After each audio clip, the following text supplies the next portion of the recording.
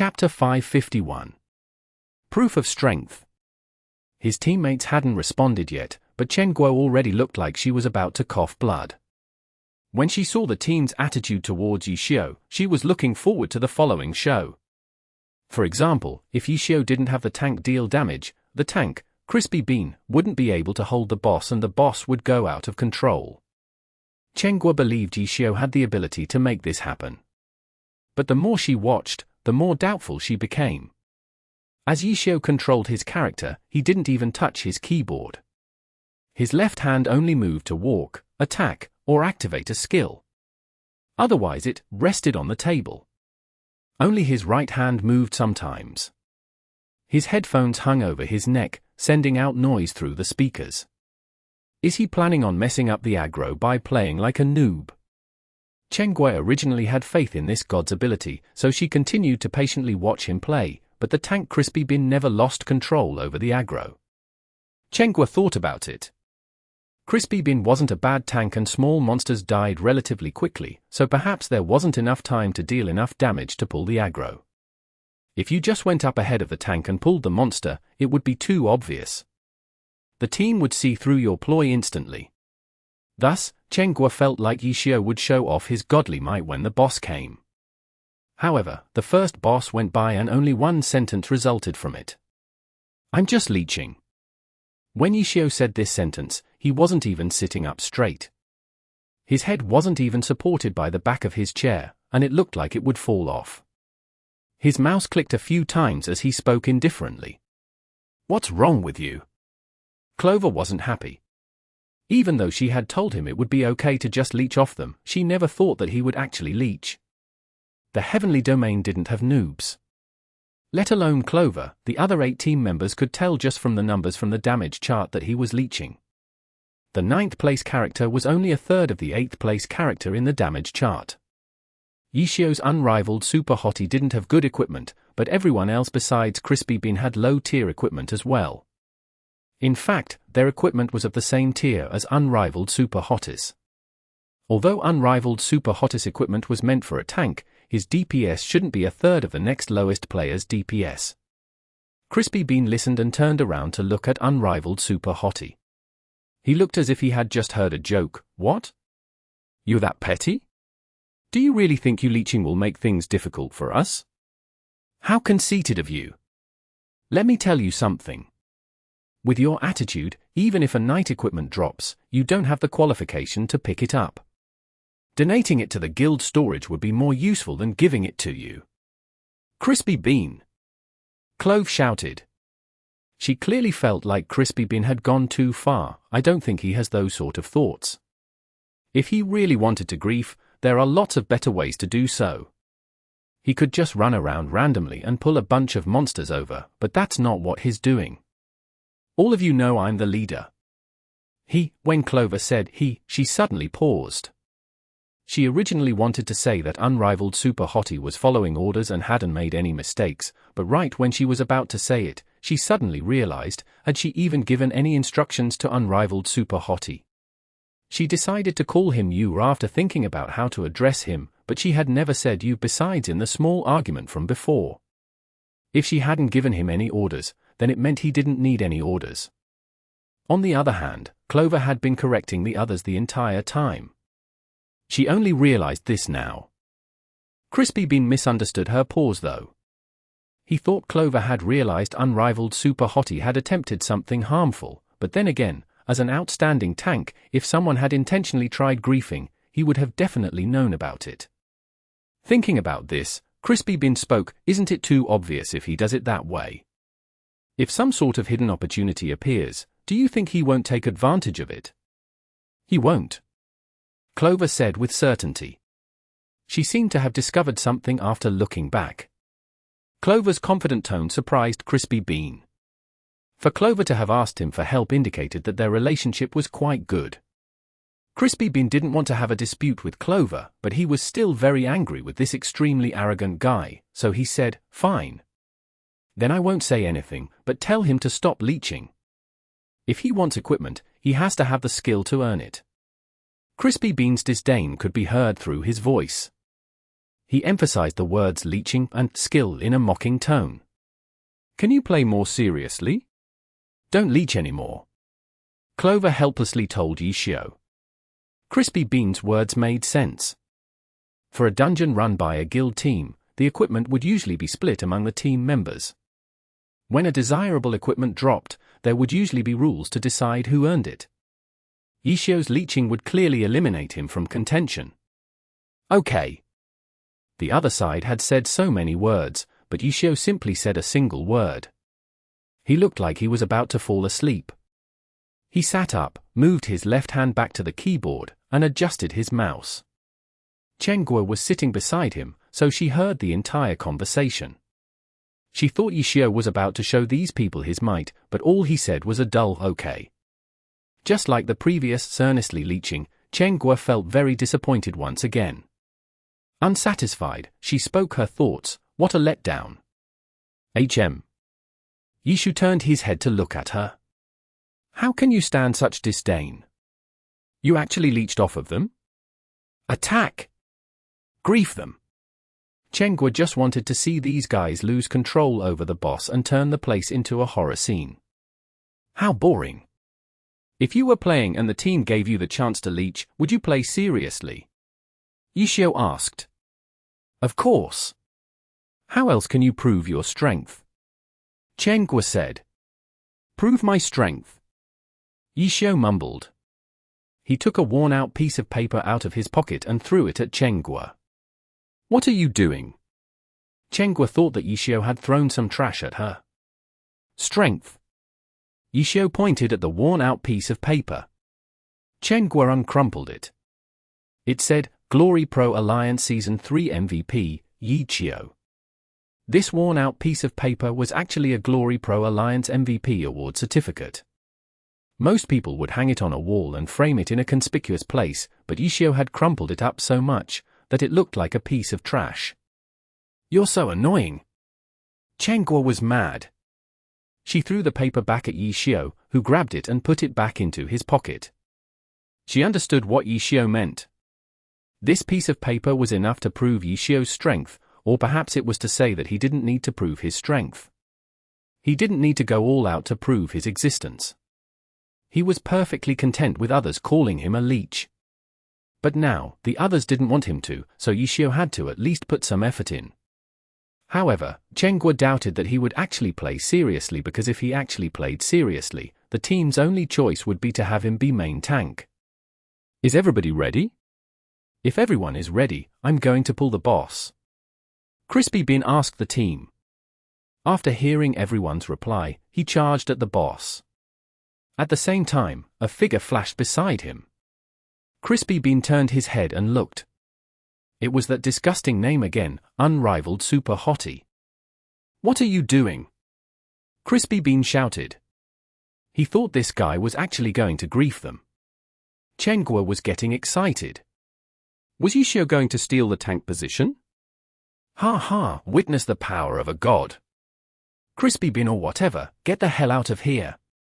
It doesn't feel good to have someone with a name like that be a tank. Crispy Bean? Do bosses roast you to a crisp? Damage. Yishio casually said. Wait until the tank is pulled before attacking. Don't you understand? Crispy Bean roared. Not just Crispy Bean, but the others were furious too. Everyone knew that for a boss fight, the tank should be given some time to establish aggro before attacking. What? Am I in front of you? Yishio shook his head. Crispy Bean turned his head back. He saw Bone Abyss's boss Guardian Kaiwei raise his humongous axe and charge forward. The aggro was still on Crispy Bean, but this was because Crispy Bean had walked into Guardian Kaiwei's aggro range. If Unrivaled Super Hottie attacked, the aggro would transfer to him. Thinking of this, Crispy Bean immediately attacked. Almost at the same time, Unrivaled Super Hottie also attacked Guardian Kaiwei. Kick him out of the team. Crispy Bean yelled at Clover. Clover clearly suspected Unrivaled Super Hottie's actions too. She had already opened up the team interface when she heard him say helplessly, "What are you yelling for? Isn't the aggro still on you?" Chapter 552. Controlling aggro through damage. Boss aggro? At this moment and time, Crispy Bean had completely forgotten about it because he had also been aggroed by unrivaled Super Hottie. He suddenly woke up after hearing his argument. When he took a closer look, he realized Guardian Kaiwei's aggro was still on him. Guardian Kaiwei's huge axe hadn't turned towards unrivaled Super Hottie despite his attack. The huge axe was still swinging towards Crispy Bean. Bang! He immediately raised the shield in his hands. It was a frequently used movement for tanks. The huge axe collided with Crispy Bean's shield. The attack clearly wasn't anything earth-shaking. Crispy Bean's equipment far surpassed the necessary threshold for this dungeon. He didn't budge a single inch when he blocked the blow. Almost at the same time, he swung his sword and slashed at Guardian Kaiwei. Almost at the same time as him, Crispy Bean also saw unrivaled Super Hottie swing his shield at Guardian Kaiwei's head. Shield attack. This skill could induce a dizzying effect, but all bosses had high resistances to status effects. Bosses couldn't be controlled by players so easily, otherwise they would be too easy to beat. Guardian Kaiwei was a Dragon Guardian and natural had immunity to magic status effects. However, the Guardian did not have complete immunity to physical skills like shield attack. After taking the shield attack, the Guardian's eyes went blurry and he became dizzy. But for bosses, status effects wouldn't last long. Crispy Bean had to face the boss directly as the tank, so he knew the boss's stats, skills, resistances, and patterns very clearly. He also had a good understanding of his own knight class, so he immediately calculated that with unrivaled Super Hottie's strength stat, the dizzy effect would only last for 1 second maximum. However, at the same time, a lot of things happened during this 1 second window. Crispy Bean took advantage of this 1 second window. Previously, his mind had wandered away because of his enmity towards unrivaled Super Hottie. After blocking with his shield and striking back, he wasn't sure what to do next. This 1 second window gave Crispy Bean enough time to figure out his next moves. If he didn't have this 1 second, he would have been hit by Guardian Kaiwei's counterattack. This was only the first mini-boss in the dungeon. Crispy Bean had exceptional equipment too, so eating the counterattack wouldn't have been the end of the world, but what if this had been a difficult dungeon? What if it was a boss with extremely hard-hitting attacks? 1 second of rest was especially important. Even though this 1 second was insignificant in this case, it gave him time to recover. 1 second passed by quickly. After recollecting his thoughts, Crispy Bean began pulling aggro like his usual self. Crispy Bean hadn't noticed the importance of the 1 second though. He was even a bit angry at unrivaled Super Hottie for his shield attack because of the same reason as before, he had yet to establish the boss's aggro. Was this guy trying to kill himself by attacking the boss? This guy didn't know how to exercise constraint. Right now, he was actually fighting over the boss with Crispy Bean. The two were attacking Guardian Kaiwei at nearly the same time. The others hadn't moved yet. Teams usually waited for the tank to tell them to attack before attacking. Clover healed him from time to time. The healing wasn't done immediately. After all, healing could also aggro the boss. If she healed him immediately, she might accidentally steal the boss's aggro away from the tank. Unrivaled Super Hottie. Clover already had the team interface out with her mouse hovering over his name. She was just about to kick him out of the team. Then, she heard him say, "Isn't the aggro still on you?" which made her hesitate. If the aggro control hadn't been messed up, then there was no need to kick him out of the team. Clover felt like she should teach the new member of the guild rules. She didn't need to be so strict. During her moment of hesitation, the two had gone back and forth attacking the Guardian Kaiwei several times already. Everyone was watching in shock, including Crispy Bean. Flustered and exasperated, he shouted, "Kick him out of the team," twice. Clover didn't move though. She simply replied, "Good aggro control." Crispy Bean really wanted to shout, he could steal away the boss's aggro at any moment. But he resisted. For a tank, especially the top tank in a guild with exceptional equipment, he felt too ashamed to say such words. Both people were tanks. His equipment was better and the aggro was still on him. Why did he need to worry about a squishy tank stealing away the aggro? Crispy Bean felt a bit regretful. He felt like he had lost too much face. Those kick him out of the team shouts were mostly done in anger at unrivaled Super Hot's actions, but what if the others misunderstood it as being unable to manage the aggro? Wasn't that what Clover's reply meant? He definitely didn't want to be misunderstood. Crispy Bean shouted inwardly. He didn't want to think about whether or not his kick him out of the team shouts had shown his fear of losing control of the boss. You want to steal the boss's aggro from me? That won't be possible. Finally, Crispy Bean shouted at unrivaled Super Hottie. Senior, I'm DPsing. I'll control the aggro well. Unrivaled Super Hottie replied. DPsing? Control the aggro? These words made everyone's hearts thump. If he could completely control the boss's aggro when he was attacking, directly going up to attack the boss wasn't an issue as long as he had the confidence that he wouldn't mess up. Did this squishy tank actually have that type of control? In Glory, damage, healing, and taking damage could all be calculated. However, aggro couldn't. This completely depended on a player's intuition and experience. As a result, they didn't know how well unrivaled Super Hottie was controlling his aggro. They only saw him attacking immediately after Crispy Bean. Every time he did it, everyone's hearts would jump. They felt like any one of his attacks could make the boss go out of control. Unrivaled Super Hottie, how about you wait before DPsing? Clover finally spoke. And for the first time, she shouted out his shameless name. No need. Crispy Bean replied to her. Crispy Bean had entered a full-on competitive mode. As the main tank with exceptional equipment, it would be a disgrace to lose control of the aggro to this guy. Even telling others his worries over the situation would be shameful. Right now, Crispy Bean was determined to show off his ability as a tank. Yeah, there's no need. I'll control it well. I won't snatch the aggro from you. Yishio also replied. You just try and snatch it from me. Crispy Bean said. His hands moved like a blur. If he had been taking it easy in the beginning, he was completely serious now. Snatch it, snatch it, snatch it. Chengui urged Yishio. She really wanted to see this type of situation. Little kid. Yishio gave Chengui a disdainful look.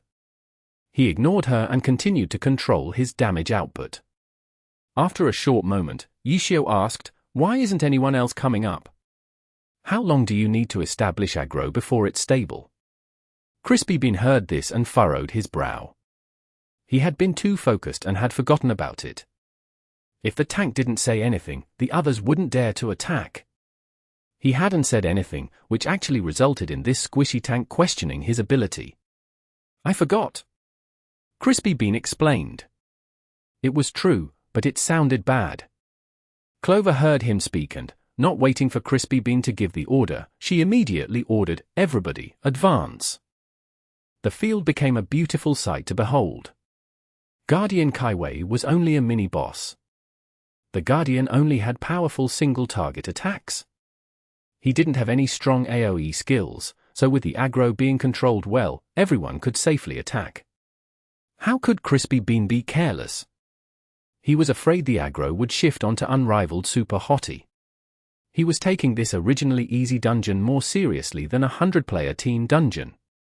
Under everyone's attacks, Guardian Kaiwei's health rapidly dropped until it fell. The Guardian dropped and equipped Clover went up to look. It was a Dragon Guardian axe. This weapon could be used by priest classes, clerics, paladins, exorcists, or knights. There were currently 3 priest classes in the team, Crispy Bean, Unrivaled Super Hottie, and Clover. Clerics could also use axes, but because clerics prioritized intelligence, physical attack weapons like axes didn't suit them. Crispy Bean already had equipment that surpassed equipment that could be found in this dungeon, so he didn't need this Dragon Guardian axe. It looked like Yishio's Unrivaled Super Hottie was the only choice. However, as a guild team, there were other options too. For example, the team could choose to donate the equip to the guild storage and then split the guild contribution points later. Another choice was to sell the item for money and then split the money. For a team specifically meant to get equipment for unrivaled Super Hottie, under normal circumstances, no one would object to Clover giving the Dragon Guardian Axe to unrivaled Super Hottie. However, there was a lot of controversy surrounding this guy. Someone with a leech-like performance was going to be the first to get equipment? Would the others be unhappy with it? Clover was still hesitating. The others were already asking what she got. Clover showed everyone the Dragon Guardian Axe to see. The suitable classes for it made many disappointed. In the end, that unrivaled Super Hottie laughed out loud, "Ha ha! It's mine. Thanks everyone. Do you feel no shame?" Sure enough, Crispy Bean had the same thoughts as Clover, except he spoke his feelings without any hesitation. "What? You want it too? If you want it, you can have it. Tanks get priority," Yishio said. "Why the F***ck would I want this?" Crispy Bean was about to go insane. Chapter 553. Damage Output Competition. Crispy Bean didn't care about any of the equipment that dropped from Bone Dragon Abyss. Just now, this unrivaled Super Hottie actually thought he wanted to compete for the axe. It made him feel like he was being looked down upon. "What? You don't want it? If you don't want it, then who else would want it?" Yishio asked. Clover really felt worried. Did this guy really not know the rules, or was he pretending not to know? She didn't want to say it in public, so she privately messaged Unrivaled Super Hottie, "I told you you could leech and the first equipment that dropped can be used by you, but how am I supposed to give it to you like this?" "Oh. Don't worry. I'll just use it temporarily. Once I get out of the dungeon, I can give it to you. I'm a tank, so why would I need this weapon, but wouldn't it be better to temporarily use it to raise my DPS?" Yishio replied. Clover was surprised. She hadn't thought he would reply in such a way. When an equipment was given to someone, the system would notify those in the team, so she had to say a few words before giving it out. Clover told the rest she would give Unrivaled Super Hottie the axe temporarily. After explaining the reason, she handed the Dragon Guardian Axe to Unrivaled Super Hottie. "Sure." Yishio immediately switched his Knight Sword and Shield with the Dragon Guardian Axe. This axe was a dual-handed weapon, so he wouldn't be able to equip both the shield and the axe. The Dragon Guardian Axe wasn't anything unique. It was just big, and the two blood-red streaks on the two sides of the axe made it quite eye-catching. Right now, it looked very powerful in Unrivaled Super Hottie's hands. The other players looked at him in envy. Crispy Bean glanced at him and then continued to pull monsters. The dungeon battle continued. Unrivaled Super Hottie, with his new Dragon Guardian Axe, was no longer leeching. He was on the front lines killing monsters. Clover, as the rear support, paid more attention to Unrivaled Super Hottie and realized that he didn't need any instruction from her. His coordination with the rest of the team was solid. When she checked the total damage charts, she jumped in fright. Even though Unrivaled Super Hottie was still in 9th place, his numbers had increased greatly. Before, he had only been a third of the player in the 8th position, but now, he was already 2/3. And during this time, they had only killed the first boss and cleared 3 waves of monsters. Even though Unrivaled Super Hottie had switched his equipment, it shouldn't have been able to make him increase his damage by so much. Thus, most of the damage must have been from attacking the first boss. The boss's health was equivalent to several waves of monsters. However, at that time, Unrivaled Super Hottie was only wearing his original equipment. He didn't have any advantage over the other players on the team, but for him to be able to catch up so quickly. What skill! His ability to output damage must mean his skill level wasn't ordinary. After Clover noted this point, she paid more attention to Unrivaled Super Hottie. With his Dragon Guardian Axe, the current Unrivaled Super Hottie had already caught the eye of the other team members. When Clover looked at the damage charts, she saw that Unrivaled Super Hottie was rapidly rising in the ranking, nearing the player in 8th place. Once he caught up to 8th place, he wouldn't be too different from everyone else. The other 7 players were all around the same skill level. Even though there were differences, the differences weren't large. The player in first place was Crispy Bean, the tank. After all, he had the equipment advantage and the tank's attack couldn't be too low. Damage was a huge factor in calculating aggro. Only by relying on aggro-inducing skills wouldn't be able to provide stable control over the monster. This person isn't simple. Clover finally concluded. Not just her, but the other players also noticed this. The players, who liked to check the damage charts, saw his huge rise upwards. Even though he had just gotten the Dragon Guardian axe, it was only a slight advantage. Everyone's equipment had level 70 requirements. There couldn't be a heaven and earth difference between the weapons. Unrivaled Super Hot's rise couldn't be brought about solely because of the weapon. Everyone else began to raise their damage output. Even though the enemies were NPCs in PvE, players liked competing with other players. The competition in PvE was only slightly different than competition in PvP. PvP was a battle between players, while PvE was a battle of numbers. The players in the team had started a numbers battle over damage output. No one wanted to lag behind. With the start of this competition, their battle strength soared and they advanced through the dungeon even faster. In the blink of an eye, they reached the second boss in Bone Dragon Abyss. It was the same as the first boss. Crispy Bean went forward to pull the boss and Unrivaled Super Hottie went forward with him. Crispy Bean already had no more words to say to him, but Unrivaled Super Hottie had already proved that he didn't have any intention of causing trouble. The first boss battle also proved his ability to control aggro. He wouldn't be an obstruction to the main tank. Crispy Bean remained silent and just hit the boss. However, he also paid attention to Unrivaled Super Hottie's fighting method. He realized Unrivaled Super Hottie was fighting slightly differently than when he fought the first boss. The other 7 DPS players were very worried. When they reached this boss, Unrivaled Super Hottie caught up from his 1/3 damage deficit. Even though he was still in 9th place, he was very close to the others. He had rushed forward to start putting out damage, but the others could only watch helplessly. If this kept going, wouldn't they just be watching his damage surpass their damage? However, the tank hadn't said anything yet, so they didn't dare to move. Unrivaled Super Hottie dared to fight alongside the tank without the tank losing aggro, but they didn't have the ability to do that. They thought it was probably because he played as a tank and knew the knight class well, so he had a good grasp over managing aggro. Normal players could also manage aggro, but not as precisely as he could. The 7 others could only watch in helplessness. Having not heard Crispy Bean say anything in a long time, they were starting to look down on him.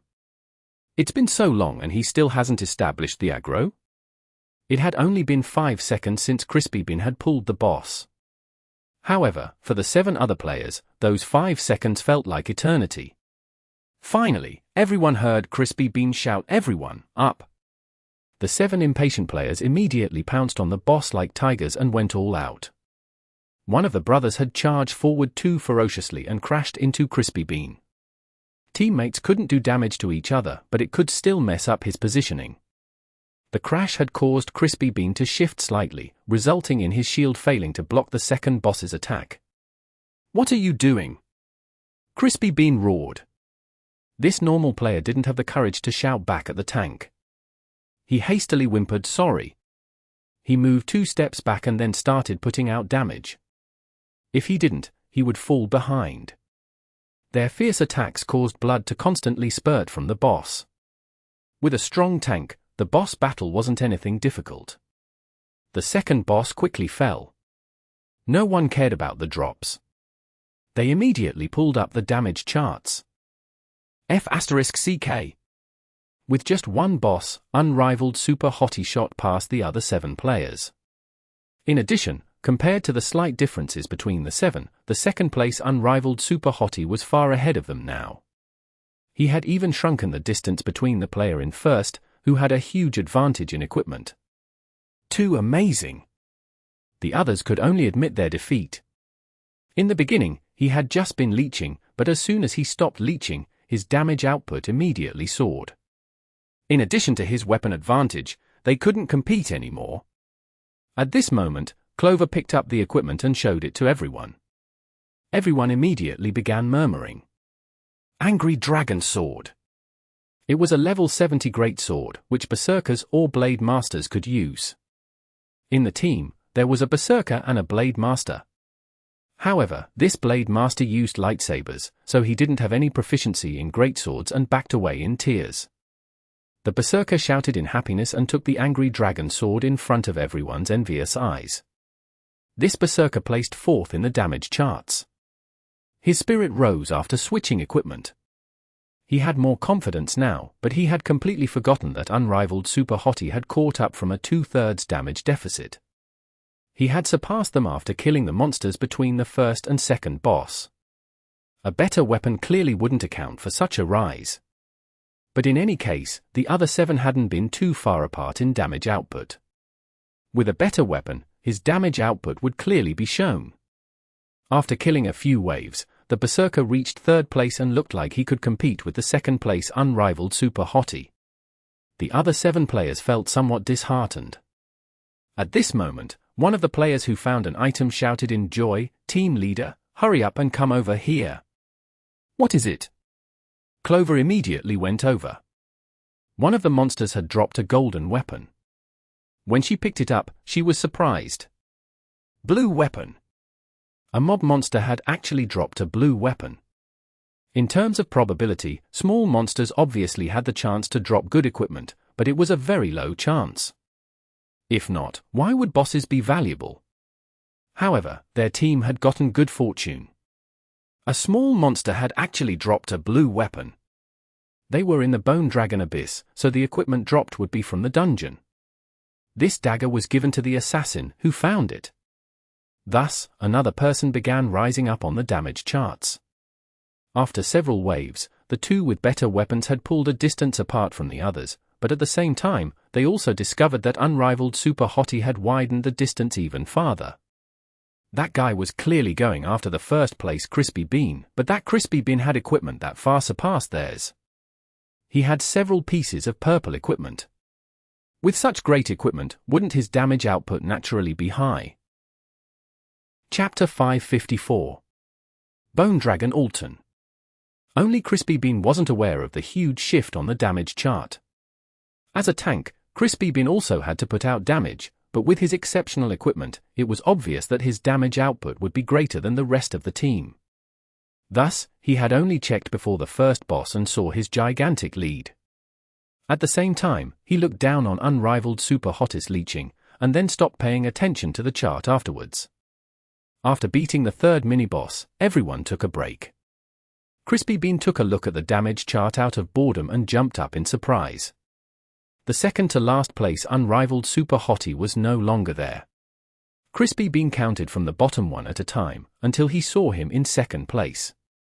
In addition, his damage numbers were about to surpass his own. How is that possible? Crispy Bean wailed. Even if he was a tank, his equipment advantage should put him far above everyone else, but at this moment, he was about to be beat. Crispy Bean had a hard time believing it. What is it? Crispy Bean's cry had caught the attention of the others in the team. No one except Clove said anything. "Oh, it's nothing.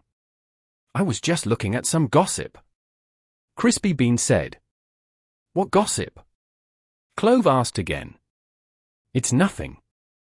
It's nothing. I saw wrong." Crispy Bean hastily excused himself. He simultaneously looked at Unrivaled Super Hottie and began examining his equipment. Could there be some sort of abnormal equipment that I overlooked? Crispy Bean thought. He carefully checked every equipment on Unrivaled Super Hottie, not neglecting even a piece of jewelry. Nothing. He had nothing abnormal on him. Crispy Bean was quite experienced with knight equipment. The equipment on Unrivaled Super Hottie exposed his poverty. Even the Dragon Guardian axe wasn't anything in Crispy Bean's eyes. None of his equipment had any hidden strength. How is that possible? How is that possible? Crispy Bean didn't dare to express his doubts. He could only mutter to himself. His cry hadn't disrupted the team's mood. The 3rd boss had actually dropped another weapon. Players place the most value on weapons. In this dungeon, 3 bosses and a monster had dropped a total of 4 weapons. Their luck this run was extremely good. Everyone was happily discussing their luck. It was too bad the 4th weapon was a ninjato though. The team didn't have any ninjas, so no one could use it. In the end, the team decided to donate it to the guild and split the contribution points. Everyone was doing their best to deal damage. Clove felt like the mood was good and felt happy in her heart. Only Crispy Bean was still pondering over how in the world it was possible for unrivaled super hottest damage to be so high. From then on, Crispy Bean began paying attention to the damage chart and unrivaled super hottest moves. He adjusted his pulling method and put more effort into dealing damage. His adjustment produced results. Unrivaled super hottest name stayed at 2nd place, unable to pass him. After killing off the last wave of monsters, the team reached the end of Bone Dragon Abyss to face off against the final boss of the dungeon, Bone Dragon Aldton. Aldton used to be a red dragon, but after dying, it became a bone dragon. Most of his stats had already changed, such as Dragon's Might. Report your spirit. Clove asked everyone before the final boss. As Heavenly Domain players, they knew why she asked about their spirit. Because as long as one was against a dragon, Dragon's Might would take effect. If a player's spirit didn't reach a certain level, the player would be affected by Dragon's Might. According to the game, the player would feel threatened by the dragon and be unable to display his or her full strength. When this happened, the character's stats would weaken depending on the level of Dragon's Might and the character's spirit. Aldton was a bone dragon. As an undead creature, it had lost much of its dragon abilities. Even though it still had Dragon's Might, it couldn't compare to other dragons. In front of Aldton, players could accumulate enough spirit to negate the effects of its Dragon's Might. The game didn't announce the data to the public, but players had already figured it out. Heavenly Domain players weren't noobs. Before running a dungeon, they would look at a dungeon guide. They had known the boss was a dragon. They reported their spirit stat. All of them had reached a level where they could ignore the effects of Dragon's Might. This was the benefit of standing on the shoulders of giants. At release, Aldton had been an extremely difficult boss to beat. The Bone Dragon made every player's head hurt. It looks like everyone prepared well. Clove notified everyone before the run about this issue. It had only been a reminder though. Actually getting the equipment to meet the requirements wasn't something that could be done just by thinking about it. However, it looked like everyone had prepared well and worn proper equipment that could ignore Aldton's Dragon's Might. Speaking of this, Bone Dragon Abyss was already considered outdated, so their equipment didn't need to be amazing. Of course. Of course. The team replied. Clove followed, however, negating Aldton's Dragon Might isn't everything. Be mindful of his attacks. You all might have read the dungeon guide, but I should still talk about it again. First is his bite attack. It's a single target attack. Before attacking, Aldton will lower its head. The attack has a range of 12 units and does lots of damage. The attack also has a chance to inflict a level 70 bleed.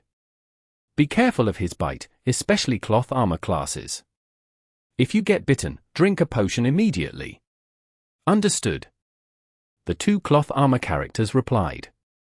There's also his wing attack. Aldton will lift its wings and attack. The starting animation is very obvious, but it's not so easy to predict because of the many ways it can use the attack. There are different ways of dodging and different safe spots every time. It's not easy to describe. Just make sure to be on the lookout for it. In addition, Aldton has a tail attack, which can be used in many ways. It can do a horizontal sweep, whip strike, or a stab. The horizontal sweep has a wide range, making it difficult to dodge. However, if you predict it, you can dodge it. As for the whip strike, it's more flexible than the horizontal sweep, so be mindful of it. As for the stab, it has a quick starting animation and is difficult to see. The stab is the most difficult to deal with. Try not to stay too close to each other to minimize the damage taken. Finally, Aldton has a breath attack. The breath attack covers a reverse triangle area. The area isn't fixed. The bigger the area, the longer the startup animation will be. However, the power is always the same. Besides the fixed damage, it will also lower your health by 50% and lasts 10 seconds. This effect cannot be dispelled and is very troublesome. If you get hit while at 50% health, it's possible that you will die in one hit, so if you get hit by his breath attack, immediately leave the range of battle and wait until the effect wears off before going back in. What if the tank gets hit? Someone asked. The tank would certainly be directly facing the boss. It would be difficult for the tank to avoid such a wide area breath attack. If the tank left the battlefield, the boss would follow him. Normally, this boss requires a secondary tank. When the main tank is hit by the breath attack, the secondary tank will take the aggro. However, we don't need one. Crispy Bean can hold on even with half his health, so you don't need to worry. Clove said. Okay. Everyone understood and paid their respects to Crispy Bean. Crispy Bean had been waiting for this moment and gave his thanks. Afterwards, Clove explained the strategy. Once the team finished resting, they started the fight. Crispy Bean was naturally the first to charge forward. At the same time, he didn't forget to look around him. Sure enough, unrivaled Super Hottie had followed him. At this point, everyone knew he wouldn't mess up the aggro, so Crispy Bean couldn't say anything about his actions. However, the final boss wasn't a mini-boss. It had tricky attacks and besides its bite attack, it didn't have any other single-target skills. When it attacked the tank, it would definitely attack the others at the same time. Right now, Crispy Bean really hoped this guy would be sent into outer space by Bone Dragon Aldton's tail. Crispy Bean used a strong aggro skill to pull the boss. A green glow shone from the two black eyes of Bone Dragon Aldton. It lowered its head and chomped at Crispy Bean. Crispy Bean had prepared. He raised his shield and blocked the giant fangs. Just like this, he blocked the attack. Due to the shield, the bleed effect wouldn't take effect. This was one usage of a shield. He took out his sword and attacked the dragon's head. Metal collided with bone, producing an ear-piercing noise. The sound was so bad, Crispy Bean couldn't help but furrow his brow. At this moment, a figure came descending from the sky. With two hands holding a huge axe, he slammed the axe into the dragon's head before it could pull out. The ear-piercing sound was so loud it made Crispy Bean shiver. Unrivaled Super Hottie's brave strike was like an attack towards his spirit. Bone Dragon Aldton pulled back its head and flapped its two wings. At nearly the same time, Crispy Bean and Unrivaled Super Hottie rushed forward together below the Bone Dragon. This was a safe space where the Bone Dragon's wings wouldn't be able to reach. However, with both knights running in, the space was a little bit narrow. Don't get in my way. Whenever Crispy Bean saw this annoying guy and his annoying name, he would feel extremely agitated. Yisho didn't reply. After the Bone Dragon flapped its wings, he immediately rushed out of the safe space. Aha! You stupid noob! Go die! Seeing this scene, Crispy Bean was delighted. After the bone wings went out, the bone wings would certainly retract and the retraction would also do damage. Rushing out now was still too early. This was a mistake numerous players made against the boss. Careful! Clove saw the scene and immediately gave a warning. Chapter 555. Night Spirit. A DPSer like Yishio, who could attack relentlessly without having the aggro go off the tank, might draw some jealousy from other DPS players, but he was definitely loved by the team leader, tanks, and healing classes. However, in this current team, the one who hated this DPSer the most was a tank. Crispy Bean was dressed in a set of superior equipment. Regardless of whether the aggro went off the tank because of DPS or having another DPS surpass his own damage output, he would find it shameful. However, this DPS was so outstanding that it caused Crispy Bean's heart to tremble. He could already feel that Unrivaled Super Hottie hadn't made the aggro go off the tank because of his control. It is only because of that control that Unrivaled Super Hottie's current output damage was below Crispy Bean's. If this was a DPSer whose role was to deal damage, the two shameful things would have already happened. An excellent DPSer should have decreased the pressure that would be placed on the tank, but instead Crispy Bin felt as if his pressure multiplied. He wished that unrivaled Super Hottie would hurry and die. Now his wish would finally happen. Unrivaled Super Hottie unexpectedly chose this opportunity to rush out and misposition himself. Clove yelled out for him to be careful, but Crispy Bin knew clearly that if he reacted to the warning now, it would definitely be too late. Forwards, backwards, left, or right. No matter which way he went, it would be impossible to be faster than Aldton's wing attack. Die die die. Crispy Bin couldn't express his excitement out loud, so he could only speak it continually in his heart. In the blink of an eye, the retracting wing already covered unrivaled Super Hottie. He could hear a faint clashing sound. What a great sound to hear! Originally, Crispy Bin hated the clashing sound between bones and metal, but at this moment, he found the sound very pleasant. Aldton's bone wing finally fully retracted. Crispy Bin couldn't wait to take a look at the results.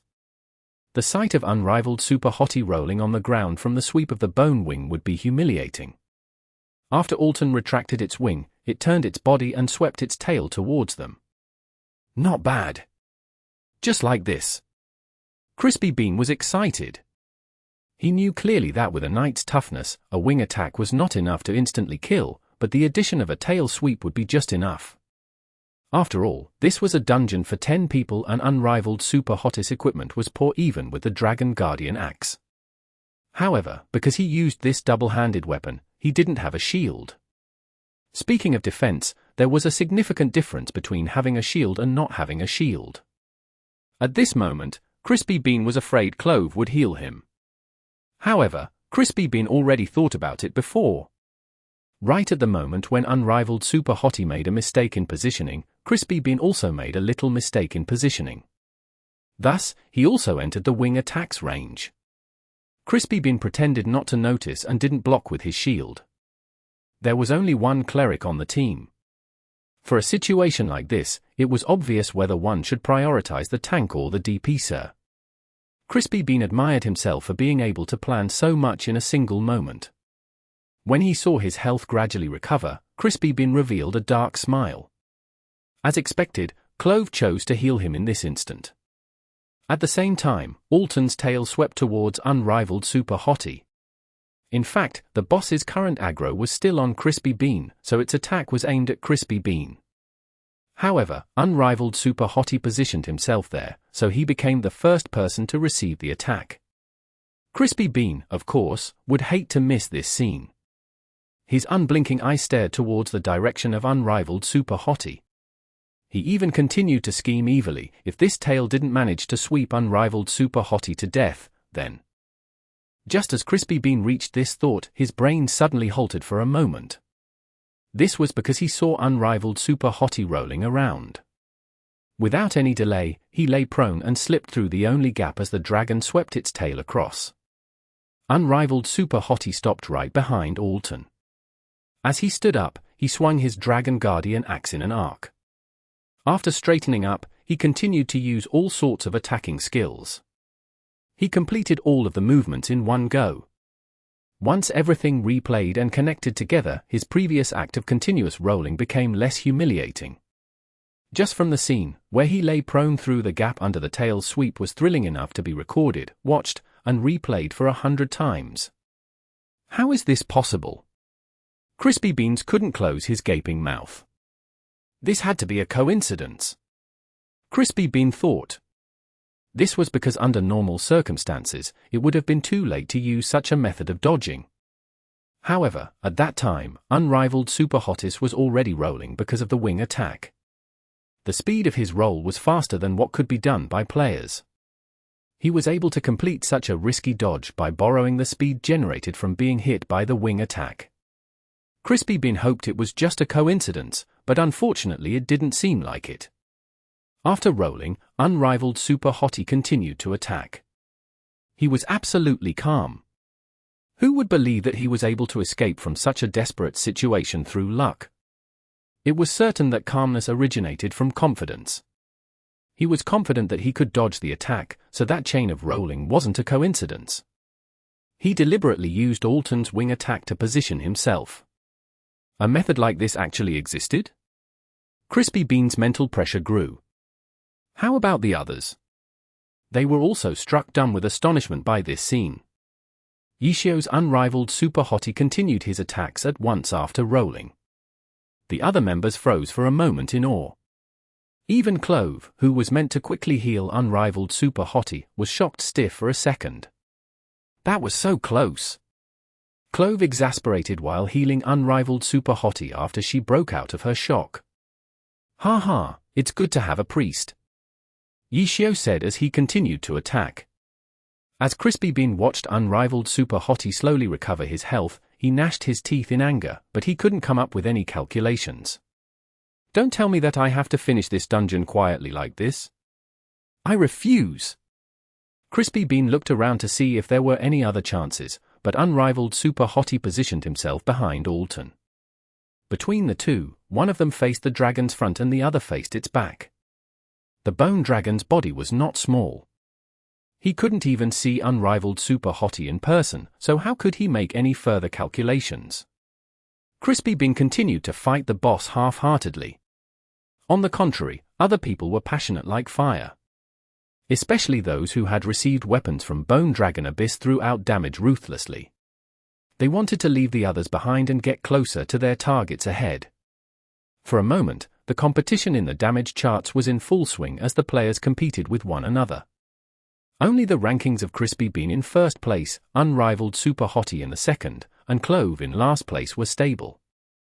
The other 7 people competed with one another like a race car match. However, 2 groups formed between the 7 people, those with and without dropped weapons. However, Crispy Bean wasn't in the mood to care what happened below him on this list. There was only one name in his eyes, unrivaled Super Hottie. This fellow's name continued to hang behind him steadily from start to finish. It seemed as if he would surpass Crispy Bean at any time. Crispy Bean didn't have any methods to getting rid of unrivaled Super Hottie, so he could only grit his teeth and try to crush unrivaled Super Hottie under his name. However, no matter how he fought, he still wasn't able to pull away from him on the damage charts. Unrivaled Super Hottie was like a cat catching a mouse. The cat wanted to catch the mouse, but would restrain itself and patiently follow behind as if teasing the prey. Crispy Bean's eyes were close to spewing fire. His emotions surged as his performance became more and more chaotic. He would only consider which skill's damage output was greatest and immediately chose to use it. However, would his total damage rapidly shoot up from blindly using skills with high damage? Of course not. In order to have a higher damage output, apart from optimizing skill cooldowns, one had to take note of random effects triggered by the skill or extending buffs given by skills. Just standing there and putting out skills? That would be the legendary brainless DPS. True experts at dealing damage might not have it easier than a tank in terms of technique. The reason Crispy Bean had high DPS was because he had good equipment. But he still continued to grind his teeth and brood about the damage output. He also continued to try making different adjustments. Not only did his damage output become unstable, even his responsibility of keeping the boss's aggro was influenced. He was only focused on competing with Yishio. He failed to realize that the other players at this moment were also competing, and it became more and more intense. The damage output increased and the boss's aggro also whirled up. Moreover, they trusted him as the chief tank, so they had completely forgotten about controlling the boss's aggro. Crispy Bean was still grinding his teeth and playing as both DPS and a tank though. Suddenly, the bone dragon turned its body. Its pair of pitch-dark eye sockets changed to glare at another target instead. The aggro is off the tank. Clove turned pale with fright and yelled out continually. The other 7 DPSers had already roughly grasped the set pattern of attacking the boss. Amidst their risky thrills with no danger, they had become extremely excited about their competition. They never thought that with unrivaled Super Hottie so high up, that they would be responsible for causing the aggro to go off the tank. At this instant, the person who caused the aggro shift secretly felt satisfied in his heart. This was actually the mindset of many DPS players. To cause the aggro shift was something they were proud of instead of feeling ashamed about. They believed that this was a proof of their mighty DPS. There was nothing wrong with thinking like this. It was true that causing an aggro shift meant having a high damage output, but there was not much else to it. Having high damage output did not necessarily mean that they were an expert in dealing damage. Having a high damage output could perhaps only be because of their equipment. On the other hand, experts in dealing damage could have a high result of damage output, while not letting there be any bothersome problems like causing an aggro shift. The brothers who chuckled to themselves only had time to feel accomplished for a moment before Aldton turned around. The dragon's head raised as it tore through to bite towards them. However, at this time, a bright light shone from behind Aldton as unrivaled Super Hottie already rushed ahead at a fast pace. He raised his hand to beckon and used to provoke towards Aldton at this crucial moment. No, this was not a normal provoke. This was glorious provocation. At this moment, unrivaled Super Hottie's body was flooded with white light. He activated the Knight's level 50 awakening skill, Knight Spirit. Humility, honor, sacrifice, bravery, mercy, honesty, spiritual, justice. With the buff from Knight Spirit, the Knight would have enhanced skills and a massive buff in stats. Chapter 556. Sacrificial Roar. Provoke was considered a crowd control skill. Its effect could generate a huge amount of aggro, while causing the taunted target to lose its free movement. It could only attack the character who had cast Provoke for the next 3 seconds. Unrivaled Super Hottie activated his Knight Spirit, which caused his Provoke to be enhanced to a glorious provocation. It generated even more aggro and would increase the forced attacks towards the caster to 5 seconds.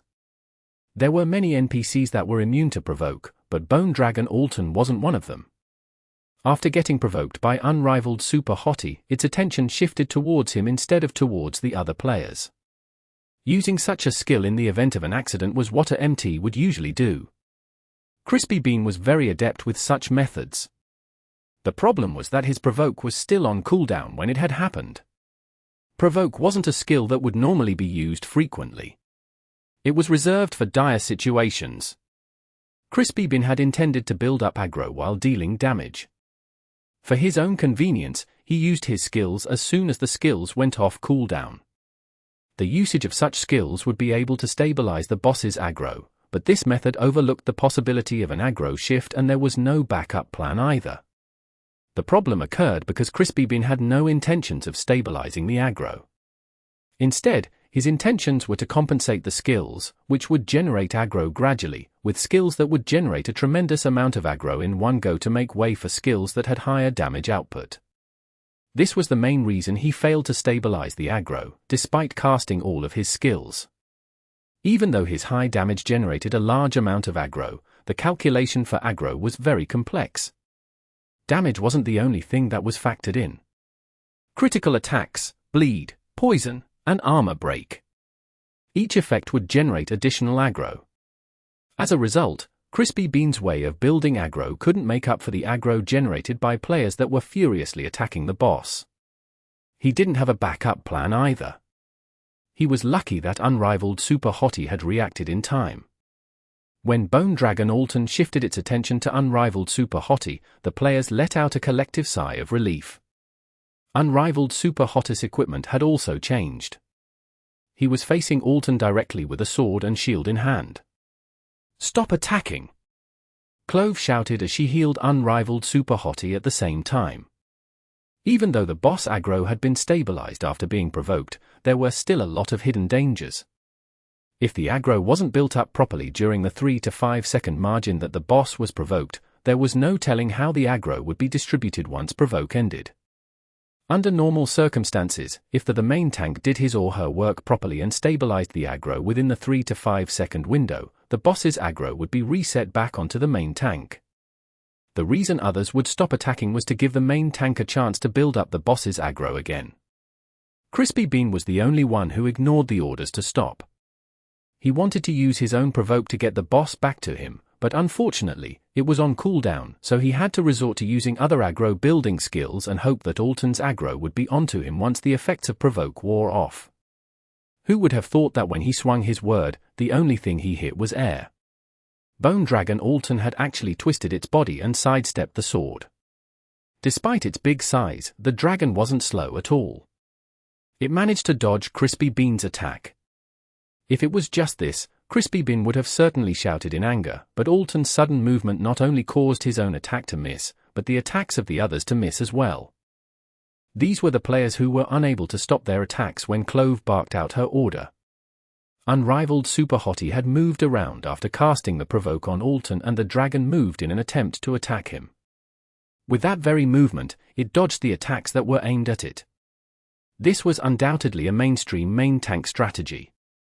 When situation got out of hand, the MT would drag the boss out of range from the other players. After all, not everyone was fast enough to immediately stop attacking. Unrivaled Super Hottie's action was a textbook maneuver. Crispy Bean would have done the same thing himself. Unfortunately, this maneuver had caused his attack to miss, so he was still deeply resentful. Bang! Crispy Bean's position was off and his vision was blocked by the Bone Dragon. He couldn't see the skill cast by Unrivaled Super Hottie. All he heard was a thud, which was the sound of a shield being struck. Was he defending or was he continuing to build aggro? Crispy Bean was panicking. As a knight, he knew that a majority of the skills that required shields could generate a large amount of aggro. This was also a way for main tanks to build up monster aggro.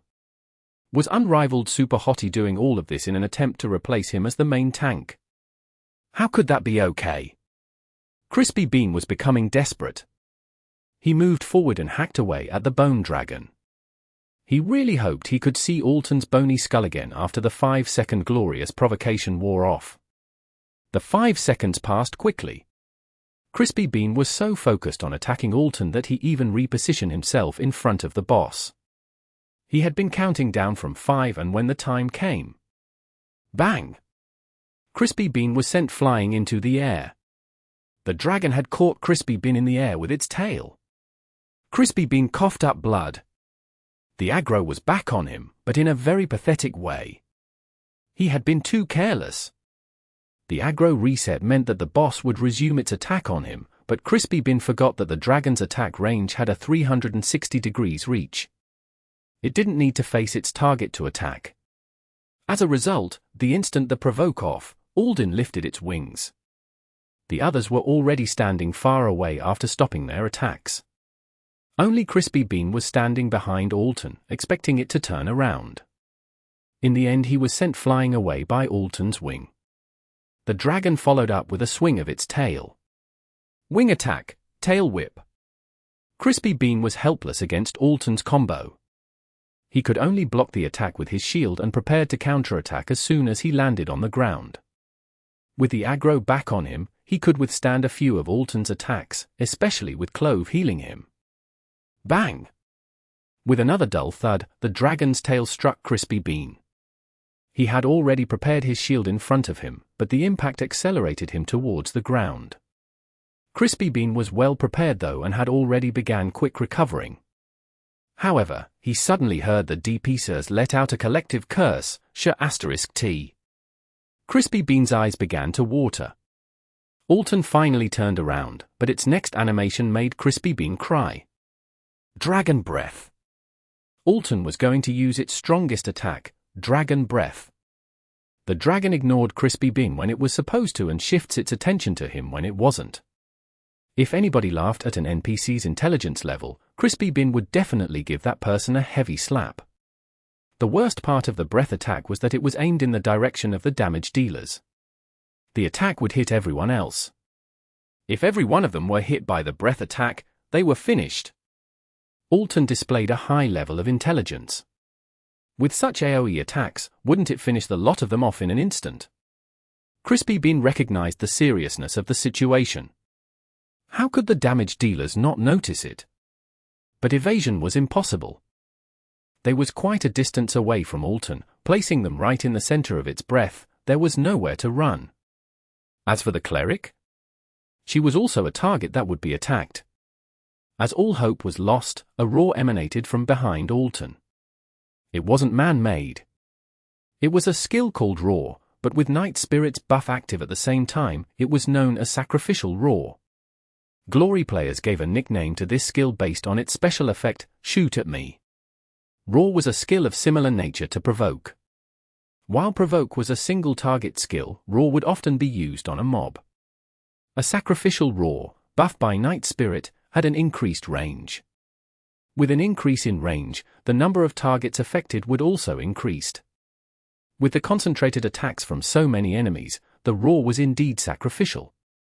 Roar didn't have a time limit. It affected its target based on the number of attacks launched. It would force victims to launch a single attack on the caster alone. In their current situation though, one hit was enough.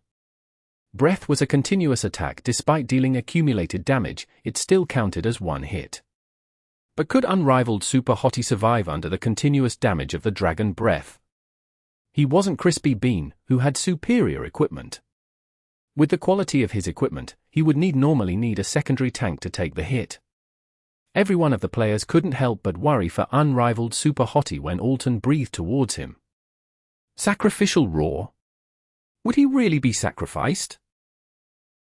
Chapter 557. The Arrogant Youth Whose Face Was Slapped. After being hit by another strong attack, Aldton twisted its neck furiously. Dragon Breath continued to spew out like water from a hose. The Ashen Dragon Breath swept past the dumbfounded team of players and headed straight for Unrivaled Super Hottie. A shadow swiftly dashed out. It was Unrivaled Super Hottie. He was running away from the Dragon Breath in a clockwise direction. As a result, the others looked like they were watching a scene from an action movie. The Ashen Dragon Breath chased close behind him. 4 steps, 3 steps, 2 steps away.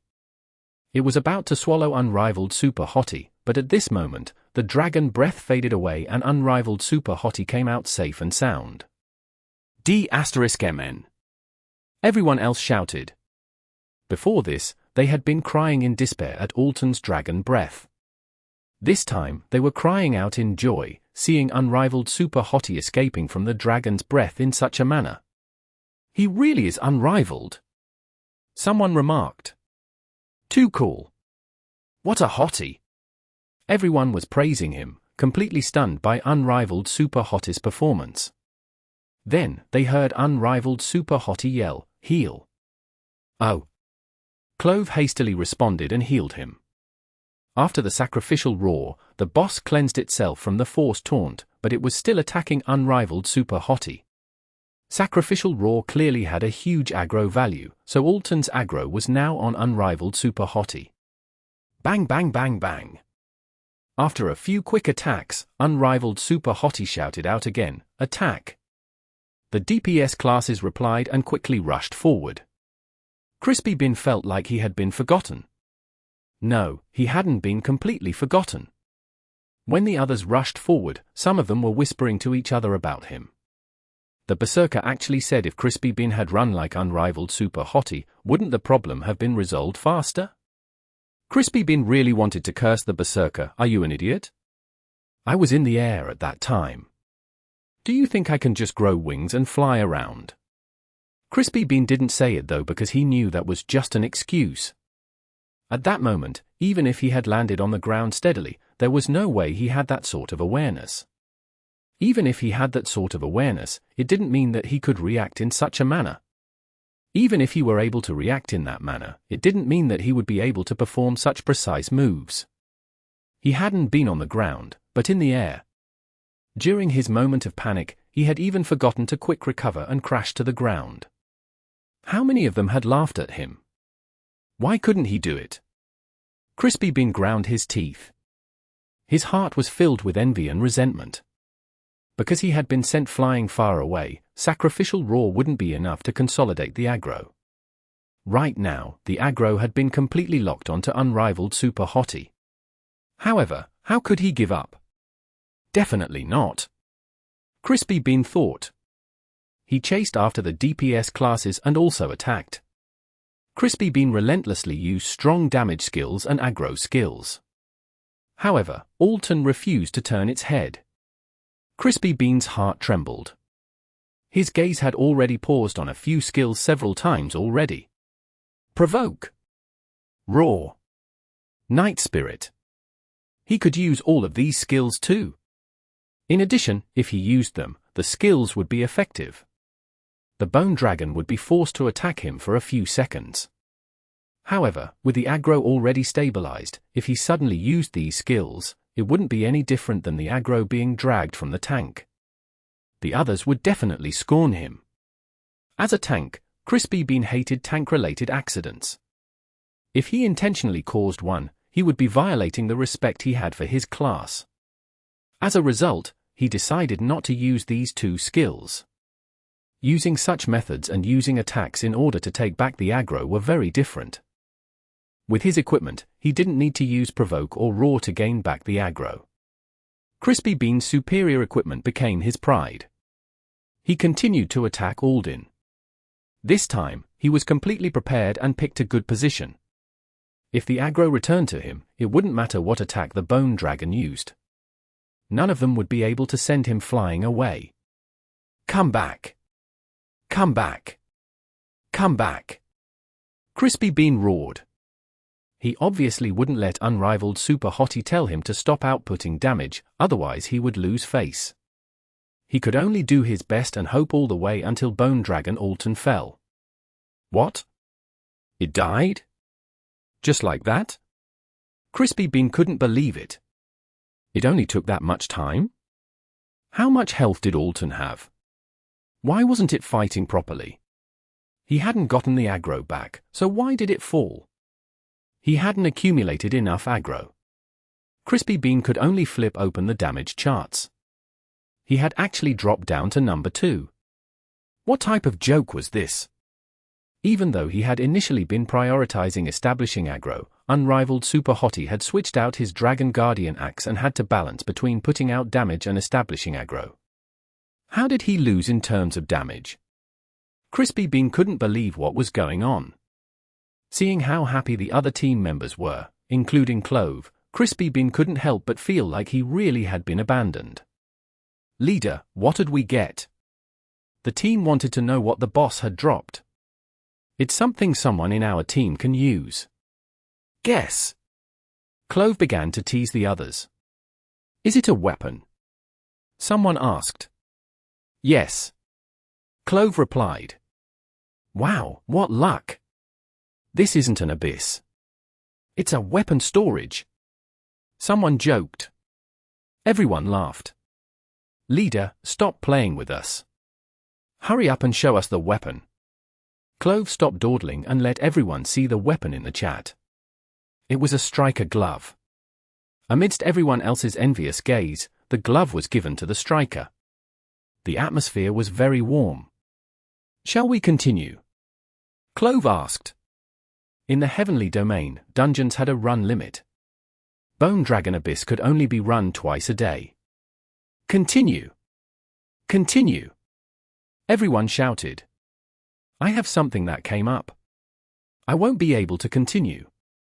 Crispy Bean suddenly spoke up. Okay. Good luck. Clove didn't try and stop him.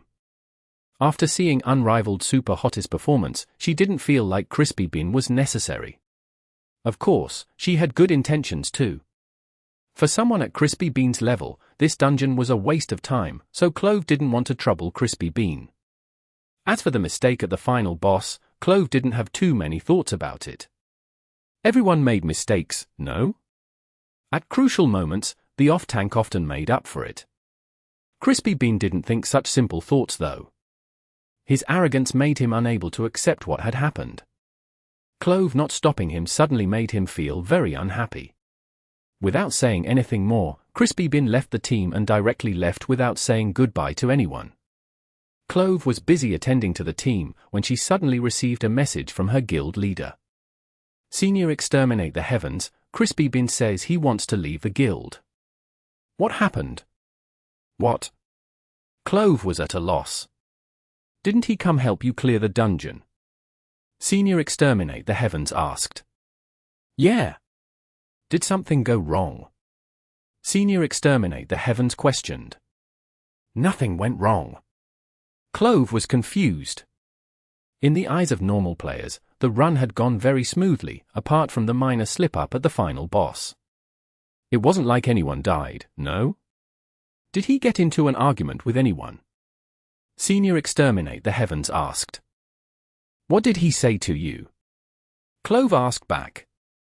If that were the reason, then it might be because of Unrivaled Super Hottie. In the beginning, Clove could also tell that Crispy Bean didn't like him, but she didn't think he had such a big problem with him. Then again, in the beginning, he had said Unrivaled Super Hottie was a leech, but after playing seriously, he became #1 on the damage charts. Crispy Bean had looked down on him as a tank, but Unrivaled Super Hottie later showed incredible skill as a tank. There shouldn't have been any problems. Clove thought from a bystander's perspective. She hadn't thought about it from Crispy Bean's perspective. Unrivaled Super Hottie took #1 on the damage charts and then displayed incredible skill at a crucial moment, which made him feel like he couldn't show his face. This was a story of an arrogant youth being slapped in the face. I asked what was wrong, but he said he didn't want to say it. Senior Exterminate the Heavens sent a helpless reply. A normal guild member didn't matter, but a tank was different, especially the guild's chief tank. He was a huge pillar for the guild. I'll ask him. Clove didn't feel happy about Crispy Bean's weird attitude. She was quite close with Crispy Bean too, so she asked directly, I heard you want to leave the guild? What's wrong? It has nothing to do with you, so don't ask. Crispy Bean replied quickly. Everything was good before, but after running a dungeon with me, you want to leave the guild? How does this not have something to do with me? Clove asked. Crispy Bean didn't reply. Is it because of Unrivaled Super Hottie? Clove asked. Even though she didn't understood Crispy Bean's thinking, Unrivaled Super Hottie was the most likely reason behind it. Yeah. Crispy Bean admitted. Why? Clove didn't understand. No reason. I don't want to be in the same guild as him. Crispy Bean couldn't say the truth. What's wrong with you? Clove wasn't happy, but was also too lazy to deal with Crispy Bean. She had found the reason, so she told Senior Exterminate the Heavens. Because of that? What exactly happened in the dungeon? Senior Exterminate the Heavens asked. Chapter 558. Test. Clove was an honest person. She described everything that had happened between Crispy Bean and Unrivaled Super Hottie without adding in any flourishes. Clover couldn't understand Crispy Bean's feelings, but Senior Exterminate the Heavens immediately grasped the problem. Even so, there was nothing he could do. This issue was clearly a matter of face and wasn't something that could be solved through logic. Unrivaled Super Hottie hadn't done anything wrong. Even if he had, what was he supposed to do? Call him over and make him apologize to Crispy Bean? This was a game. Face was even more important than one's life. At worst, everyone separated. No one wanted to lower their heads to someone else. Even if it wasn't logical, one should still stand up straight and take it. Apologize? For what reason would he need to? Because he was a tank? Face had nothing to do with being a tank. Senior Exterminate the Heavens thought about it. If he wanted to resolve this problem, he had to figure out a way to get Crispy Bean out of this embarrassing situation. Unrivaled Super Hottie couldn't get him out. It seemed like it was all up to him. How depressing. Senior Exterminate the Heavens was also troubled. Unless he was a famous money warrior or was backed by a club, a normal guild leader didn't have much status in the game. If a conflict came about, the guild leader better get busy. If the guild leader succeeded, then it would be worth it. The worst-case scenario would be if the conflict didn't get resolved. The guild leader would have to find outside help, which would really be quite depressing. Senior Exterminate the Heavens sighed and sent a message to Crispy Bean. Crispy Bean, we've already played together for so long. You plan on leaving the guild, but you didn't even give us a reason. That's not right. When the other members of the guild ask why Crispy Bean left, what am I supposed to tell them? You're our guild's chief tank. Senior Exterminate the Heavens pretended he didn't know the reason whatsoever. His words suggested 3 things. First, he played the emotional card, making Crispy Bean recall his fond memories with the guild. Crispy Bean's reason for leaving was very simple. If he had to reason with Crispy Bean, his only choice would be strike at Unrivaled Super Hottie, but if Unrivaled Super Hottie became dissatisfied with the guild too, the damage would be irreversible. Right now, it was only because he was unhappy with Unrivaled Super Hottie. As long as his feelings didn't intensify, Crispy Bean would certainly feel reluctant if he left his guild and his friends in the guild. The second thing was to tell Crispy Bean about his own problems. This would give Crispy Bean a way out. Crispy Bean was hesitating, but he could excuse himself by saying it was to help him. As for the third thing, it pointed out Crispy Bean's status. Senior Exterminate the Heavens completely saw through Crispy Bean's reason, so he emphasized his status to appeal to him. Senior Exterminate the Heavens was quite skilled. He wasn't an ordinary person. On the surface, he was a normal guild leader, but in reality, he was one of Tyrannical Ambition's core members. He was handling club matters by expanding their power. In other words, he was on the same level as the 10th server, Cold Knight, an experienced and trusted core member. The only difference was that his relationship with Tyrannical Ambition couldn't be exposed to the public. He could only protect Tyrannical Ambition's interests in secret. Senior Exterminate the Heavens placed great value on an MT, especially one like Crispy Bean. The core of a team couldn't only have good technical skills. The core had to be reliable. Tanks would usually be trained by the guild and would be treated well. If you just reaped the benefits and then slapped your butt as you left, how sad would that be? From this point, Crispy Bean being the chief tank was already a form of recognition. Senior Exterminate the Heavens was trying his best to mediate, but if worst came to worst, Crispy Bean would be his first priority. After Senior Exterminate the Heavens sent his message, Crispy Bean didn't reply for a long time. Senior Exterminate the Heavens had already reminded Clove not to interfere. Senior Exterminate the Heavens understood Clove's personality. If Clove tried to resolve this situation, she would definitely tell Crispy Bean that he was causing unnecessary trouble. This would clearly push Crispy Bean away from the guild, so he told Clove not to reveal the truth. Senior Exterminate the Heavens immediately told Clove to continue playing, while he dealt with the matter. Senior Exterminate the Heavens patiently waited for Crispy Bean to reply, but at the same time, he saw Clove asking repeatedly in the guild chat if anyone wanted to go to Bone Abyss, but there was no reply from anyone. Senior Exterminate the Heavens suddenly had a thought and messaged Clove, "I'll go with you guys." "Who? You're going?" Clove was surprised. "Isn't that night really good? I want to see for myself." Senior Exterminate the Heavens said. "Lower your damage output." Clove replied. "Of course." Senior Exterminate the Heavens said before running over to Bone Dragon Abyss. The 9 players in the team waited and waited until the guild leader arrived. The team was naturally very surprised. Even though normal guild leaders weren't celebrities or anything, they still had a higher status than a tank. The team members saw that today. The chief tank came to play with them in such a weak dungeon, and now the guild leader personally joined them. They suddenly felt like the guild's future looked very disastrous. "If everyone's here, shall we begin?" Senior Exterminate the Heavens greeted everyone and then laughed. "Let's go," Clove instructed.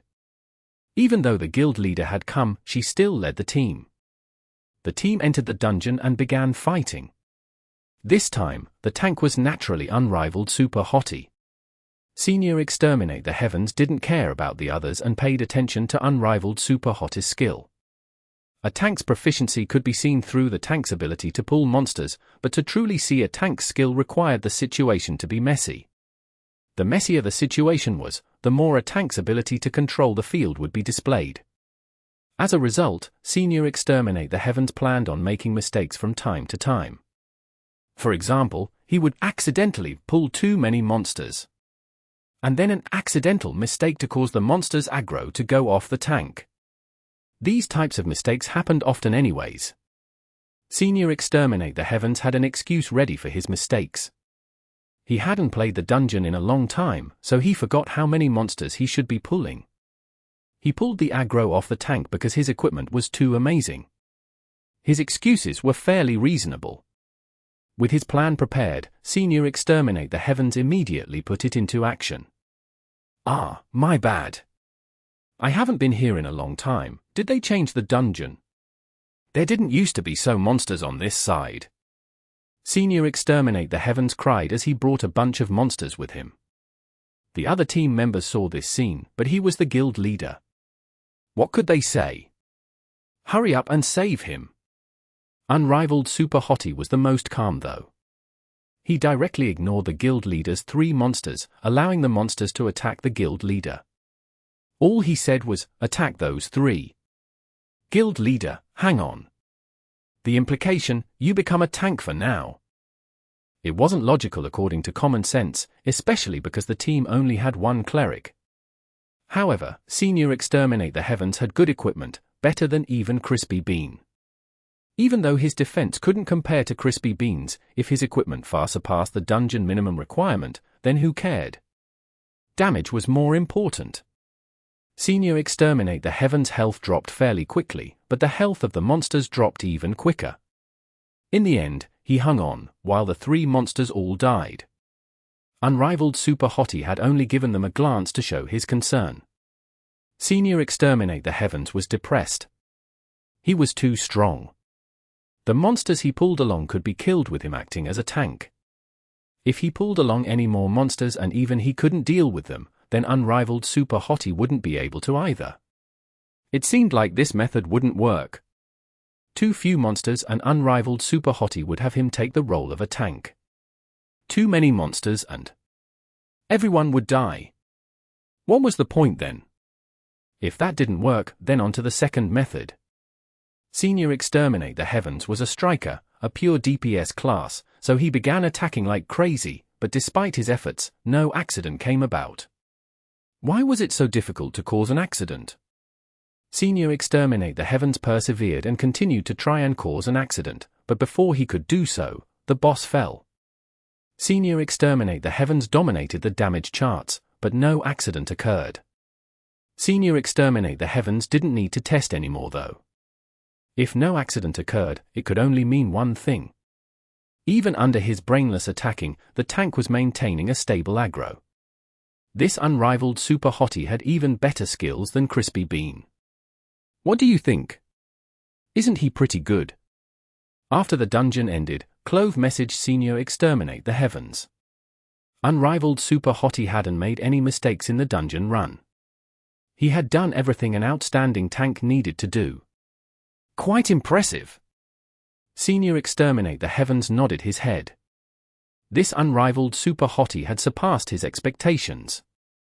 No wonder Crispy Bean felt pressured. If this person developed, he would certainly take Crispy Bean's position. Under normal circumstances, he would be extremely happy having such an outstanding player join the guild, but this time, the newly added player had a conflict with the chief tank of his guild. This wasn't an easy situation easy to deal with. Crispy Bean had replied to him during the dungeon run. Senior Exterminate the Heavens' words had failed. Crispy Bean had a deep opinion on Unrivaled Super Hottie. It's either me or him. Senior Exterminate the Heavens had already made up his mind long ago, but after witnessing Unrivaled Super Hottie's strength, Senior Exterminate the Heavens felt a little hurt to be losing such a talent. From his guild's perspective, this person couldn't be kept, but as a branch of Tyrannical ambition, it wouldn't be hard to make arrangements for him. Senior Exterminate the Heavens quickly contacted Tyrannical Ambition's guild leader, Jiangyu, and told him of this incredible knight that had just joined the guild. However, because of a conflict with one of his players, he couldn't keep him in the guild, so he wanted to see if Jiangyu could bring him over to another guild. Something like that happened? I'll make arrangements. What's his name? Jiangyu asked. If Senior Exterminate the Heavens couldn't bear to abandon such a talent, then Jiangyu wouldn't either. Unrivaled Super Hottie. Senior Exterminate the Heavens replied. This name. How arrogant. Jiangyu said. It really is arrogant, but he has the skills to back it up. I just dungeoned with him. His control over aggro is incredible. I intentionally tried to cause accidents to see his skill, but I couldn't even do that. My equipment is far better than his too. That good? I'll hurry and make arrangements. Jiangyu was moved. Chapter 559. Tyrannical Ambitions for Branches. One could never have too many talents. When Jiangyu heard Senior Exterminate the Heavens praise this knight, he also became interested. Getting him over reasonable was very easy. All he needed to do was send over an invite with Tyrannical Ambition's name. Tyrannical Ambition and Exterminate the Heavens were on two completely different levels. A glory player might not be a fan of the team, but the player definitely wouldn't reject a club guild's invite unless the player was the type who didn't want to join a guild. However, if Unrivaled Super Hottie had joined Exterminate the Heavens, he clearly wasn't that type of person. Jiangyu was only worried if this person might have some sort of grudge against Team Tyranny. For example, if he were a fan of Excellent Era, then it was possible he would refuse an invite to Tyrannical Ambition. What details do you know about him? Jiangyu asked Senior Exterminate the Heavens. I don't know. He just joined the guild today. According to him, he hasn't played the game in a while. Judging from his equipment, it seems to be true. Senior Exterminate the Heavens said. Jiangyu didn't have much else to ask. He was just pondering whether this tank, who Senior Exterminate the Heavens thought highly of, had the qualifications for him to personally go out and invite him. After thinking about it for a bit, Jiangyu decided to play it safe. Even though he trusted Senior Exterminate the Heavens, this tank and Senior Exterminate had only played together in one dungeon. Senior Exterminate certainly didn't dare guarantee this tank's ability. Without knowing exactly how deep this tank's skill went, if he invited him into the guild and he turned out to be sham, he would be laughed at.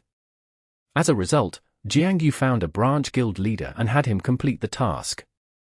Although it was only a branch guild, it was a guild that Tyrannical Ambition publicly acknowledged and could be considered a part of Tyrannical Ambition. The branch guild's strength couldn't be compared to the official Tyrannical Ambition, but it wasn't bad either. Otherwise, Tyrannical Ambition wouldn't be able to hold onto its image. Publicly acknowledged branch guilds would directly receive help from Tyrannical Ambition, so their resources weren't lacking. For normal players, jumping from a guild like Exterminate the Heavens to a club's branch guild could be considered a huge success. In-game affairs were always carried out very quickly. Not long afterwards, Unrivaled Super Hottie received a guild invite. Seeing a personal invite from one of Tyrannical Ambition's branch guilds, Yishio was quite dumbfounded. He didn't think things would develop so fast. He had only just joined Guild Exterminate the Heavens and ran 2 dungeons. He didn't think he had made enough of a commotion yet. Who would have thought he would be deemed good enough already? Even if he had ran a dungeon with the guild's chief tank and then the guild leader Senior Exterminate the Heavens as well, and received their recognition, Yishio hadn't imagined he would receive a direct recommendation from Tyrannical Ambition so quickly. This truly was difficult for someone to imagine. If Crispy Bean hadn't made things difficult by showing his intent to leave the guild, even if Senior Exterminate the Heavens witnessed Unrivaled Super Hottie's skills, he still wouldn't have immediately asked for a recommendation. Crispy Bean had forced him to make a decision. He didn't want to give up on Crispy Bean, but he also felt like Unrivaled Super Hottie wasn't so simple. In order to not lose either of them, his only choice was to find a different way to get Unrivaled Super Hottie to stay. After all, Senior Exterminate the Heavens' main goal was to help Tyrannical Ambition. Yishio wasn't some godly immortal. How could he have known about all of this? Even if he had seen how unhappy Crispy Bean was towards him, they had only just gotten to know each other. How could Yishio know Crispy Bean had so much pride and actually threatened the guild leader? Is this the basis for the saying gold will always shine? Yishio said to Chen Guo. Chen Guo was speechless. Yishio truly could be considered as gold, but she really didn't like how he called himself gold so calmly. Couldn't you let someone else say those words? So you're in. Chen Guo was also surprised. She sighed thinking of how much effort it had taken her to get into Excellent Dynasty. How infuriating! Chen Guo was still melancholy. Yishio had already begun talking with the inviter. Yishio directly inquired why they wanted him. This branch player couldn't say it was because of Jiangyu. In the end, He could only say that he had a friend in Exterminate the Heavens who told him of his skill, which was why he hoped to see it for himself.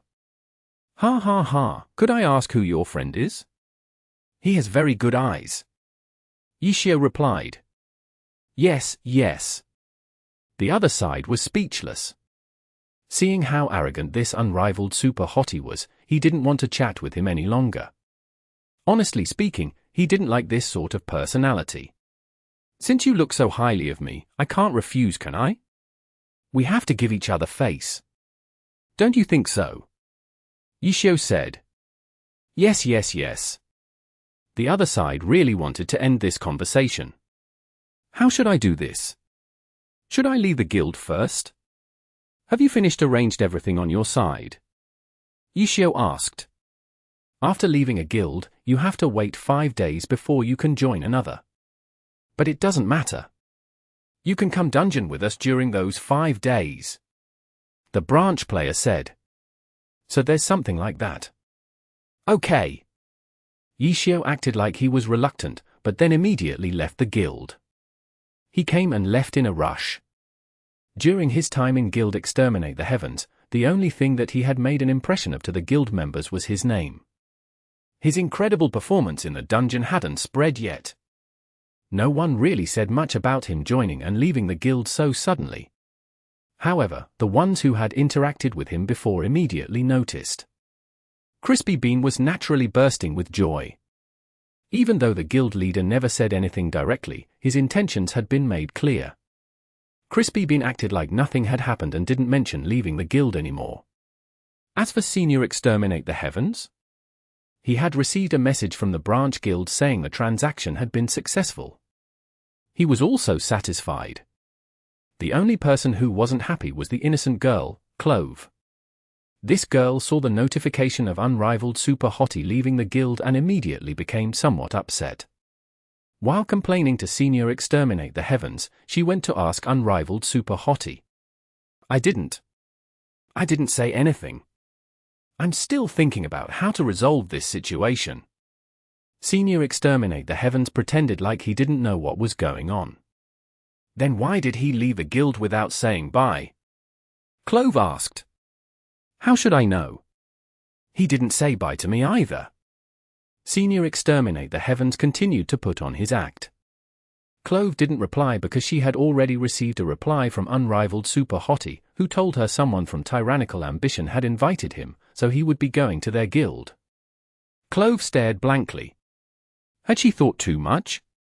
It seemed like he left on his own accord. She didn't have anything else to say. Okay. Clove only replied with one word. If an opportunity comes up, we should dungeon together again. Yishio replied. He had good impression of this girl. Sure. Clove replied. Yishio didn't say anything else. The branch guild had already called him over to dungeon together. There were a lot of level 70 dungeons. It wasn't possible to run all of them in one day.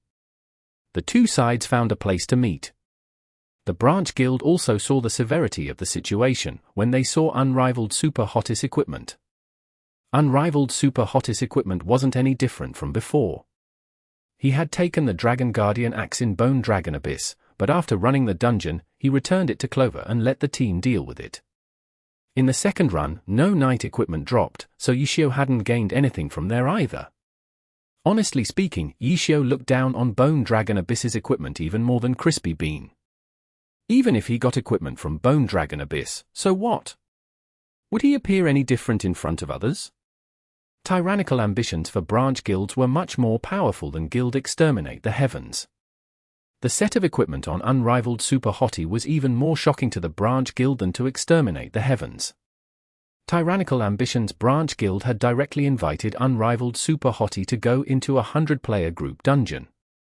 They had originally planned on immediately adding unrivaled super hottie to the group to see how he would deal with an extremely difficult dungeon. But now from the looks of it, with his equipment, he didn't even seem close to being qualified to entering the dungeon.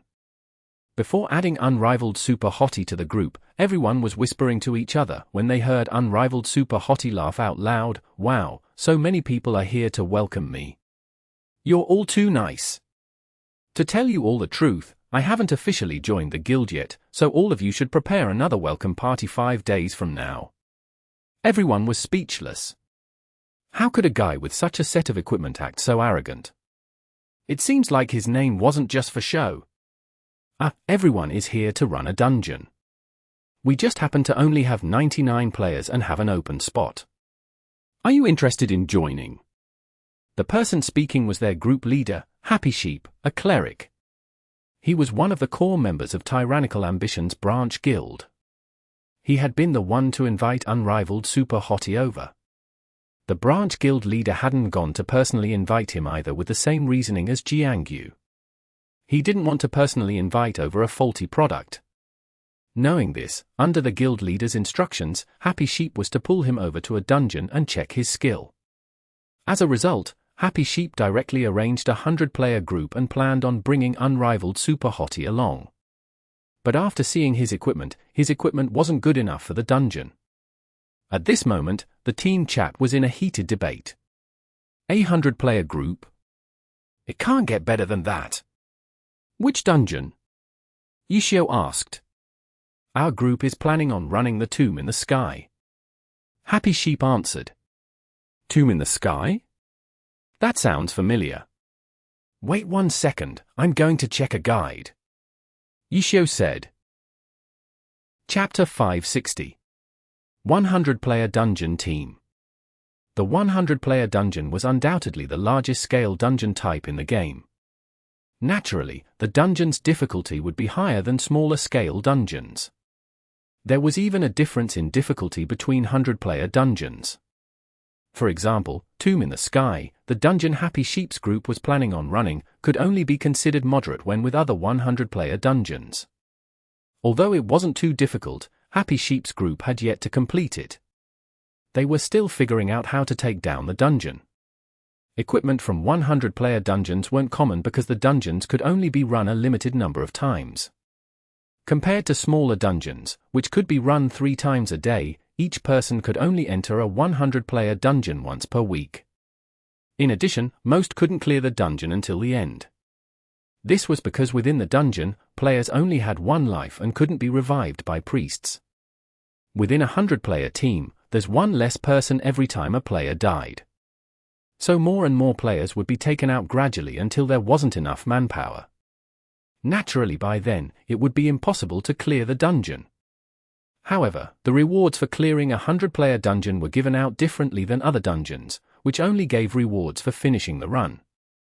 The rewards were based on the player's progress, so even if the whole team wiped out and failed to clear the dungeon, the team could still obtain rewards according to their progress percentage.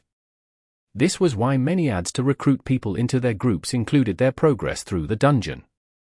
As long as the player joining wasn't a first-timer in the heavenly domain, prospective players would have a good idea of the group's strength. For example, Happy Sheep's team had reached 88% completion for Tomb in the Sky. This percent was good enough to be boastful about for more than 95% of the players in the heavenly domain. Even though Happy Sheep was only investigating a moderately difficult 100-player dungeon, his group's strength could already be considered amazing. For guilds on a similar level as Guild Exterminate the Heavens, their teams had only just taken the first step at tackling level 70 100-player dungeons. As for guildless wild players, forming a random 100-player team was like buying the lottery. They would run through as much as they could. However, random groups taking down 100-player dungeons might only be possible if the group of players were level 70 and the dungeon was level 60. As a result, Happy Sheep's prideful team instantly boiled with anger when faced with a guy who immediately went to check a walkthrough after hearing the dungeon's name. Reading a guide? What does he think this is? A 5-man dungeon from the newbie village. Someone typed furiously in the group chat. If 100-player dungeons could be cleared by simply reading a walkthrough, then it wouldn't be so hard. Being able to fight a 100-player dungeon could be counted as a skill. It couldn't be learnt by reading walkthroughs once. It required hours and hours of practice. These people were able to clear 88% of Tomb in the Sky because they had gone through 9 weeks of repetition and hardship. They were only able to exchange their final grade after their skills matured and their equipment improved. Yet this guy just lightly wrote he was going to check a guide. It felt as though he were looking down on 100-player dungeons and felt quite offensive to listen to. He's probably never run a 100-player dungeon before, has he? How could a tank like this be any good? Some people spoke their doubts, blindly shooting off their mouths. In a normal player's eyes, those who believed that 100-player dungeons could be cleared by reading a simple walkthrough were noobs who had never fought in a 100-player dungeon and didn't know the difference between heaven and earth. Happy Sheep wasn't too happy either, but even though he was leading the team, he wasn't a guild leader level core member. The matter had been reported to Jiangyu by Senior Exterminate the Heavens. Then, Jiangyu left the task to the branch guild leader, who gave the task to him. Unrivaled Super Hottest origin had been lost during this process, so Happy Sheep didn't really know what responsibility he should take. The guild leader gave him an order and he had just accepted it out of convenience. After hearing Unrivaled Super Hottie say, "I'm going to check a guild," he suddenly felt like this person was overestimating himself. Guild Exterminate the Heavens? Those who came from such a guild could only be so skilled. Happy Sheep thought, but because he had accepted the task from the guild leader, he couldn't not do it. Thus, he could only patiently wait for him to look over his guide. At the same time, he looked at the chat to see the others laughing at him. He didn't intend on stopping them. The guide for this 100-player dungeon would take a very long time to carefully read. Happy Sheep decided to start the pre-dungeon meeting. The meeting would discuss their mistakes in the previous run and what could be fixed, but not long after starting the meeting, Unrivaled Super Hottest voice drifted over, "Okay, I'm done reading. When do we start?" Happy Sheep checked the clock. It had only been 10 minutes. He immediately became furious again. 100-player dungeons were complicated. First of all, the dungeon itself was complex. Secondly, because the team consisted of 100 players, the class composition was very complicated. Not a single walkthrough covered everything because all of them used teams with different classes. Because of this, many people compared several guides before considering them as a guide, making the guides even more complicated. So 10 minutes? He probably didn't even get to the first boss, did he? Happy Sheep didn't say anything when the team chat erupted. "How long have you been looking at a guide?" 10 minutes? That's 1 minute for each boss. Does he think this is a normal small-scale dungeon? In normal small-scale dungeons, the difficulty was mostly concentrated on the boss, so the important parts for these types of dungeons were the bosses. However, in 100-player dungeons, the mobs were all at a level similar to smaller-scale dungeon bosses. When looking at a guide, the player couldn't only look at the bosses. Unrivaled Super Hottie said he had finished the guide in 10 minutes, making many suspicious. Everyone looked down on him again and saw him as being too much of a noob. Whatever. Let's not talk about it anymore. I'll add him to the team and he can just leech off of us. He'll understand once we go in. Happy Sheep said. Why not let him be the main tank and see what he says? Someone suggested. Everyone laughed out loud. Speaking of this, if 100-player dungeon runs weren't so limited and precious, they would have certainly agreed so they could laugh at him. Don't joke around. We can let him be a tank when we run a different dungeon. Someone else refuted. He's just leeching anyways. It's not like it matters whether he's there or not. It'll be more efficient with me. Someone suddenly interrupted. Everyone turned. Sweat, it was Unrivaled Super Hottie. This guy had actually joined the chat. They had been chatting too fiercely and didn't even notice the notification of him joining. Cough. What? Brother, you want to be the main tank? Someone followed up. Main tank? I looked at a guide. I might need someone to lend me their equipment for the 4th, 5th, 9th, and final boss. Yishio said. Sure enough, this guy had only looked at the bosses. This guy wasn't here to cheat them of their equipment, was he? No one knew what to think, but Unrivaled Super Hottie had already joined the team and they felt too ashamed to say anything to his face. This situation was a bit different than when Unrivaled Super Hottie joined Guild Exterminate the Heavens. After all, Yishio had gone to join Guild Exterminate the Heavens himself. He hadn't needed to show his skill beforehand, which was why Crispy Bean immediately doubted his skill. In his current situation, tyrannical ambition had roped him over. Even if everyone doubted his skill, they could talk behind his back, but if they said it to his face, it would make Happy Sheep, who brought him over, feel embarrassed. They might be doubtful of unrivaled Super Hottie, but at least, they had to give their team lead a face. How about you be the main tank for now? When we get to the 4th and 5th tank, we can switch. Someone said half-jokingly. Okay, but I don't really remember much about this dungeon, so I don't think I would be able to lead very well. Yishio said. Everyone cried. He had only just looked at the guide and he wants to lead them? Happy Sheep couldn't bear it anymore. I'll lead. Are you sure you're okay with being a tank? I'll have trouble with the 4th, 5th, 9th, and final boss. Yishio repeated. Okay. I understand. Then let's start and see what happens. Happy Sheep said. Sure. Yishio said and then went into the dungeon. He thought I was serious. He actually thought I was serious. Someone spoke in the chat again. This person remembered that besides the team chat, he could speak in the guild chat, which unrivaled Super Hottie didn't have access to. He's already entered the dungeon. As the tank, he's going to start pulling monsters. Shouldn't we hurry up and go in? Another person sneered. What are you guys talking about? The other guild members were curious.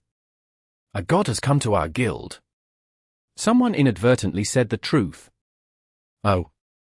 Yeah, an exceptional god. The truth continued. Who? Unrivaled Super Hottie. Do you see that name? Someone said. How arrogant. How is he a god? A curious person asked. It's hard to say in a single sentence. Okay, stop chattering. Let's go in. Happy Sheep hastily said.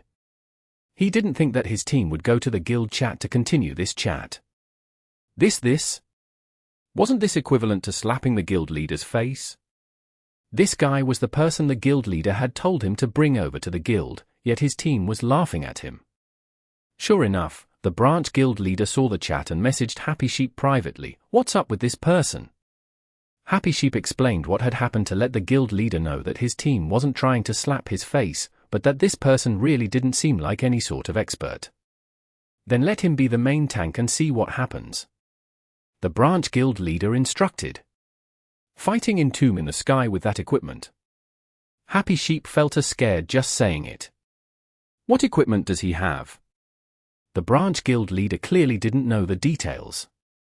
Happy Sheep explained. The branch guild leader furrowed his brows and then said after a short pause, he should be able to fight against the mob monsters, right? Let's have him fight with the mob monsters first. Okay. Chapter 561. I forgot. Is he actually going to tank for us? The players in Happy Sheep's team entered the dungeon one after the other. Happy Sheep received a message from the true tank in the team. This tank was clearly a kind person. He didn't want unrivaled Super Hottie to make a fool of himself and also thought about the safety of everyone else. Yeah, we'll see how it goes first, but be on the lookout. As soon as he slips up falter, hurry and take over. Happy Sheep said. Okay. The original tank of the team, 7 Blossom Leaves, listened to Happy Sheep's orders. He didn't show any unwillingness to do so and didn't say anything more after agreeing. Happy Sheep was also very satisfied. 7 Blossom Leaves was truly a good person. He wasn't like a lot of other tanks, who would curse at the healer for no reason when the team got wiped. As for 7 Blossom Leaves, whenever the team wiped out, the first thing he would say was, "My mistake," then he would analyze what he had done wrong. He had just given him the task of keeping watch on unrivaled Super Hottie. He could already foresee that if an accident happened, 7 Blossom Leaves would say he had made the mistake. A good person like 7 Blossom Leaves would probably act like this, even for someone as arrogant as unrivaled Super Hottie. Thinking of this, Happy Sheep was deeply moved. He decided that if an accident actually occurred, he definitely wouldn't let 7 Blossom Leaves make himself the scapegoat. It would be okay for our own guild's brothers, but for someone like Unrivaled Super Hottie? He can go kill himself. Why should someone as kind as 7 Blossom Leaves shoulder the blame? Happy Sheep had been thinking the entire time. When he looked around, he saw that no one was around him anymore. Everyone had already entered the dungeon. He hastily ran into the teleport formation of the 100-player dungeon, Tomb in the Sky. As the name implied, the dungeon Tomb in the Sky was a tomb in the sky. There were a total of 9 minibosses, guarding 9 magic-powered engines. After defeating the 9 minibosses and destroying the 9 engines, the Tomb in the Sky would lose its ability to fly and fall down to Earth. At this moment, the Tomb in the Sky's final guardian would appear and was also the dungeon's final boss. If this final guardian was defeated, they would clear the dungeon. This dungeon's hidden boss was the dark soul that resided within the tomb. Whether or not the hidden boss appeared in the 100-player dungeon depended on luck, just like all of the other smaller dungeons in Glory.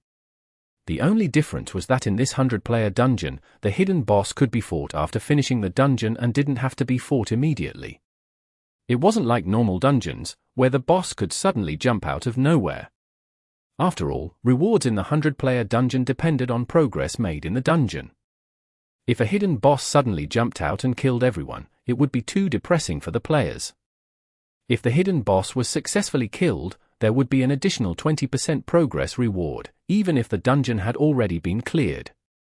When Happy Sheep's team entered the Tomb in the Sky, everyone checked if there was a hidden boss or not. Happy Sheep was the last to enter, but he had already seen from the chat that no, there would be no hidden boss for this run. Even though there was no hidden boss, there would be another point of interest in this dungeon run. Currently, Unrivaled Super Hottie was in the front with his sword and shield up, but there was no one around him. All of the other players stayed back, maintaining a good distance from him as if he were the plague. Happy Sheep thought it was funny, but at this moment, 7 Blossom Leaves walked out from the group and stood next to Unrivaled Super Hottie's side. You be the main tank. I'll be the off-tank. If you can't hold on, call for me. There's no need to force yourself. 7 Blossom Leaves kindly advised. Oh? We only have an off-tank? There's no third or fourth tank? Yishio asked. The third and fourth tank were the original off-tank and third tank. Now that Unrivaled Super Hottie had become the main tank and 7 Blossom Leaves took the position of off-tank, the other 2 naturally fell to the third and fourth tank. Unfortunately, the original fourth tank now became the fifth tank. However, the Tomb in the Sky didn't need 5 tanks. What a tragedy! The original off-tank and third tank, or the current third and fourth tank, clearly weren't as kind as 7 Blossom Leaves. With Unrivaled Super Hottie calling them out and seeing 7 Blossom Leaves look around for them, the 2 finally stepped forward unwillingly. Everyone step it up. Let's try harder. Yishio cheered. Everyone wanted to point their middle fingers at him, but resisted. Are the clerics ready? Yishio asked again. No one uttered a word. Luckily, one of the clerics was Happy Sheep. As the team leader, he had the responsibility of upholding the team atmosphere. At this moment, he stood out and replied, "Ready." The other clerics felt embarrassed to not say anything now and also shouted out, "DP sirs." Yes, yes, yes, we're ready. This time, Yishio had only spoken a single word when the DP sirs impatiently interrupted him. This guy kept on warning them endlessly. Did he think he was a god or something? I was just going to say, DP sirs, don't be too hasty. Yishio grinned. The DP sirs fell silent. Then I'm going to pull some monsters over. Yishio asked. Go kill yourself. Everyone shouted in their minds. The clerics wanted to pretend they disconnected, while those who weren't clerics wanted to tie up the clerics. Unfortunately, these weren't options. The team leader Happy Sheep said, "Pull." Unrivaled Super Hottie rushed forward. In everyone's eyes, his posture was disgustingly ugly. He's going to die immediately. Someone quietly whispered. Yes. It wasn't convenient for them to say these things in chat, but they could still talk to each other in private. If this unrivaled super hottie only looked at the bosses in the guides, then he would neglect many difficult problems in the dungeon. For example, when entering the tomb. However, no one wanted to remind him. Everyone wanted to watch him suffer. Be careful, there's a trap at the entrance. Someone shouted. This voice wasn't unfamiliar to them. It was the original main tank, 7 Blossom Leaves. Sigh, everyone sighed. 7 Blossom Leaves was truly too kind. Yi? Yishio replied. Ha ha ha, look at him. It looks like he got a cramp. Did he get sick? All they heard was a yi. Then, unrivaled super hottie suddenly started shaking. Some of the players immediately began ridiculing him. However, as soon as they spoke, they saw a cold light suddenly jump out from the side of unrivaled super hottie. A spike had shot out of the ground. Cheng cheng cheng cheng. Spike after spike pierced the earth and shot out of the ground, all from beneath unrivaled super hottie's feet. However, not a single one hit him because unrivaled super hottie kept on shaking. It made everyone feel nauseous, but he just happened to dodge every spikes every time. Is he dodging them? Everyone was astonished. They were clearly seeing it, but they had a hard time believing it. His movements were too minute and quick to see. Living through this spike trap wasn't uncommon. The trap had been completely figured out with the bodies of countless players. All of the players in Happy Sheep's team knew how to walk through the trap without triggering it. However, getting through the trap in this way was something they had never seen before. Oh, there's a trap here. Right, I totally forgot. Everyone heard unrivaled super hottie mumble to himself. Then, he turned around and shouted to everyone, there's a trap here. Everyone, be careful. F*CK, who needs you to tell us? They once again resisted sending him a middle finger. Incredible. You actually dodged all of them.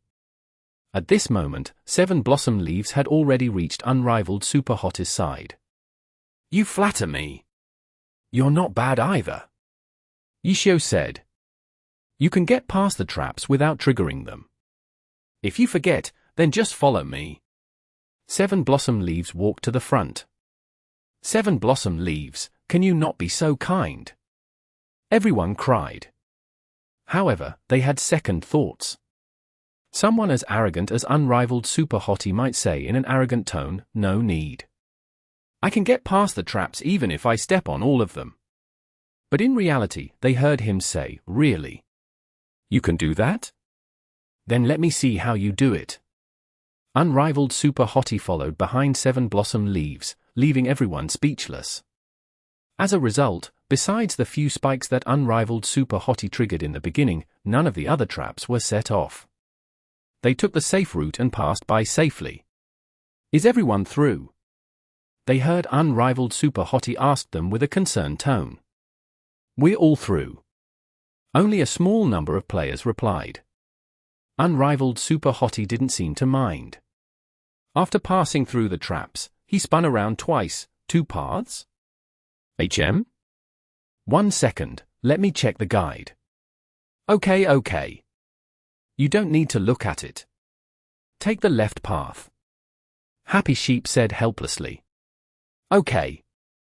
Unrivaled super hottie headed the left. You, Happy Sheep only said one word before something happened.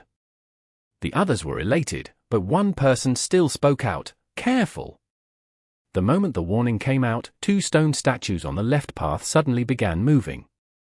The stone swords didn't have any light reflecting off of them. As they tore through the air, they headed straight for unrivaled super hottie. Whoa! Unrivaled super hottie yelled and immediately rolled. F*CK. This brilliant dodge made Happy Sheep shout in anger.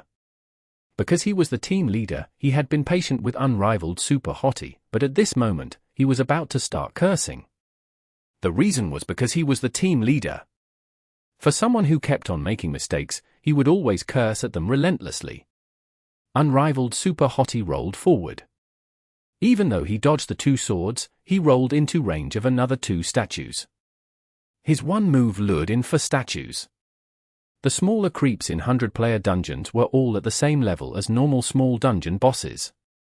For some stronger teams, defeating 4 statues at the same time was possible, but for Happy Sheep's team, which seeked safety, they only had high confidence in pulling 1 statue.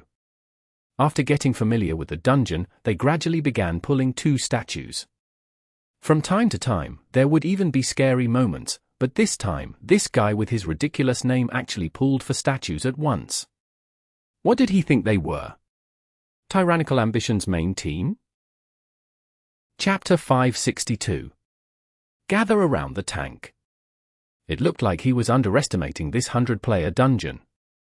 No one was happy. Pulling 4 statues at once should have meant that he thought very highly of the team, but they still weren't happy. That's why being a tank was difficult. The 4 statues were the same class, Blade Masters. They were a bit different from playable Blade Masters though. They used stone swords, not lightsabers, and didn't possess sword aura. They attacked with plain and simple swordplay. Compared to playable Blade Masters, their attacks had lower range. Playable Blade Masters had a variety of skills, such as sword draw or attacked by using their sword aura, allowing them to attack farther than their weapon's physical capabilities. However, these 4 stone statues didn't have these types of methods. 4 statues had been pulled. After Happy Sheep cursed, he immediately raised his voice. He was truly afraid unrivaled Super Hottie would roll forward once again and pull another 2 stone statues. Defeating 6 stone statues at once was a feat that no one had ever pulled off before. Happy Sheep had no intentions on attempting to do so. Luckily, unrivaled Super Hottie didn't roll forward again. After another 2 statues slashed at him, he jumped backwards and dodged another 2 slashes. However, the first 2 stone statues had already begun hacking at him again. A white glow surrounded unrivaled Super Hottie as if he carried a small cosmos. He had instantly activated Night Spirit. He took a step, lifted his shield with his left hand, and swung his sword with his right hand. Under the effects of Night Spirit, this attack was called Heroic Charge. Unrivaled Super Hottie moved faster than the stone statue and his sword struck the stone statue's waist. The stone statue fell, and unrivaled Super Hottie didn't waste any time. The Heroic Charge under Night Spirit couldn't stop. Bang! The second stone statue was also sent flying and smashed into the first stone statue. As for the third and fourth stone statue, they hadn't been in Heroic Charge path. Even so, after 2 bangs, the third and fourth stone statue were also sent flying. Everyone was stunned, especially the knights on the team. Was that an arc charge? The third tank said to the fourth tank after a moment of hesitation. It looked like it. The fourth tank didn't dare to believe his eyes. It must have been. 7 blossom leaves confirmed. He had seen it clearly. If it hadn't been an arc charge, let alone the third and fourth stone statue, even the second stone statue wouldn't have been sent flying. The third and fourth tank had no words left to say. Arc charge meant the charge hadn't been pathed in a straight line and traveled along a curved path instead.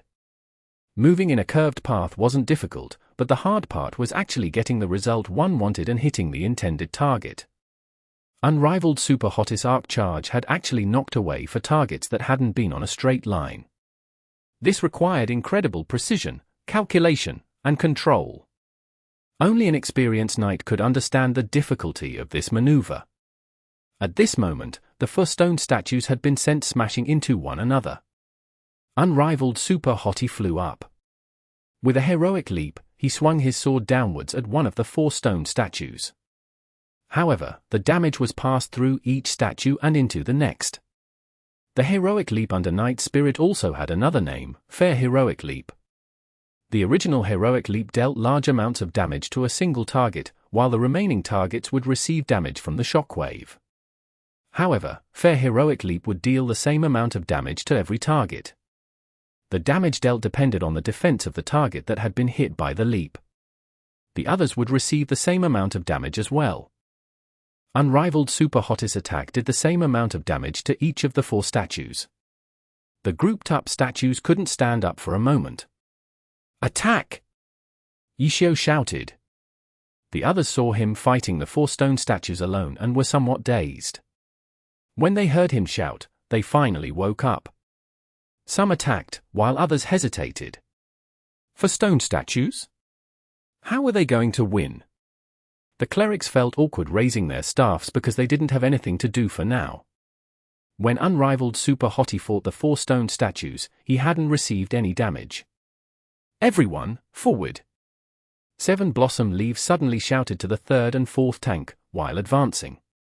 "Heroic charge!" Ishio yelled. "Understood." 7 Blossom Leaves seemed like he already knew as he charged forward with a white aura surrounding his character. Even though he didn't have the ability to knock down all 4 statues with a single arc charge, the 4 statues were all in the same spot, so he only needed to charge straight forward. The first smashed into the second smashed into the third smashed into the 4th. The charge didn't lose momentum either because this was also a heroic charge. Bang! It sounded like there were echoes. The 4 stone statues were sent flying to the side by 7 Blossom Leaves, knocking them back into their original stone platforms. 7 Blossom Leaves had done the charge quite quickly. He leaped into the air and crashed down with a heroic leap. The 4 stone statues had just recovered and steadied themselves, but were immediately slammed back into the ground once more. The attacks from the DPS classes had already surged forth. The stone platform instantly turned into an eye-dazzling scene. The space was too narrow. Many of the close-ranged classes couldn't get near and could only stay back. "I'll send you one!" someone shouted. One of the stone statues unexpectedly rushed out. Unrivaled Super Hottie was in front, running in an ugly manner. He was waving his sword around in a shameful way, provoking the stone statue. "This time, you don't need to learn from me." Ishio didn't forget to tell 7 Blossom Leaves. "I know." 7 Blossom Leaves laughed. 3rd tank. The 3rd tank, the former off-tank, heard 7 Blossom Leaves shout and got ready to take over from him out of habit. When he saw 7 Blossom Leaves' actions, he immediately understood what to do. He activated Night Spirit, Heroic Charge, and then Fair Heroic Leap. The 3 stone statues were powerless to fight back. They only had enough time to do something when they were sent flying by another knight. The last one had been pulled by Unrivaled Super Hottie over to the close-ranged classes that couldn't squeeze into the space. The clerics were also on this side. Unrivaled Super Hottie hadn't taken any damage when fighting against the 4 stone statues. Now that he had pulled one over, that stone statue began doing damage to the other players. It was as if Unrivaled Super Hottie was giving the clerics work to do. "Control the field well. Thrava Shururu." 7 Blossom Leaves directed the battle. The witches didn't dare delay for the true tank in their hearts and immediately threw their Dol Shururus. 4th tank. When the situation couldn't be controlled any further, 7 Blossom Leaves called out. The 4th tank had been prepared. He activated Night Spirit before using Heroic Charge and Fair Heroic Leap. The original arrangement ended at this moment. The 4 knights couldn't make this an endless loop. Heroic Charge and Heroic Leap didn't have too long of a cooldown, but Night Spirit wasn't a shared skill that those under level 20 could use. It had a very long cooldown. However, the team had 5 tanks. The 5th tank raised his sword and shield in preparation. However, another knight wasn't enough to make it an endless cycle. The cycle would still fall here, but seeing the health values of the stone statues, the experienced players had already come to a conclusion.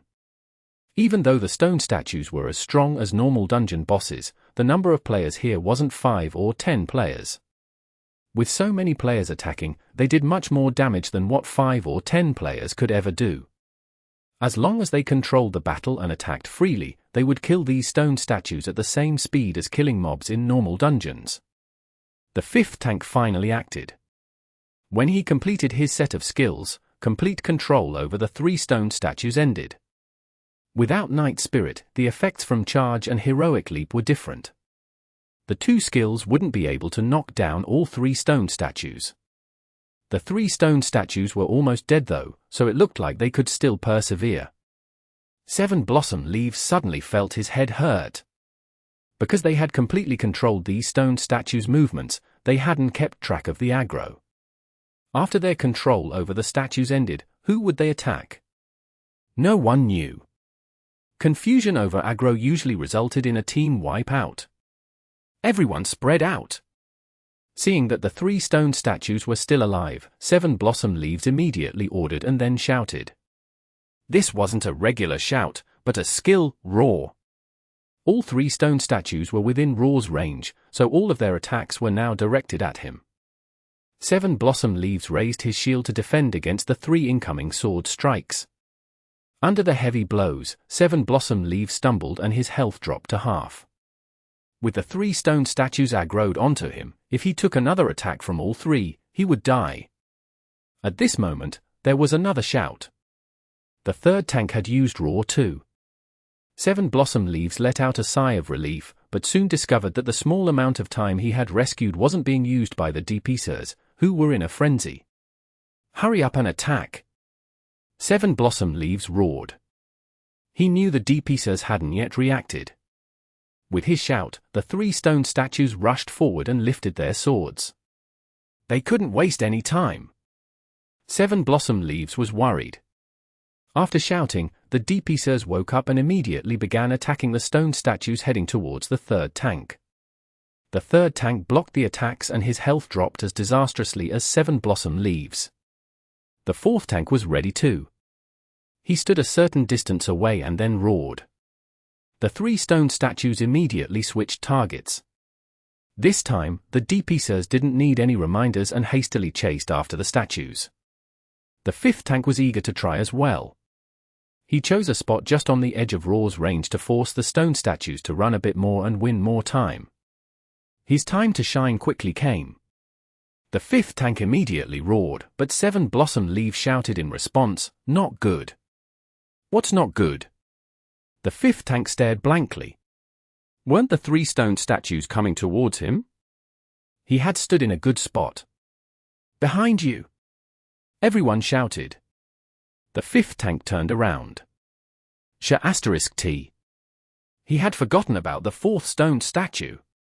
With his roar, not only had he pulled the 3 stone statues, but the 4th one as well. The combined attacks of 4 statues. The 5th tank's face went pale. He knew his own stats. His equipment wasn't as good as the previous 3 tanks' equipment. He definitely wouldn't be able to take all 4 hits. But before the attacks came, he heard another roar, followed by someone's voice. What's there to be afraid of? There's still another tank that hasn't moved out yet.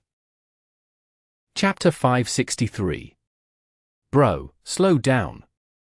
Right when the 4 stone statues were about to attack the 5th tank, they suddenly turned around and charged towards a different target, the self-proclaimed tank unrivaled Super Hottie. In this instant, no one had time to refute his self-proclamation. Everyone knew what was important at this moment. Hurry up and attack!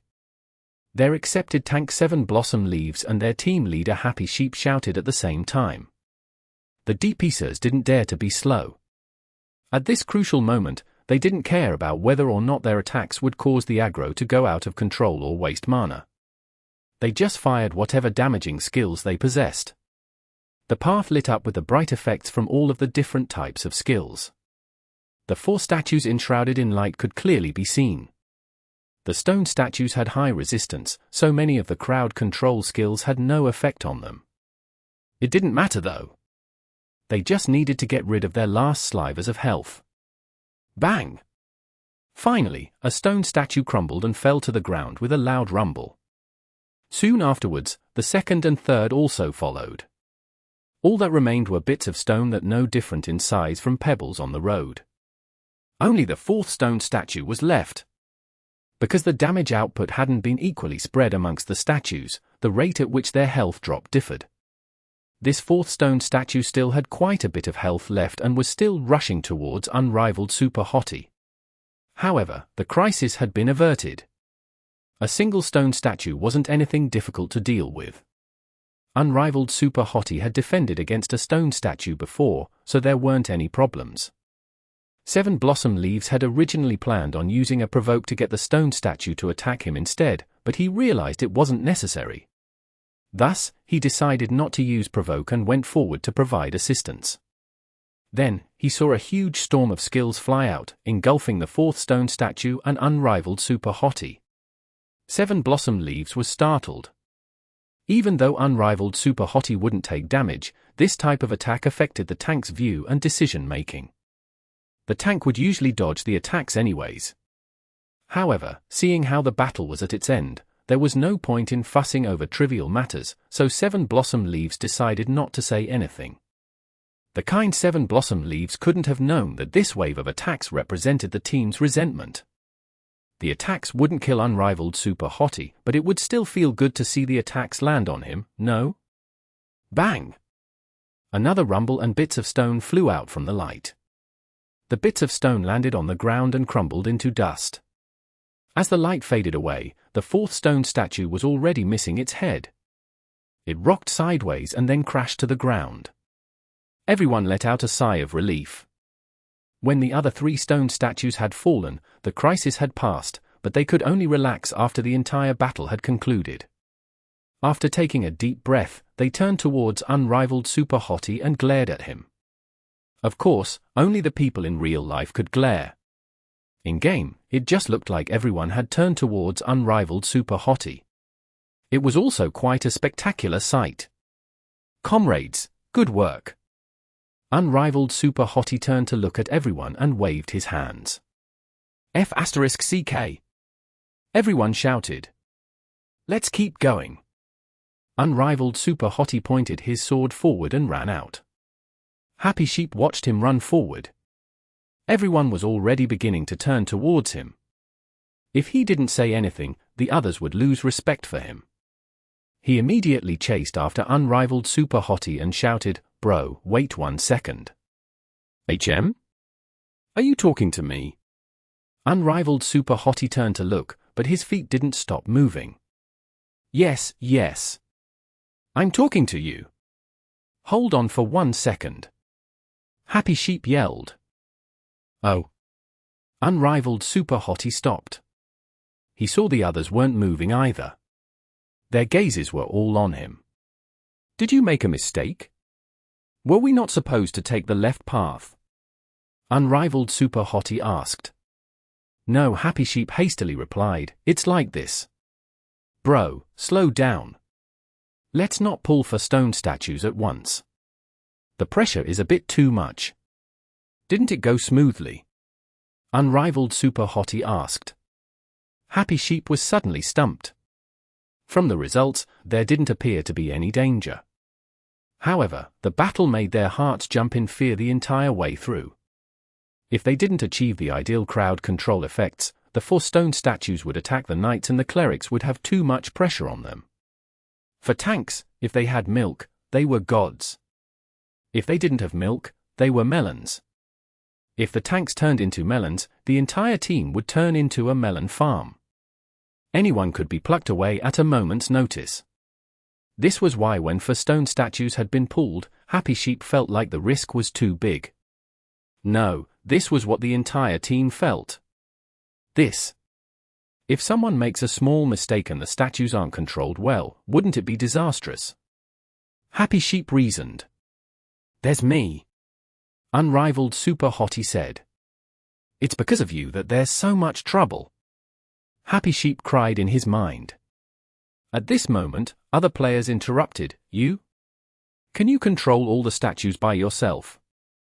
With me setting up the foundation, everything becomes quite easy. Unrivaled Super Hottie said. Those who weren't skilled enough couldn't grasp the meaning behind his words. 7 Blossom Leaves immediately understood though and asked, you have confidence in using Arc Charge to gather monsters? A piece of cake. Unrivaled Super Hottie said. Everyone hissed as a sign of displeasure. Only 7 Blossom Leaves honestly said, respect. If you just practice a bit, you can get it down too. Unrivaled Super Hottie encouraged 7 Blossom Leaves.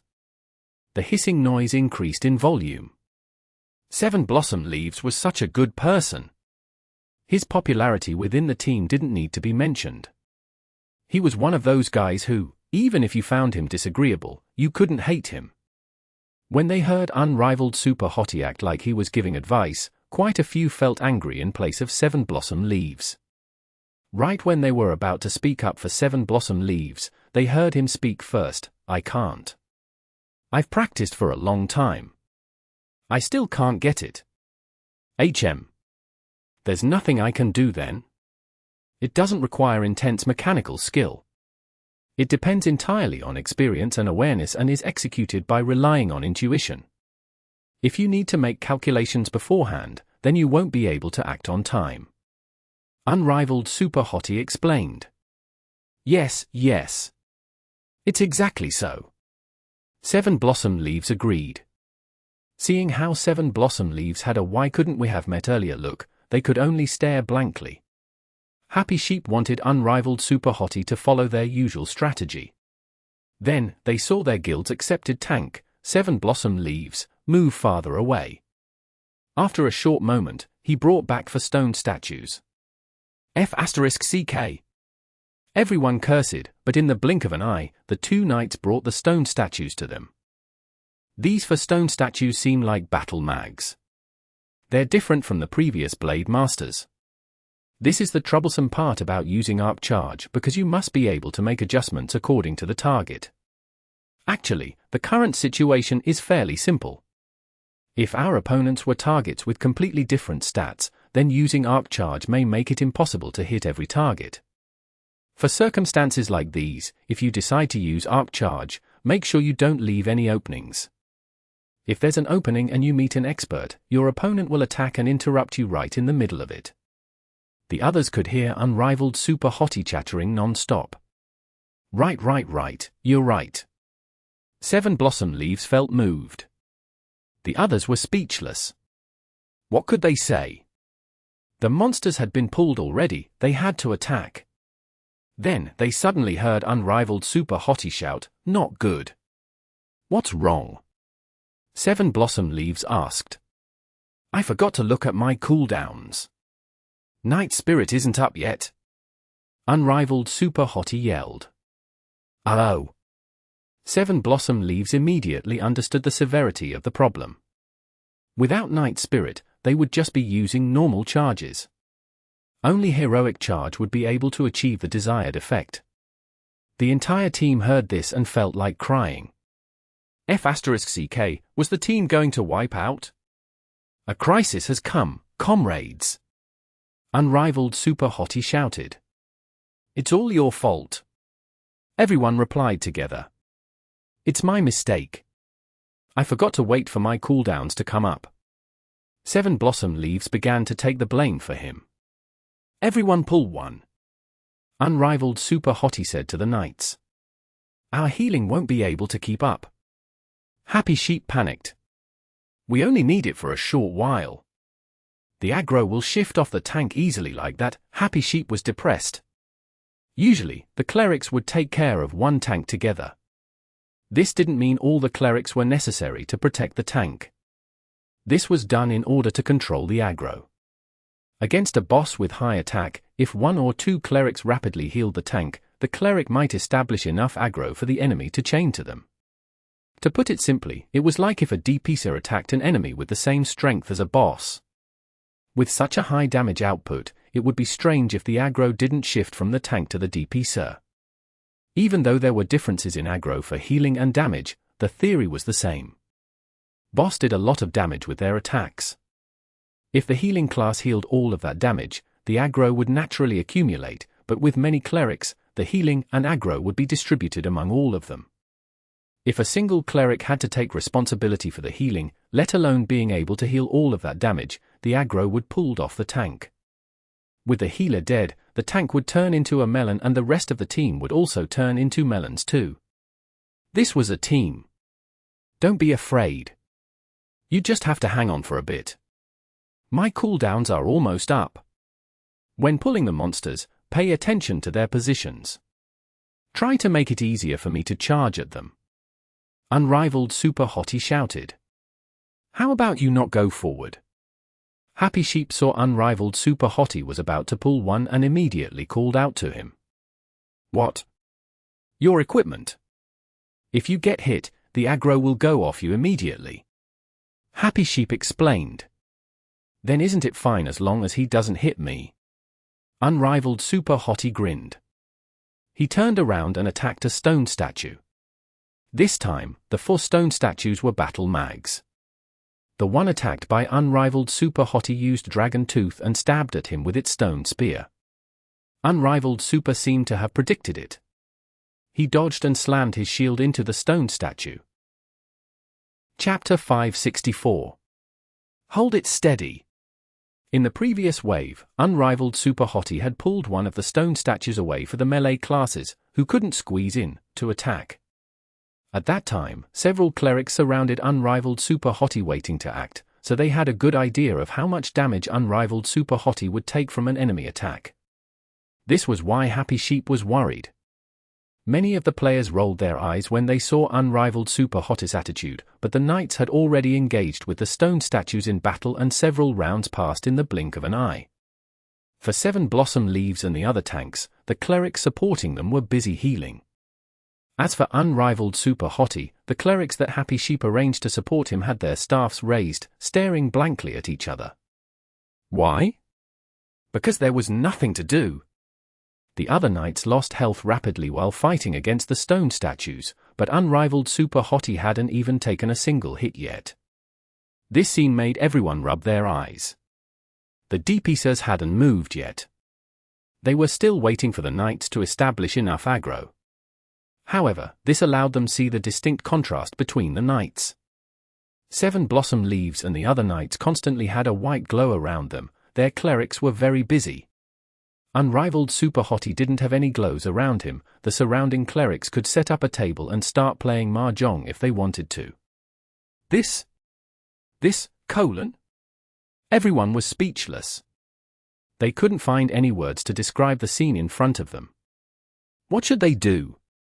If he keeps fighting like that, did he even need them? Couldn't he just kill it by himself? Everyone was still in awe when they suddenly heard a thump. Unrivaled Super Hottie had been hit by the stone statue spear. Seeing this attack hit the target, everyone unexpectedly let out a sigh of relief. If he actually kept on dodging and didn't get hit by the stone statue, then he shouldn't even be playing in the game. The clerics around Unrivaled Super Hottie scrambled to begin healing. Even though it had only been one hit, Unrivaled Super Hottie truly had lackluster equipment. A single hit from a 100-player dungeon monster hurt quite a bit, but with 3 clerics, Unrivaled Super Hottie's health quickly rose back to a safe level. In addition, Unrivaled Super Hottie didn't get hit by the follow-up attack. The next attack was dodged by him. His character was constantly moving. There was never a moment where he stood still. Everyone could see clearly now. Unrivaled Super Hottie's fighting strategy wasn't the normal strategy of a knight. He treated the battle like a PvP match and was trying hard to make the enemy attacks ineffective. This type of strategy relieved the need for the cleric's help. Using 3 clerics to support Unrivaled Super Hottie was clearly excessive. The 3 had gotten into overhealing situations several times. Overhealing meant the amount they healed was greater than the health their target lost, which wasted mana and established needless aggro, so it wasn't good. The DPSers on Unrivaled Super Hottie's side were very depressed too, because with Unrivaled Super Hottie constantly moving around, the stone statue wouldn't be staying still either. The melee DPSers had to constantly move around and the long-range DPSers had to constantly predict where the statue's next move would be. In any case, it was still easy dealing with the stone statue. No accidents came about, but this strategy relied on the player's skill. Because it depended on a player's skill to work, it meant it had higher risk. As soon as the player made a mistake and the clerics had to rapidly heal, the aggro might go off the tank. So even though the clerics didn't have much to do, they were still very focused. The rest weren't sure what to think of the situation. They were obviously afraid that Unrivaled Super Hottie would make a mistake because a single mistake might get the clerics killed. If the clerics died, then the run would be over. They could kill off small monsters, but it would be difficult to beat any of the bosses. But if this guy didn't make any mistakes, then it meant that this guy had some serious skill. Most of them didn't have that type of skill, so the guy that they had been looking down upon suddenly became far greater than them. This wasn't a good feeling. To put it simply, it was a birds of a feather flock together issue. The weak ones would be looked down upon. The strong ones would be pushed out. Only those at a similar skill level could coexist harmoniously. The weak ones could be laughed at, but strong ones would leave a sour feeling when being excluded. Most people hoped that others would be weaker than them, never stronger. Thus, most of the players in Happy Sheep's team hoped to see Unrivaled Super Hottie fail. However, their hopes never came true. Nothing dangerous had happened yet for Unrivaled Super Hottie, but the fourth tank had gotten into a crisis. "We can't heal enough. We can't heal enough," the cleric supporting the fourth tank shouted. With these knights' skill, even if they couldn't hang on forever, they shouldn't have fallen into a crisis so quickly. However, the fourth tank had been distracted by Unrivaled Super Hottie and didn't block an attack properly with his shield. The spear struck his body. The drop in health exceeded the cleric's expectations. Seeing the fierce incoming attacks, the clerics immediately felt pressured and hastily called for help. The fifth tank heard the call and went over. The team had a total of 5 tanks including Unrivaled Super Hottie. At this moment, the fifth tank didn't have any monster to pull. He originally thought he would need to help Unrivaled Super Hottie, but who would have thought the fourth tank would need it first? "Pay attention to that side. What are you doing staring at me the whole time?" Yishio spoke. He had 3 clerics on him, but they weren't very busy. In order to prevent overhealing, the 3 took turns healing.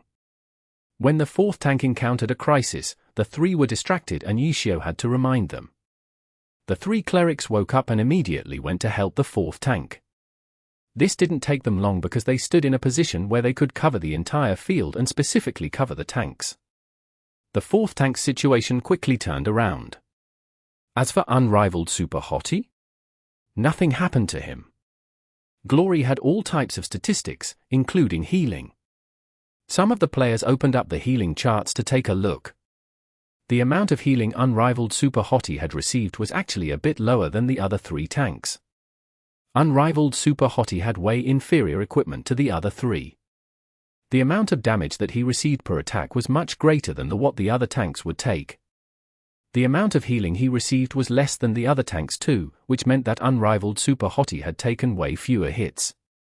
His continuous dodging was very effective, but was used to make up for by his lackluster equipment. This situation couldn't last until the stone statues died though. The knights were gradually losing health. If not, why would they be scared of pulling for stone statues at once? The main purpose was to wait until Unrivaled Super Hottie's Knight Spirit came back up. Then, he could use Heroic Charge to gather the monsters. They could kill off the monsters this way. However, Unrivaled Super Hottie was using Arc Charge. The problem was exactly what Unrivaled Super Hottie had told 7 Blossom Leaves. Their dungeon run depended entirely on this extremely difficult maneuver.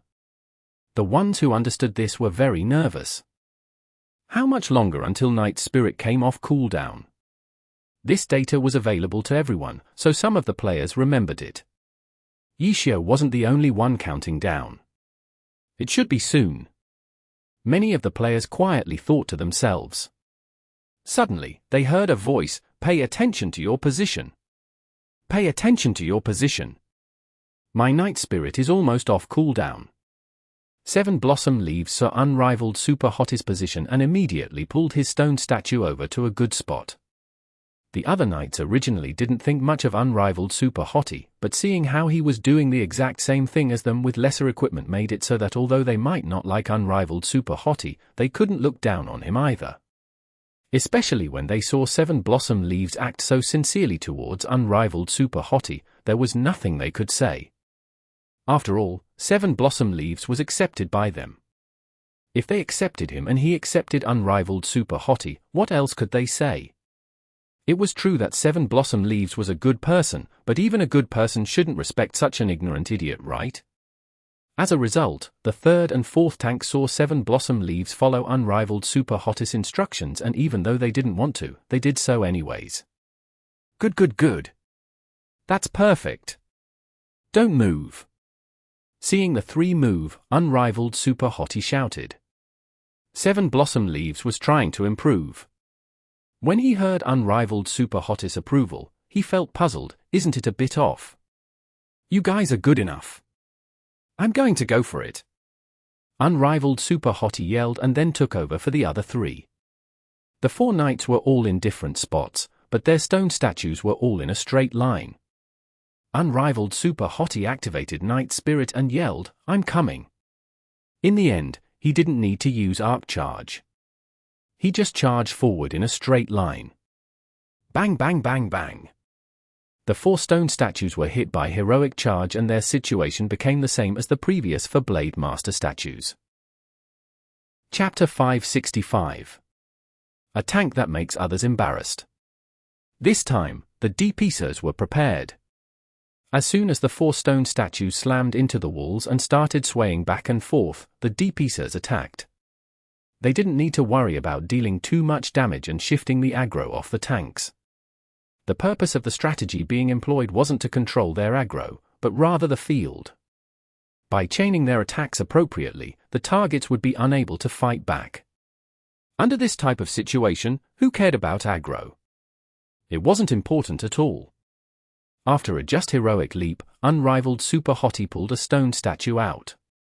Behind him, 7 Blossom Leaves and the other knights had their Knight Spirit coming off cooldown soon. The tanks lined up, ready to use a heroic charge and just heroic leap. The timing wasn't difficult to grasp. They simply needed to attack when their Knight Spirit came off cooldown. The same scenario repeated itself. Moreover, compared to their first time, everyone knew what to expect.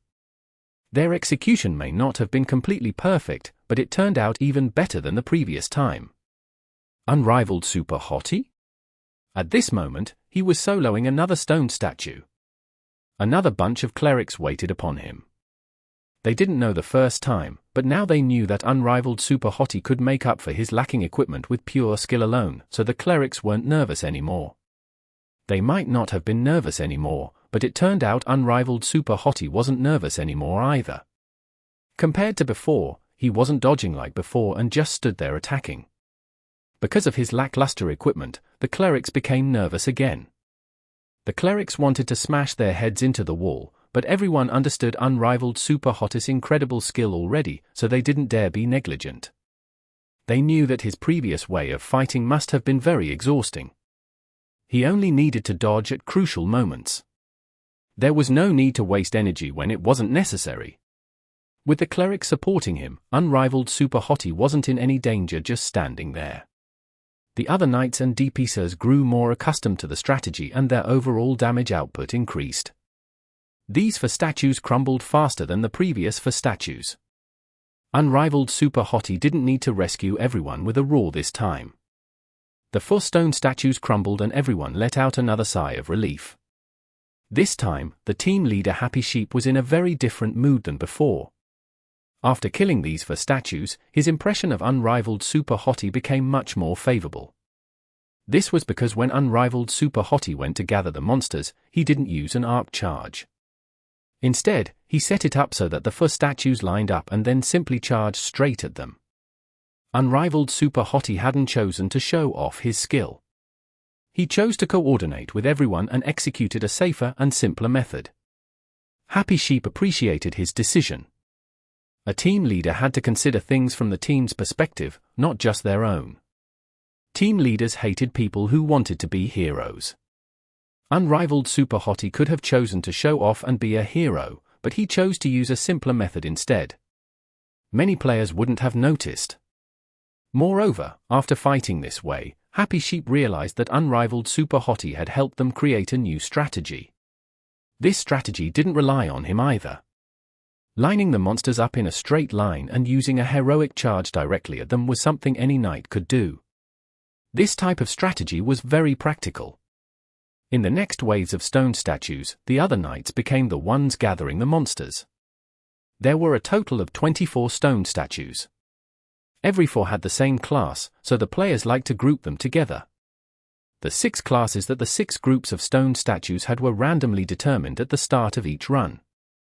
After the initial moment of fear, Happy Sheep's team smoothly cleared through 2 groups with a not-so-difficult strategy too. For the next 4 groups, 7 Blossom Leaves, the 3rd, 4th, and 5th tank each took turns gathering the stone statues together. All of them successfully completed their task. As the groups of stone statues fell one after the other, everyone gradually realized that Unrivaled Super Hottie wasn't so simple after all. Whenever Unrivaled Super Hottie said anything again, no one would boo at him. Those who wanted to boo at him could only quietly boo in their heads, because everyone recognized his strength. After passing through the stone statues and another trap, they finally reached the first boss. If they touched the gear, the boss would immediately appear to stop them. The player who touched the gear would be designated as the boss's aggro target. In the Tomb in the Sky, it was extremely easy to set up the 9-boss aggro. The main tank just had to touch the gear and the aggro placed on him would be incredibly high. Simply put, after touching the gear, the main tank would have enough aggro on him for the DPSers to begin attacking. The Tomb in the Sky clearly wasn't a difficult dungeon in terms of controlling aggro. The difficulty of the dungeon lay with the mobs, so for normal players, this was a dungeon that ate up equipment.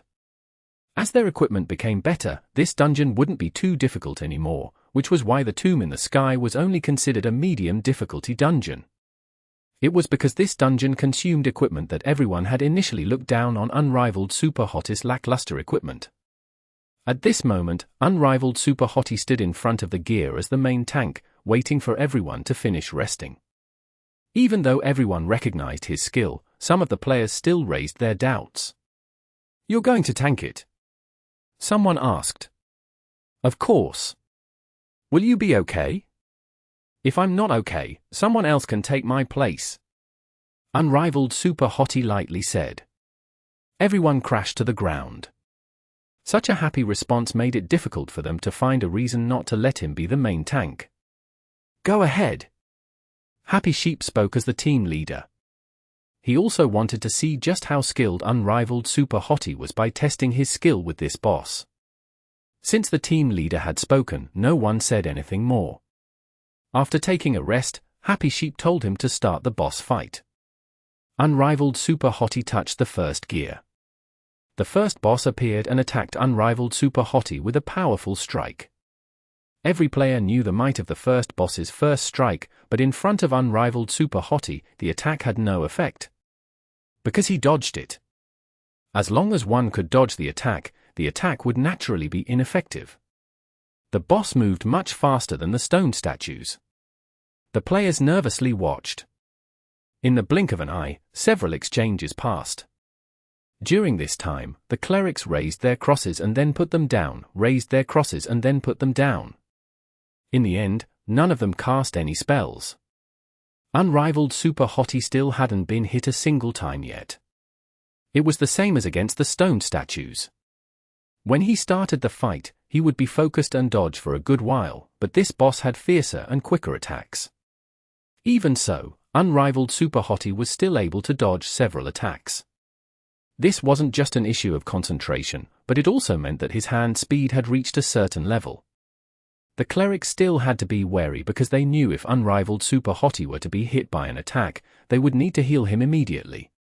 With his equipment, there wouldn't be much time for a breather. As a result, even though they seemed to be having an easy time, they were incomparably nervous. Their crosses repeatedly moved up and down. They didn't dare to relax for a moment. "Attack!" Suddenly, everyone heard someone shout out. Only then did they realize that Unrivaled Super Hottie was telling them to begin attacking the boss. Everyone had been watching so intently that they had forgotten again. The DPSers rushed forward to attack and the clerics finally started getting busy. The boss attacks wouldn't only be single-target attacks. There would also be AoE attacks. Unrivaled Super Hottie might dodge them, but it didn't mean that the other DPSers would be able to. Everyone had originally been accustomed to this, but today, something unprecedented happened. The clerics hadn't healed the main tank before they had to heal the others. As a result, on the healing charts, the DPSers took the top spots for most healing done on them, while the main tank sunk to the bottom. It made everyone feel very ashamed.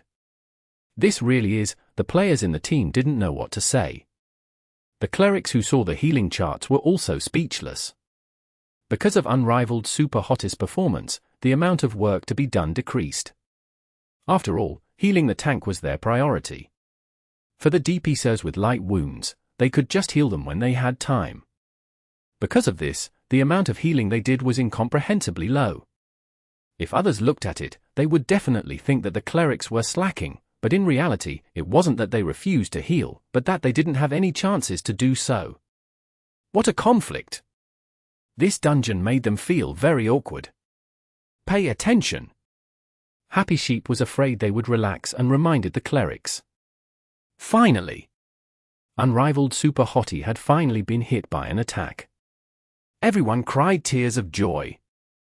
The clerics swarmed around and healed him. They truly weren't used to not healing the tank in a boss fight. Unrivaled Super Hot's concentration began to wane and he got hit by more and more attacks. However, he was still dodging most of them, so he still didn't put too much pressure on the clerics. Even against the boss, his skill could make up for his lackluster equipment. However, unlike against the stone statues, there wasn't any time to relax. The boss required his full concentration and ability the entire time. Was he going to be able to last for the entire boss fight? Everyone doubted it. Chapter 566. I won't let you test your luck. When the first boss fell, their question was finally answered. Unrivaled Super Hottie had actually tanked the first boss by relying on skill alone to dodge attacks and reduce the damage that he received. His name didn't stand out in the various statistics, but the participating players all recognized his skill by now. With unrivaled Super Hot's equipment, it was already incredible to be in the average group of players. Moreover, for him to be able to keep dodging for the entirety of the boss fight meant that he still had energy to spare. It wasn't his limit. The players in Happy Sheep's team stood around in small clusters, whispering amongst each other about unrivaled Super Hottie. Everyone even forgot to care about what the first boss dropped. Unrivaled Super Hottie was as calm as ever though. After beating the boss, he smashed the gear and turned to face everyone. Continue. Continue, Happy Sheep replied. He had quietly picked up the boss drops and showed it to everyone in the team chat, but no one seemed to care. At least 3 people could use the equipment dropped, but none of them had replied to his message. On their way to the second boss, no one held any more doubts about unrivaled Super Hottie. Right now, they only had one thought on their minds: if he can play the role of main tank in a dungeon like Tomb in the Sky with his current equipment, what would happen if we gave him better equipment? What would he be like then? Would we be able to completely clear Tomb in the Sky? This was the embodiment of why the tank was the core of a team.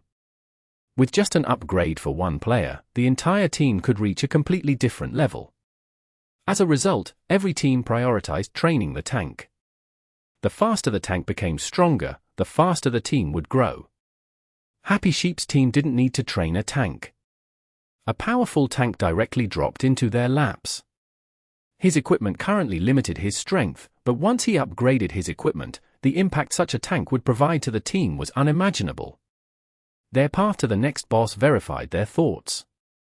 Even though Happy Sheep still led the team, their strategy would always change a little because of unrivaled Super Hot's performance. The change would initially frighten everyone, similar to their first time fighting the 4 stone statues, but after getting used to it, their fights became easier and more efficient. Second boss. Third boss. These 2 boss fights were virtually the same as the first boss. Unrivaled Super Hottie continued to make up for his lacking equipment with his skill. After defeating the 3 bosses, everyone looked at the time. They finally realized why unrivaled Super Hottie said it'll be more efficient with me. The time they had used to beat these 3 bosses was much faster than their previous runs. After clearing away the mobs, they finally reached the 4th gear. How about it? Will anyone lend me some equipment to use? Unrivaled Super Hottie asked after clearing away the mobs. Everyone was a bit startled. Shortly afterwards, they recalled that Unrivaled Super Hottie had said that he would need to borrow better equipment for a few of the bosses. Did he say that for the fourth boss? I think so. He did. I remember what he said. Besides the fourth boss, he also said the final boss. Not just those. There's more. Didn't he also mention the fifth boss? I remember him talking about 2 bosses in a row. Everyone muttered to one another. Because they looked down on Unrivaled Super Hottie at that time, they hadn't paid too much attention to his words. Quite a bit of time had passed and they had long since forgotten his words. I'll lend you my equipment. 7 Blossom Leaves happily stepped forward. All of his equipment belonged to him. They weren't borrowed from the guild storage, so it could be traded. Guilds would always invest in their tanks to win them over. Seeing how 7 Blossom Leaves was once again being a kind person, the players with a good relationship with him were somewhat nervous. After all, borrowing equipment wasn't a trivial matter. How long had they known Unrivaled Super Hottie? Besides his shameless name and extraordinary skill, they knew nothing else about him. What if he was a scammer? What if he used this type of method to cheat equipment from others? Many players came to this conclusion. When they thought again more carefully, Unrivaled Super Hottie had only been with them for 3 bosses. If he cheated them of an entire set of equipment, it would be a low-risk, high-return plan. Even though they had never heard about this type of scamming strategy, why couldn't it be the first of its kind? They couldn't say this in public, so they privately messaged 7 Blossom Leaves urging him not to trust in this stranger. But 7 Blossom Leaves objected. With his skill, why would he need to scam me for equipment? 7 Blossom Leaves argued. That's the type of thinking he wants you to have. His friends warned. 7 Blossom Leaves stubbornly clung to his belief. His friends continued to warn him, but he had already completed his trade with Unrivaled Super Hottie. I'll give you my equipment for you to use. Unrivaled Super Hottie handed over his lackluster equipment to 7 Blossom Leaves. Okay. 7 Blossom Leaves took the equipment.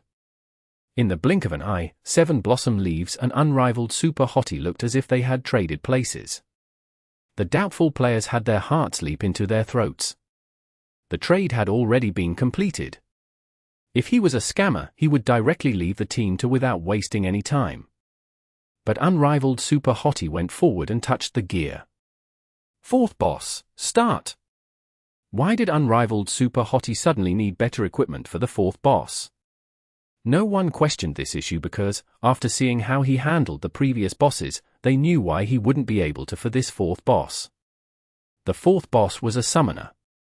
The summoned spirits were its faithful servants and prioritized their master's safety over their own lives. To put it into gaming terminology, these summoned spirits had the same target as their boss. Whoever the boss had aggro on would be whoever these spirits had aggro on. As a result, the main tank would be surrounded by many monsters at a time. If Unrivaled Super Hottie continued to use his low-grade equipment, he would instantly fall. Because these summoned spirits didn't have their own aggro stat, no matter how fiercely they were attacked, they would still only attack the boss's target. Thus, in order to pull them apart, only Provoke, Roar, or similar type skills would work. After using these skills and pulling them away, they would hurry and attack. This section of the dungeon required a lot of work from every member of the team. The knights had to have fast reaction times. If they were too slow and the summoned spirits attacked too many times before acting, the tank would die. The DPSers had to have fierce firepower. This required a certain level of equipment. When the summoned spirits came out, they needed to immediately send out a heavy barrage. After all, the knight's monster-pulling skill would only last a few seconds. In these few seconds, the summoned spirits needed to die. For such a high-requirement fighting method, Unrivaled Super Hottie's original equipment wouldn't have been good enough. Everyone would need to play perfectly in order to ensure that he did not die. As soon as the summoned spirits came out, they would need to pull them immediately. When the skill effect ended, the summoned spirits needed to be dead. Otherwise, a few scratches would hit Unrivaled Super Hottie and he would be dead. But with 7 Blossom Leaves equipment, there was more room for error. When they pulled the spirits away, they could be a bit slower because he could hang on for a while longer. Even if not all of the spirits died after the effects ended, he would be able to tank a few hits. After understanding this point, the players in Happy Sheep's team felt a bit embarrassed. They felt like the reason Unrivaled Super Hottie needed better equipment to survive wasn't because of him, but because he didn't think they would be able to play perfectly. Even though they understood this, there was nothing they could say because a perfect fight was too difficult. Everyone knew what to do in theory, but actually doing it was an entirely different matter. In the past, when their team didn't have good enough equipment, they relied on luck for this part. Every time the spirits came out, whether or not they would succeed depended on luck. As their equipment became better, the tank could survive longer and their damage output increased. This part no longer became a big problem. But Unrivaled Super Hottie's originally equipment would be a challenge of luck. Switching equipment was done for their sake. But they could just switch out the tank. If 7 Blossom Leaves tanked, they would pass all the same. 7 Blossom Leaves lending his equipment to Unrivaled Super Hottie made the more pessimistic players worry. Only when the boss came out did they finally relax. After wearing 7 Blossom Leaves equipment, Unrivaled Super Hottie immediately became more carefree. He no longer dodged around as much. He just held his shield up and smashed violently at the 4th boss. A shriek! After accumulating enough damage, the boss would summon the first wave. "You guys don't need me to tell you what to do, right?" Unrivaled Super Hottie asked. "No need." 7 Blossom Leaves replied. "7 Leaves, could you not be so nice?" Everyone cried. Chapter 567. Aquatic Battle? I know about it. 7 Blossom Leaves didn't have any complaints about being the secondary tank. He lent his equipment and eagerly cooperated. The kind 7 Blossom Leaves had come across someone whom he truly admired. The others couldn't watch any longer. A quick provoke. The summoned spirits didn't even have time to attack Unrivaled Super Hottie when one of them had been pulled away. The 3rd, 4th, and 5th tanks didn't dare to be slow. Even though Unrivaled Super Hottie had 7 Blossom Leaves equipment, his equipment wasn't so great that he could just ignore the mob attacks and sit there. Others still needed to help him. The knights pulled the mobs to one side, while the DPSers attacked madly. The clerics carefully watched the health of these few knights. Usually, 7 Blossom Leaves was the main tank. They hadn't come across any problems with this strategy. It wasn't any different with Unrivaled Super Hottie. However, because Unrivaled Super Hottie had borrowed someone else's equipment, everyone had one thought: if Unrivaled Super Hottie had his original low-grade equipment, they wouldn't have been able to pass. The answer was somewhat embarrassing because it seemed to be true. First of all, the coordination between the knights wasn't very good.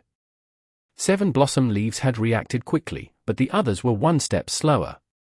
2 of the knights had already messed up and allowed the monsters hit Unrivaled Super Hottie.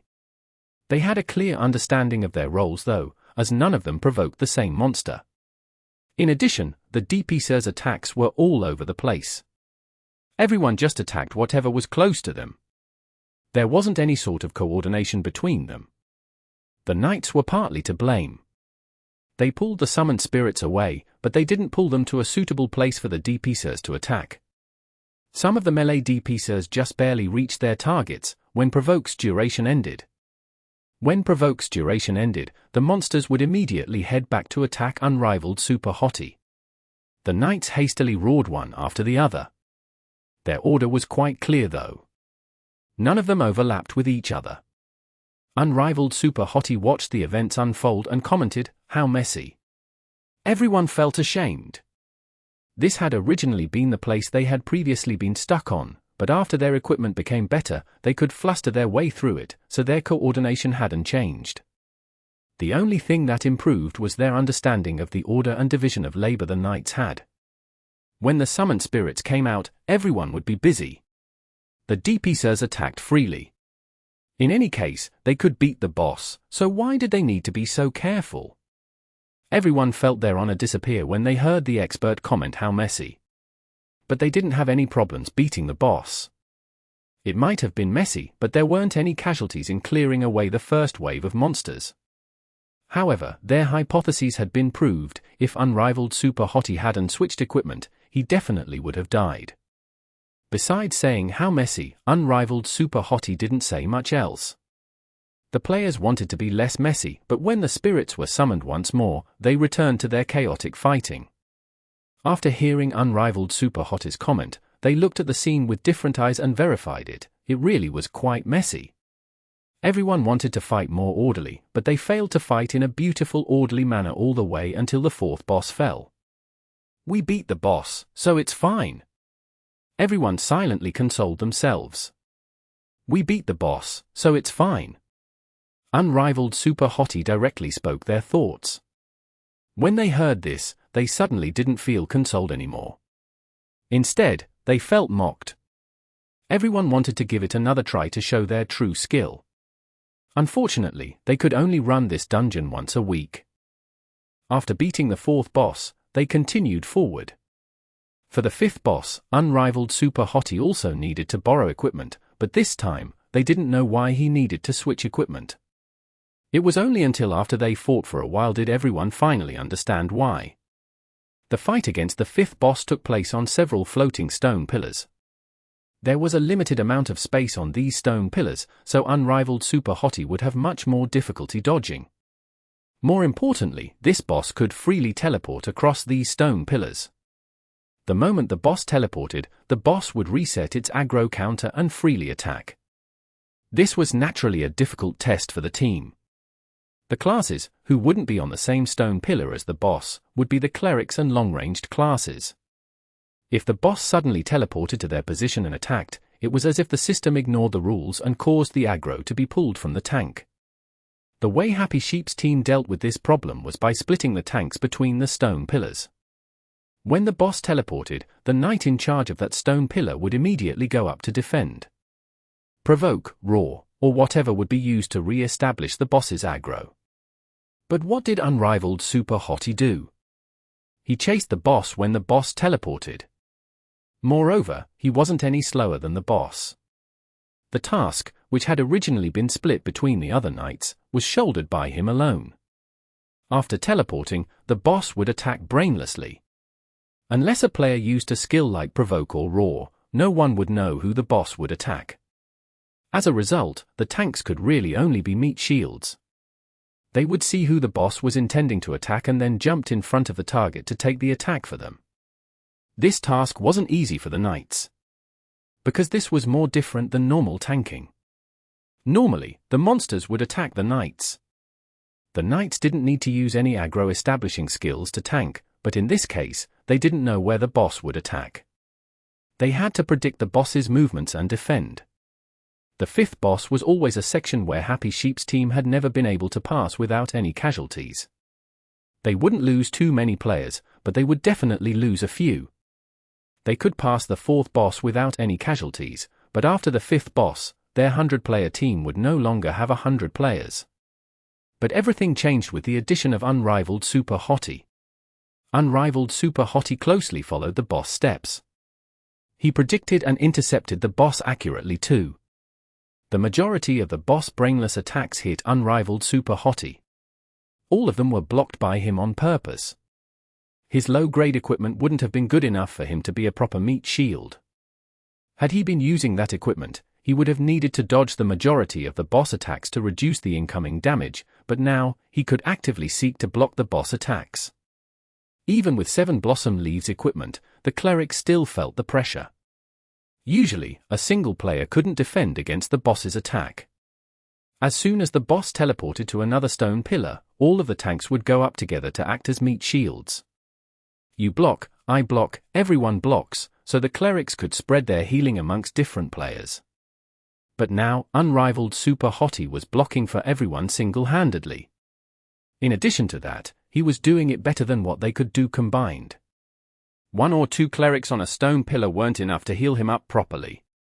Fortunately, Happy Sheep made appropriate adjustments. The cleric squad began to chase after Unrivaled Super Hottie. All of them focused their healing on Unrivaled Super Hottie. When the fifth boss fell, Happy Sheep's team had made another breakthrough. They had finally cleared the boss without a single casualty with this method. The team still consisted of 100 players, and not a single one had died yet. Happy Sheep felt somewhat embarrassed to say this was because of the entire team's efforts. They had always tried hard on this section, but they had never gotten through without any casualties. It was because of unrivaled Super Hottie and his outstanding predictions that the team managed to not lose any members. Beautiful! Happy Sheep praised unrivaled Super Hottie. Of course. Unrivaled Super Hottie replied. The knights felt very ashamed. A task that they couldn't do with all 4 of them had just been achieved by a single person.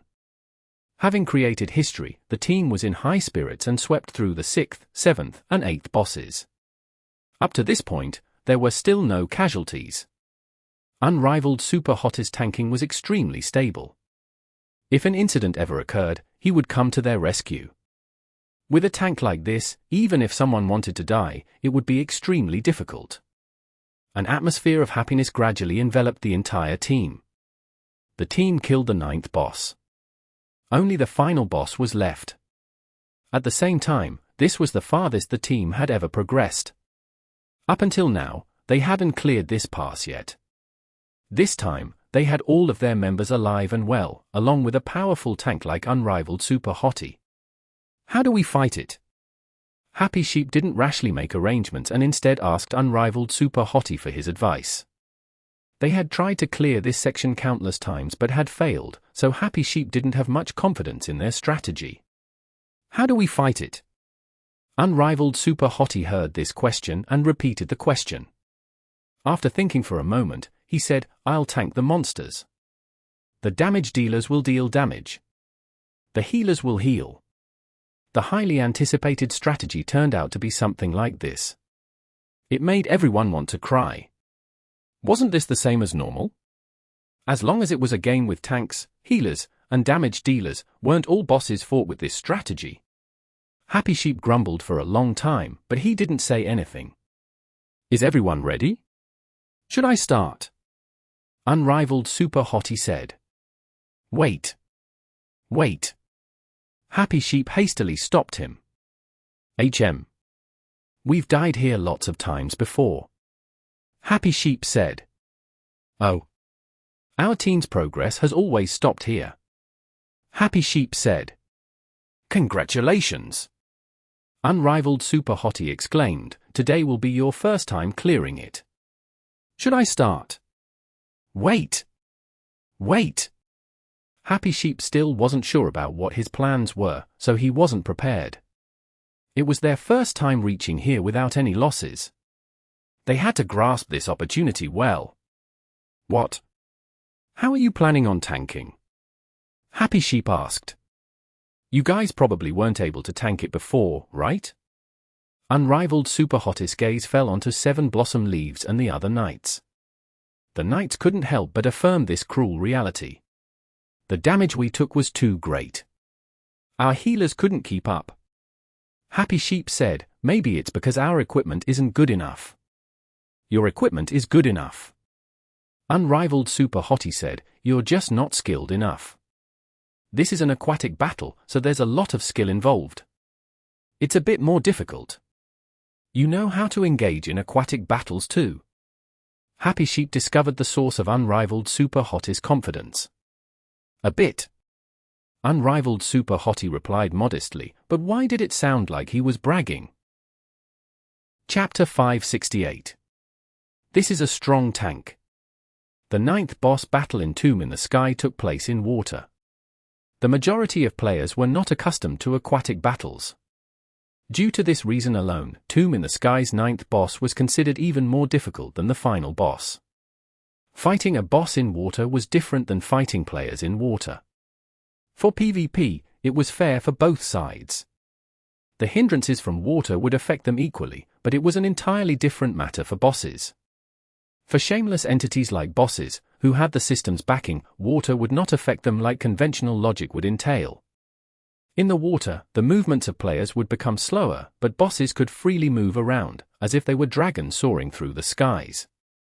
It would be strange if an opponent like this wasn't difficult to deal with. Yishio wasn't surprised 7 Blossom Leaves and the other knights couldn't fight aquatic battles well. Tanking required precise actions. When an attack arrived, the knight had to raise their shield to defend.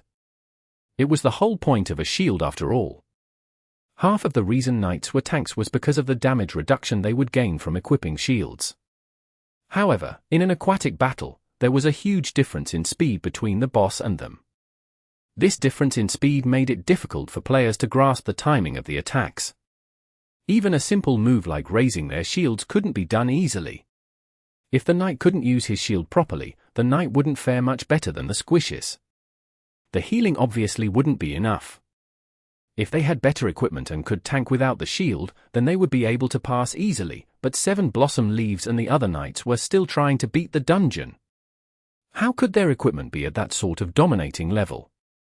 It wouldn't be quite correct to say that the 9th boss of Tomb in the Sky required exceptional equipment. There was no such dungeon that required vastly superior equipment to beat.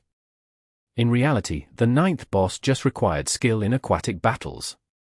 The skill required wasn't anything too demanding. It would be enough if the knight could raise his shield in time to receive the boss's attack. But the problem was that players were unaccustomed to aquatic battles. In addition, the boss wasn't affected by the water in the slightest. Because of these reasons, the majority of players had trouble executing even a simple move like raising their shields. Of course, for someone like Ishio, this move was well within his capabilities despite only having a bit of knowledge in aquatic battles. Difficult and precise aquatic techniques didn't need to be used. Since all he needed to do was raise his shield at the right time, 7 Blossom Leaves equipment was more than enough to tank the boss. If Ishio tried with unrivaled Super Hot's original equipment, Ishio would also feel pressured. It would require him to rely more on dodging the boss's attacks than to tank. His character's movements would be restricted in the water, while the boss wouldn't be hindered, which made dodging much more difficult. Thus, for the 9th boss, Ishio needed to borrow equipment. Now, with better equipment, Ishio didn't feel pressured by the boss at all. The team could just use their normal strategy. He would tank, the DPSers would deal damage, and the healers would heal. Happy Sheep kept asking him how he planned on fighting the boss, but Ishio didn't know what else to say. Just fight with the basic bossing strategy. This was also the place where Happy Sheep's team often wiped out, but they couldn't find any solutions because this boss didn't require any specific strategy. The boss didn't have any extremely powerful moves or anything either. The only difficulty lay in the speed disparity and the player's inability to fight in the water. If they tried a few more times, the tanks would eventually grasp the timing and they would pass the boss with ease. Relax. Just follow along, Ishio said. He ignored Happy Sheep's objection and headed straight over to touch the gear. The gear moved and water poured out from their surroundings. After everyone became submerged in the water, the boss came out and went on stage. Happy Sheep's team, which had wiped out here countless times, started sweating and nervously stared at the boss. Unrivaled Super Hottie was already heading for the boss though. Initiating with a charge, he struck the boss. The battle began. The boss's strength was the same as always. As for Happy Sheep's team, their tank's equipment hadn't changed. The only thing that had changed was a single person. The bubbles and waves from the exchange between the boss and Unrivaled Super Hottie made it so they couldn't even see Unrivaled Super Hottie's name tag. The clerics fixed their attention on his health bar by using the team list. This guy sounded quite confident. He'd better not die after a few blows. It had happened before. The tank pulled the monster and before anyone had a clear understanding of the situation, the tank became a corpse. But what about Unrivaled Super Hottie?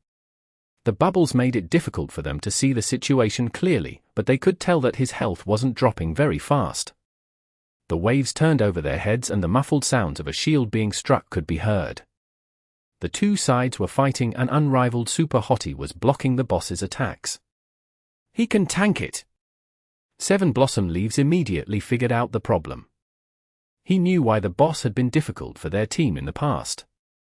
It was because their shields had turned into decorations. They were never able to block the boss's attacks. It wasn't a problem they could fix just by knowing about it. They had tried hard to learn, but today, it looked like someone could finally do it. Heal. Unrivaled Super Hottie gave an order and the clerics began healing. Damage. Unrivaled Super Hottie gave another order and the DPSers began attacking. Done. Unrivaled Super Hottie stated and the boss floated up as a corpse. Done? The team had been stuck here for several weeks, trying all sorts of strategies to tank the boss. Today, it died without any suspense. No accident or danger even arose. The boss fight hadn't even been as scary as when Unrivaled Super Hottie almost turned into Swiss cheese from the spear trap in the very beginning. Happy Sheep's team was completely silent. The boss, which had made them ram their heads against the wall, keeled over in such a normal way. They had a hard time accepting it. The boss fight should have been frightening. There should have been constant cries of fear and dangers all around, accompanied by countless tragedies. Later on, when they stumbled across the topic of this boss again, they should have been able to describe the boss battle for an entire day. But none of that happened. There weren't even any orders during the boss fight. Even the mobs had been more exciting. The incomparably difficult boss died so pitifully. The boss fell and the gear was destroyed. The water drained out and the entire tomb in the sky began to transform. Up until now, Happy Sheep's team hadn't ever heard the boss's roar before. The ground shook like an earthquake, startling everyone awake. The final boss. Unrivaled Super Hottie called out to them. Everyone followed along numbly. After walking for 2 minutes, someone suddenly regained their composure. Team Captain, did you pick up the equipment? OSHA*T. Happy Sheep immediately turned his head. He had been so lost in thought, he had forgotten to pick up the 9th boss drops. Happy Sheep's team had never seen the final boss before. It was their first time.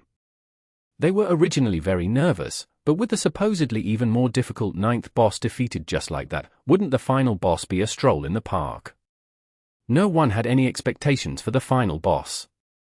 After following Unrivaled Super Hottie, they eventually reached the final boss. You guys have only gotten to the 9th boss, so that means you've never fought against this boss before, right? Unrivaled Super Hottie asked. We've never fought it before. Happy Sheep answered. Then have you read the guide for it?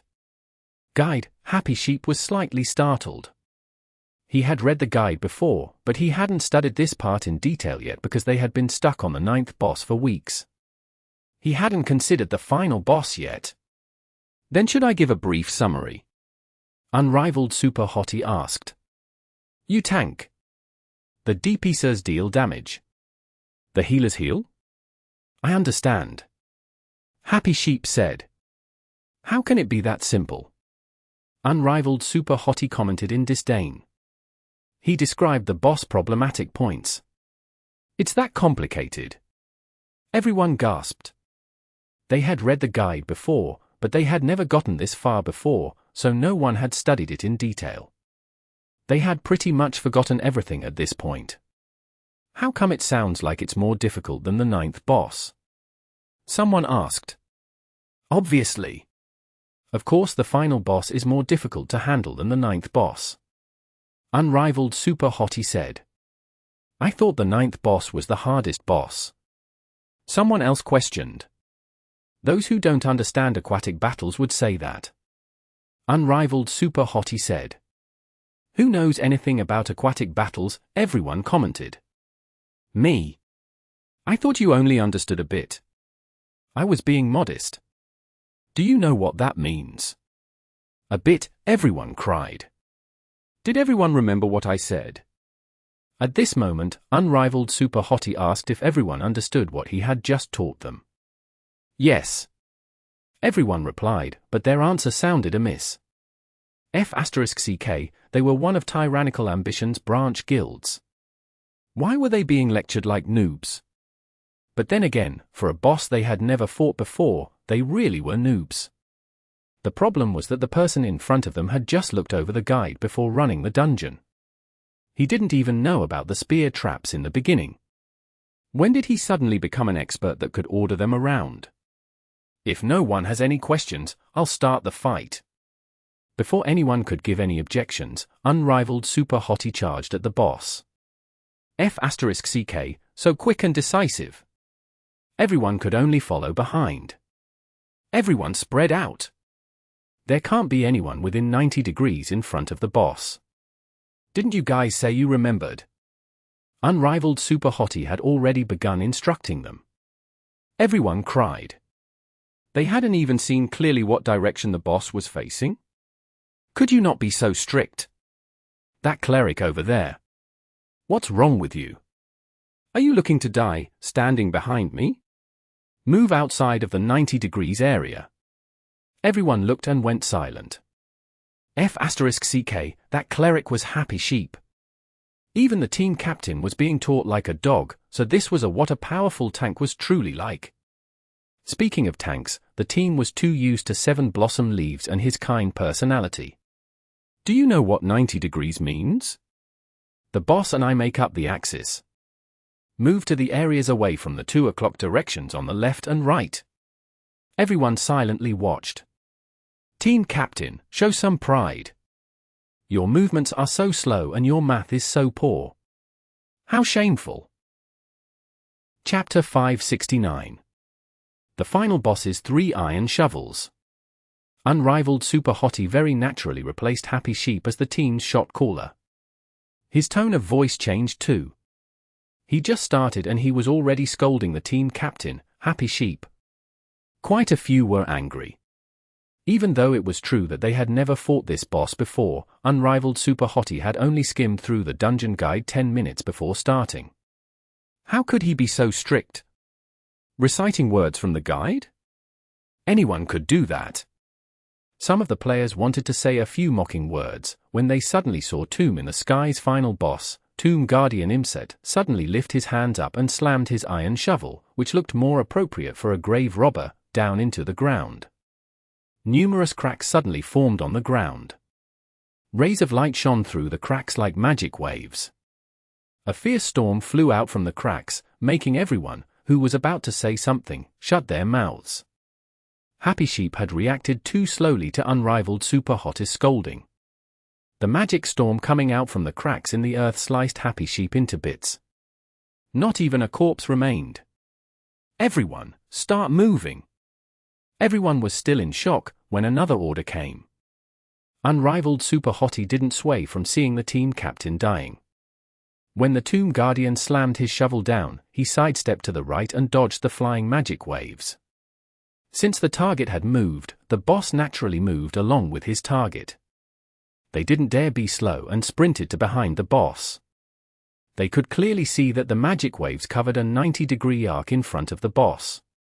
Unrivaled Super Hottie had given a reminder, but Happy Sheep had been too slow, so of course he got clapped to death. However, the team captain's sacrifice hadn't been for nothing. Everyone now realized the terror of this attack. This kind of feeling couldn't be felt from watching a video or reading a guide.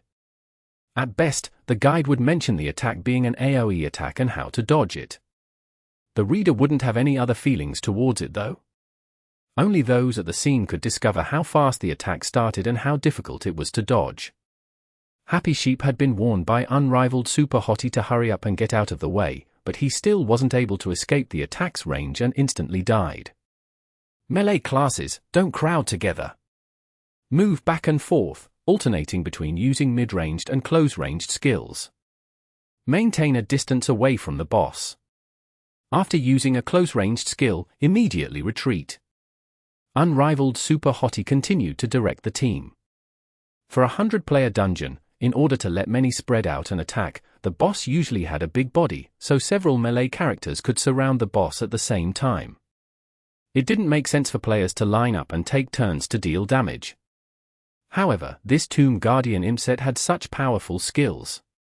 A quarter of the area instantly became a dead zone, making it so there wasn't space for the melee classes. Imset was quite big, but he wasn't a huge dragon, which dozens of players could surround. At this moment, everyone once again realized the terror of this attack. Because it created a 90-degree dead zone in front, they had to head to behind the boss. Everyone rushed to behind the boss. The long-ranged classes didn't have a problem, but the melee classes had trouble moving.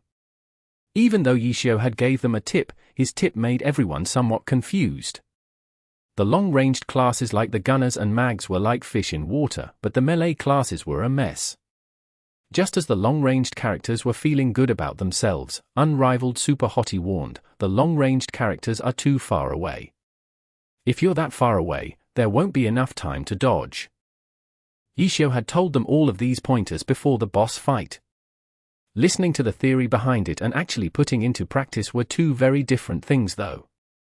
When the AoE attack came out, everyone had been too busy and had forgotten about his pointers.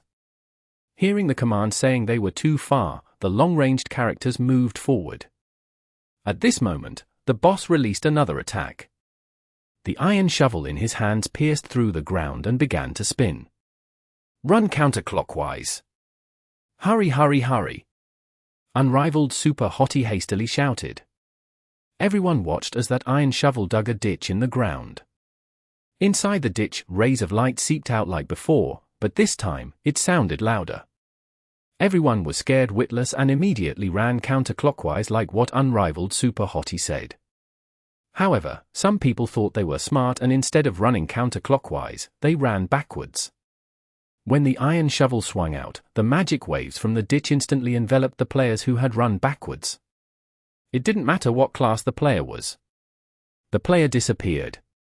In just a short moment, Happy Sheep's team lost another 6 players. The remaining didn't dare be slow. Only now did they understand that every single one of Unrivaled Super Hottie's commands weren't without reason. If he wanted you to run around in a circle, then you around in a circle. Those who didn't listen would be like the team captain and the other 6 who had died. Happy Sheep had simply reacted a bit too slowly, but the other 6 didn't listen because they thought they were smart. The iron shovel streaked across the ground in a semicircle. At this moment, the long-ranged classes knew why they couldn't be too far away. If they stood too far away, the radius of the semicircle would be larger and the amount of time needed to get out of range was longer. They might not be able to move fast enough before the boss started the attack. To dodge this attack, they needed to run in front of the boss, the opposite side from their current position. If they moved too slow, the attack would touch them and the deathlight would envelop them. Both attacks had killed players in the team. Happy Sheep's team became more and more nervous with each attack. Even though they knew the final boss couldn't be beat just by standing there, the difficulty of the final boss exceeded their expectations. For example, if Unrivaled Super Hottie hadn't warned them ahead of time to run in a counterclockwise direction, no one would have noticed the boss's attack and the team might have wiped out right then and there. Move away from position 3. Clerics, pay attention to everyone's health. Everyone was still trying to catch their breath when Unrivaled Super Hottie gave another order. The boss was about to cast another powerful spell. Move away from position 3. It sounded like an unclear statement, but Unrivaled Super Hottie had explained it to them before. Position 3 referred to one of the sides of the boss. The command meant no one could be within that area. Pay attention to everyone's health gave everyone a vague understanding of the boss's next move. After all, even those who had never eaten pork before had seen a pig run. Right when Unrivaled Super Hottie's voice fell, the boss's iron shovel turned and dug into the ground. The boss dug in the position 3 location. Even though everyone had received the orders, in that short moment, some of them hadn't been able to see clearly which spot was the 3rd position. A few even made the mistake of running into position 3. Some of the players were directly killed by the shovel. Some of the players were scooped up into the air by the shovel and also died. After a few fearful cries, the dirt scooped up by the shovel fell down. The dirt carried magic waves, but the waves didn't seem too strong. The dirt flew into the air and rained down all around the boss. The players now knew that it wasn't possible to dodge the attack. The boss completed the movement in an instant. When they saw the dirt fall, everyone wanted to run away in panic, but they still vaguely remembered the warning. Make sure you avoid position 3. Fortunately, a warning was made and the dazed players instantly became alert. They saw that they were moving towards position 3 and cold sweat drenched their backs. The warning had been too slow. As soon as they neared position 3, more magic waves surged forth and directly killed them. If the Tomb Guardian Imset was one of the 24 classes in Glory, Imset would be a thief class. It was a trap. His attack basically set a whole bunch of traps onto the ground. Was this guy a Tomb Guardian or a Tomb Robber? They didn't have time to think about this detail though. The dirt raining down couldn't be dodged. Fortunately, the dirt didn't do too much damage. The clerics focused and quickly healed everyone back up. At this moment, the clerics had forgotten about a very basic issue. The tank. The tank hadn't taken any damage, so the clerics hadn't paid attention to him. In this moment of tension, the tank still didn't need help. When the clerics looked at the names on the team list and healed whoever was missing health, none of them touched unrivaled Super Hottie. All of the dirt fell, and after this wave was over, everyone's health returned to full. The clerics naturally began paying attention to the tank again, but failed to notice this point. Because they weren't the only one. One of the clerics might not have healed the tank, but the others might have. As a result, when they saw unrivaled Super Hottie safe and sound, none of the clerics thought the tank had taken care of himself. Stay orderly. The boss only has these 3 iron shovels. Everyone pay attention to them and this fight will be a breeze. After the 3 iron shovels came out, 14 players had died, including the team captain. But what they didn't know was that these losses were considered light for first-time challengers. In reality, any team facing Tomb Guardian Imset wouldn't have it as easy as Happy Sheep because none of them had a tank at Yishio's skill level. When the third attack came out, the clerics would have to take care of the tank and the entire team. The clerics had a huge amount of pressure weighing on them. If they messed up, many would die. But Happy Sheep's team had met a tank like Yishio. For this attack, the clerics didn't need to look after him. They only needed to care about the rest of the players, which was how they got through this attack so easily. If 7 Blossom Leaves or the other knights had been tanks, at least half of the team would have died. Chapter 570. Sworn Enemy. The final boss battle continued. After experiencing Tomb Guardian Imset's 3 iron shovels, Happy Sheep's team didn't dare to get distracted. Besides focusing on the fight, everyone only had one thought going through their minds. After exiting the dungeon, they were definitely going to look for those people who claimed the 9th boss was more difficult than the final boss and give them a good beating. That 9th boss couldn't even compare to even one of Imset's 3 iron shovel attacks. At the teleportation formation for Tomb in the Sky, Happy Sheep waited in worry. He had a premonition that the final boss battle would be difficult, but he had been the first to die. He had never imagined that would happen. The team had reached the final boss without any casualties, so he had just wanted to share his excitement with someone else, but his typing had delayed him from moving, so when the battle began, he had moved slightly slower than the others. Who would have thought that this boss would be so ferocious and immediately start off by slamming his iron shovel down? Happy Sheep was upset. The boss battle had just begun. They hadn't cleared the dungeon yet. Why had he been so cocky? When a player died in a dungeon, the player wouldn't drop any equipment, but the player would still lose experience. Besides that, due to the vicious environment known as the Heavenly Domain, when a player revived, the player would be at full health without any loss in stats. Tomb in the Sky was located in the air and could only be reached through several teleportation formations in the Heavenly Domain. When Happy Sheep revived, he was sent to the formation, which they had used to enter the dungeon. Happy Sheep discovered that he had been thrown into a group of players and immediately took up his guard. This was a basic survival skill in the Heavenly Domain. Being thrown into a group of players was just as dangerous as being thrown into a group of monsters. Soon afterwards, Happy Sheep saw the names on top of the players in the group and relaxed. These people were a team from Tyrannical Ambition's 5th branch. Right now, they were sitting or standing near the teleportation formation. No one said anything. They didn't seem too energetic. Happy Sheep was from the 4th branch. These players were from the 5th branch.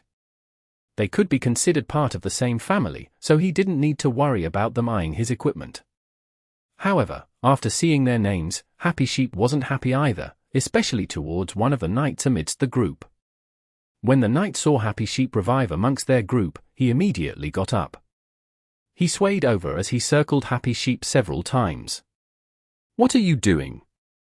Happy Sheep shouted, but his tone of voice sounded like he was showing strength on the outside, while actually being weak on the inside. "Did I see wrong?" This knight circled around a few times and stood still after hearing Happy Sheep's shout, "Isn't this team captain, Happy Sheep? I heard that you guys reached Tomb in the Sky's final boss without losing any players. How come I see you here? Let me see, the time it's been since you talked to me. D*MN, it's been half a minute. Did the boss instantly kill the great Happy Sheep?" Happy Sheep wanted to cry. This was why he didn't feel happy. Because this guy was the person he had just shared his excitement with, Tyrannical Ambition's 5th branch team captain Wolfhead. The system might not recognize the 4th and 5th branch as a single guild, but everyone was still under Tyrannical Ambition. They were all fans of Team Tyranny too, so they all treated each other as members of the same guild. However, the teams of the branch guilds liked to compete with each other. It was similar to how different groups in the same company competed with each other. This dungeon progress was one place where they competed in. Happy Sheep's team and this wolf team had similar progress percentages from the very beginning. Both of them were stuck in Tomb in the Sky, so they had always viewed each other as rivals. Today, with the help of unrivaled Super Hottie, not a single player had died before reaching the final boss. He felt like this was definitely an astonishing accomplishment, so he had gone and shared the news with his competitor. Who knew that today truly would be a day where history was created? The team captain Happy Sheep was the first casualty of the team. Even worse, after dying, he dropped right into Wolf's team. He didn't even know if Wolfhead had even finished reading about the excitement he had shared before he landed in their team. Happy Sheep really wanted to log out, but he still wanted to keep up with the situation in the dungeon. He could only grit his teeth and wait for the results. Facing Wolfhead's questioning, Happy Sheep felt grim. He coldly humphed and shifted topics. "What are you guys doing? Are you planning on entering the dungeon or preparing to exit the dungeon?" His words were obviously to prick at Wolfhead's sore spot. Today was the day before Tomb in the Sky refreshed. Teams would finish their dungeon run and then review it today. If they were gathered at the entrance, it could only mean they had come out after dying. This wolf team had been Happy Sheep's opponent for many years, so he understood his style. "HMPH, don't be so happy. You died and came out, which means your team is pretty much done for, no? A team reaching the final boss without any casualties, TCH," Wolfhead repeated the information typed out when Happy Sheep shared his excitement.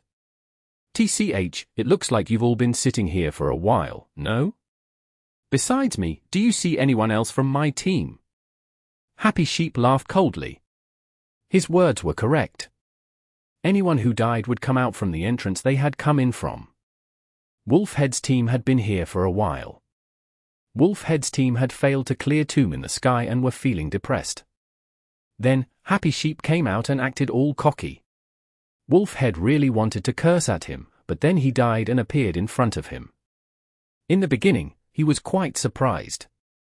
After collecting his thoughts, he felt incredibly happy. At this moment, Happy Sheep raised this issue. Wolfhead had no way of answering because no one else had come out besides Happy Sheep, but right when Happy Sheep finished talking, pa. 6 of Happy Sheep's players respawned. "Oh!" Wolfhead shouted in glee and immediately welcomed them. "You've come." The 6 players came out and were still at a loss. When they heard him asking them a question, they replied back foolishly, "Here." Happy Sheep wanted to cry again. What's up with today? Everything was happening at the wrong time. All the coincidences were going against him. What terrible luck. He must have gotten on the wrong side of the devils. The 6 players foolishly replied to Wolfhead and saw their team captain. They immediately waved at him. Happy Sheep couldn't care about Wolfhead at the moment and hastily asked, "How is it going?" "How else could it be? They died." Wolfhead replied in response. Happy Sheep sucked in a deep breath. "Ignore him. The 6 players nodded their heads and agreed, we died. No *T, Happy Sheep wasn't in a good mood, I can obviously tell that you guys died. I'm talking about the boss. Is the situation stable? They died. How could it be stable? Wolfhead replied to his question again. Those who couldn't even beat the 9th boss, step aside. Happy Sheep snorted. He couldn't say this last week, but he could say it now. Wolfhead was at a loss for words. They really were stuck on the 9th boss. This time, their dungeon run had been even worse. They hadn't even gotten to the 9th boss before wiping. TCH, how much better could they be? You beat the 9th boss once and now you're so cocky. You're still going to fail at the final boss. I say, the 9th boss is even more difficult than the final boss. None of you died on the 9th boss, but the team captain died at the start of the final boss. Something isn't right. Check your message again. Did you type it wrong? Are you talking about the 9th boss? Did you mistake the 7th or 8th boss for the 6th boss? Wolfhead chattered. Happy Sheep was about to die from anger, but reality wasn't helping him. He really had been cocky and then bang, he died.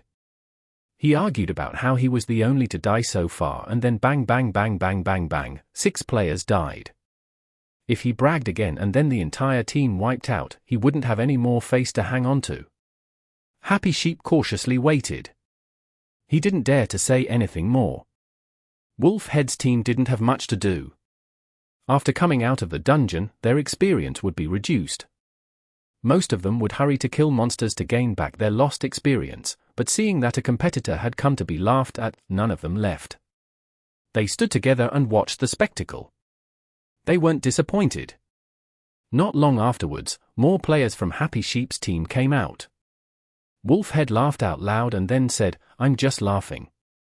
I won't say anything. Happy Sheep paled.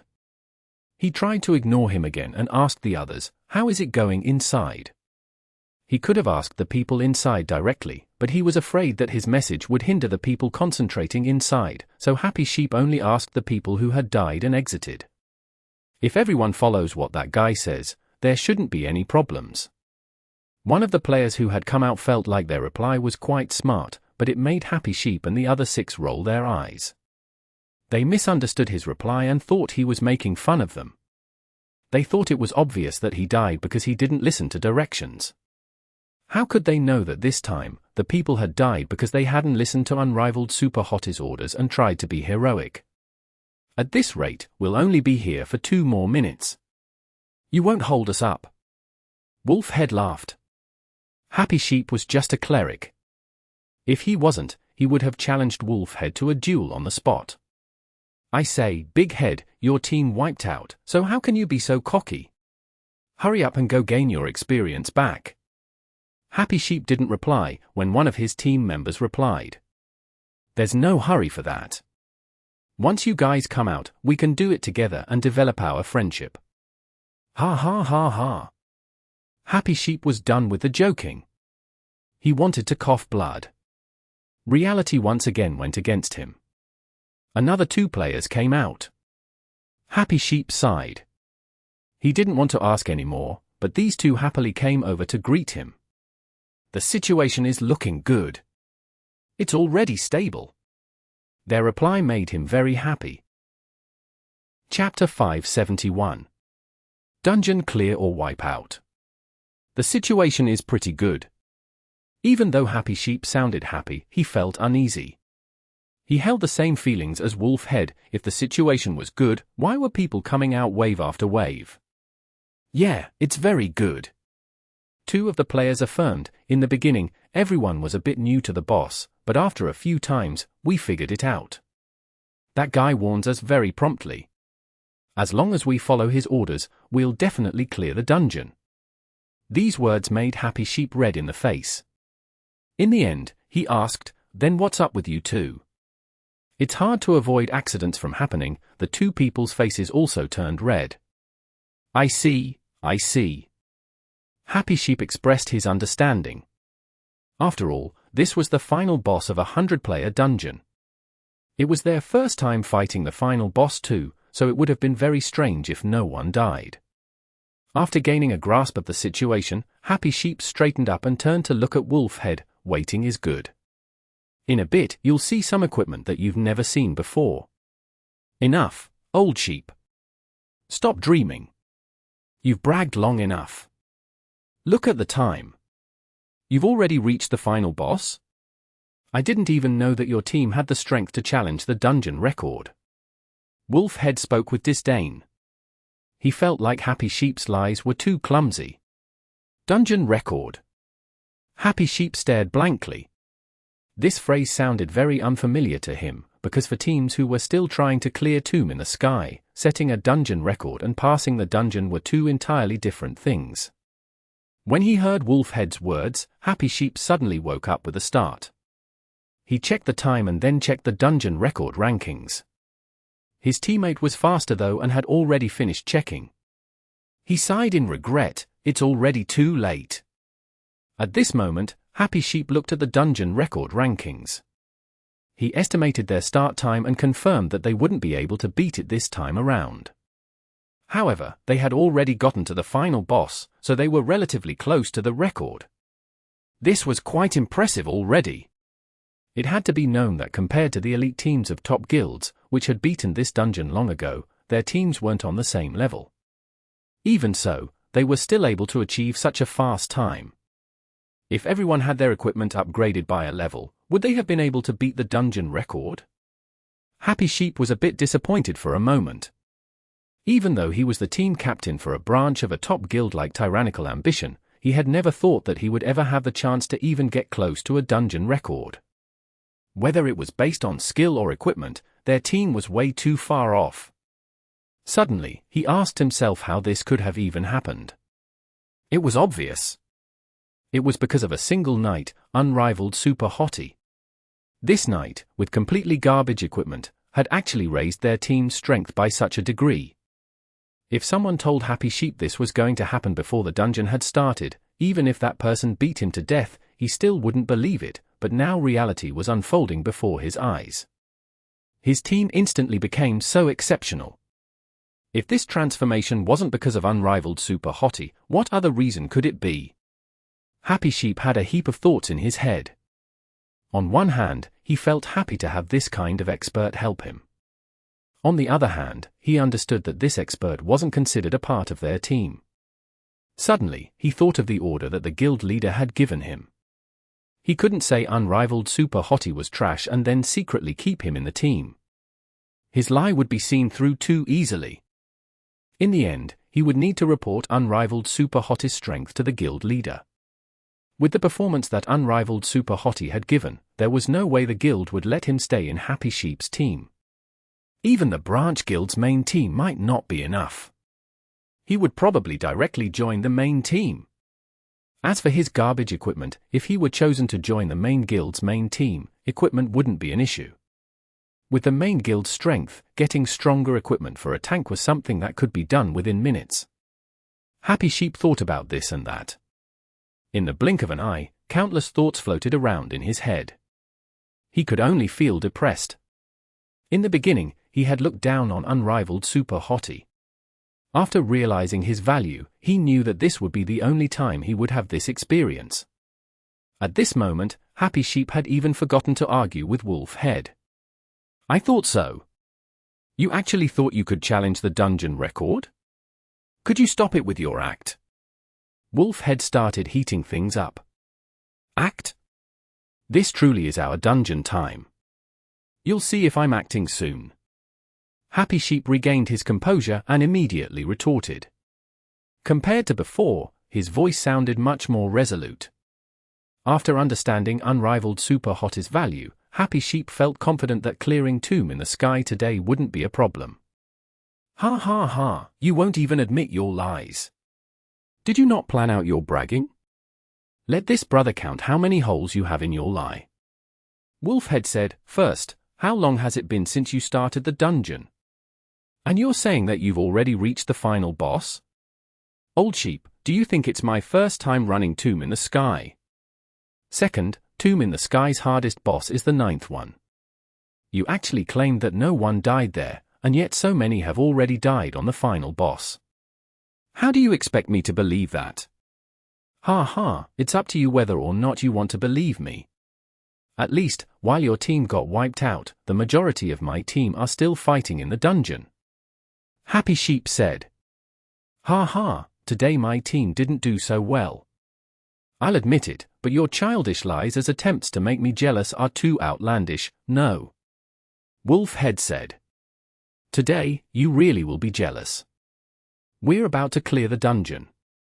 Happy Sheep didn't care about the risk of not actually beating the final boss. Wolfhead's words had gotten to him and he lost his patience. When he thought about how this incredible knight wouldn't be able to stay in his team, Happy Sheep only felt more terrible. Oh really? Then I'll wait. I'll wait for you to make me jealous. Wolfhead continued to look at him in disdain. Happy Sheep ignored him and waited with his teammates for the news. Second after second passed. Besides the two who had just died, no one else came out. Happy Sheep was naturally joyful. It meant the situation was under control. When Wolfhead saw no one from Happy Sheep's team dying, he suddenly felt uneasy. He felt like his analysis was completely correct, but after hearing Happy Sheep talk about it with his teammates, why did it seem like Happy Sheep had some sort of expert help him today? But the problem was Wolfhead knew Happy Sheep's skill. What type of expert could bring his team up by such a degree? Wolfhead couldn't imagine it. He still felt like Happy Sheep was only doing well in this run, so he exaggerated a bit. How could he believe that his team really did make a breakthrough? After a while, players from other teams came out. Only a few were from Happy Sheep's team. None of them brought bad news. All of them expressed how they died because they had been careless. The situation was stable. Unrivaled Super Hottie said the crucial moment is when the boss starts going berserk at 10% health. Once we pass that obstacle, there won't be any more problems. What percentage was the boss's health before you died? We were just about to get there when I died. One person said. As soon as he finished, shua shua shua shua. Another 10 players of different classes from Happy Sheep's team came out. Happy Sheep suddenly felt his chest tighten. Naturally, Wolfhead laughed with glee. Ha ha ha, what's wrong? You couldn't hold on? It seemed pretty peaceful before. Were you guys killing off the small mobs? Now it's the boss? Are you finally at the 9th boss yet? What's the situation? Happy Sheep ignored Wolfhead and hastily asked the 10 who had come out. Enraged. How fierce. The 10, who came out, replied. Before the enraged stated, Unrivaled Super Hottie explained to them in detail what to watch out for, but as soon as the boss became enraged, 10 of them were unable to keep up and died. Because they died too quickly, they didn't know about the situation afterwards. However, after their wave, no one else came out. It seemed like the situation was stable again. Happy Sheep wasn't in the dungeon, but he was more nervous than anyone else. His right hand was drenched in sweat. The team has to pass. Happy Sheep prayed because he knew that after this run, there was no way Unrivaled Super Hottie would continue staying in Happy Sheep's team. Without Unrivaled Super Hottie, their team would go back to the way it was before. They would probably be stuck on the 9th boss again. With Wolfhead acting so savagely today, he had to slap him back. If it returned to their previous competition, then no one knew who would beat the dungeon first. A few more players from Happy Sheep's team died and came out. Happy Sheep immediately grabbed them to ask how the battle was going. These guys told him the team turned into a mess after the boss turned enraged. They didn't know what was going on inside. BAA tilde tilde BAA tilde tilde BAA tilde tilde Wolfhead saw Happy Sheep ignoring him and told his team to start making sheep sounds together to give Happy Sheep's team some beautiful background noise. This was one of the many ways that they mocked Happy Sheep's team. Their BAing was equivalent to chanting die die die. They shouted happily with smiles on their faces, when suddenly white light began to glow around the formation. A whole bunch of characters came out. Happy Sheep looked and saw that it was their players. Did they pass? Or was it a team wipe? Chapter 572. Who is this person? After being nervous for so long, the moment of truth had arrived. Happy Sheep usually pounced on the incoming players immediately, but his nervousness stopped his brain from functioning properly. He didn't ask. He asked himself a question: pass or fail. It was only an instant, but it felt like a long time. Happy Sheep was on edge. He wanted to ask, but was too afraid to ask at the same time. He hated how he couldn't see the expressions of the people controlling their characters. At this moment, everyone walked out from the formation and saw their team captain. As if the lid to a pot of boiling water had been lifted, they erupted with excitement. Did we clear it? We cleared it. A brief exchange told them all the information they needed to know. Excitement filled Happy Sheep's heart so much so that it poured out. We actually cleared it. Happy Sheep questioned whether or not he was in a dream. He snatched a person by the arm and asked for confirmation. We really did pass. Captain, look. The person speaking was the vice-captain of the team. He allowed him to view the 3 pieces of equipment that had dropped from the final boss. A 100-player dungeon required the efforts of 100 players. The rewards would obviously be much greater than the rewards from a smaller dungeon. In a smaller dungeon, it was very rare to get 2 purple equipment in a single run, but in a 100-player dungeon, it would be a disappointment. What was 2 purple equipment? 3 or 4 purple equipment was considered normal. The reward for the dungeon record for this dungeon were 2 pieces of orange equipment and 3 pieces of purple equipment. Currently, no one had touched the dungeon record in a long time. Even for a 100-player dungeon, orange equipment wasn't easy to get. Even more so, 2 drops. The players thought the system had made a mistake. Getting 2 orange drops at the same time usually only happened for once a week wild bosses. Happy Sheep's team had also gotten 3 purple equipment. Their luck wasn't good, but it wasn't bad either. For them, the final boss drops were secondary. They had finally beaten the dungeon that had plagued them for several weeks. That thrill of success was what made them happy. Big Head, do you see it now? Ha ha ha ha. Happy Sheep raised his eyebrows and laughed. He could finally share his joy with Wolf Head. Before, he had come across some accidents, which ruined his excitement. Impossible. Wolf Head saw the vibe of happiness coming from Happy Sheep's team and felt extremely envious. No one wanted this type of joy more than the team captain. Even though Happy Sheep's team really did look happy, Wolf Head refused to believe the truth. With your strength, even if you cleared the dungeon, it couldn't have been that fast. Wolf Head denied. Is it really that fast? It's only okay, isn't it? Happy Sheep grinned. At this moment, he looked at the tie. They were still quite far from the dungeon record. Happy Sheep realized that he had looked down on the final boss too much. They had been pretty close to the record run when they had arrived at the final boss, but once they began fighting the boss, the record run far outpaced them. Even so, for a first-time clearing team, this speed was already exceptional. It wasn't a surprise that Wolf Head had a hard time believing it. If Happy Sheep had been in Wolf Head's shoes, he wouldn't have believed it either. However, reality was reality. After sharing his joy, Happy Sheep didn't care if Wolf Head actually believed him or not. Only someone lacking in confidence would hastily try to convince a denier. The more he saw how angry Wolf Head was becoming, the better he felt. This was the truth. Whether or not Wolf Head believed him, these were the results. One couldn't deny reality. Look, look. Look at me. Happy Sheep intentionally squabbled with Wolf Head. He didn't hastily explain the truth to him. He took the boss drops and equipped the. In Glory, equipment didn't have class restrictions. It was just a question of whether or not the equipment suited the class. Happy Sheep acted like he was a model and ignored his status as a cleric. He put on the 3 pieces of equipment and paraded proudly towards Wolf Head. Impossible! Impossible! Wolf Head mumbled to himself. He couldn't help but turn to look at Happy Sheep and stare at his 3 new equips. Ha ha ha, face reality, big head. Keep trying and maybe after 10 more weeks or so, you'll also get the chance to wear these equips.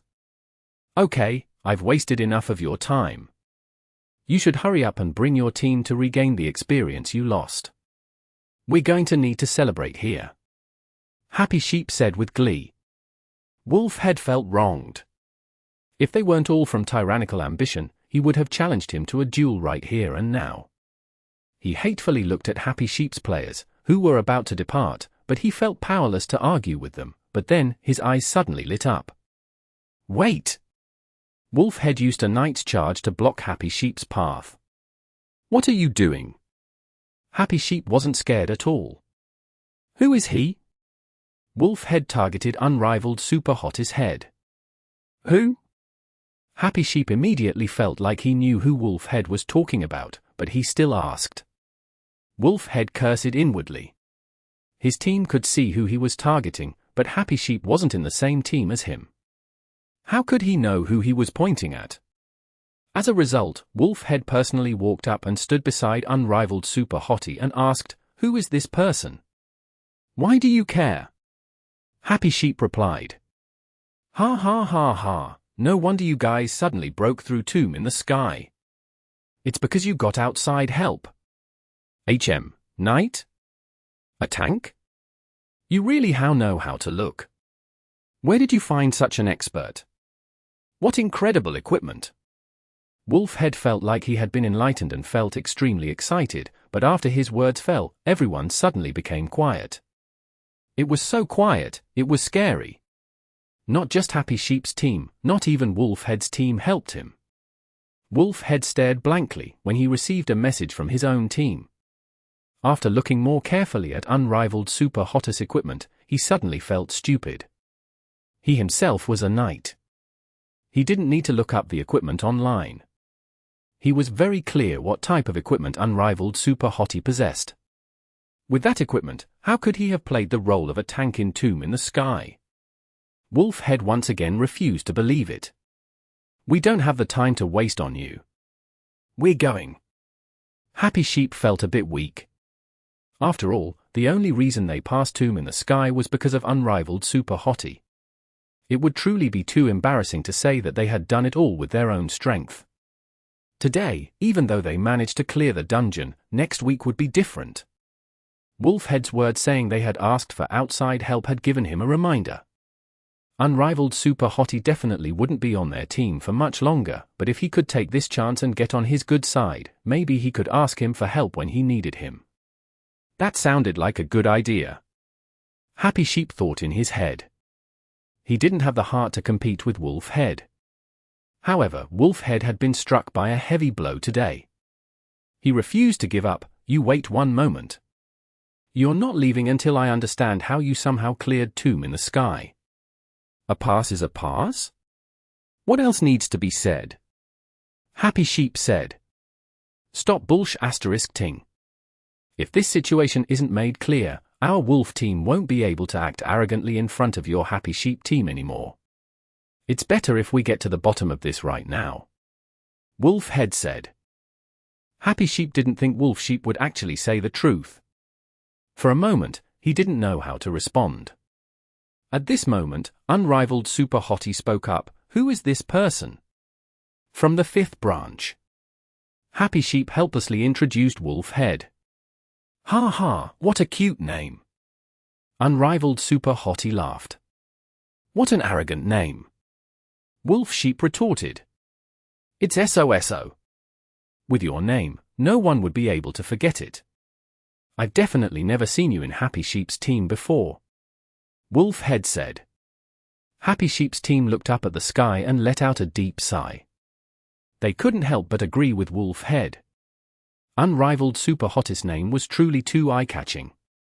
So what? Unrivaled Super Hottie asked. We have to get to the bottom of this. If Happy Sheep really did find outside help to clear this dungeon, then that means they didn't do it with their own strength. Stop pretending in front of me. Wolfhead said.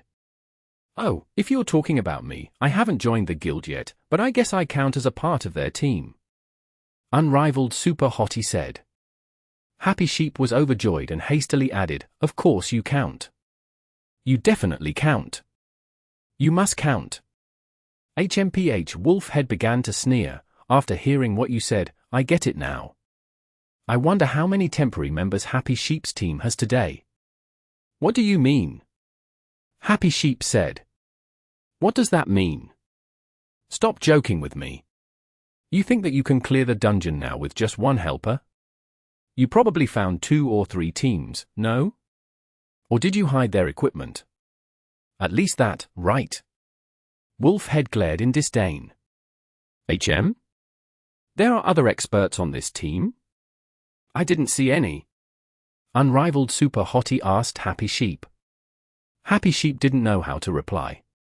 Even though Unrivaled Super Hottie had proved Happy Sheep didn't have any other outside help, what was he implying? For one of Tyrannical Ambition's branch guilds, their 100-player team should have quite a few experts, no? Why did it sound like Unrivaled Super Hottie denied that there were any experts at all? "You'd better not tell me that this is the only new person and you beat the dungeon with him," Wolfhead said.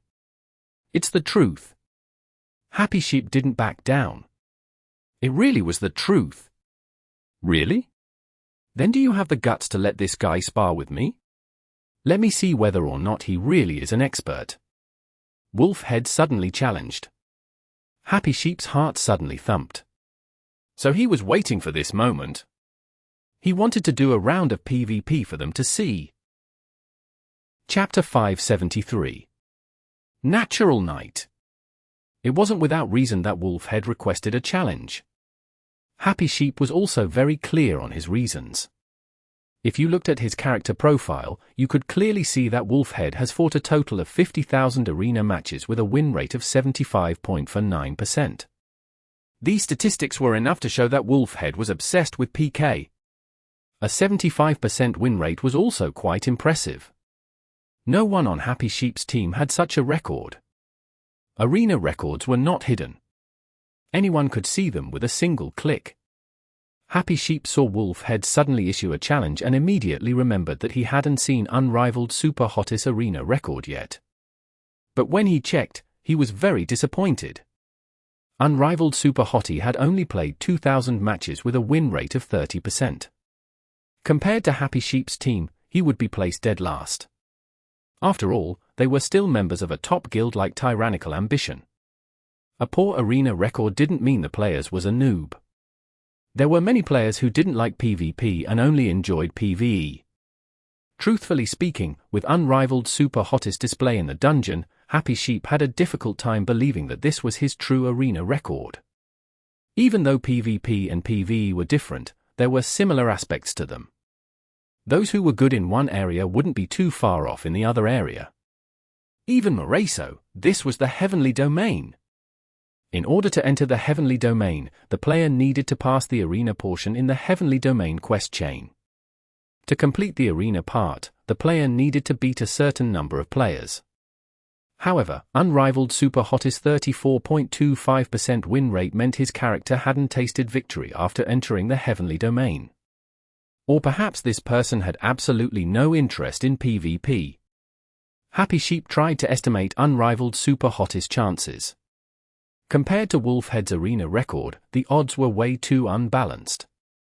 Right when he was about to make an excuse, Unrivaled Super Hottie actually took the initiative to respond, "Spar. That sounds good. PvP is actually my strong point. Are you serious?" Happy Sheep blurted out after looking at Unrivaled Super Hottest win rate in the arena. "With a name like mine, I can't have any weaknesses." Unrivaled Super Hottie replied in a modest tone, making everyone speechless. Happy Sheep didn't know how to respond. Wolfhead had clearly looked at Unrivaled Super Hottest arena record. This guy's words and win rate were the complete opposite of each other. Along with this guy's name, Wolfhead had already judged this person to be a megalomaniac. He didn't poke any holes at the contradiction between Unrivaled Super Hottest words and arena record.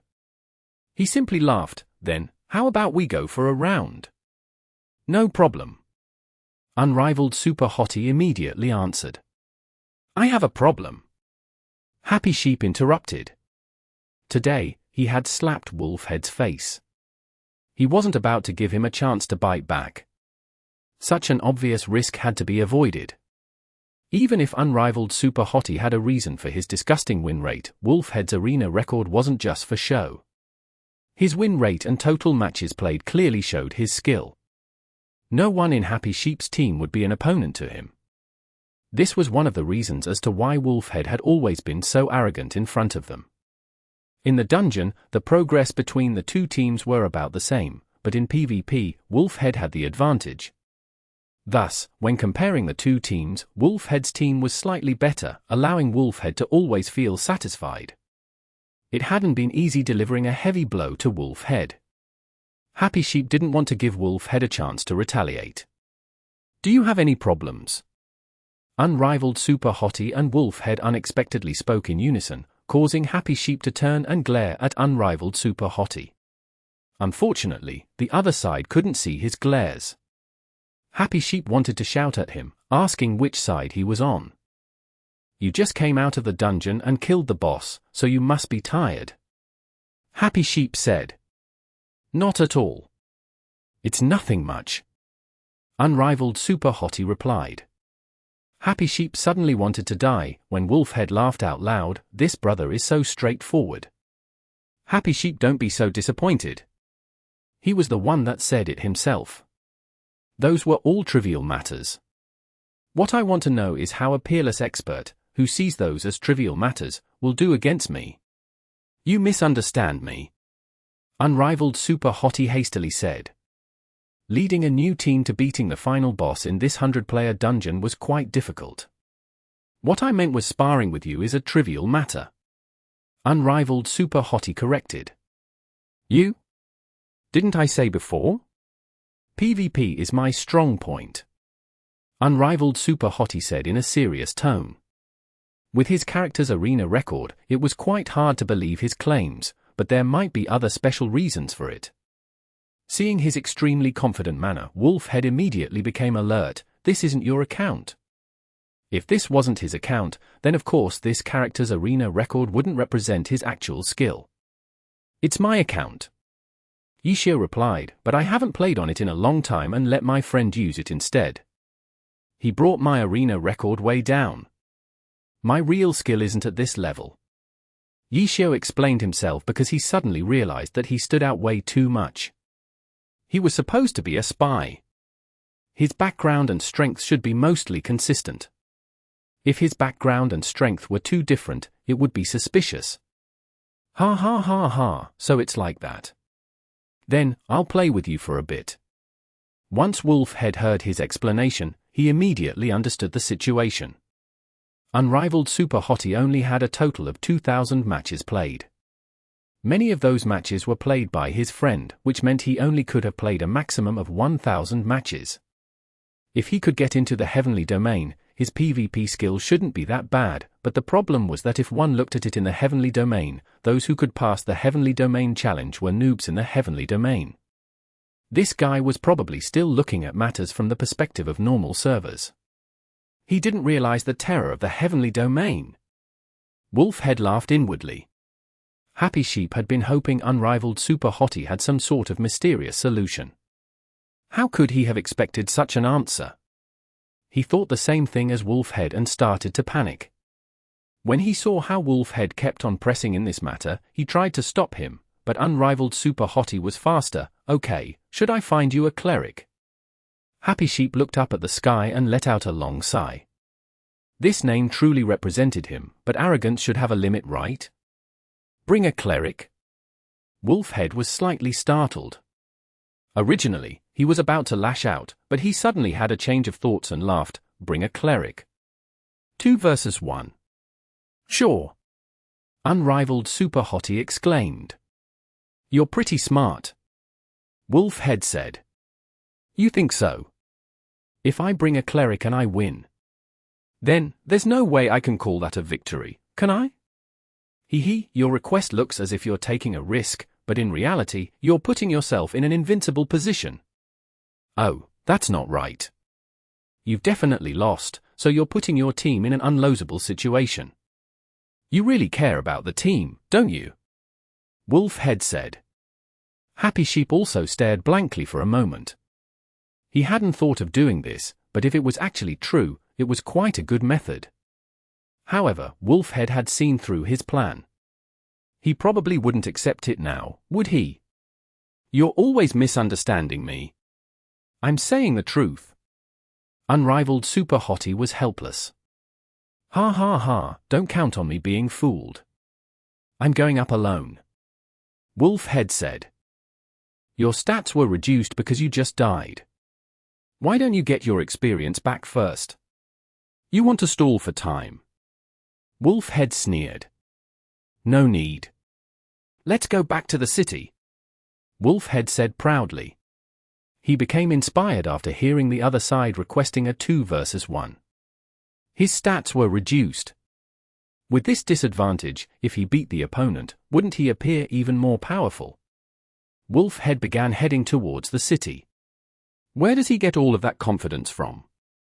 Unrivaled Super Hottie asked Happy Sheep. What? Happy Sheep stared blankly for a good while. After a pause, he regained his composure. Are you talking to me? Yeah. No way. Happy Sheep couldn't believe it. What? That's what other people should be saying about you. This he is referring to yourself, right? Happy Sheep cried. Wolfhead hadn't gotten very far yet, so he heard them speak. He had misunderstood initially. He thought someone else was trash-talking Unrivaled Super Hottie. He had been laughing inwardly, but who would have thought Unrivaled Super Hottie had been trash-talking him? Wolfhead immediately stopped and turned around. Please. Open your eyes. Look at my arena record before you continue talking. Oh, got it. Unrivaled Super Hottie replied, but then said to Happy Sheep, did you hear him? What he just said is my reason for confidence. What are you talking about?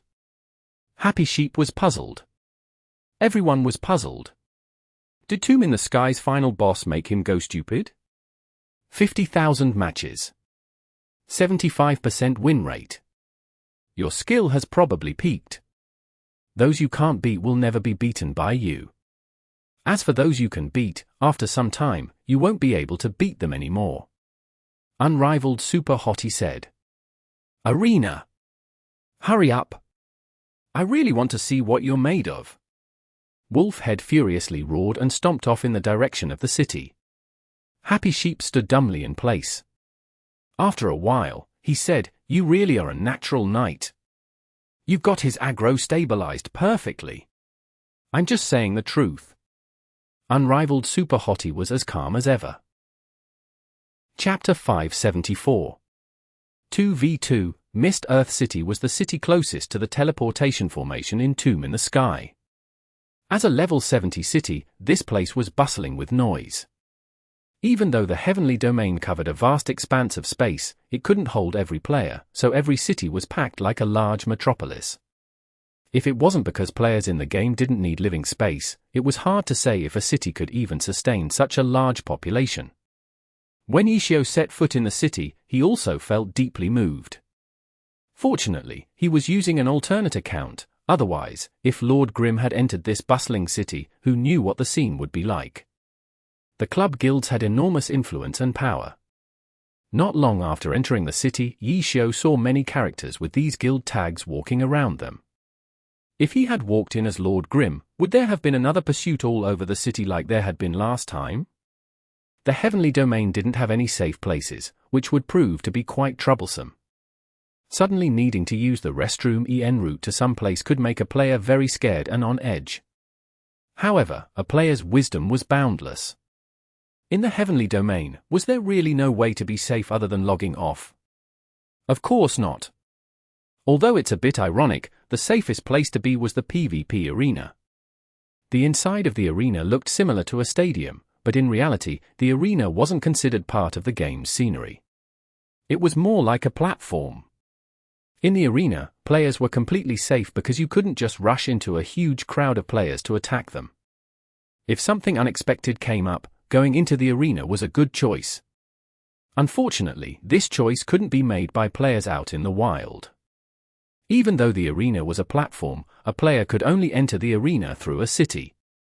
Running all the way to the city in order to use the restroom clearly wasn't worth the trouble. It would be much more efficient to just log off. Both Happy Sheep's team and Wolfhead's team gathered at the arena. They obviously weren't there for safety reasons.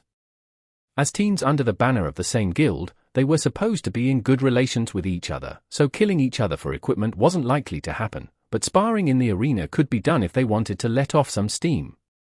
Wolfhead's hostility towards unrivaled Super Hottie had reached its peak. After leading his team into the arena, he opened a room and notified Happy Sheep. Along the way, Wolfhead gradually calmed down and began carefully preparing for the match. As a player with 50,000 matches in the arena, Wolfhead had a lot of experience in PvP battles. Unrivaled Super Hottest words angered him, but after thinking about it carefully, he also became somewhat fearful. Because Unrivaled Super Hottie accurately pointed out a problem that he had been facing for a long time. Wolfhead had reached a 75% win rate a long time ago, but afterwards, the only thing that increased was the number of matches that he played. His win rate was stagnant and stayed around 75% and never increased. Opponents that he couldn't beat before still couldn't be beat by him. And some of the opponents he used to be able to beat could now beat him. As their win rates went up, they became extremely difficult opponents for him. Others might think that Unrivaled Super Hottie was taunting him, but this taunt hit too close to home. He had never met this guy before. The more he felt like this person wasn't simple, the less confident he became. A short moment later, Happy Sheep brought his sheep into the arena. Happy Sheep originally thought Wolfhead would jump on stage and loudly announce the match to everyone, but when he looked, Wolfhead wasn't even on stage yet. What is this guy scheming? Happy Sheep felt uneasy. With his understanding of Wolfhead, when he looked at this scene, he immediately felt that something unexpected had happened. So you finally arrived. Just as he was thinking about it, Wolfhead spoke. Then, let's start. Wolfhead continued. Following afterwards, he appeared on stage, but it wasn't just him. There was another person too. Wolfhead, Wolfclaw. You? Shameless. Happy Sheep immediately shouted. Happy Sheep recognized Wolfclaw. Wolfclaw was the lead cleric on Wolfhead's team and wasn't any less skilled than him. Unrivaled Super Hottie had asked if the other side wanted to bring a cleric and Wolfhead responded with ridicule. However, now that it was actually time to start the match, he had actually brought a cleric. Relax, I'm not going to fight 2 versus 1. That wouldn't count as a victory, so there's no point. I'm saying that you guys can also send another person up for a 2v2. Wolfhead said. 2v2? Happy Sheep was startled. No need. Just me alone is enough.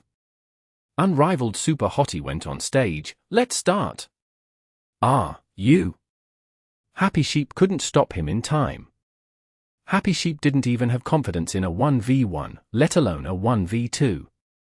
In fear that they would actually start the match like this, Happy Sheep didn't have time to think and immediately went on stage as well. What are you doing? Unrivaled Super Hottie actually complained. Happy Sheep was speechless. He had never met someone who didn't know the difference between good and bad. Okay, if it's a 2v2 fight, then it's fair. No matter who wins or loses, there shouldn't be any objections. Wolfhead said. Sigh, whatever. Unrivaled Super Hottie sounded regretful. Happy Sheep was nervous though. He felt like Wolfhead probably had some trick up his sleeve, but he couldn't figure it out at this moment. This Unrivaled Super Hottie probably had one too. He had actually gone up by himself without hesitation. Even though winning a 2v1 wasn't anything worth noting, the problem was that Wolfhead had analyzed this issue before. If he still planned on sticking with it, he must have some sort of other plan in mind too, right? Happy Sheep felt like if he didn't follow along with the other side's plan, then it meant that he was ruining the other side's plan, so he quickly joined. Good, then shall we begin? Wolfhead said and then clicked the start button. The map chosen was the commonly used boxing arena. It was a rectangular map without any obstructions, but because it was a 2v2 match, the boxing arena expanded to accommodate, so it appeared a lot larger than normal. What is he scheming? Happy Sheep's mind was still occupied by this question. The scene changed into the boxing arena. Wolfhead made the first move and directly charged at him. It was a 2v2 and both teams had a knight and cleric. Without a doubt, the first priority target would be the clerics. Wolfhead didn't even give a greeting and directly rushed at him. Right when he thought he had seized the initiative, he heard someone curse from behind him, F***CK. What? Wolfhead couldn't turn his head around while charging forward, but up ahead, why was it only Happy Sheep in front of him? Could it be that guy started moving towards Wolf Claw before he started moving? Right when Wolfhead had this thought, his character reached Happy Sheep. Happy Sheep was also distracted and was unable to dodge. He was hit by the charge and sent flying. Wolfhead hastily looked back. Sure enough, Unrivaled Super Hottie had also charged at the cleric, even faster than he had. Happy Sheep had only just been sent flying, but Wolf Claw was already on the ground. How did he do it? Wolfhead was experienced though. As he thought about this question, he paid attention to Unrivaled Super Hottie's and Wolf Claw's positions. It wasn't a distance that charge could cover. Wolfhead was familiar with the equipment that knights used, so he knew that Unrivaled Super Hottie didn't have any equipment that increased charge distance. If he started his skill from his initial position, Unrivaled Super Hottie must have moved a distance after using charge. When he saw Wolf Claw crashing into the ground, Wolfhead immediately thought, could he have used a charge and then followed up with a small jump into Heroic Leap? Heroic Leap? To leap such a small distance, his hands must be extremely nimble. Wolfhead knew what was what. It was the class he played, after all. This detail immediately made him understand who was better, confirming his thoughts. As expected, he wasn't simple. From this one move alone, Wolfhead lost all disdain for Unrivaled Super Hottie. Happy Sheep had fallen under his hand, but Unrivaled Super Hottie didn't even blink in their direction. He just continued to attack Wolf Claw. Wolfhead turned around and headed over to rescue him. Happy Sheep, who had been thrown to the side, wanted to cry. He was the cleric, so why didn't he feel protected? Unrivaled Super Hottie had left him to die as soon as the match started and didn't even look in his direction when he was being attacked. Did Unrivaled Super Hottie really think that his existence was unnecessary? But Happy Sheep's goal was still victory. After healing himself, he prepared to help Unrivaled Super Hottie out. Wolfhead quickly dashed back and used a Provoke in order to force Unrivaled Super Hottie to stop attacking Wolf Claw. A white glow surrounded Unrivaled Super Hottie. He actually activated Night Spirit at this time. Wolfhead was surprised. He didn't quite understand. If he didn't want to be influenced by Provoke, he simply needed to activate Calm Like Water. Under Calm Like Water's effects, he could dispel Provoke as well as status effects, such as fear and confusion. However, Night Spirit didn't have any effect. Just as Wolfhead was puzzled, he saw the provoked Unrivaled Super Hottie turn around and head towards him. Provoke players couldn't attack in any other direction except towards the provoker. However, the player could still move around freely. As a result, Provoke stopped Unrivaled Super Hottie from attacking Wolf Claw, but Wolfhead would need to face the enemy's unknown attack. Because the enemy was locked on, the enemy didn't need to waste the efforts of looking around. Sometimes, Provoke players wouldn't try and dispel the effects and simply go along with the flow. It wasn't a bad choice. Chapter 575. Rough Coordination. With Wolfhead's experience, he knew that Unrivaled Super Hottie only had two options. He would either activate Calm Like Water to get rid of Provoke's CC effect, or he would take the opportunity to attack him. Unrivaled Super Hottie's choice in using Night Spirit had puzzled him, but he could see Unrivaled Super Hottie turning his head and charging at him, so Wolfhead immediately prepared to meet his attack. Wolfhead's goal had been to stop Unrivaled Super Hottie from attacking Wolf Claw. From the looks of it, he had reached his goal, so now he needed to proceed to the next step. What he hadn't thought of was that when Unrivaled Super Hottie turned around and took a step forward, Wolf Claw was suddenly swept along as Unrivaled Super Hotties rushed forward. Without giving Wolfhead any time to think, Unrivaled Super Hottie sped up. Charge! When Wolfhead saw this skill, he immediately realized why Unrivaled Super Hottie had activated Night Spirit. Apart from buffing many of the Knight's skills, Night Spirit had another usage. When Night Spirit was activated, it would refresh the cooldown of all Knight skills. In other words, his Charge and Heroic Leap skill had originally been on cooldown, but the instant he had activated Night Spirit, those skills would be up for use again. And at this moment, Unrivaled Super Hottie was using a Heroic Charge to rush over. Under Provoke's effects, his skill was locked onto Wolfhead. However, when he charged over, Wolf Claw was swept along. This wasn't something that Provoke could stop. When Provoke came out, Unrivaled Super Hottie had already begun moving towards him. He instantly activated Night Spirit, grasped the angle between him and Wolf Claw, charged, and brought Wolf Claw along with him. Wolfhead felt dizzy just thinking about it, and Unrivaled Super Hottie had actually done it all? Heroic Charge was too fast. Hitting Wolf Claw hadn't slowed him down at all. Wolfhead suddenly woke up with a start. It was too late to dodge, so he hastily lifted up his shield in an attempt to defend and prepare to counterattack. When Unrivaled Super Hottie arrived in front of Wolfhead, he didn't slam into Wolfhead's shield. Unrivaled Super Hottie, as well as his sword, came crashing down from above. Heroic Leap! It had also originally been on cooldown, but because of Night Spirit's activation, it could be used again. He had cancelled his charge and switched to Heroic Leap to bypass the shield's defenses. His timing and jump height had been executed perfectly. Wolfhead could see the attack coming, but he couldn't react in time. The Night Sword swung down. Heroic Justice Leap wouldn't only dealt damage to Wolfhead, but also Wolf Claw. During the few seconds that Provoke had been active, not only did Unrivaled Super Hottie give him a good beating, even Wolf Claw couldn't escape. Night Spirit had buffed the attack, so the blow did even more damage than usual. However, Wolfhead was someone with thousands of matches under his belt. He wouldn't panic so easily. He had failed to dodge Heroic Leap's attack, but he immediately quick recovered, rolling away at a strange angle. He wanted to leave his opponent's attack range.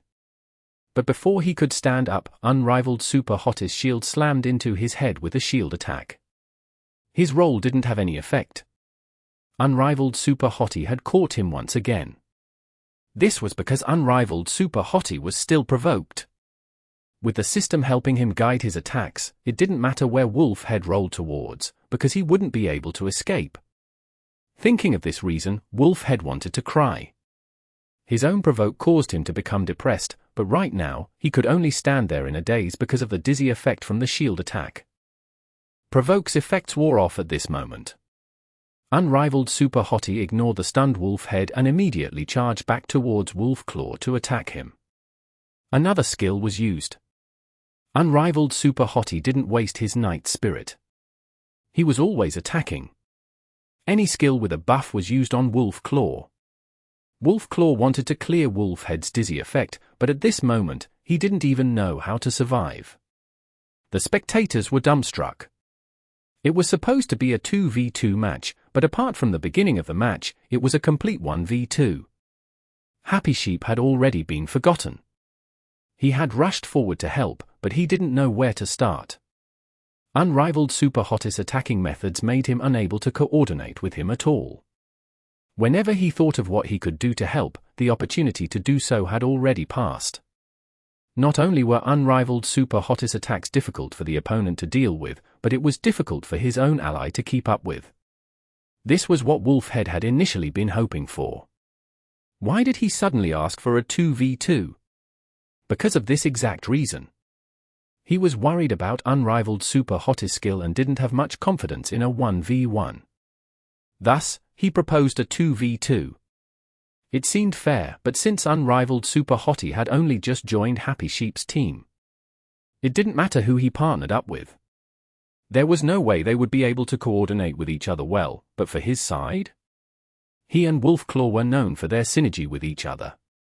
One side had a 1+1 is greater than 2 duo, while the other side had a 1+1 is less than 2 duo. Since that happened to be the case, wouldn't his chances of victory be much higher? Wolfhead's calculations had been correct.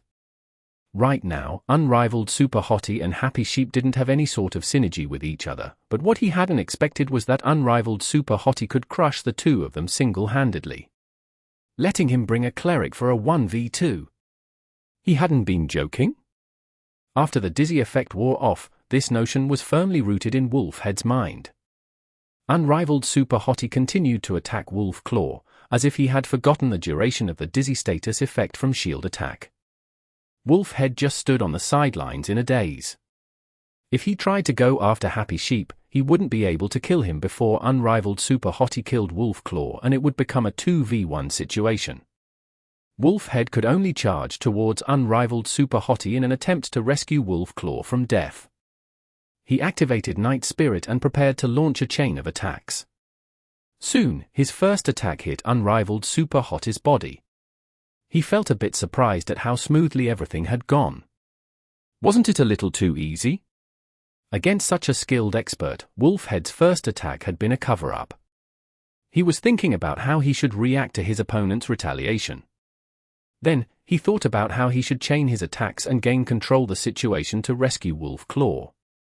However, Unrivaled Super Hottie didn't do anything.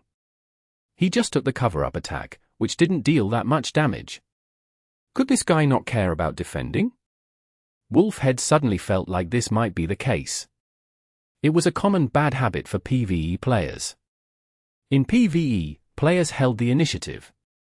If the player couldn't solo the boss, then they would bring a team next time, but in PvP, a player could only rely on his or her own efforts to beat the opponent. With newfound confidence, Wolfhead immediately attacked again.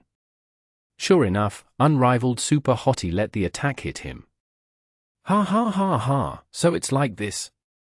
Wolfhead was delighted and threw out skill after skill.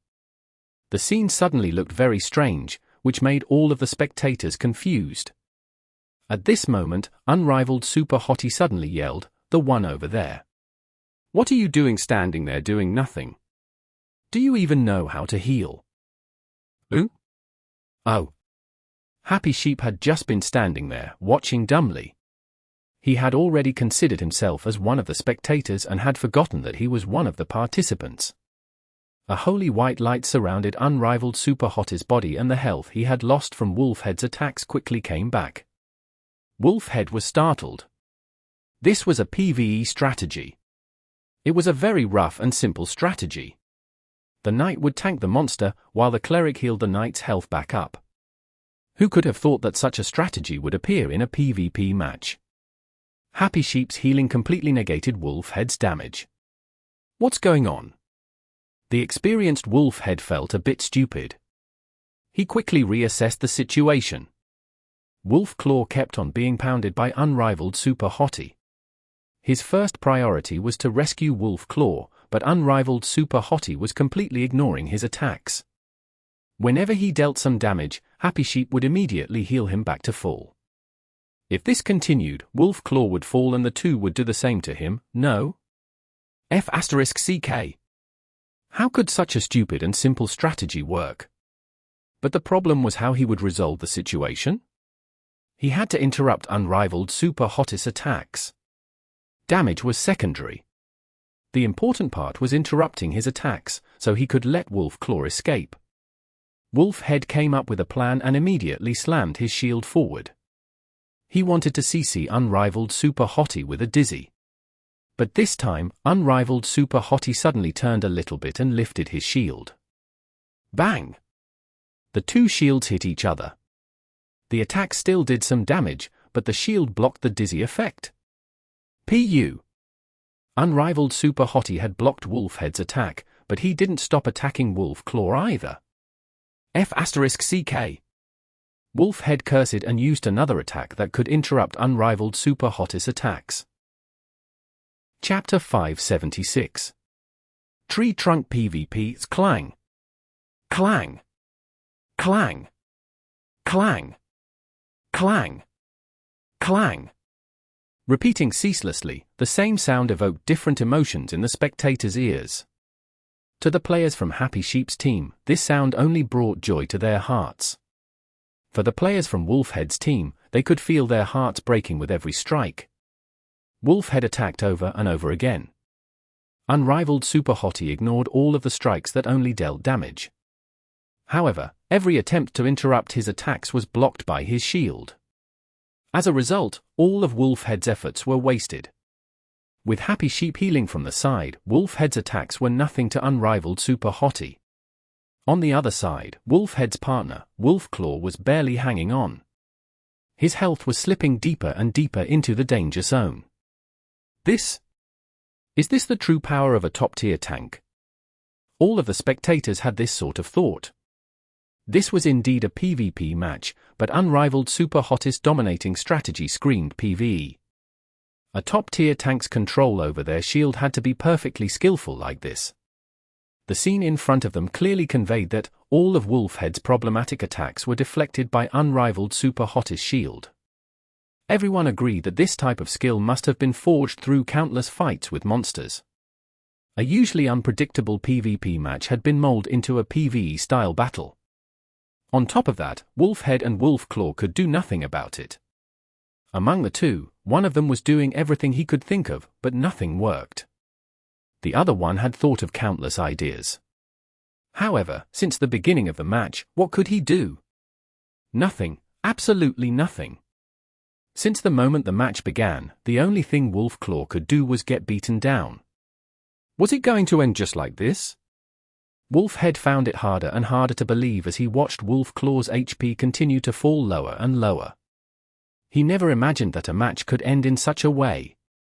Could this Unrivaled Super Hottie's skill be forged solely through his battles with monsters? Not necessarily. PvE could develop mechanical skill, but it could not nurture such awareness. To defend with a shield, one must be able to predict the opponent's attacks. Unrivaled Super Hottie hadn't made a single mistake regarding such prediction so far. This alone was enough to prove the vast amount of PvP experience he had. The problem was that he only had around 2,000 arena matches. Some of those were even fought by other people. How could he possibly have gathered any experience? Or did it mean that his PvP experience was accumulated in the wild? The battles in the wild were undoubtedly more chaotic than the ones carried out in the arena. Because if the player didn't bet in the arena, then the match would simply be a matter of victory or defeat. However, every fight in the wild was a gamble. The loser could lose experience and equipment. Therefore, battles in the wild required more mental strength than fights in the arena. In the arena, after many matches, the player would eventually grow numb towards the result. On the other hand, in the wild, under such pressure, the player would never grow numb towards the result. As a result, there were quite a number of players who had lost all interest in the orderly battles in the arena. Instead, they would go around the wild to hunt. Was this person one of those experts? Wolfhead was scared now. In contrast with the arena matches, fights in the wild usually involved more complicated situations. In addition, these fights rarely started fairly. You could start at an advantage or at a disadvantage. In general, players who preferred fights in the wild were much better at dealing with complex and disadvantageous situations than regular players, who liked the arena better. Compared to the wild, the arena seemed more like delicate flowers. After figuring out that Unrivaled Super Hottie was an expert of the wild, Wolfhead, who knew his own skills were inferior to his opponents, became even more afraid. His attacks weren't as fierce as before. Watching from the sidelines, Happy Sheep was a bit confused. He found it strange that a PvP battle could develop into such a situation.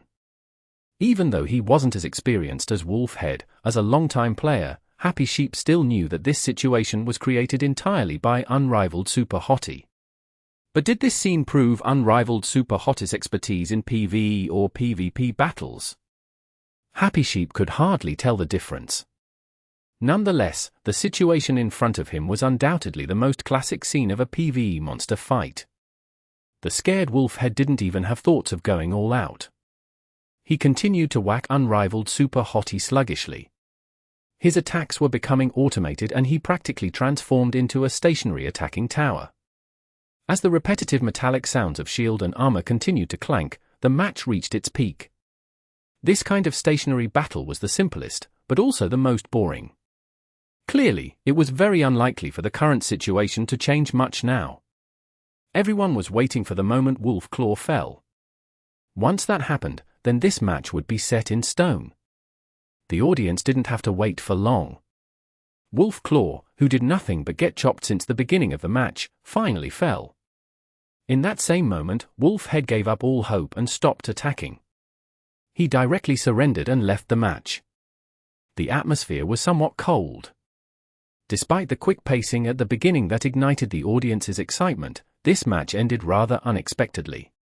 There were no up and downs, no excitement, nothing. It couldn't have ended more dully. The start had everyone's hearts in their throats, but the ending didn't even allow their hearts to fall back down.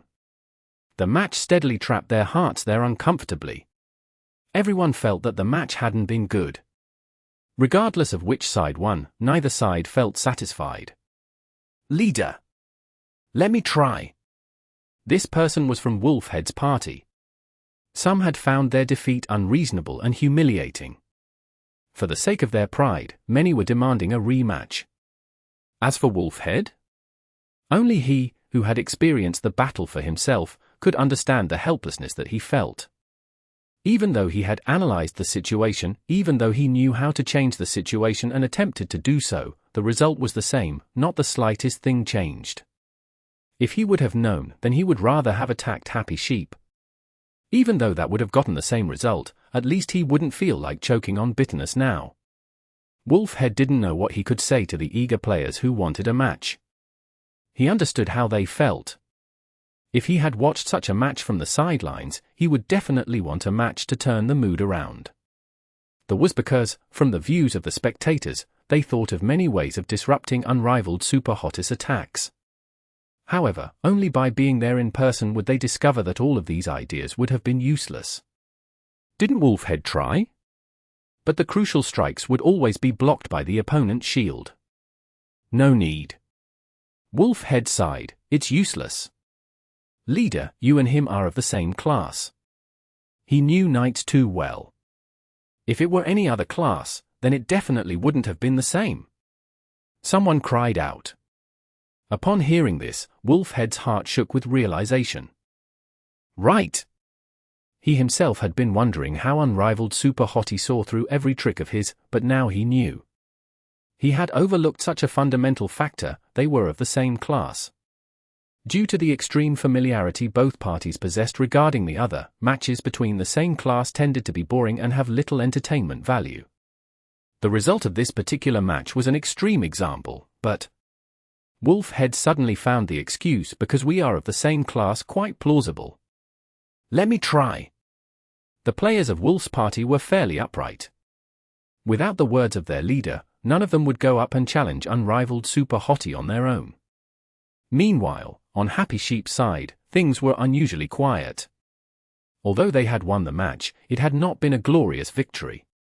With no dramatic ambience to speak of, it was as if all that happened was a weak monster that guarded the gateway of a dungeon had been killed.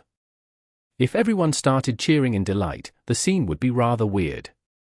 After all, Wolfhead's team and Happy Sheep's team both belonged to Tyrannical ambition, so the competition between them had always been constructive. They weren't actually enemies, so they didn't only seek the end results, but rather mutual benefit. What they needed was the process. As of now, the overly mundane process left them unsatisfied. Even the act of bragging about their victory felt hollow. Therefore, despite being the victors, no one from Happy Sheep's party went over to Wolf's head party to laugh at their failure. Unrivaled Super Hottie, do you dare to have a match with me? At this moment, someone from Wolfhead's party issued a challenge. The victory didn't bring much joy to Happy Sheep's party, but it brought much bitterness and discomfort to the Wolfhead's team, so they were eager to prove themselves. What? After seeing the last fight, you still want to fight me? Unrivaled Super Hottie replied. Useless words. Is there a need? Unrivaled Super Hottie gave an unexpected answer. Happy Sheep and the others thought he would jump in again without asking for the team's opinion. "Are you trying to run after taking a victory?" The opponent started to mock him. "Is it because you thought the match was too boring and the victory wasn't beautiful?" Unrivaled Super Hottie replied. "Exactly. If it were me. If it were you, it would have been the same." Unrivaled Super Hottie interrupted. "Come on. Show me." The player had already entered. He was a launcher. Similarly, he brought a Cleric with him. "Last one," Unrivaled Super Hottie said and entered. Then he asked Happy Sheep's team, "I need a Cleric." "I can do it." Happy Sheep entered by himself. "Ready?" The opponent asked coldly. "Start." As soon as the match started, the launcher began attacking, but with a slight sidestep, Unrivaled Super Hottie easily dodged the attack. Immediately, the latter followed up with a Night Spirit. This was a rule within the arena: all cooldowns would be reset at the start of a new match. Right after Night Spirit was activated, Unrivaled Super Hottie charged forward. The launcher was expecting it. He jumped and tried to avoid it with an aerial cannon, but who would have thought that Unrivaled Super Hottie's charge would curve instead of go in a straight line? The heroic charge came in from a strange angle and slammed the launcher back into the ground. The skill hadn't finished yet. Pushing the launcher along with him, the curve continued to stretch around the arena. The Cleric had never imagined that the charge would even come close to him. Unable to dodge in time, the Cleric was hit. The heroic leap that followed smashed into both of them. Unrivaled Super Hottie then stunned the launcher with a shield attack and focused on the Cleric. He's finished rounding up the monsters already. Those familiar with the scene couldn't help but make a comment. Chapter 577. Replicating Victory. The launcher had planned on taking the initiative from the beginning, but after just a single skill, the last match repeated itself again. As a matter of fact, it was worse since he had fallen into hot water right away. Wolfhead had at least thrown out a Provoke against Unrivaled Super Hottie and attacked Happy Sheep at the beginning of the match. However, players weren't NPCs. Even though the Cleric was entirely powerless under Unrivaled Super Hottie's control, the launcher would be cleared of the stunned state eventually. Wolfhead's players were brainstorming on how to deal with this type of situation. Meanwhile, the launcher was preparing for his next move. The moment the stun duration ended, the launcher retread by using an aerial fire. As expected, Unrivaled Super Hottie paid no attention to him. Then, the launcher propped his cannon on his shoulder. With a blue flash, an X-1 extruder missile came flying out from the cannon's barrel some distance away. Glory had numerous skills with various CC effects, and blocking with a shield could negate many of those effects, but not all of them. X-1 Extruder's effect of attracting the target then dragging the target away was one of these spells. The launcher clearly knew this, so he started off with this move that would render the shield's block ineffective, wondering what Unrivaled Super Hottie could possibly do to counter it. Nonetheless, Unrivaled Super Hottie seemed too oblivious towards the impending missile as he did completely ignored it. Only when he was about to enter the suction effect's range did he swing out his sword horizontally, a repel. He obviously manipulated this skill a bit since the Cleric wasn't pushed the maximum distance away. While the Cleric slid away, Unrivaled Super Hottie also shifted forward, along with the Cleric. The scene looked like two ghosts drifting. Everyone soon realized that Unrivaled Super Hottie had entered the X-1 Extruder's effect range and was being dragged by the missile. Facing the incoming missile, Unrivaled Super Hottie swung out his shield, not in an attempt to block, but rather to attack. He didn't activate a skill though. This attack wouldn't have any special effects. It would only deal small amounts of damage, but it still successfully detonated the missile. At such close distance, the explosion would obviously hurt Unrivaled Super Hottie, but with his shield in front of him, the shockwave caused by the explosion wouldn't push him away. As for the damage taken, wasn't Happy Sheep starting to chant with his cross in the air?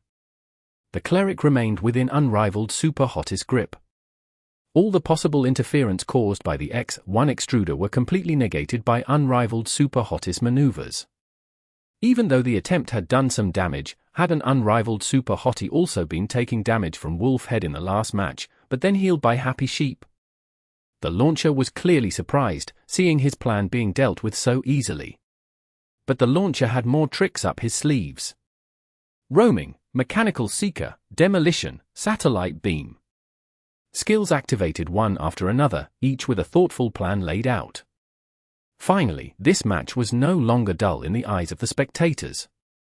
Everyone wondered how unrivaled Super Hottie would nullify all of these powerful attacks. In the end, whether it was by dodging, blocking with his shield, running around, standing still, taking the attack, or not taking the attack, unrivaled Super Hottie dispelled every attack. The only thing that didn't change was the fact that the Cleric remained standing there, getting beaten up. Impossible! The launcher finally ran out of ideas, but the situation hadn't changed in the slightest. The only thing that changed compared to the previous match was the helplessness of the close-quarter fighter had turned into that of the long-range combatants. The launcher had no more plans. If he were to attack again, he could only employ his previously used strategies. Unrivaled Super Hottie might make a mistake, but would a single lucky chance be able to solve the fundamental issue? That chance could only allow the Cleric to heal himself a little before falling back into unrivaled Super Hottie's grasp again. If the Cleric could truly get out of this crisis, then the battle wouldn't have been like this from the start. The launcher knew that this time, he hadn't become the savior of his team. Instead, he stood shoulder to shoulder with his team leader Wolfhead in another embarrassing defeat. The Cleric eventually died, but during that time, the launcher didn't stay idle. He pointed his cannon at Happy Sheep. Poor Happy Sheep dashed around all over the arena field, but unrivaled Super Hottie didn't show the slightest bit of interest in rescuing him. On the other hand, this launcher was desperate to kill him to save himself some face before unrivaled Super Hottie killed off his Cleric. However, he had switched targets too late. Even though unrivaled Super Hottie's equipment was weaker, the launcher still couldn't catch up. In addition, the Cleric of Wolfhead's team was much more obedient than Happy Sheep. He looked like he was just standing there, taking the attacks. Was the Cleric doing this on purpose? Of course not. His current sorry state was entirely because of unrivaled Super Hottie's manipulations. In that moment, Wolfhead finally came to this realization. Everyone focused on how unrivaled Super Hottie nullified all of the launcher's attempts to disrupt him. However, all of Tom overlooked how unrivaled Super Hottie's endless strikes suppressed the enemy Cleric into obedience. Clerics didn't have many offensive abilities, but turning a player-controlled character into a ragdoll was still a difficult task. Is this also developed from PvE? Wolfhead, who was very familiar with knights, observed unrivaled Super Hottie's maneuvers attentively. Unfortunately, the Cleric had long since given up, so Wolfhead couldn't figure out how unrivaled Super Hottie dealt with the Cleric in detail. Thinking back now, all he remembered was how unrivaled Super Hottie had cancelled the launcher's attacks. Up until the Cleric fell, Wolfhead wasn't able to get much information. Right after the Cleric fell, unrivaled Super Hottie changed direction and charged straight at the launcher. The launcher tried to maintain some distance, but unrivaled Super Hottie caught him after a few attempts. This could be a good chance to watch too. Wolfhead suddenly thought, wondering if unrivaled Super Hottie would turn the launcher into another sandbag. At the same time, Wolfhead regretted quitting right after Wolfclaw's defeat. If he had fought with unrivaled Super Hottie himself, he would know his capabilities much better. Unfortunately, the launcher replicated the entire last match, even Wolfhead's decision at the last moment. Upon seeing the defeat of the Cleric and that the match had turned into a 2-versus-1 battle, the launcher surrendered. Gloom loomed over Wolfhead, but he couldn't say anything. After all, he had been the one to set this example. For this kind of match, one victory felt awkward and dull. However, there were 2 victories now and the second match was an exact replica of the first one. During both matches, the opponents were completely powerless. This demonstrated the true power of the victor. After the second victory, cheers, applause, and congratulations exploded out of Happy Sheep's team. Quite a number of them shouted, "Do you accept it now, you wolves?" How could the wolves accept such infuriating matches so easily? But what would be the point of objecting now? The other side would just say then try again, and unrivaled Super Hottie would slap them to death again. Everyone in Wolfhead's team was unhappy. Wolfhead was powerless to do anything. In the end, he could only say let's go, and all of the players in Wolf's party left dejectedly. Bro, incredible! Upon seeing Wolfhead's team taking their leave, Happy Sheep's anxiety finally disappeared. His heart was filled with joy. Today, not only did they surpass their longtime rival in terms of dungeon progress, but they also beat them in the arena, which had long since been their weak spot. Even though these had only been possible because of unrivaled Super Hottie's presence, today was still a day to remember. Incredible! There was not a single player in the team who was unhappy with unrivaled Super Hottie. Everyone praised their hero with joy. Ha ha, didn't I say it earlier? This is what I'm good at. Unrivaled Super Hottie responded. Yes, yes. Everyone nodded in agreement. If there isn't anything anymore, then shall we call it a day? Unrivaled Super Hottie said, preparing to leave. Happy Sheep sighed, bro, you're so skilled. Once you join the guild, you'll quickly be put into the elite team. When that happens, don't forget about us. Of course. Unrivaled Super Hottie laughed. The players of Sheep's party flocked over one after another to add Unrivaled Super Hottie on their friend list, bidding their goodbyes unwillingly. The 100-player dungeon was rather time-consuming. Despite having maintained a pretty normal schedule for the past few days, Yishio still dragged it well into the night. Chengui and Tangru had left a while ago. Even though Chengui was still curious about Yishio's intention for joining Tyrannical Ambition, she still couldn't find any interest in watching, seeing that they were still running dungeons. Although her skill wasn't that high, she had been one of the members of the main force in excellent era back then. The team that she was in had a much better progress in the dungeon. In Chengui's eyes, these people's skill levels were on the low side. After saying goodbye to the players of Sheep's party, Yishio called it a day. However, the players of Sheep's party had no such plans. They were obviously planning on pulling an all-nighter. As of now, they were still together chatting. The focus was none other than the expert knight that they had met today.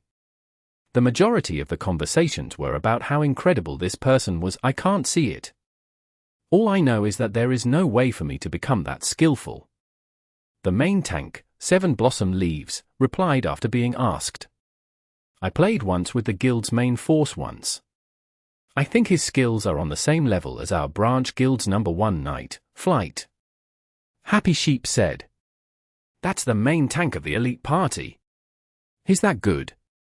Someone exclaimed. Flight, the #1 knight of the 4th branch guild, was already an unbelievable existence to the players in that guild. He might even be better. Happy Sheep spoke. Oh? Why would you say that? 7 Blossom Leaves asked. Clerics are the ones who can understand the main tank's strength the best. Even though we were really worried when we had to heal unrivaled Super Hottie, that worry mainly came from our distrust in him. Now that I look back at the big picture, he didn't make any mistakes that we needed to compensate for. All we had to do was our most basic job. Happy Sheep pointed out.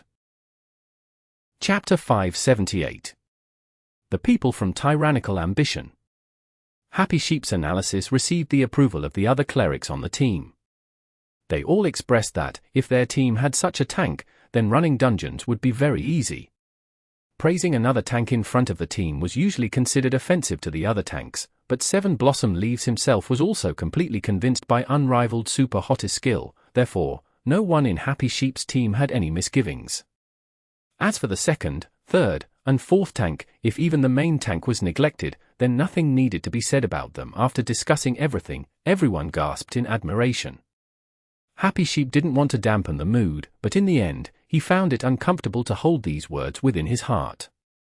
Thus, Happy Sheep called for everyone to recognize that it would be hard for such an expert to a permanent member of their team.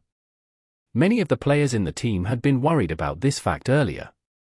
Now that they heard their team leader say it himself, they all felt that it was a pity. In the first half of the night, they were pushed to the peak of excitement in waves, but after hearing this news, everyone couldn't help but feel somewhat disappointed. Someone sighed and the conversation ended. However, the news of Happy Sheep's team completing Tomb in the Sky spread throughout the guild. There were many 100-man teams in the guild and many of them had also been stuck on Tomb in the Sky, just like Happy Sheep's team had been. The 4th and 5th branch guilds would often compete against each other. Being in the same guild didn't mean that there was a lot of teamwork and friendship. Games are more fun when there's competition. Levels, skill, equipment, anything that could be compared would be compared. Now that Happy Sheep's team had reached a completely new height in the dungeon, the players on his team were naturally very willing to share their joy with others. There were all sorts of responses in the chat. Some congratulated them, while others asked for help. Some were envious, and so on. At this moment, Happy Sheep received a message from his guild leader, "You've cleared Tomb in the Sky." Yeah, Happy Sheep couldn't help but reply. He wished that the guild leader wouldn't notice what had happened and would just forget about Unrivaled Super Hot's existence for the time being so they could spend a few more days with the pro. It was a pity that passing the dungeon was considered a big deal, so the guild leader came to ask him the moment he received the notice. How did Unrivaled Super Hottie perform? The guild leader asked. Happy Sheep took a deep breath and spoke honestly. It was only thanks to him that we cleared the dungeon. It would have been impossible otherwise. Oh. Upon that, Happy Sheep informed the guild leader of all of Unrivaled Super Hot's spectacular performances, including his PvP performance after the conflict with the 5th branch's wolf head. How good do you think his skills are? The guild leader then asked. No lower than Flight. Happy Sheep replied. The value of this appraisal was not light at all. Flight was the head knight of the 4th branch, and Tyrannical Ambition's 4th branch was considered a top-tier guild in the view of Heavenly Domain players. It couldn't be compared with guilds created by normal players. The only guilds that were stronger would be the main guilds of the different clubs. A top knight of such a guild in the Heavenly Domain was very impressive. Oh. The guild leader was unsure as to how to react towards Happy Sheep's high appraisal. Is he still on? He's offline. Happy Sheep replied. Then let's talk about it tomorrow. The guild leader spoke. Yishio slept very late that night, but he didn't get up too late in the morning. He met Chengguo when he woke up, who instantly asked about yesterday's final result. Cleared. Yishio said. How did those guys act afterwards? Chengguo asked. Probably kneeling on all fours out of admiration. Yishio guessed. After breakfast, they headed to the private room to game. When Unrivaled Super Hottie logged on, no one on his friends list was online. Happy Sheep's team hadn't slept all night yesterday, so they were still offline and had stopped work for the day. Yishio logged on to his Unrivaled Super Hottis account, but he didn't play on it. He found a computer besides Tangru and logged on to Lord Grim. Are you just going to stand there and wait for your death? Chengguo was able to roughly guess Yishio's intention. If the two accounts were logged in at the same time, it would prevent people from associating Unrivaled Super Hottie with Yishio. If this were in the past, no matter how good a player was in the game, no one would ever imagine this player would be a god. But now, a god mingling among them was not a secret anymore between the big guilds. Now that the major guilds had been tossed around multiple times, they had to be more cautious. Even though it wasn't hard to log on to multiple accounts at the same time, it was necessary. It wouldn't be too hard to connect the dots if two experts with supposedly no connection would, coincidentally, never appear online at the same time. After Chengguo finished dumping Unrivaled Super Hottie in the arena, she paid no more attention to him. She went over to ask what Yishio was planning to do with Lord Grim. Leveling up through dungeons. As he spoke, Lord Grim had already logged online. He scanned his friends list and to his surprise, he found 1inchush online. Yishio was about to message him, but 1inchush was already one step ahead. Good morning, senior. Good morning, are you free? Yishio asked. Pro gamers also had work to attend to. Even though he would also be playing, it was a different type of playing. Killing time in the game counted as being quite free. Yes. Want to enter a dungeon? Yishio asked. Sure. Qiao Yifan wished to follow God and get some advice. Playing together was exactly what he wanted. Do you want me to come along? Chen Guo also responded to Yishio's leveling up through dungeons. Sure. Yishio agreed. Upon hearing this, Chen Guo didn't log into her 10th server account, but logged on to Chasing Haze instead. Yishio invited her into the team and called for Qiao Yifan. He gave him a location and the three people went there to meet up. Level 55 was Heavenly Domain's lowest level dungeon, but it was definitely not beginner-friendly like the beginner village in the normal servers. However, Chen Guo was on her level 70 main account and there were 2 pro-level players. It went without saying that the three could easily complete a small 5-man dungeon. Chasing Haze had strong equipment, so she naturally became the main DPS unit. Qiao Yifan's 1-inch assisted Chasing Haze, while he paid attention to controlling the battlefield. Yishio's Lord Grim, on the other hand, ran back and forth like a fireman, doing everything. As the three people worked together, they advanced through the dungeon fairly quickly. Chasing Haze was more than capable of soloing this level 55 5-man dungeon. It goes without saying what would happen with the addition of 2 experts helping her. How is it? What knowledge have you recently gained as a phantom demon? The dungeon wasn't difficult, so Yishio started a conversation with Qiao Yifan. Wasn't this why he was following Yishio? He instantly reported to Yishio about what he had experienced for Yishio to advise him on. Yishio gave him some tips, while letting Qiao Yifan experiment on the dungeon's mobs. Even though Lord Grim could only use sword formation, he could still demonstrate it. Good, not bad, not bad. Yishio watched Qiao Yifan's performance and complimented him. That's the general idea. However, these dungeon mobs are brain dead. In a real competition setting, it will definitely not be as easy as it is now. The NPC doesn't know your intentions, so they can easily be manipulated by you. However, it's different with players. They can predict your intentions and will naturally try to interfere. They might even beat you at your own game. Therefore, your thoughts must not be set by this training. The changes that occur in competitive matches are always more than you can ever imagine. I understand. Qiao Yifan responded. As a result, the trio continued to clear the dungeon until they couldn't anymore. All the questions Qiao Yifan had piled up were all answered. Also, it was obvious that he didn't just leave the questions there to wait for Yishio to answer.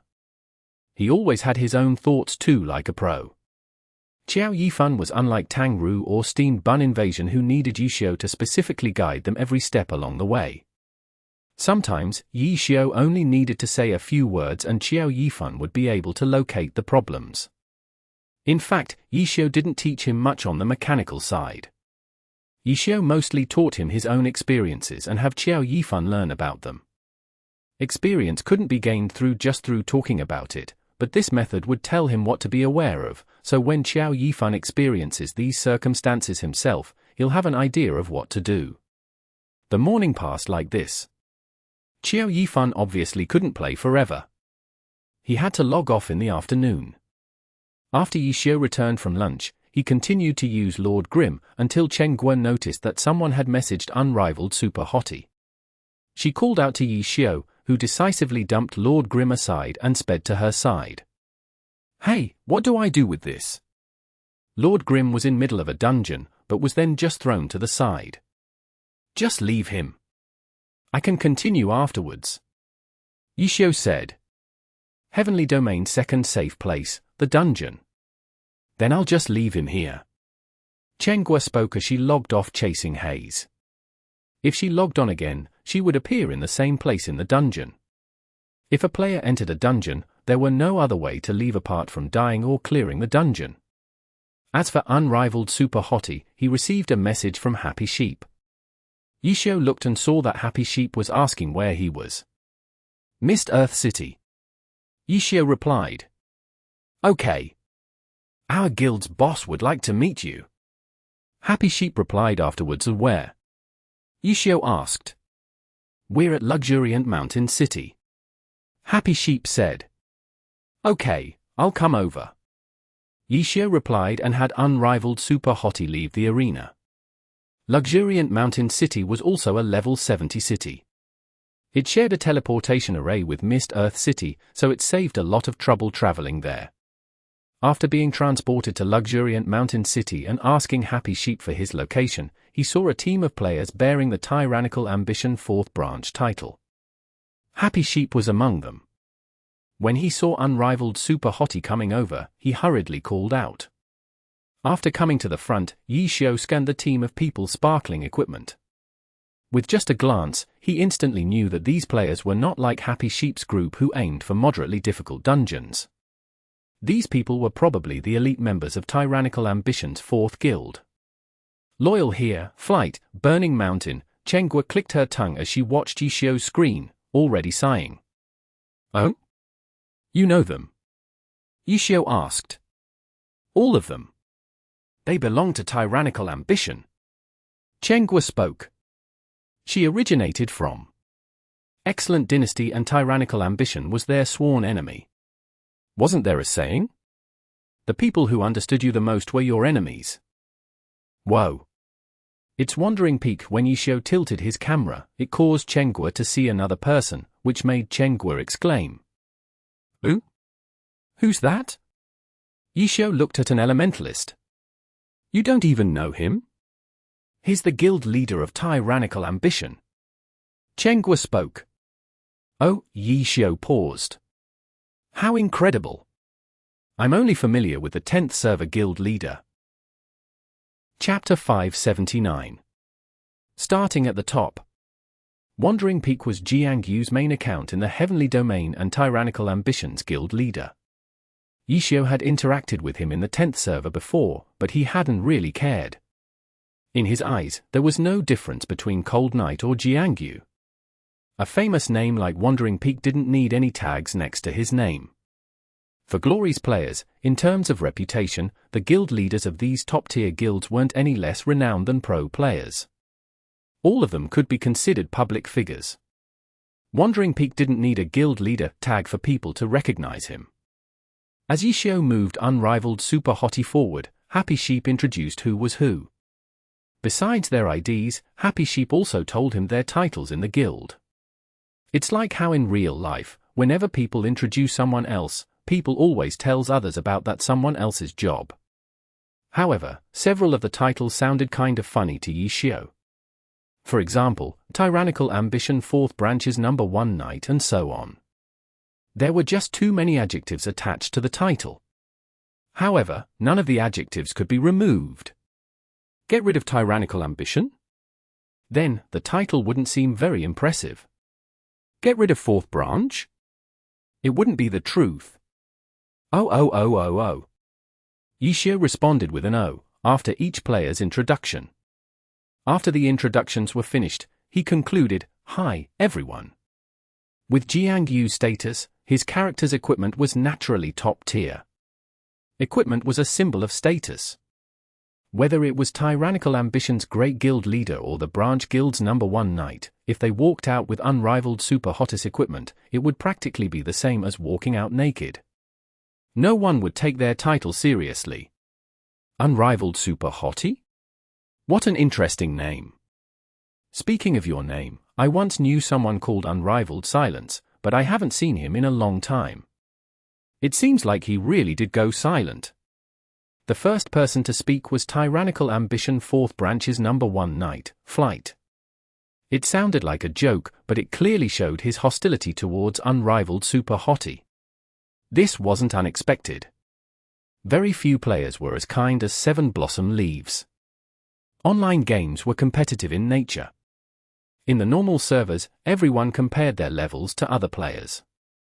In the Heavenly Domain, everyone was max level, so they compared their equipment, stats, skill level, experience, dungeon progress, arena record, and so on. Anything could be compared would be compared. The competitive environment didn't differ from real life too much. Very few were willing to admit their inferiority. Like Flight, 7 Blossom Leaves, or even Crispy Bean. They were their team's number 1 knight. Relatively speaking, they were at the top of their respective teams. Honest and kind players like Seven Blossom Leaves were the exception. Most players were like Crispy Bean, who looked down on experts of the same class. However, everyone showed off their feelings in different ways. Crispy Bean was more childish. Flight handled things more maturely. He clearly knew that unrivaled Super Hottie was someone the guild leader wanted to rope into the guild. Moreover, the guild leader personally came over to invite him, showing the importance of this matter. If he made things too difficult for unrivaled Super Hottie, he wouldn't be giving face to the guild leader. The enormous guild had an almost corporation-like management. The higher a guild member's status, the more the guild member wouldn't be able to look at things purely from a gaming perspective. A lot of matters had to be handled responsibly. Guild leaders weren't mothers to the guild members. Even though they often acted like one, everyone knew how much power these guild leaders possessed. Unrivaled silence? What class? Yishio responded to Flight's words. Class? It's been too long. I forgot. Despite being startled, Flight responded quite calmly. Oh, is that so? Yishio said and even added a ha-ha emoticon. Flight suddenly felt dejected. Unrivaled silence? He didn't know anyone like that. He just saw unrivaled Super Hottie's name and then fabricated a person to mock the other side's arrogance. But then the other side asked for this imaginary person's class and he couldn't give an answer. The ha-ha emoticon seemed to be laughing at him. I've heard how skilled you are. Today, I've finally gotten to see it. Happy Sheep did the introductions. Flight opened up the meeting. Now, it was Jiangyu's turn to speak up. The fourth branch's guild leader didn't get a chance to talk though. This simple exchange showed the complexity of the relationships between guild members. Ha ha, the rumors are true. Of course, of course. Normal people would hear his arrogance and explode in anger. Jiangyu didn't have the best temper either, so it made Flight quite puzzled when he saw how friendly Jiangyu was being. Even though he wasn't a part of the main guild, he still had some understanding of the overall guild leader. Jiangyu wasn't as cold and strict as Hang Wenqing, but he still leaned towards that side. Flight had never heard of him being so friendly before. What was going on today? Someone's personality couldn't suddenly change in an instant, which meant the reason lay with unrivaled Super Hottie. Was he really that good? Flight muttered to himself. He didn't look down on unrivaled Super Hottie because of his equipment. After all, equipment was external. If his skill was truly up to mark, then his equipment would immediately be switched with equipment that might even be good as his own. Seeing the overall guild leader's attitude, Flight felt a bit of regret towards his initial remarks. Speaking of which, it didn't matter who this person was. What was the point in competing with him? Today was a rare opportunity to interact with the main guild leader. It was more important to show his worth. Flight had his own plans. Even though their branch guilds were also a part of tyrannical ambition in name, in everyone else's eyes, the main guild was the true guild. The branch guild players all hoped to enter the main guild. The main guild had obviously reached its max capacity a long time ago. According to the guild's rules, the guild wouldn't kick someone out for no reason. But everyone knew that the rules weren't rigid. If a truly outstanding expert came, the main guild would certainly find some way to get someone out of the guild. As for Flight? He didn't think being the fourth branch's #1 knight was good enough. Speaking of this, he hated how others always added fourth branch after tyrannical ambition when being introduced. He felt like these two added words made it sound like a joke. He hoped to get rid of these two words. The only way to do it was obviously to join the main guild. This was why enough he hoped his strength would be enough to garner the attention of someone with power in the main guild. Unfortunately, he had held the title of #1 knight in the fourth branch for a long time, but the main guild hadn't given him any offers. Today, the overall guild leader had personally come, making Flight feel like it was a good opportunity to display his value. However, the reason for the personal visit was because of another knight. Flight couldn't help but feel jealous, so he intentionally showed hostility towards unrivaled Super Hottie. If Unrivaled Super Hottie was truly acknowledged by the overall guild leader, then didn't that mean he would directly enter the main guild? He needed to perform better than him. Flight had made the decision a long time ago, but now that he was reflecting on his previous actions, using words to compete against him felt somewhat childish. He immediately criticized himself. He already knew what he needed to do today. He needed to show that his skill surpassed Unrivaled Super Hotties. That was the only true way. A word battle was pointless. Flight arranged his plan while Jiangyu and the others told him their purpose in coming here. A wild boss. Yishio stared blankly. No way. Even Chen Guo was astonished. It might be a game, but wasn't this spying progressing too quickly? Other spies took 3 years and then another 3 years to get this far, but Unrivaled Super Hottie had only just joined a small support guild only 2 days ago and he was already going to join the elites in a fight for a wild boss. Normal guilds didn't pay too much attention to the rules. Experts would immediately be put into the top team, but for a club guild with such a complicated competitive environment, wild bosses were very important and dangerous matters. If there was a spy from another guild, it would be disastrous. Strategies, plans, and so on would be sold out by the spy. It would be impossible to steal the boss if that happened. Yes, Sword Peak Ravine's Blade Master Lan Rui has spawned. Our people are already heading over. We're going over to support them. You just happen to be online. Why not come with us? Jiangyu said. Sure. Yishio happily accepted. Good. Brother, your equipment. Jiangyu looked at him and had to say it, brother, you can't join our guild yet, so I can't give you contribution points to use. You'll just have to make do with this for now. Jiangyu had clearly been prepared. If not, why would an elementalist carry a full set of knight equipment? Yishio wasn't polite and accepted the trade from Wandering Peak. It was a complete set from accessories to weapons. It was far better than his current equipment. For a normal player, his equipment went up to grades. It was enough to feel moves. As a result, Yishio expressed his thanks and quickly put them on. Then, he requested for a trade with Wandering Peak and offered his trash equipment. I'll have to trouble you to donate these equipment for me. Ha ha ha ha ha. Yishio said. Ah. This? Jiangyu was sweating. He was an elementalist. With his strength, carrying a knight's armor, weapon, and shield would definitely impact his movement heavily. The equipment he had brought with him were for Unrivaled Super Hottie. Now the other side was giving him back equipment. It wouldn't be good to carry it in an intense battle. But the other side said he was donating it to the guild. How could he refuse? It wouldn't be appropriate to say you can keep it. With new improved equipment, why would he keep his old trash? Most players would donate their old equipment to the guild. Unrivaled Super Hotties actions weren't weird. It was just that this guy was telling him to donate it for him, leaving Jiangyu at a loss for what to do. Chapter 580. On equal footing. It wouldn't be good to accept the equipment, but it also wouldn't be good to refuse the equipment. These situations were a test of the perceptiveness of his subordinates. Sure enough, the 4th branch guild leader wasn't just a guild leader in name. He had heard their conversation and immediately interjected, I should probably be the one to donate the equipment. After all, you're still a part of the 4th branch. The awkwardness was easily resolved. Even Flight felt happy. When he heard that Unrivaled Super Hottie was still a part of the 4th branch, how could he not be happy? Entering the main guild was his goal. At this moment, his competitor was Unrivaled Super Hottie. He didn't want to be beat by his competitor.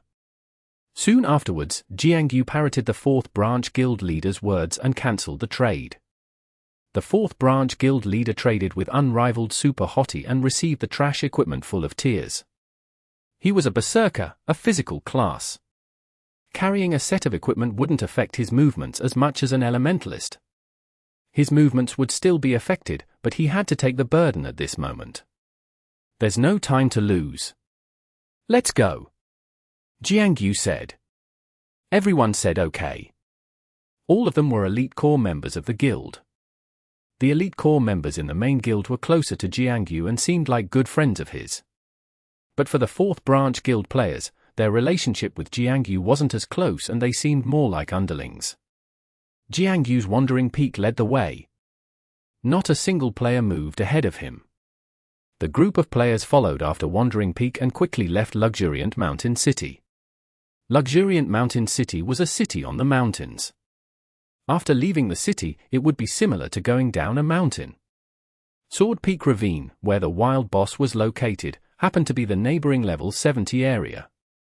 Sword Peak's Blade Master Lan Rui was a drifter.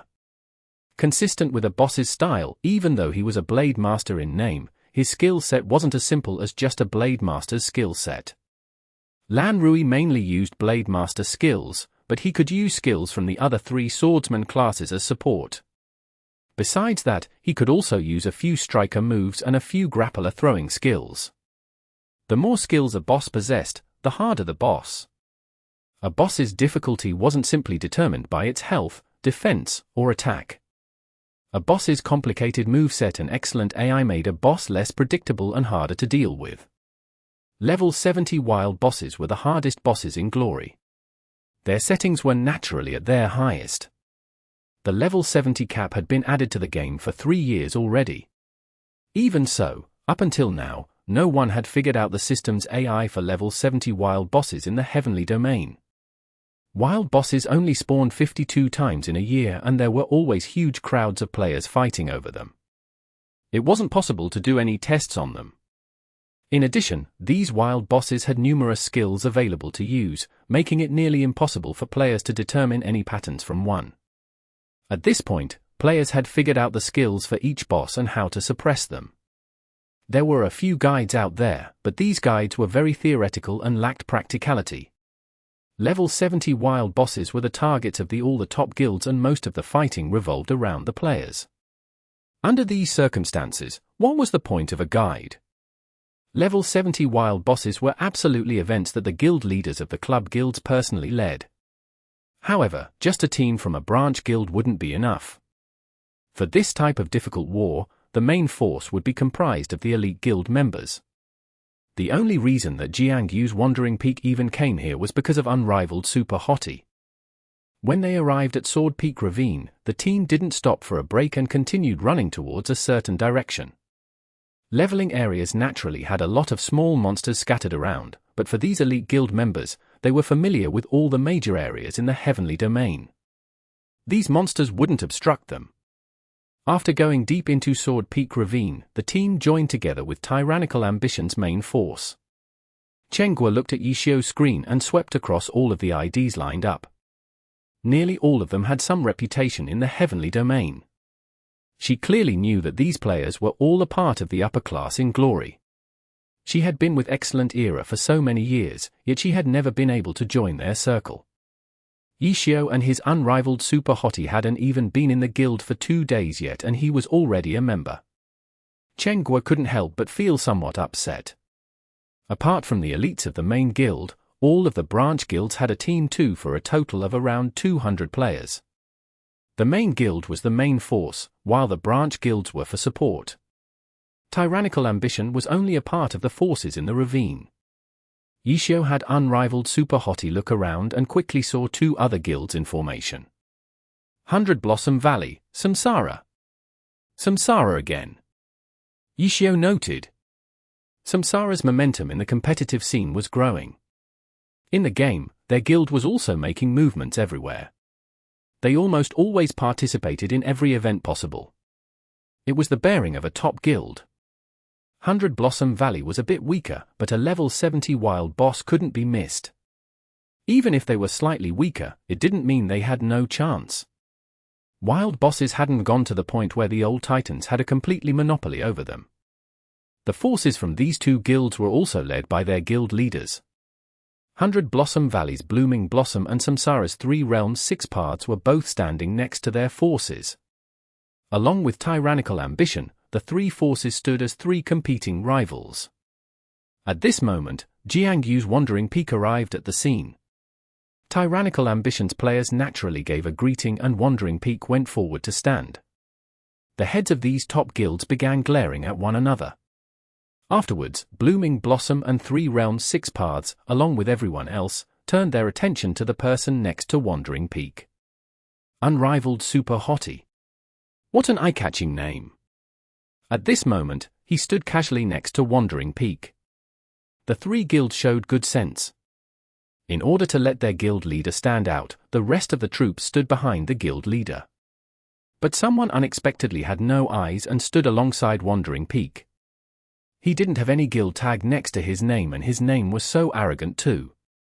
Yishio's unrivaled Super Hottie only needed to stand there in order to instantly capture everyone's attention.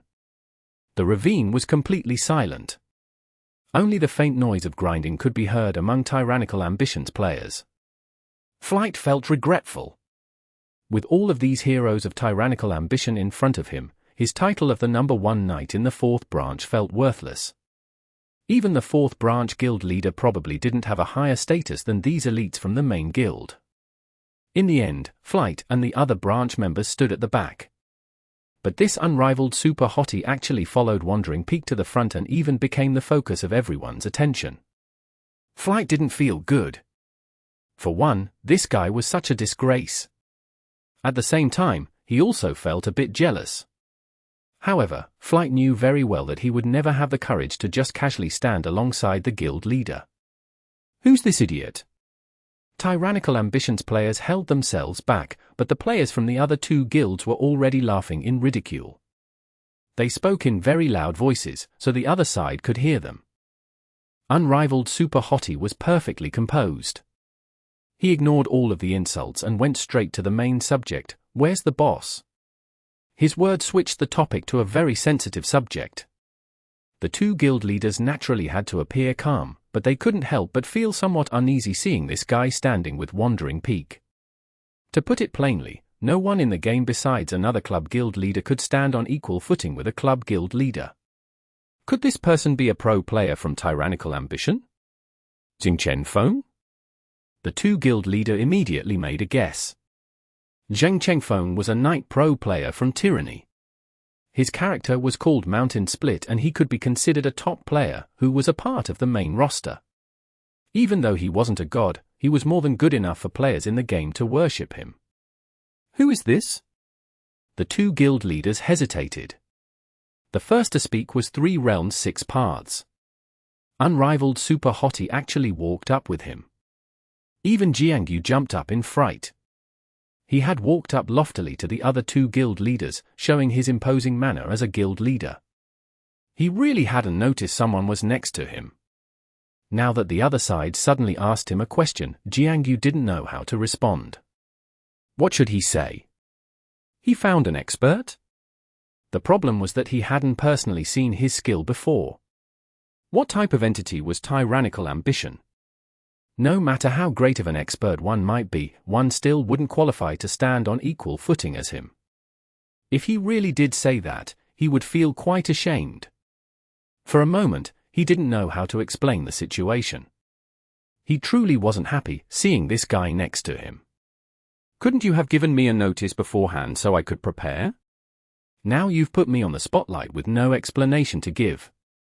He really hadn't noticed that someone had been walking with him, but how could he say that? Are you talking to me? Unrivaled Super Hottie didn't make him worry and replied, I'm an expert passing by. It seemed like there was a lot of people here, so I came over to help out. Where's the boss? Let's hurry up and start. You're all wasting time. What if another boss spawns? His words hit the nail on the head. This was one issue among the guilds. Wild bosses didn't spawn at a set time. They might not see a wild boss for 1 or 2 days. Sometimes, multiple wild bosses would spawn at the same time. The guilds all wanted the bosses for themselves. If multiple wild bosses spawned at the same time and they were too greedy, they might not even get one. But if they just focused on one, they felt too unwilling to part with the other ones. All of the guilds knew which bosses had spawned already this week and which ones hadn't. Several of them hadn't spawned yet, so it was possible that another could appear at any time. They had to hurry. His words weren't wrong. But the problem was, how did a random passerby get to say these words? But for the two opposing guild leaders, the situation had changed. This person was so calm and decisive. He covered up his identity very casually. Could he really be Jing Chengfeng? Chapter 581. Pleased Knights. The two guild leaders were suspicious. They didn't dare make any rash movements. Where was the boss? This question didn't need to be answered. Everyone was gathered around here. Who would let the boss out of their sight? It was just that because there were so many players, some of the players such as Unrivaled Super Hottie would have their line of sight blocked by others. After this question was asked, a few players couldn't help but turn around and look in a certain direction. Yishio noticed their actions and naturally adjusted his position so he could see the boss. No one else moved. Unrivaled Super Hottie jogged out of the crowd alone, alarming everyone else. What are you planning on doing? Quite a few players yelled. They were still in the stalemate stage. The boss needed to be fought over, but according to convention, everyone was supposed to spend some time talking to each other. Tyrannical Ambition's guild leader had just arrived, so it should be time to have some small talk with each other, but Unrivaled Super Hottie had taken away the spotlight. The small talk hadn't even finished yet and he was already moving. What was he doing? Was he trying to take the initiative to show his power? Who held the boss's aggro was an important deciding factor in who ended up winning the boss. At this moment, a knight was moving towards the boss, causing everyone to be alarmed. The hearts of Blooming Blossoms and Three Realms' Six Paths started to thump. They suddenly remembered that today's wild boss, Blade Master Lan Rui, had an aggressive personality, so knight skills with taunting effects were twice as effective than normal. Knights already had the advantage in grabbing aggro, even more so against Lan Rui. If the outcome of today's battle came down to aggro, knights would undoubtedly be extremely crucial. Was this why Jing Chengfeng personally came out to help? It wasn't impossible for a pro player to occasionally come out and participate in this type of battle. For example, if the club needed a certain material from a boss, then they would send a pro player over to ensure they obtained that material. The two guild leaders immediately thought of this possibility. If that really was the case, then competing against him head-on would be hopeless. They needed to kill the pro player first in order to have a chance at victory. In a chaotic battle between hundreds of players, a pro player could be killed too. The existence of a pro player added pressure to the two guild leaders, but they didn't need to go so far as to retreat. A pro player could increase that side's chances of winning, but it didn't mean a guaranteed victory. Also, wasn't this Jing Chengfeng too confident? Did he really think just the addition of himself would allow Tyrannical Ambition to easily swipe up Blade Master Lan Rui? The two guild leaders gave out orders for a team of their players to sneak out and directly attack Unrivaled Super Hottie to turn the momentum around. Jiangyu noticed their actions and couldn't just ignore it. He also gave out an order. Tyrannical Ambition sent out two teams seemingly to protect Unrivaled Super Hottie. The two sides hadn't even used a tenth of their total troops yet. They clearly wanted to probe out the situation first.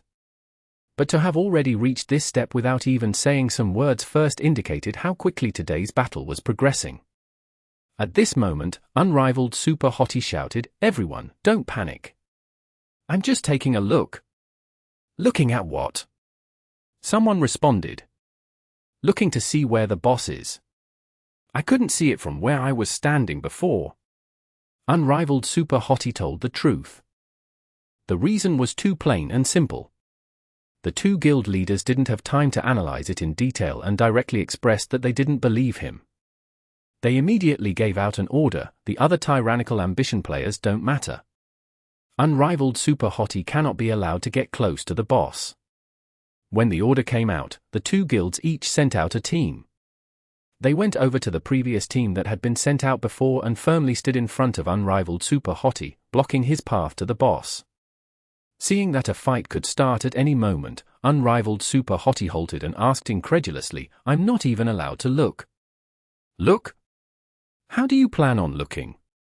The players blocking his path questioned him. Unrivaled Super Hottie didn't reply, but then suddenly ran to the side and rolled. Several magic spells and bullets landed on the spot where he had just been standing. These two guilds actually decided to first get rid of this hidden danger before doing anything else. But they didn't think that this guy was actually so alert. The sneak attacks from these two guilds missed. In a situation with swords drawn and bows bent, any movement could be the trigger, let alone such a frightening wave of attacks. The two Tyrannical ambition teams that had come out to protect unrivaled Super Hottie counterattacked out of reflex, but since they didn't know where those sneak attacks had come from, they simply attacked the most convenient target around. The two teams attacked with a bang.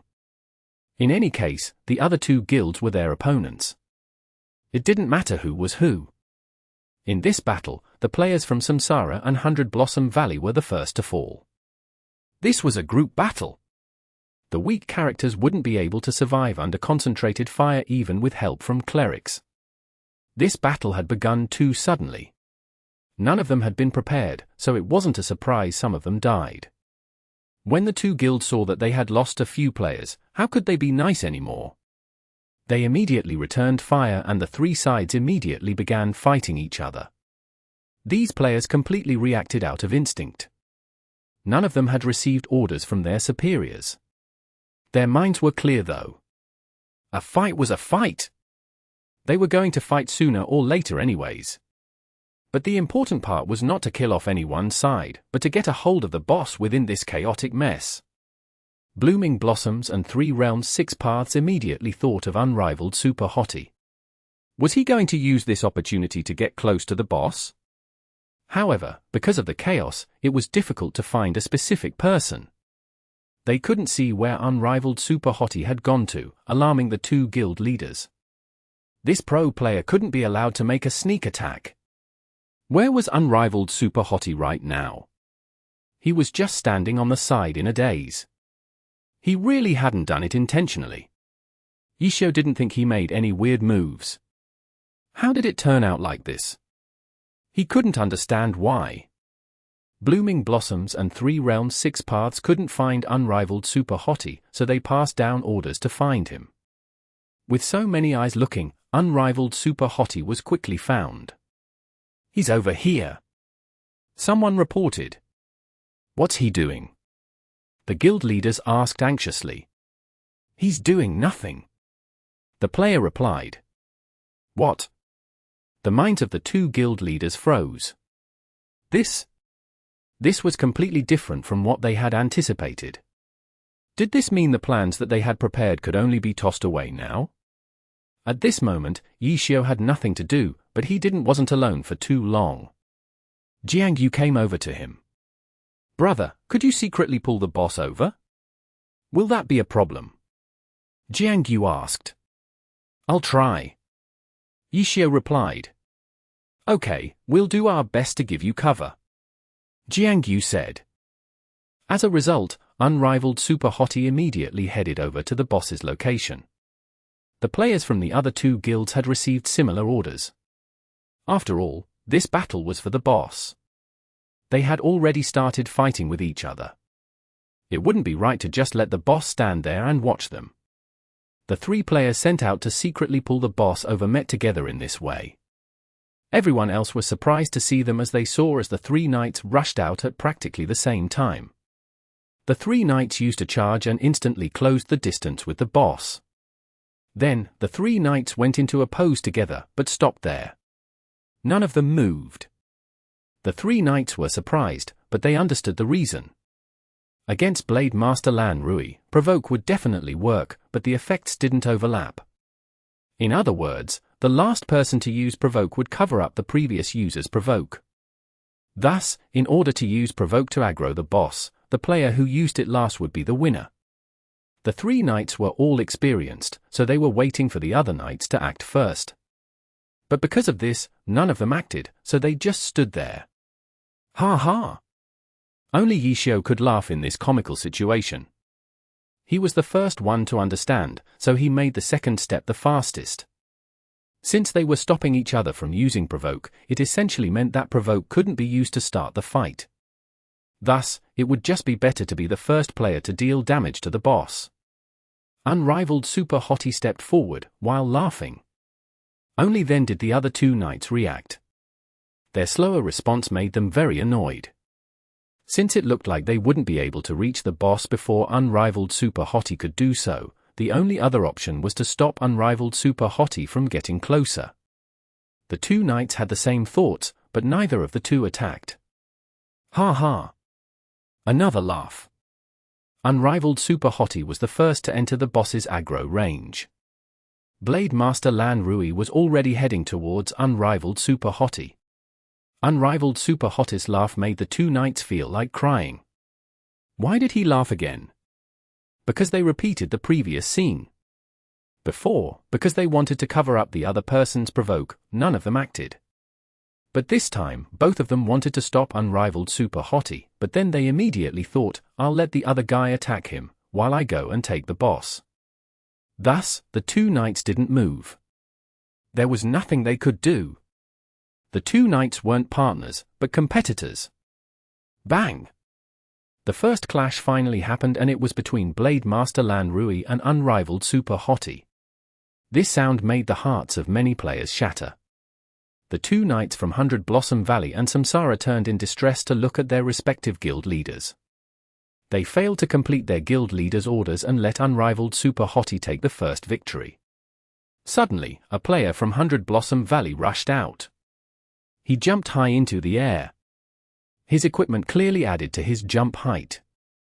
While in midair, he carried his gun in one hand, while throwing stuff out of his pockets with his other hand.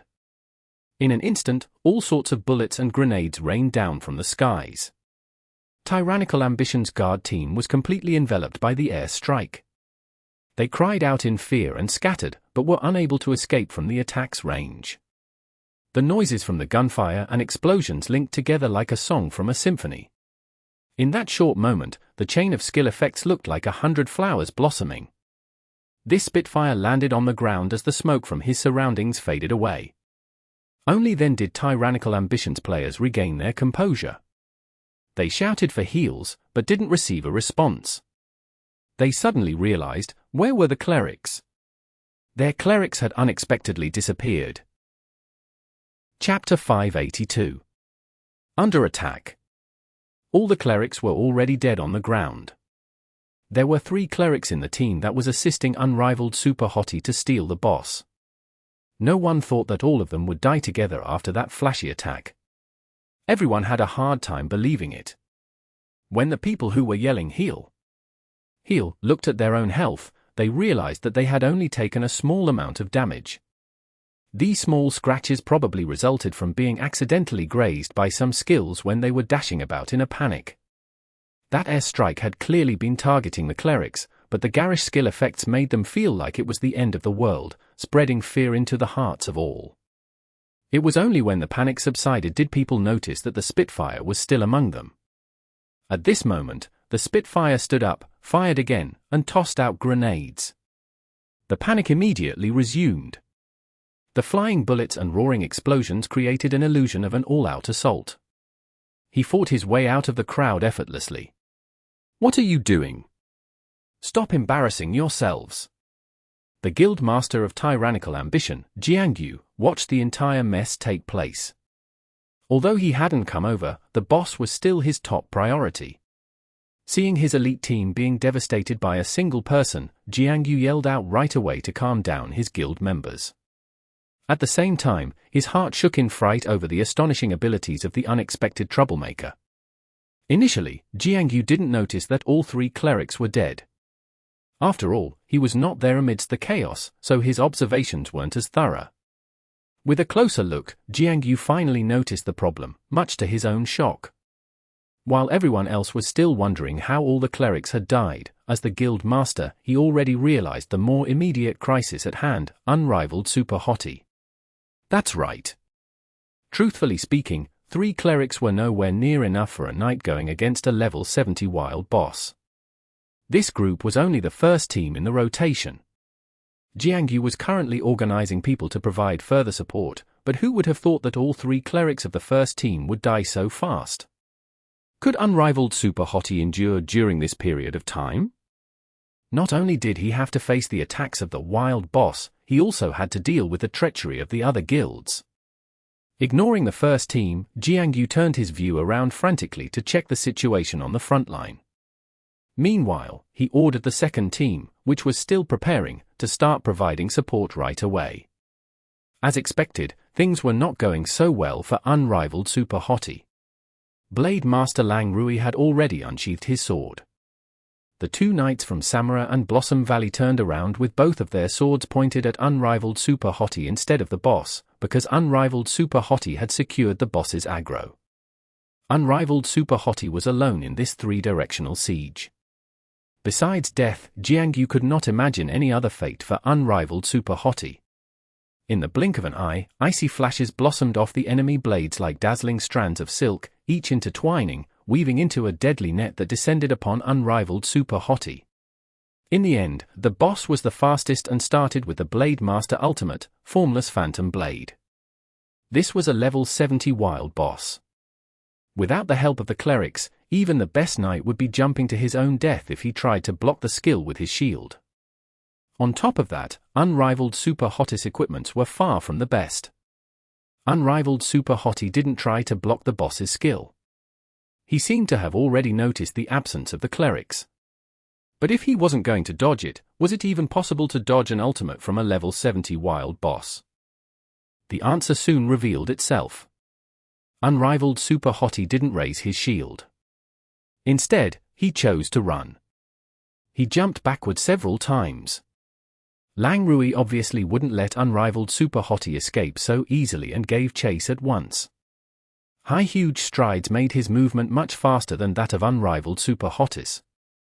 Just when it seemed as if unrivaled Super Hottie could not outrun this strike no matter how hard he tried, a figure rushed in front of him fearlessly in self-sacrifice. The gleaming net of metallic flash swallowed the player up instantaneously. While the white light of the strike still dancing around him, the unfortunate soul fell in a heartbeat. In his last moment, his body struggled to twist around, trying to catch a glimpse of unrivaled Super Hottie. It was Samsara's knight who fell. His death wasn't on purpose. He became unrivaled Super Hottie's shield entirely by accident. When he saw unrivaled Super Hottie in a pinch, he activated Knight Spirit and rushed in towards unrivaled Super Hottie with a charge. He never thought that unrivaled Super Hottie would have the confidence to dodge. He never even imagined that unrivaled Super Hottie could flee so quickly. By the time he had charged in front of the boss, unrivaled Super Hottie had already left his original position. When he tried to change directions again, it was already too late. The boss's blade was already upon him. In the end, he turned himself into the ultimate shield and saved unrivaled Super Hottie's life. The knight from Samsara was dead, but what about Blossom Valley's knight? He threw out a provoke at the boss with ease. To Blade Master Lang Rui, there was an extremely powerful skill, and it grabbed its aggro right away. Lang Rui swirled around with his blade pointed at Blossom Valley's knight. The Blossom Valley's teams were all well prepared, so the knight was in no hurry. He had thought about it. As of now, unrivaled Super Hottie wouldn't dare to use another provoke to nullify his provoke if he didn't want to die. He wouldn't dare seek his own death yet. Nonetheless, Lang Rui stopped abruptly on its way charging towards the knight and turned around, rushing towards unrivaled Super Hottie. Blossom Valley's knight froze in disbelief. He turned around and found unrivaled Super Hottie, whose gesture proved that he had just used a provoke. He had used provoke. Surrounded by enemies, without a single cleric, this guy actually used a provoke as if he were seeking his own demise. Fine. If you want to die, then die.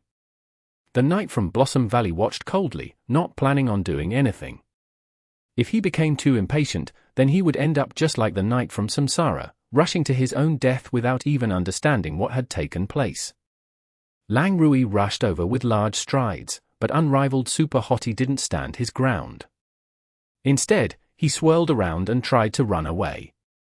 However, he was stopped short in his track by none other than the Spitfire that had turned the entire first team of Tyrannical ambition into a mess. Who is he? Jiang Yu roared in rage. Competing with each other for so many years, all the guild knew each other's experts. Still, no one had heard of this dazzling spring. Where did these hidden experts come from? On top of that, Thinking back to his skillful feat of disrupting an entire team and killing all 3 clerics in a single move, Jiangyu felt a shiver running down his spine. Those in the first team were all members of the elite main force of the main branch guild of Tyrannical ambition.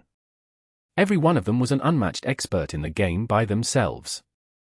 How skillful did one have to be to trash all of them in one go? The Spitfire must be at a pro level. Since Team 100 Blossom's ace was none other than Spitfire Dazzling 100 Blossom, Blossom Valley was also filled with Spitfires. However, this particular Spitfire's skill level seemed to reign over regular players considerably. Could he actually be a pro player? Blossom Valley was so determined to get this boss that they even sent out a pro player for this? Jiangyu didn't know that, just moments ago, the guild leaders of Blossom Valley and Samsara had the same doubt about unrivaled Super Hottie. In a way, this competition was very fair. Go die. The intercepting Spitfire threw out his declaration coolly. His hands moved simultaneously. The speed at which the skills were released fully demonstrated the player's incredible hand speed. Lang Rui still chased after unrivaled Super Hottie, who clearly had no time to respond. Activating Night Spirit, followed by a charge, he rushed straight into Dazzling Spring's attacks with his shield in front of him. Trying to avoid a frontal collision with the charge, Dazzling Spring jumped hurriedly to the side. Unexpectedly, unrivaled Super Hottie's charge twisted around after Dazzling Spring right away. Arc Charge! Someone among the crowd watching this sideline battle exclaimed in shock.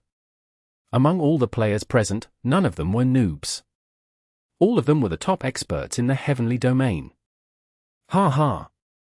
Dazzling Spring laughed as if he didn't care about the heroic charge. He had enough reasons to do so. This jump of his was not only fast, but also extremely high. The status enhancement of the equipments were being utilized to their fullest. Dazzling Spring's jump height was significantly higher compared to that of the normal players. Despite having used an arc charge with a curve of the just right angle, unrivaled Super Hottie's charge seemed to have become inevitably fruitless. Yet in that moment, he sword sung up with his shield. He somehow started to ascend. Aerial curve! Someone cried out in shock. What is an aerial curve? An arc charge that didn't only move around on the ground, but curved into the air. That is an aerial curve. The mechanics behind it were actually pretty simple, just jump when you activate charge. However, similarly to cursive charge, it's easy to perform aerial curve, but you have to make it effective and hit your target. Because of this, both skills are considered as easy to learn, hard to use skills. At this moment, unrivaled Super Hottie's aerial curve curved upward with perfect timing, shooting straight towards Dazzling Spring. Not good enough. Dazzling Spring laughed. A grenade tumbled down from his hand. With Night Spirit skill effect, heroic charge wouldn't be stopped by anything. The grenade was entirely just there to create some damage. Unrivaled Super Hottie clearly didn't try to dodge in midair. The flames of the explosion swallowed his silhouette in the blink of an eye. Then, within the flames, his figure shot out upward. His height surpassed that of Dazzling Spring in the next second. Still with the shield in the front, unrivaled Super Hottie raised his night sword high into the air. As he dove upon Dazzling Spring, his sword slashed towards its target. What is this? Heroic leap! The exclamations continued. What kind of joke is this? How is that possible? Heroic leap could not be performed in midair. This was a rule set by the game. It could not be changed. No one can violate the system's rules. However, this unrivaled Super Hottie had accomplished this violation of the system's rules, causing all the spectators to fall into confusion. Who are you? Even Dazzling Spring shouted in surprise. Unrivaled Super Hottie. Unrivaled Super Hottie shout out his name as if it were some kind of move. The falling knight swung out his sword, smacking Dazzling Spring out of the sky and into Blade Master Lan Rui. Chapter 583. Flashy but ineffective. After being hit by heroic leap in the mid-air, Dazzling Spring fell like a meteor. Sensing the approaching player, Blade Master Lan Rui pointed his sword and started another sword dance. Seeing the familiar scene, everyone soon remembered the knight got killed in the same manner before. It looked like this Spitfire could only die faster than that knight. Who would have expected the Spitfire to actually fire twice during his fall despite going as fast as a meteor? As the gun roared, the falling figure took on a different trajectory, twisting towards the side. As soon as he landed, he rolled away, successfully dodging Lang Rui's dancing blade. Who are these two players? All the players watching felt like going crazy. One defied the system's rules and used heroic leap in mid-air. The other was able to use aerial fire to dodge the boss's attack while rapidly descending. Only a perfect amount of experience, judgment, and speed would have made both feats possible. Just the slightest insufficiency in any of the three would have spelled failure. Even up until now, the audience still had no idea how unrivaled Super Hottie had accomplished that impossible heroic leap. The brilliance wasn't over yet. Dazzling Spring's aerial fire, landing, and rolling linked together flawlessly, allowing him to dodge Lang Rui's flashing blade. Still, the descending shadow above his head was still locked onto him. Heroic leap hadn't ended yet. Bam! Heroic leap hit Dazzling Spring again. There weren't a lot of changes, but to be able to deal damage again under these circumstances was truly unbelievable for the viewers. Heroic leap was used under Night Spirit. This just heroic leap hit Dazzling Spring as well as the boss. The special effect of this skill was to deal equal damage to its targets. There was no way to avoid it, even the boss was no exception. After being hit, Lang Rui's steps paused, unlike Dazzling Spring, who got flattened on the ground. After all, a boss is still a powerful existence. Knowing that the boss was more dangerous than Dazzling Spring, unrivaled Super Hottie rolled away immediately after landing. The boss soon got out of the stun from just heroic leap. Lang Rui's blade chased after unrivaled Super Hottie without a moment's delay. Expecting the attack, unrivaled Super Hottie avoided all of the strikes as Dazzling Spring cursed aloud, F***** on the side while scrambling away towards safety. All the players who saw it were stupefied. What an evil scheme! He could have run anywhere to avoid the boss's blow, but he just had to run in Dazzling Spring's direction so that the boss's attack would also be pointed at the Spitfire. Had Dazzling Spring not been an expert player with outstanding reaction speed and mechanics, he would have died right then and there under Lang Rui's blade. If it were any other normal player under the same conditions, it would have been a certain death. Even though the boss's sole target was unrivaled Super Hottie, the boss's slashing sword covered a significant amount of area. If Dazzling Spring hadn't reacted fast enough, he would have been smashed to pieces on the spot. Second tank, take over! Unrivaled Super Hottie shouted. At that moment, almost half of the players had abandoned their tasks to watch the commotions on the sideline. This shout snapped Tyrannical Ambition's knight back to reality. Blade Master Lang Rui was really close to him right now. Was this his true intention? Everyone was confused. Was unrivaled Super Hottie trying to lead the boss towards Tyrannical Ambition's troops, or was he trying to killing Dazzling Spring indirectly, or was he trying to kill two birds with one stone? Tyrannical Ambition's knight immediately threw out a provoke, forcing Lang Rui to turn, while making Blossom Valley's knight very sad. Blossom Valley's knight thought unrivaled Super Hottie was dead for sure, so he didn't rush in to fight over the boss. Who would have thought that unrivaled Super Hottie would be able to survive through all that? He knew that unrivaled Super Hottie was too busy to take on the boss, but he had forgotten that there were still people from Tyrannical Ambition present. Right now, the second team, which had a good number of knights and clergy and plenty of time to prepare, easily dragged the boss away. Get it back! With a knight's shout, Blossom Valley's troops rushed forward. The second, third, fourth, and fifth tank gathered around the main tank to start a war of provokes. Blossom Valley's clerics all tensed up right away. They knew soon that the battle would soon fall into chaos as the ownership of the boss's aggro becomes a total mess. That would be the hardest time for the teams, especially the clerics. Provoke! Provoke! Provoke! Both sides started picking fights with the others.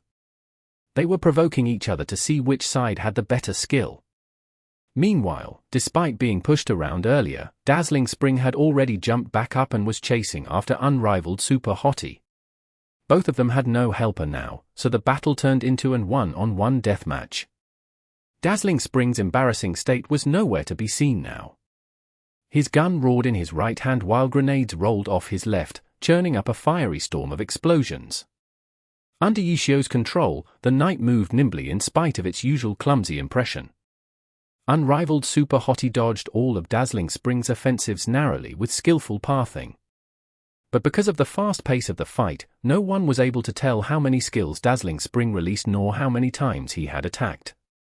All that people could be heard were the endless roars of explosions and gunshots.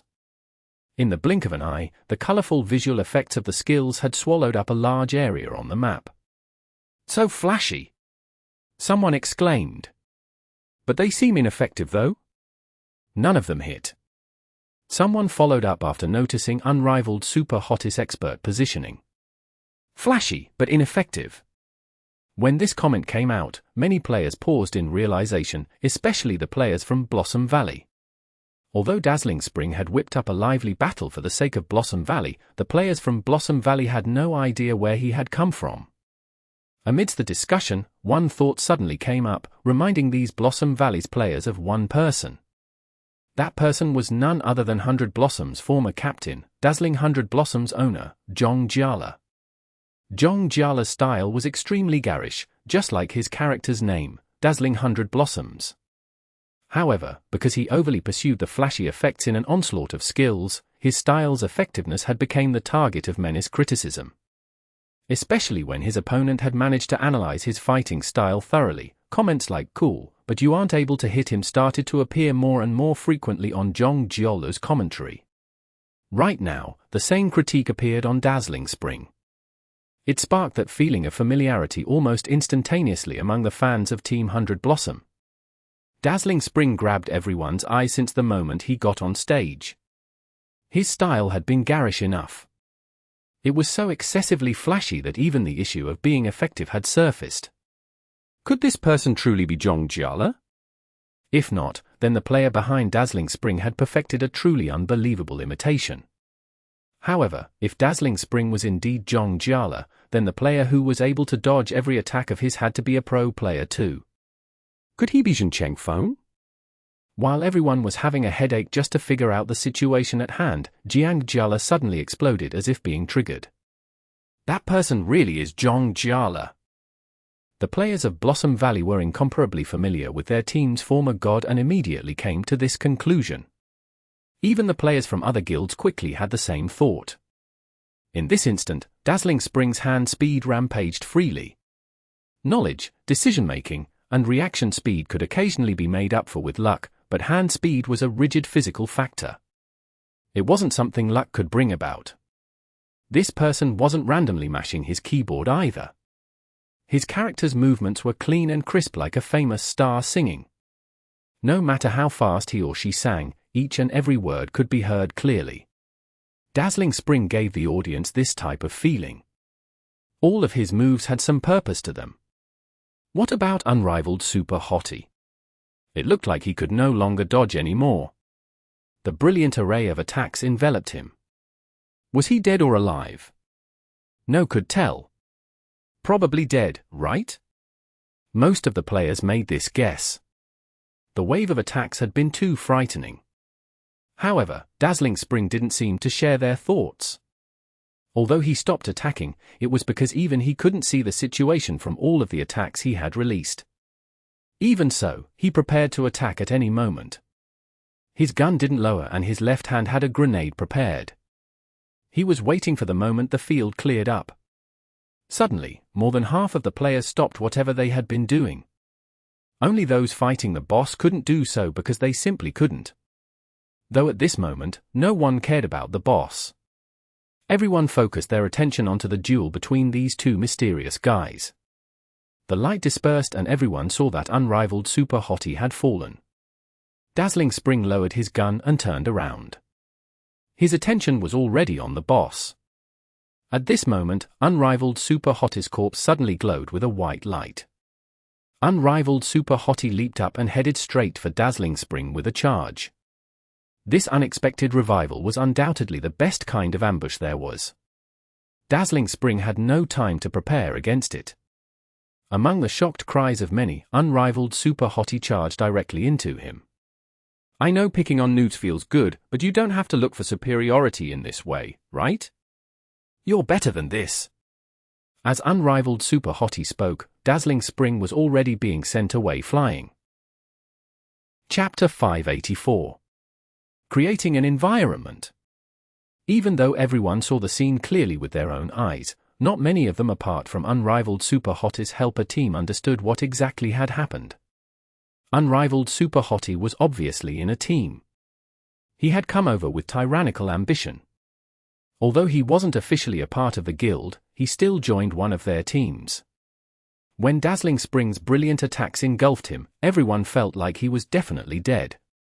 At this moment, a message appeared in Unrivaled Super Hottie's team. One word, revive. Next to the word were detailed coordinates of his position. With these instructions, the team's clerics cast a revive. As for Unrivaled Super Hottie, he might have died, but he had sent out the message. After being revived, he didn't hurry and get back up. He lay there, acting dead, waiting for Dazzling Spring to turn around before launching a surprise attack. How despicable! The team members who knew the truth couldn't help but give this remark in private, despite their bias towards their teammate. Charge, heroic leap, shield attack, upward slash. Unrivaled Super Hottie's movements were very quick. He chained his attacks in an instant, striking down the target, who had been sent up into the air by the initial charge.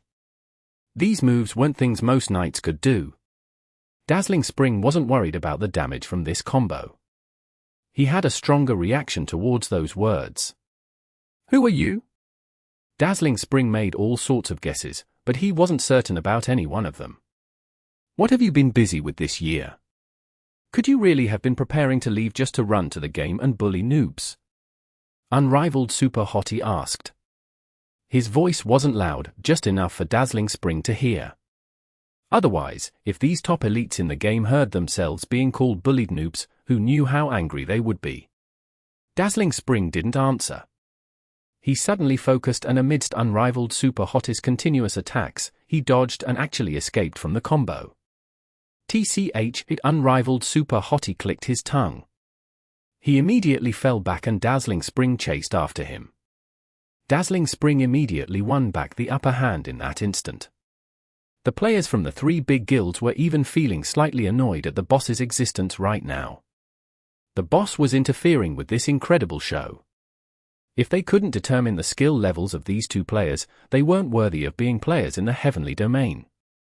This Unrivaled Super Hottie, could he be? Someone moved close to Jiangyu and whispered to him. Yes, I have an idea. Don't worry.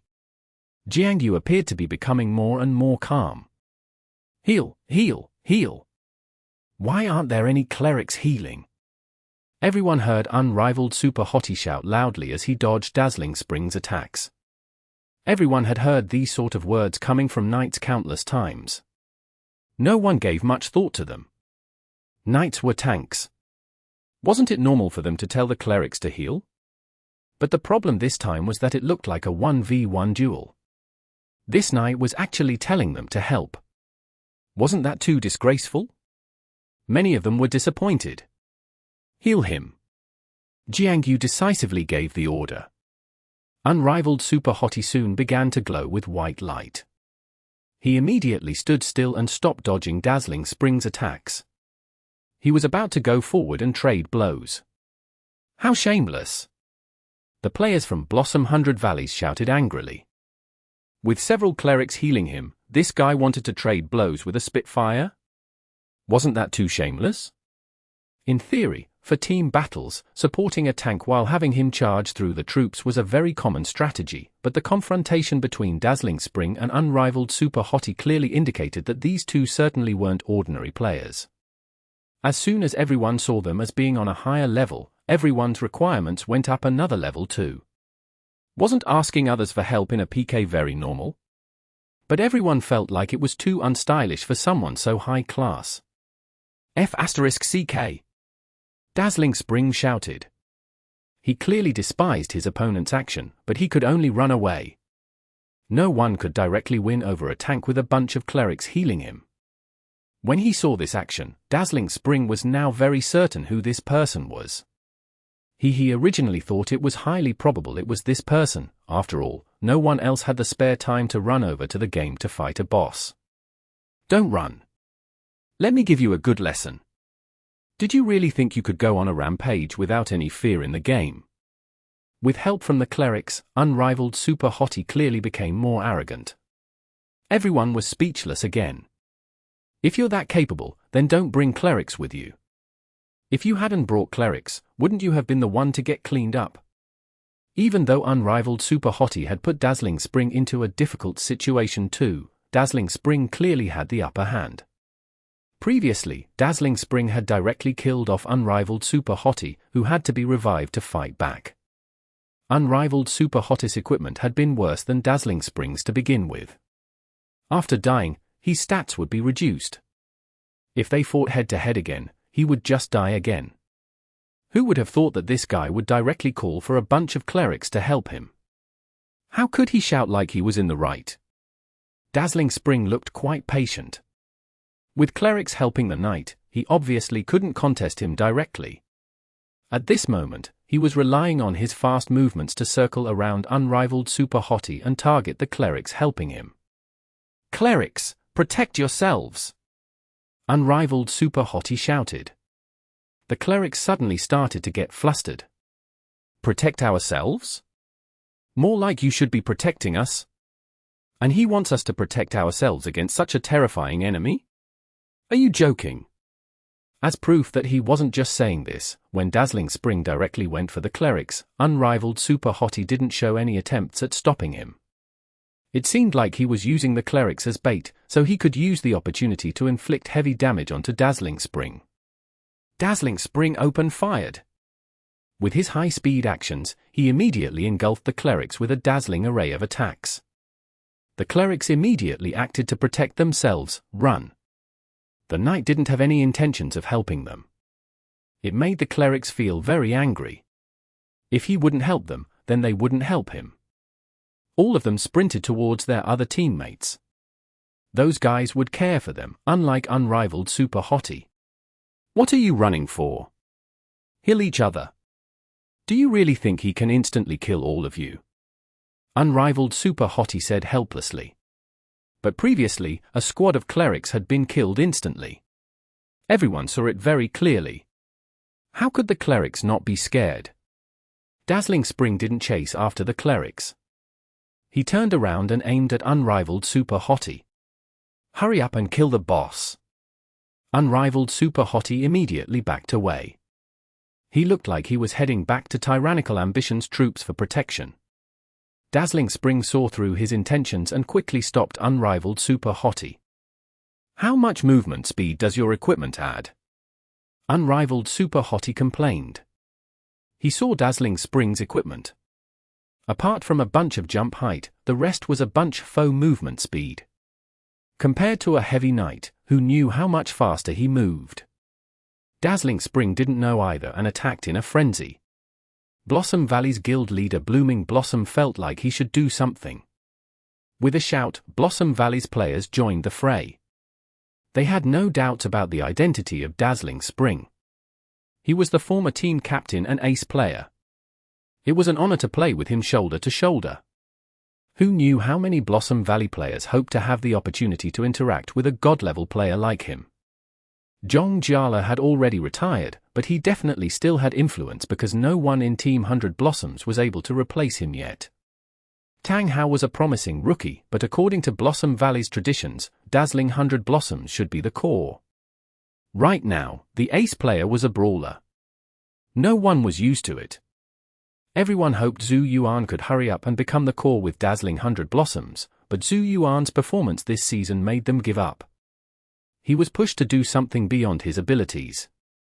He truly didn't have the temperament of an ace player, or at least he didn't show it. It made it seem like Team 100 Blossoms was being held up by Tang Hao. According to rumors, next season, Team 100 Blossoms was trying to buy Team Wind Howl's top brawler character, 3 hits. Was Team 100 Blossoms really going to become a team with a brawler as the core? This was an issue that made Team 100 Blossom fans very conflicted. Among them included elites from the guilds. Seeing the former captain Zhong Jiala in-game gave them hope again, because at least they knew that Zhong Jiala hadn't abandoned glory. Or perhaps he was going to come back. They didn't know, but they wanted to give this former captain of theirs an environment for him to fight in. It didn't matter if it was in the game. Their original goal of the boss had been somewhat forgotten by Blossom Valley. None of the Blossom Valley players that rushed out went to attack unrivaled Super Hottie. They immediately headed to stop Tyrannical ambition from helping him. Kill him! The players from Blossom Valley suddenly shouted in unison. They cheered on their captain as if they were watching a pro match. Dazzling Spring's movements clearly paused. He was clearly moved by actions from Blossom Valley. For an enemy, this pause was an opening. Unrivaled Super Hottie instantly activated Night Spirit and rushed at him. Chapter 585. Starting place. Dazzling Spring attacked with an extremely quick pace. In order to dodge these types of attacks, Unrivaled Super Hottie had to make lots of movements. This caused Chen Gui, who was beside Yi Xiao, to stare at his screen, but be unsure of what was going on. Despite this, she was still immensely excited. This was because she was the only person who could actually confirm the two's identity. Yi Xiao, that naturally goes without saying. Zhong Jiala.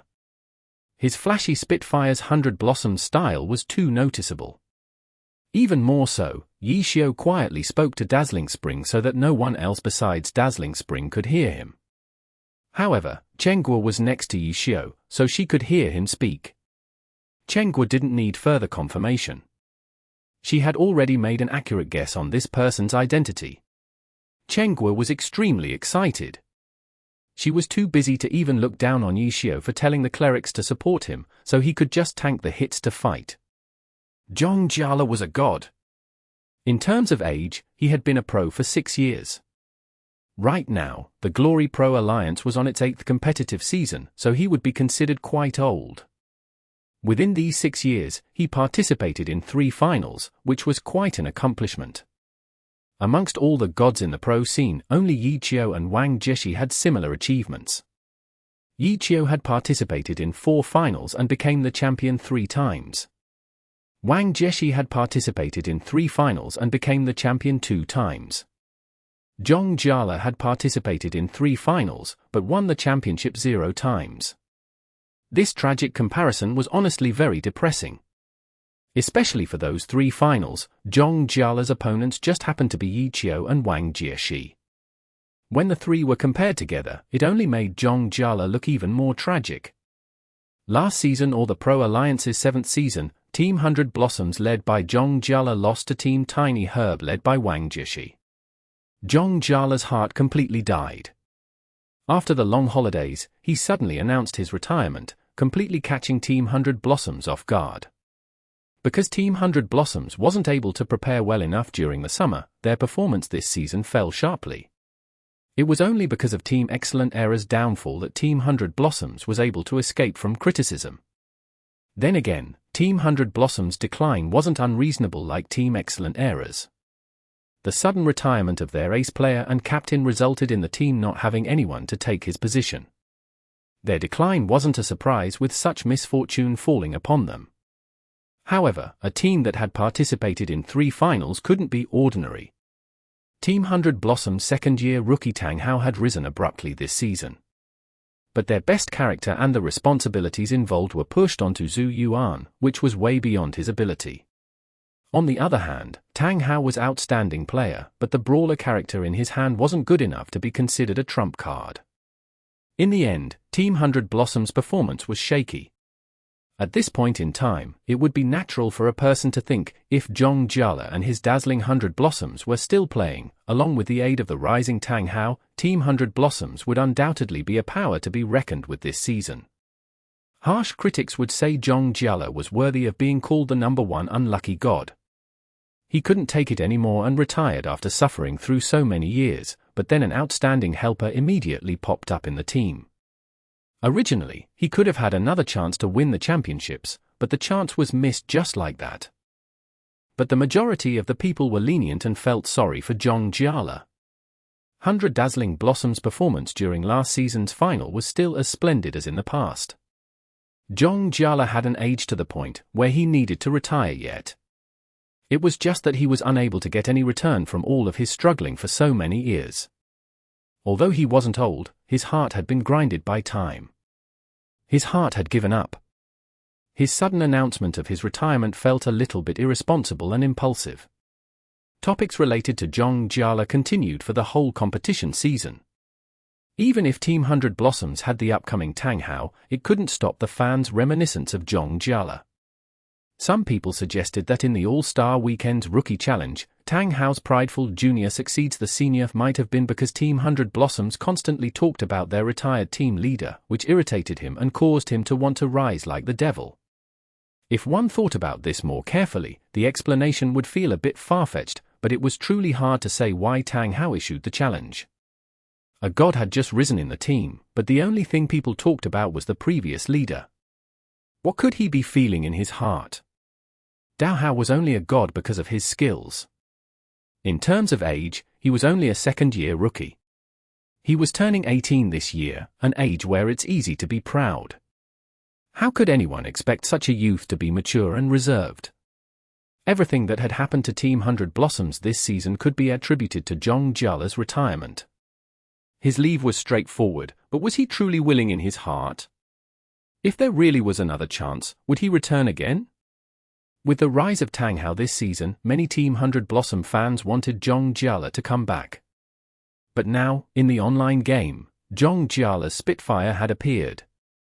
Combined with the encounter with Wei Chen from before, Chen Guo immediately became excited. Chen Guo was obviously a bit uneasy about their future new team. But another powerful god had come. How could Chen Guo stop herself from being excited?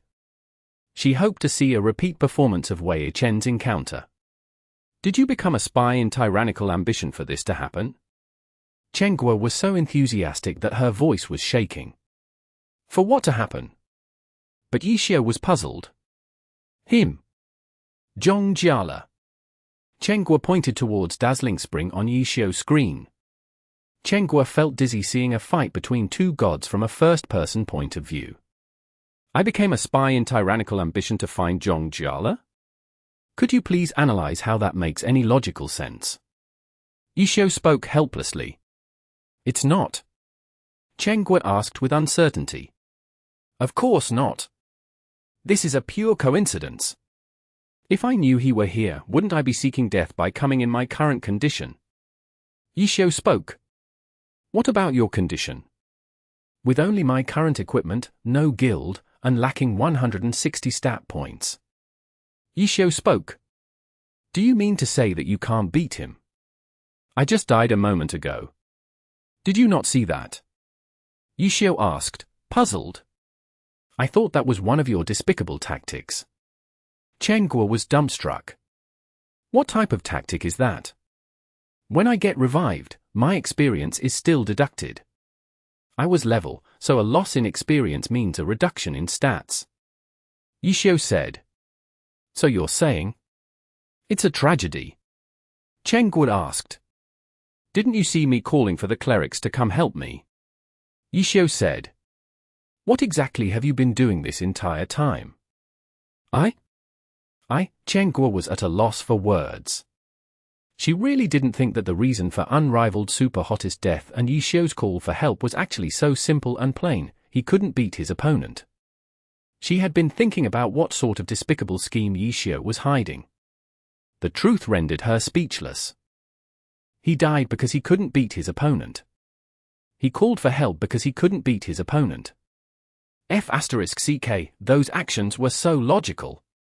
But Chen Guo didn't even spend a second to think about the possibility of this happening to Yixiao and regarded it as illogical. Chen Guo was still in a daze when Yixiao shouted again, "Is anyone going to come help me?" Now Chen Guo finally understood. This was no scheme, nor was it a trap. It was because he really couldn't beat the opponent that he had to ask for help.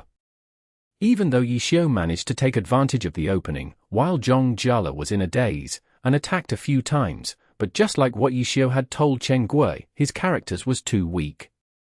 Even though the equipment was provided by Jiangyu, it was only a bit better than his previous outdated equipment. It was nowhere near Dazzling Spring's equipment. Nowhere near didn't just mean the stats. For Unrivaled Super Hottie, it was a set of equipment casually provided by Jiangyu. But for Dazzling Spring, it was obviously matched and designed meticulously by Zhong Jiala according to his own habits and style. It could be likened to a scuffle between two people. One fellow would be improvising with a randomly picked up brick, while the other fellow would be using a weapon he was familiar with.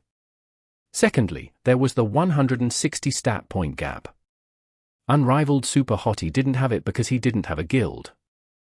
On the other hand, Dazzling Spring was with Blossom Valley. These two disadvantages were already enough to be a deciding factor. Yishio's current opponent wasn't any random player from the heavenly domain, in which case he could suppress through skill alone. This was a god who was on the same level as Yishio. His achievements were only a bit less than Yishio's. Let alone normal players, even Wei Chen wouldn't be able to compete with Zhong Jiala right now. Yishio was able to take advantage of the small opening, but he could gain a slight advantage for a bit. Without any alarm, Zhong Jiala relied on his two advantages to easily reverse the situation. Thus, Yishio had to call for help. However, the players from Blossom Valley wouldn't give him the opportunity. After identifying Zhong Jiala, protecting this duel from outside interference was even more important than the boss. Blow him to bits! After hearing Yishio calling out for help again, the players from Blossom Valley became very excited and gave another wave of cheers. Zhong Jiala also attacked amidst the cheers as if he had returned onto the stage. "Hey, why are you being so serious?"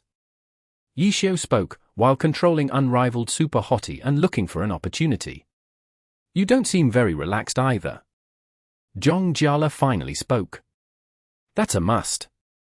I intend to form a new team and make my way back to the pro scene. Of course I have to be serious. I'm doing business here. If you want to bully noobs to feel superior, couldn't you go somewhere else? Hurry and pretend you said." Yishio said. "Didn't you just say that bullying noobs doesn't feel good? I find it quite nice bullying you." Zhong Jiala said. "I'm conducting serious business here. I don't have time to fool around with you." Yishio got angry. "You're still not going to give up?" Zhong Jiala asked. "Why do I have to give up?" Yishio asked in reply. "Haven't you already gotten what you want? Why do you still want to keep going?" Zhong Jiala asked. "I've never heard of anyone getting tired of winning championships." Yishio said. "You're still thinking of winning a championship?" Zhong Jiala laughed. "Winning a championship is very addicting. I really cherish my memories of it." Yishio said. F***CK? Zhong Jiala turned depressed. Yishio clearly knew of his circumstances, yet this fellow was still discussing the feeling of winning a championship. He was sprinkling salt onto his wound. "I don't feel like I need to retire yet. As long as there's a chance, I will never back out, even if it's just for one more day." Yishio spoke. "Big bro, you're also in retirement right now, okay?" Zhong Jiala said. "Struggling isn't limited to just the pro scene. This here is still glory. This is our true starting point." Chapter 586. Provoke Relay. The two gods didn't stop moving their hands when they spoke to each other. Unrivaled Super Hottie and Dazzling Spring spun around each other, fighting back and forth. Occasionally, Unrivaled Super Hottie would shout out Clerics, reducing the quality of the match. "Charge over and help." An unexpected order came from Tyrannical Ambition's side. Those two players were fighting fiercely. The fight for the boss was turning white hot as well. Players continued to die in battle. The boss's aggro kept on shifting between the three guilds through the usage of Provoke. Blossom Valley wasn't focusing too much on the boss, so they had already fallen slightly behind. As for Tyrannical Ambition, Unrivaled Super Hottie had given them the advantage by being the first to establish aggro. Right now was the perfect moment to firmly grasp the lead. Who would have thought that their guild leader would order their main force to support unrivaled Super Hottie?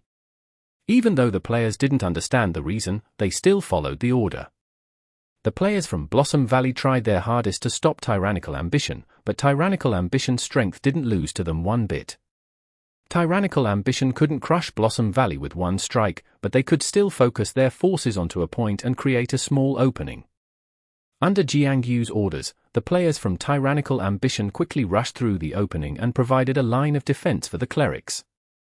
The clerics immediately began casting their spells and healed unrivaled Super Hottie. Ha ha ha ha. Unrivaled Super Hottie laughed. When the players from Blossom Valley saw this guy laugh, they gave him a look of disdain and began healing Dazzling Spring as well. The two players were being healed like crazy and neither of them had the destructive force of a OBSS. Their health bars were always full.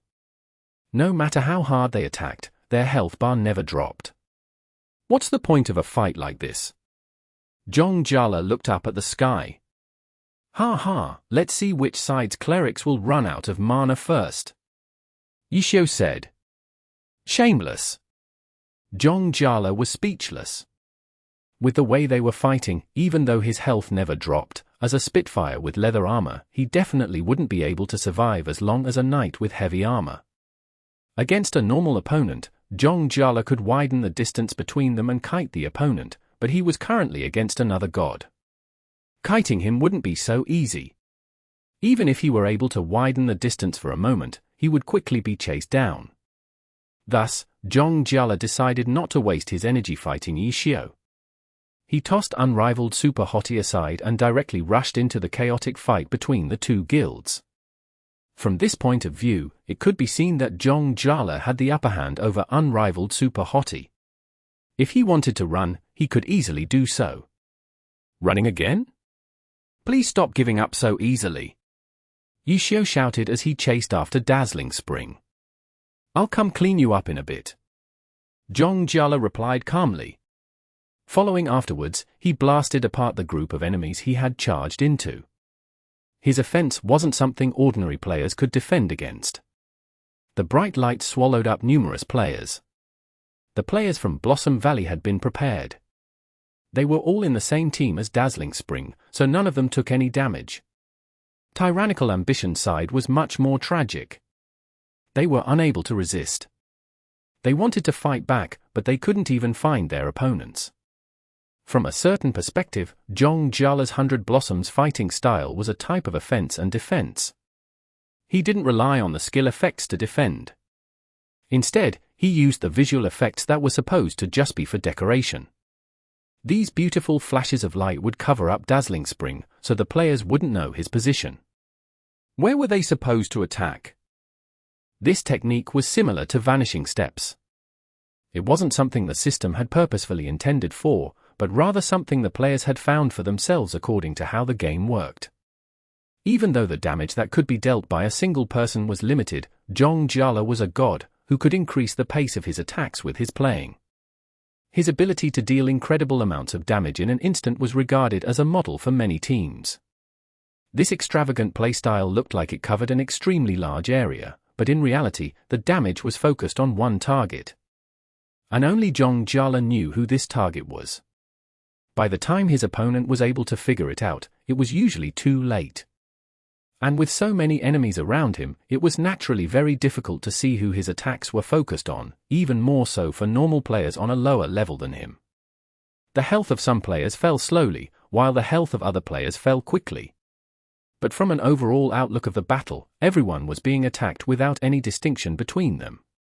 For his fighting style, the more numerous the enemies, the easier it was to confuse the enemies. The players from Tyrannical Ambition were helpless. Suddenly, they saw Dazzling Spring shoot out from the bright lights, but he didn't stop attacking. However, this time, instead of attacking all around him, his attacks were focused on one player. Everyone thought they would be able to guess who this target was, but when they turned to look, everyone was stunned. This guy wasn't unrivaled Super Hottie, but a knight from Tyrannical Ambition.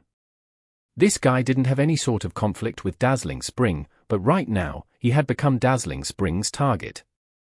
Ha ha, not bad. Unrivaled Super Hottie finally rushed over, but Dazzling Spring didn't even glance at him as he continued to attack that knight. He didn't even turn his head when Unrivaled Super Hottie slashed at him. Give me a focus. Everyone heard Dazzling Spring shout. Afterwards, his attacks instantly engulfed that knight. But this knight didn't fall. The cleric supporting him had been prepared and had started healing him a while ago. This knight was an elite from Tyrannical ambition. His equipment was better than Unrivaled Super Hottie's, so with clerics assisting him, he was able to survive the burst. When they saw that Dazzling Spring was still attacking this knight, they finally came to a realization. Provoked! He's been provoked! Hurry up and give him a focus! Blossom Valley finally realized as well, but they were too late. Unrivaled Super Hottie shouted next, and another knight from far away used Provoke. Dazzling Spring turned around and ran over to that side. Blossom Valley's clerics wanted to cast a focus to dispel the Provoke, but after the Provoke had been relayed, they were no longer in reach. In order to get closer, they would need to ask if Tyrannical ambition would kindly move aside. Hurry over! This time, the players from Blossom Valley shouted these words. Except this time, the situation was completely different. Last time, Unrivaled Super Hottie and Dazzling Spring had been in a harmonious 1v1 environment. Even though both of them had been within Blossom Valley's troops, no one else was attacking Unrivaled Super Hottie besides Dazzling Spring. But this time, Dazzling Spring had been provoked into Tyrannical ambition's troops, but he didn't receive the same treatment. As soon as Dazzling Spring fell into the enemy's hands, Yishio shouted without any shame, "Kill him!" What are you waiting for? The players from Tyrannical ambition all attacked Dazzling Spring. How much health could a Spitfire have? In addition, after being provoked, his movements were limited and didn't really have any way to dodge the barrage of attacks. In the end, he could only survive a bit longer than a normal player before dying. Okay. He's dead now. Stop charging towards him and hurry up and kill the boss. With Dazzling Spring dead, Unrivaled Super Hottie immediately appeared between Blossom Valley and Tyrannical ambition as if nothing had happened. F***CK. Kill him. The players from Blossom Valley heard his statement and went mad. What boss? Unrivaled Super Hottie's existence was much more disgusting than the boss's. Everyone threw their attacks at Unrivaled Super Hottie, not even caring if they themselves took damage. Even a pro knight wouldn't be able to take this huge storm of attacks. Unrivaled Super Hottie ran away and involved the surrounding players. These players weren't able to react in time and were instantly killed. So hot-headed. Yishio grumbled as he ran. The players he passed by gave him salutes. This guy carried a halo of aggro. To be able to make the enemies attack without any regard for their lives, how capable was that? What's the situation with the boss? Unrivaled Super Hottie swiftly retreated from the front lines and went to ask Jiang Yu's wandering peak. His objectives quickly switched. After getting rid of Dazzling Spring, he stopped peeking and focused on the boss fight.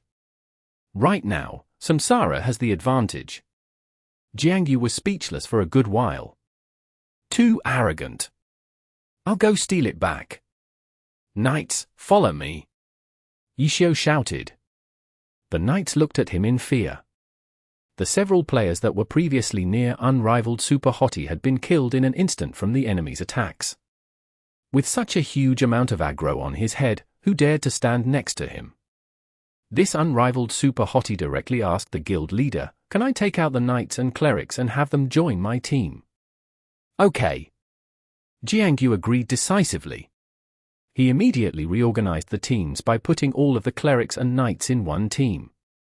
Then, he added Unrivaled Super Hottie into it. Knights, listen to my orders. Stop using Provoke. Unrivaled Super Hottie instructed. What? Wait for everyone's Provoke to come off cooldown and then wait for my order. We'll directly take the boss away in one swoop. Unrivaled Super Hottie explained. How is that going to work? No one believed him. The knights from the other guilds weren't dead. If we act, the enemies will do the same. It'll just be a stalemate again. That's why I said wait for my order. Unrivaled Super Hottie said arrogantly. Chapter 587.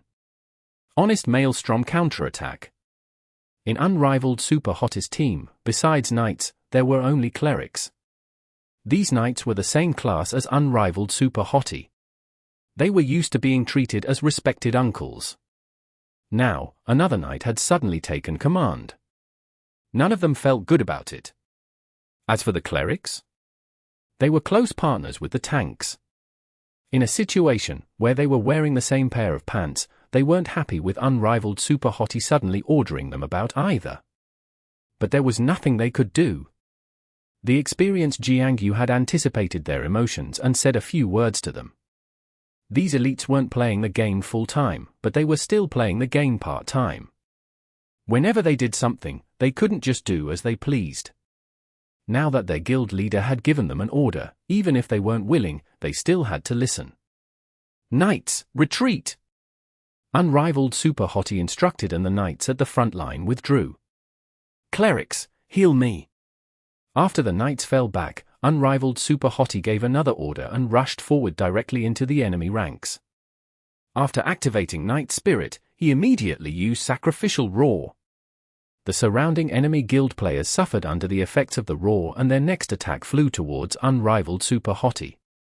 A white aura emanated from Unrivaled Super Hottie's shield. Following afterwards, he swung his shield and began blocking the incoming attacks. Maelstrom Counterattack! All of the knights cried out in shock.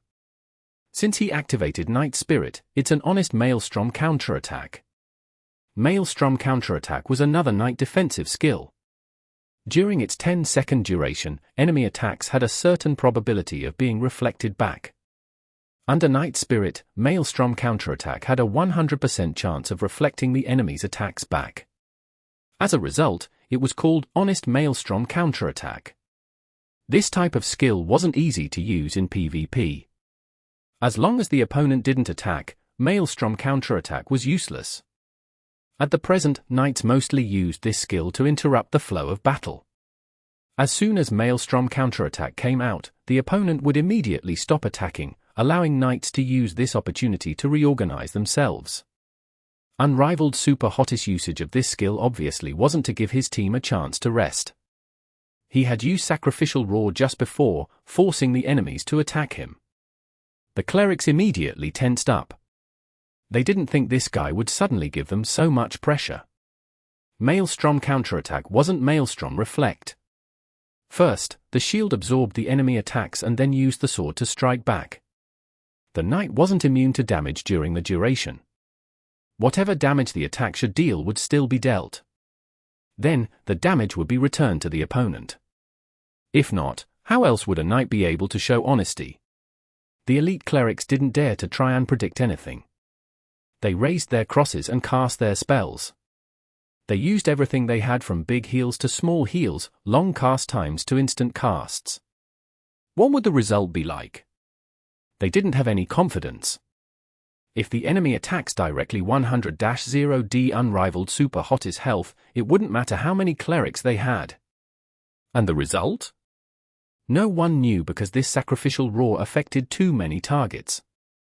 In an instant, everyone's attacks flew out. It was like Zhong Jala's 100 Blossoms fighting style. The attacks engulfed Unrivaled Super Hottie. But Zhong Jala's light show was a form of protection, while Unrivaled Super Hottie would be taking crazy amounts of damage. This was something he had brought onto himself. He's still not dead. The others didn't know the results, but the clerics knew that their spells had locked onto Unrivaled Super Hottie. Since their spells hadn't faded away yet, it meant he was still alive. These healing spells couldn't be used on dead bodies. Only a revive would work. What was he trying to do? Everyone asked themselves this question. At this moment, everyone could faintly see a silhouette flicker amidst the light. The flick was extremely quick and brief. It was the movement of someone jumping and falling rapidly. Then, everyone saw a shockwave disperse the light. The players surrounding Unrivaled Super Hottie were pushed away and knocked to the ground. Not a single one of them stood up. What? No one was able to respond for a moment. The light and shock wave had already passed. Unrivaled Super Hottie was still standing there with a whole bunch of white healing aura around him. All around him were players that had been knocked to the ground. The view was crystal clear. Everyone saw the scene and couldn't help but cry out. Are you kidding me? Instant kill. How is that possible? How did it happen? They're not actually dead, right? All of the players that had been swept away by the shock wave were all dead. Their corpses and their equipment were scattered all across the ground.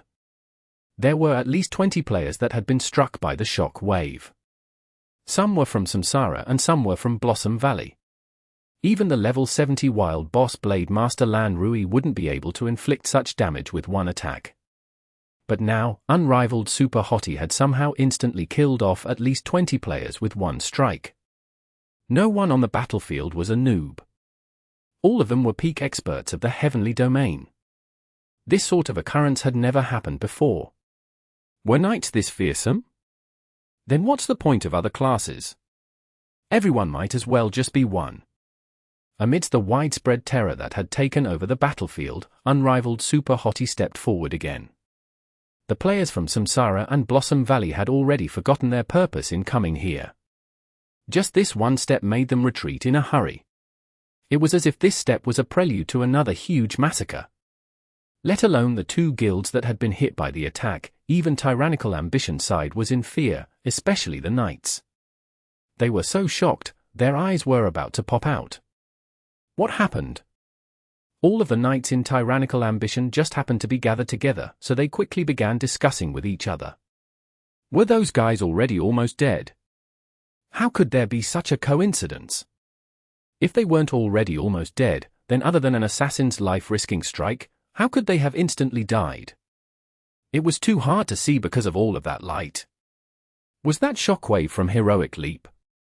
Heroic Leap? I didn't see him jump. I thought I saw someone flicker. Just a flicker? If his hands are quick enough, maybe he did a small jump.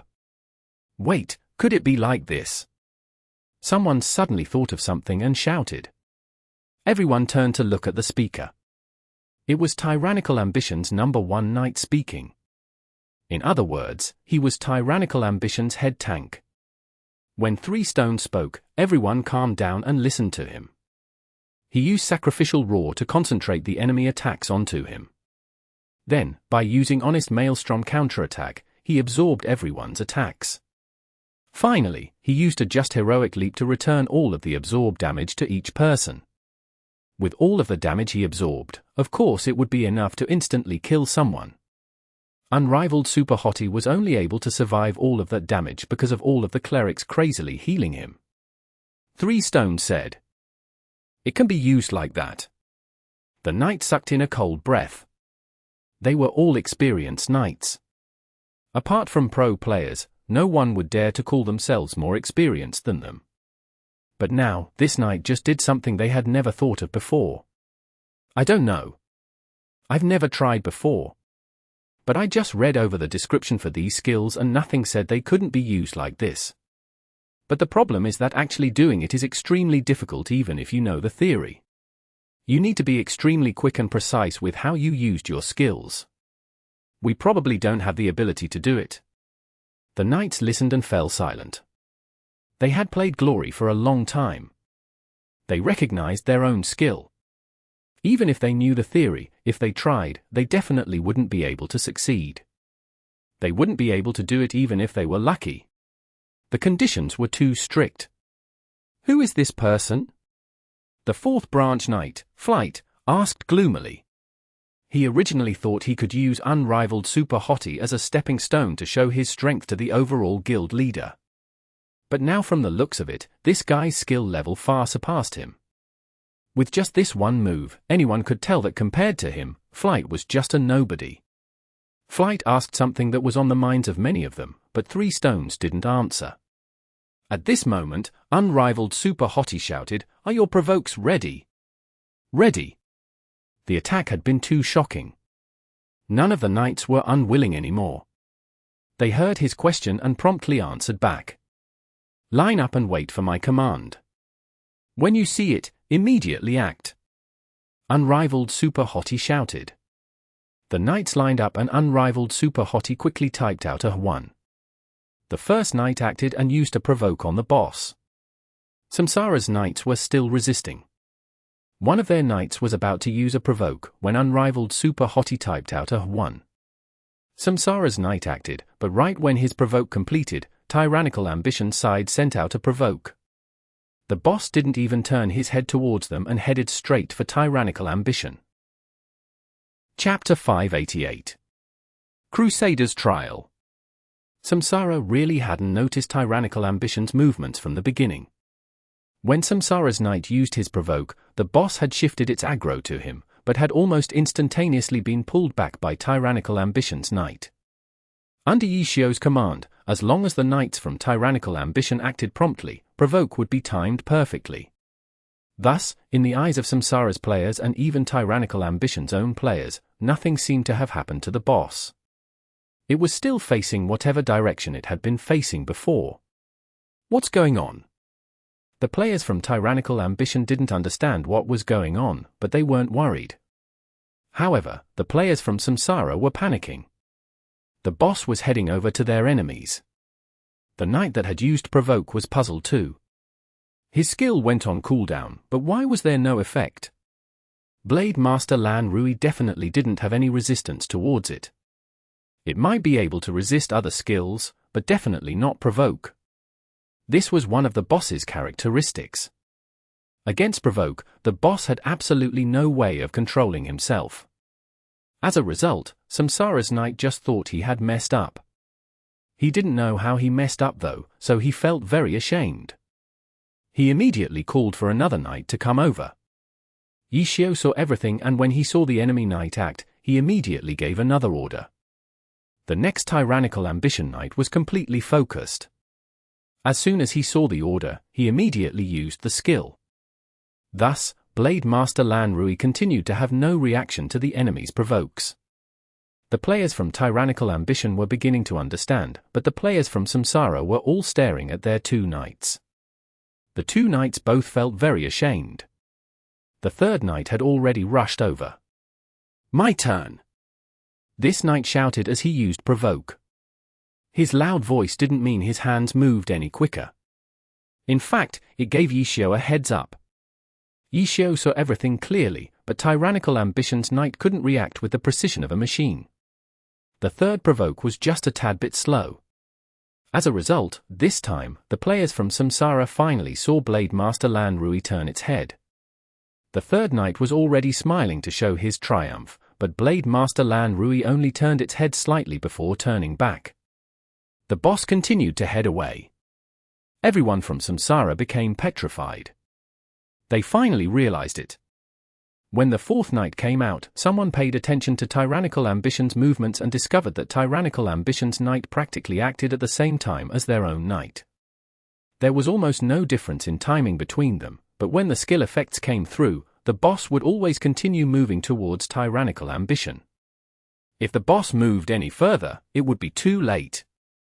Samsara was alarmed. Tyrannical Ambition wanted to directly pull the boss into their troops. That way, unless they massacred Tyrannical Ambition, it would be extremely difficult to regain the aggro. Right now, they couldn't even consider whether or not it was possible to massacre Tyrannical Ambition. Even if they succeeded, they would certainly take heavy casualties. By then, whether or not they would have the manpower to deal with the level 70 wild boss would be a huge issue. Hurry, everyone forward! We have to get it back. Samsara's guild leader, 3 Realms 6 Paths, was starting to panic. Before, Tyrannical Ambition and Blossom Valley had been in a fierce conflict, so Samsara had been able to take the advantage in the boss fight, but now that the conflict had ended, Tyrannical Ambition had returned and taken away the boss. Even though the shock from Unrivaled Super Hottie instantly killing several players wasn't small, he wasn't willing to retreat. 3 Realms 6 Paths gave an order and personally led the charge to try to raise the morale of his troops. But right when he shouted, a shadow suddenly appeared beside him. 3 Realms 6 Paths heard his subordinates warning him to be careful. He had only been paying attention to leading everyone and hadn't paid attention to his own safety. He hastily tried to dodge, but it was already too late. He was struck directly by a charge and sent flying. When he turned his head to look, he saw that it was Tyrannical Ambition's unrivaled Super Hottie. For a moment, 3 Realms 6 Paths thought he was going to die, but he relaxed after seeing his health. He looked out and saw his players rushing forward like crazy. The knights moved up together. 5 of them had lined up and started competing with the enemies. The 5 knights provoked one after the other, but Blade Master Lan Rui only turned its head twice. Its feet never stopped walking towards Tyrannical Ambition's troops. The more it walked, the deeper it went until finally, Samsara couldn't see it anymore. F***CK. The players from Samsara cursed. It was so ridiculous. Because they knew about this boss's characteristics, the 3 guilds had brought more knights with them. They had predicted it would turn into a Provoke war, but they never would have thought that it would become so one-sided so easily. It was like a small child playing tug-of-war against 10 big men. The other side easily pulled the rope without any resistance. As for trying to make more space, Unrivaled Super Hottie led a few troops to block them. This guy was unbelievably arrogant and charged in alone like he was Zhao Yun. The players from Samsara were scared though. This guy had instantly killed 20 or so players. Who wouldn't be afraid of him? Everyone ran away as fast as they could from Unrivaled Super Hottie. With such fear in their hearts, it didn't matter what formation they took. None of them could stand their ground. On the other hand, Tyrannical Ambition had charged into them and caused chaos. Once Unrivaled Super Hottie did enough here, he turned his head and ran towards Blossom Valley. He charged forward alone, but behind him were a bunch of clerics. Everyone understood the situation now. This guy was running around alone so bravely because of all of the clerics who were healing him. But even if they knew, what could they do? Did anyone dare to face him? No one in Samsara dared to, but Blossom Valley was different. The players from Blossom Valley had already gone crazy. They wanted to take revenge on Unrivaled Super Hottie. The boss? Not important. This guy had killed their god. Even though he hadn't done it personally, it had clearly been orchestrated by him. Dazzling Spring had been forced deep into Tyrannical Ambition's troops through use of Provoke. No matter how much of a god he was, he wouldn't be able to survive under such heavy fire. The players from Blossom Valley pounced towards Tyrannical Ambition. 1 was to take revenge. 2 was to rescue their god. It didn't matter if they died. They could revive. Their momentum was astonishing and they completely ignored the boss. The players from Tyrannical Ambition were having trouble defending. Then, Unrivaled Super Hottie left the circle, killed Dazzling Spring, stole back the boss from Samsara, and was now heading back to save them. What are you fooling around for? He already revived. He's not waiting for you guys. Unrivaled Super Hottie lectured Blossom Valley. The players from Blossom Valley went crazy. Who the H*LL are you? You killed our god and now you're lecturing us? We'll bite you to death. The players from Blossom Valley cursed as they charged towards Unrivaled Super Hottie. Tyrannical Ambition's knight team was fighting with the boss, but they were paying attention to Unrivaled Super Hottie's movements. Seeing the players from Blossom Valley mercilessly rushing towards Unrivaled Super Hottie, they suddenly felt an ominous premonition. Are his cooldowns up? Someone asked. Night Spirit shouldn't be up yet. Someone replied. Night Spirit was a Knight's Awakening skill, so it had a fairly long cooldown, nearly 5 minutes. Unrivaled Super Hottie killed Dazzling Spring and won back the boss. He had been very efficient since his previous instant kills. It hadn't been 5 minutes yet, so Night Spirit shouldn't have been up. From their analysis, the previous fighting method required Night Spirit. It only worked with honest Maelstrom counterattack and just heroic leap. Even without Night Spirit, it's probably still very scary. Someone said, seeing that Night Spirit wasn't up yet. We can do a simple calculation, he has Stop, by the time you finish calculating, it'll be over already. Someone said. But at least he doesn't need to use Sacrificial Roar, someone else said. Afterwards, the knights looked at Blossom Valley's players and sighed deeply. He can even establish such strong aggro on players, wow. Everyone sighed and shook their heads. Compared to his exceptional technical skill, this guy's ability to pull player aggro was tyrannical. He's a perfect model. Look, he's starting to act. At this moment, someone shouted. All of the knights turned to look and saw unrivaled Super Hot's shield glow white. Knight Spirit truly had a long cooldown, but Maelstrom, Counterattack and Heroic Leap didn't have as long of a cooldown. These skills were up and could still be used. This is common sense. Why does he need to save up his skills for Knight Spirit? Knight Spirit refreshes cooldowns anyways. True. Everyone was discussing amongst themselves. Unrivaled Super Hottie had used Maelstrom Counterattack to absorb the attacks, but he didn't use Heroic Leap. Instead, he charged forward with his shield and sword swinging. Crusader's Trial. The knights shouted. Crusader's Trial was a knight's level 70 skill.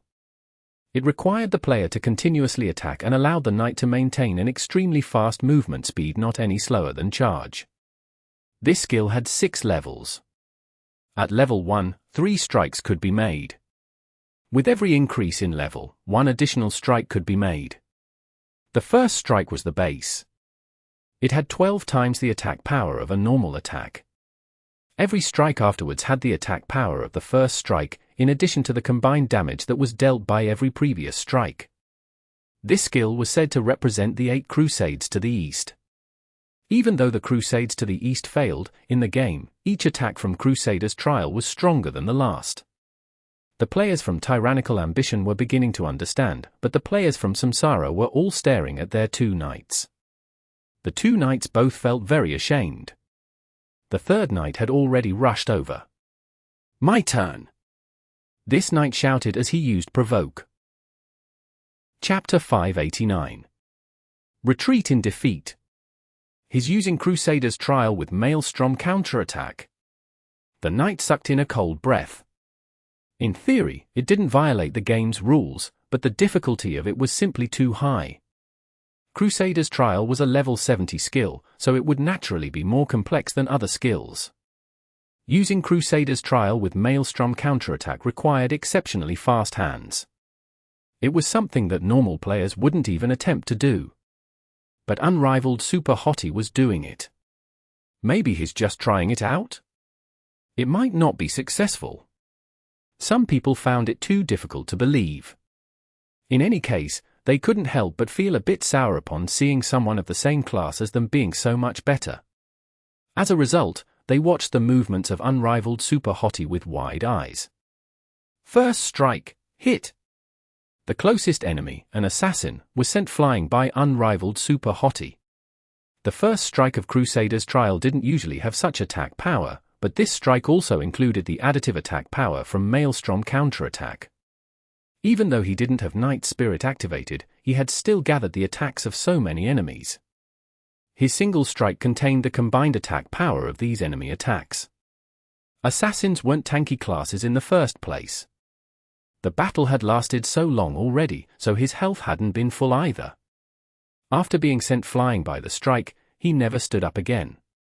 He had been killed instantly. Next, the second strike. Crusader's Trial was a skill with terrifying attack power to begin with, but the attack had to hit the opponent in order to deal damage. Crusader's Trial added attack power to the next strike based on the damage from the previous strikes, not the attack power of the previous strikes. Attack power and damage were 2 very different concepts. Damage is how much health the target loses when hit by an attack. If the attack misses the target, then no matter how high the attack power is, the damage will always remain at 0. The first strike of Crusader's Trial hit its target. Moreover, because of Maelstrom Counterattack, the first strike had dealt enough damage to instantly kill its target. It was obvious how terrifying the second strike would be. The knights from Tyrannical Ambition obviously knew how Crusader's Trial worked, so when they saw Unrivaled Super Hottie activate Crusader's Trial, they were shocked that he actually managed to pull it off. From his move choices, they weren't surprised at the power. As a high-level damage skill, Crusader's trial gave impressive results. The second strike also hit. Unrivaled Super Hottie was mainly a melee class. The first strike hit the assassin and obtained a huge damage number.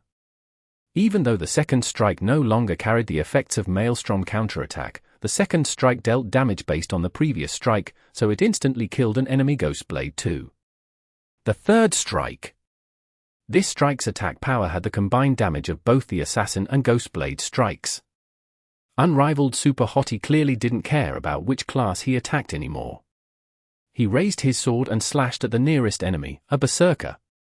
Even though the berserker was tankier, the accumulated attack power wasn't something a berserker could bear, and he instantly died as well. Next, the fourth and fifth strike. Whether or not Crusader's trial hit the target indicated whether or not Crusader's trial would kill the target. The damage numbers accumulated so far were more than enough to instantly kill any player. No matter how angry the players from Blossom Valley were towards Unrivaled Super Hottie, if they went up to face him, they would just be killing themselves. Helpless, they could only run away. However, Crusader's trial gave the knight movement speed equivalent to that of charge. Many players didn't have the ability to deal with such quick movement speed and would end up running around swinging their sword randomly like a blind cat trying to catch mice, but Unrivaled Super Hottie? To put it simply, he also looked like he was just randomly swinging his sword, but maybe it was because of luck, or he truly had the ability. Every single one of his strikes hit a player. When Crusader's trial ended, 8 players from Blossom Valley had fallen. The recklessness of the players from Blossom Valley had been interrupted by this crazy slaughter. The players from Blossom Valley had also deduced Unrivaled Super Hottie's method. Such terrifying attack power was much scarier than the boss's. Using this sort of method might have been thought of before by other players, but it was only in theory. However, today, someone had finally put it into practice. It felt like something from a legend suddenly popped up in front of their eyes. Would anyone else like to try? Unrivaled Super Hottie's stern voice scared them. 8 corpses lay at his feet.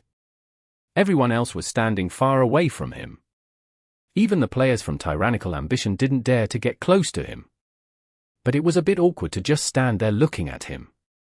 The players from Blossom Valley were hoping their god would suddenly descend from their skies and crush this demon, but when they took a closer look, Dazzling Spring's corpse had disappeared. Dazzling Spring had clearly chosen to revive back at the city. The players from Blossom Valley checked their team list and confirmed that he was gone. When a character died and revived at the city, the character would automatically be kicked out of the team. He already left? They weren't surprised. After all, he wasn't a normal person, but a god. Dead on the ground and waiting for someone to revive him wasn't something that would happen. Dazzling Spring. All of the players from Blossom Valley that had participated in the battle remembered this name. It was just that they didn't know if this character was really Jong Jala's or if he had borrowed an account to play around with. When this person joined Blossom Valley, who added him, how he joined? Blossom Valley's guild leader Blooming Blossom asked the members in charge of management. None of them knew. He added Dazzling Spring as a friend, but the other side had disabled the option. If this player was a normal player, Blooming Blossom would ask everyone in the guild chat, but because this player was their respected god, he didn't dare to be rash. Guild leader, someone from Blossom Valley asked his guild leader. We're leaving. Blooming Blossom said. Everyone else was thinking the same thing. After finding out God Jong Jala had been playing with them, no one in Blossom Valley wanted to fight the boss anymore. Plus, there was still that demon, who they might not even be able to subdue. It would be better to just go back and see if they could find a chance to pay their respects to their god. Maybe they could ask for some magic treasures and use those to vanquish the demon. Wasn't that how fantasy novels like Journey to the West and Investiture of the Gods played out? The players from Blossom Valley began to leave. Obviously, no one would stop them. Their goal was the boss, not PvP. Seeing Blossom Valley leave, if they weren't busy at the moment, they would probably express their thanks. With Blossom Valley gone, Unrivaled Super Hottie could go and focus on taking care of Samsara. Samsara had experienced instant deaths. They were happy to see Unrivaled Super Hottie going over to Blossom Valley's side, but now Blossom Valley ran away with their butts bare. Unrivaled Super Hottie didn't stop for a rest and immediately headed for them. Samsara's players were suddenly scared. Everyone asked their guild leader for instructions. 3 Realms 6 Path saw this scene. Their morale was already extremely low. In addition, the other side had an incredible expert. Even without this expert, with Blossom Valley gone, it would be a one-on-one fight against Tyrannical Ambition. The boss had been taken away by Tyrannical Ambition already, and taking the boss back starting from a disadvantageous position would be extremely difficult. 3 Realms 6 Paths had no other choice. He sighed and ordered, "We're leaving too." Samsara also left. No one would stop them. With Samsara gone, only Tyrannical Ambition was left. Quite a few of them were excited about winning over the boss. Jiangyu was extremely nervous though. He typed out a string of private messages to his trusted aides. With no one interfering, Tyrannical Ambition could easily take the boss. It was just a matter of time. However, against just a single boss, all of these players were somewhat excessive. Many of them weren't able to find a spot to attack the boss. They could only wander around. The players that Jiangyu contacted were among these wanderers. Nothing. Nothing. Nothing. One message after the other returned to Jiangyu. "Don't be careless." Jiangyu replied in a serious tone. Everyone was puzzled. The guild leader wanted them to pay attention to any ambushes or suspicious players. Everyone had gone in a large circle. Everything was extremely quiet. There weren't any passers-by, spectators, or scrap pickers.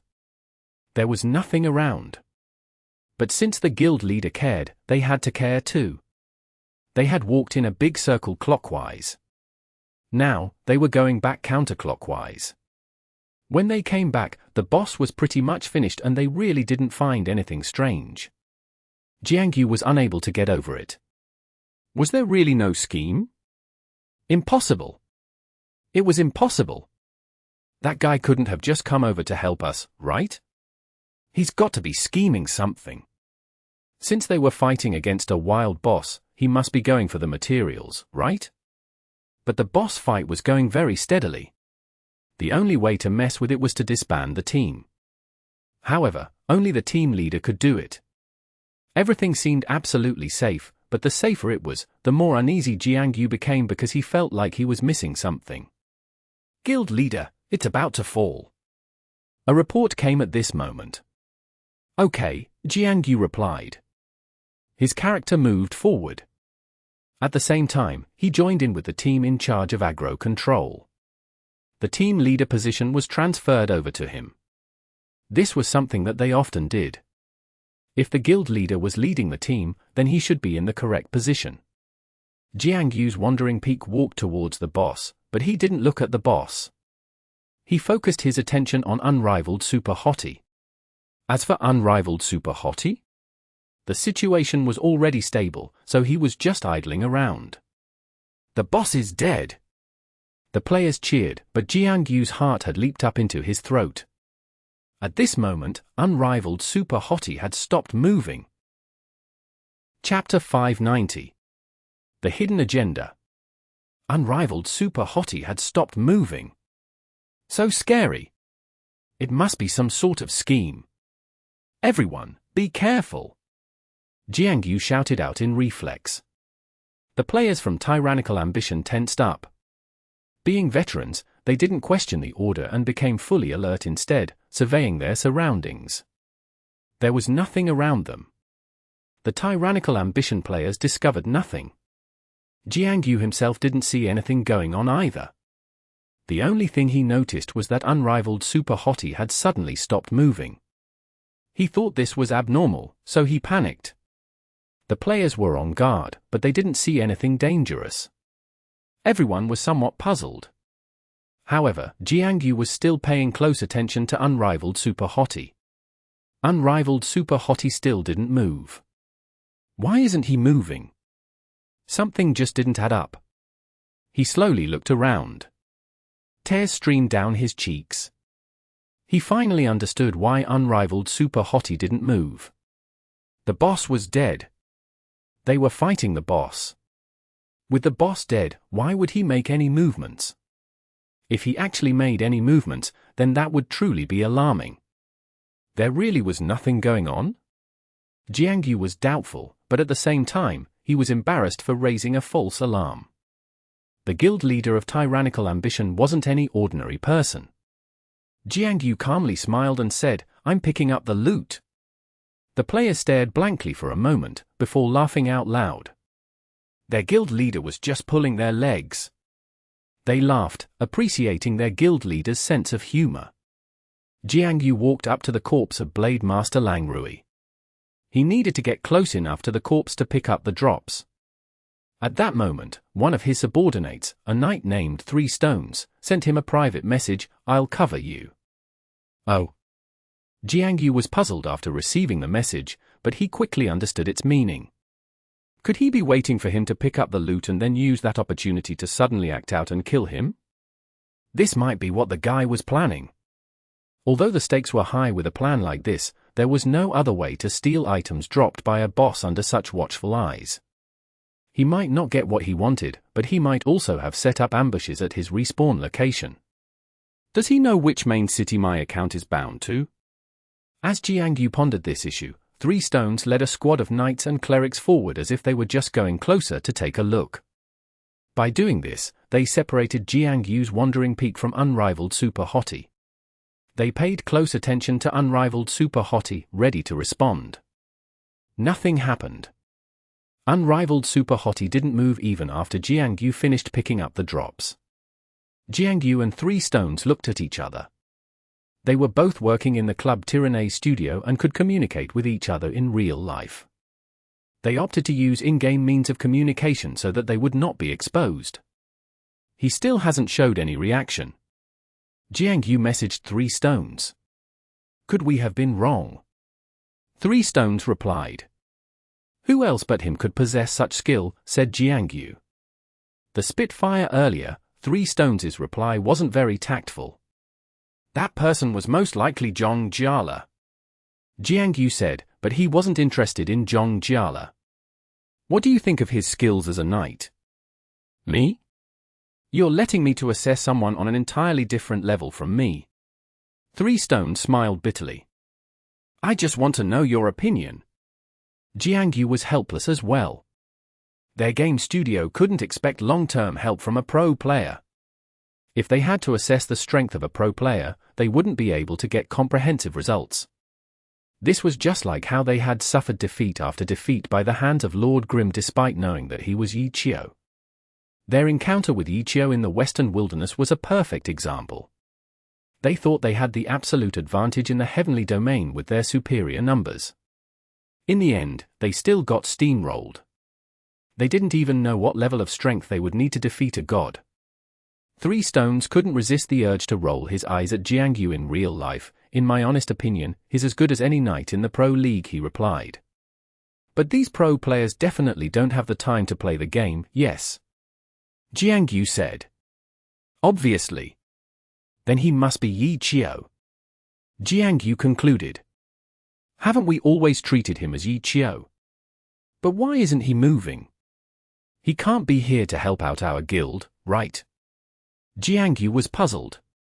What if he's already gathered more helpers and is planning on taking us out in one fell swoop? 3 Stones suggested. Are you talking about heavenly justice? Jiangyu pondered. They used to think that Yi Qiu would be isolated in the heavenly domain, but in the first few days since his arrival, he had already formed good relations with heavenly justice.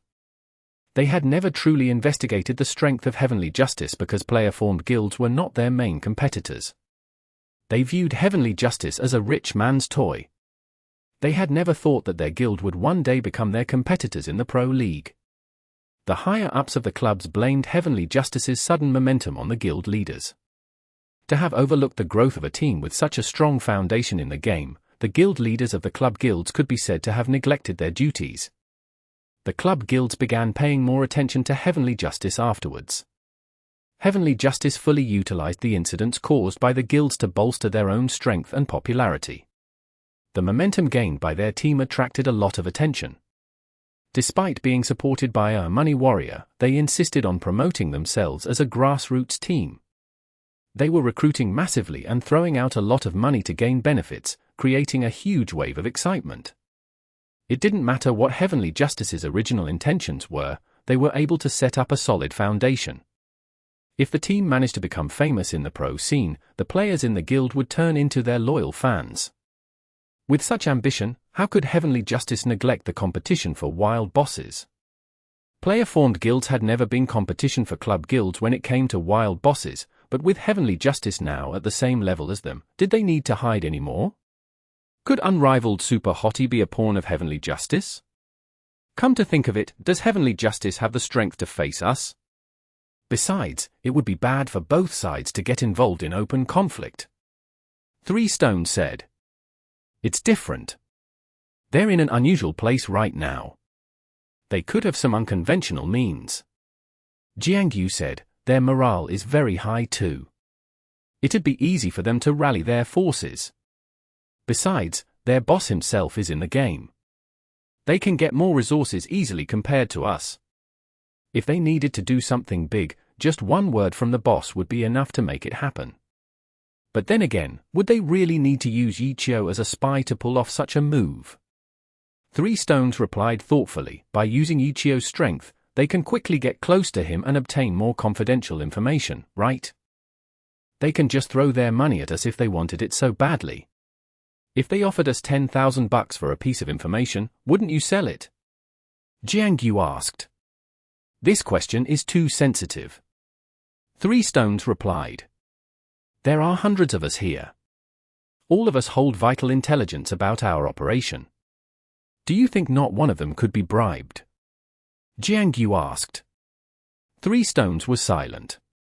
Despite being a disgusting strategy, money was undoubtedly the most effective way for one to achieve their goals. $10,000 for some information. 3 Stones would probably have given in too. This is why Unrivaled Super Hottie is so suspicious, said Jiangyu. How about exposing him right away? 3 Stones said. No, we'll continue observing him. For now, let's pull back.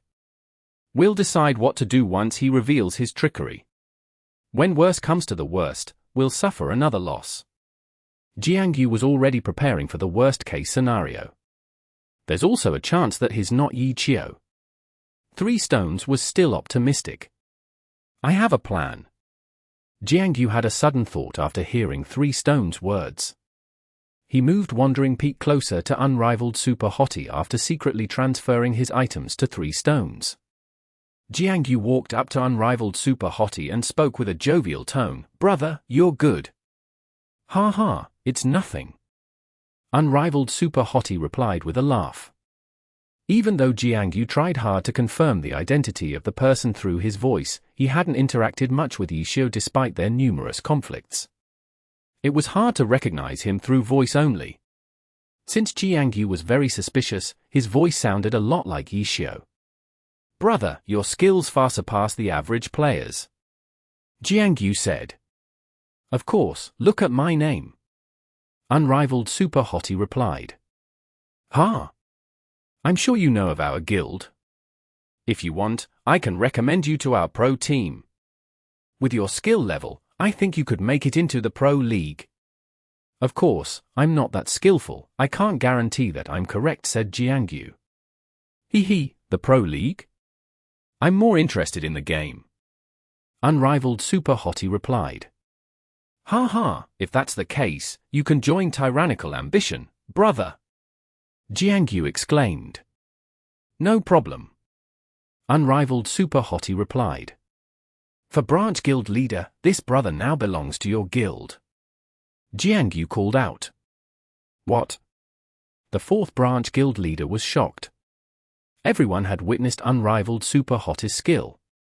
He could easily replace 3 Stones of the main guild. To place him in the 4th branch? What is the meaning of this?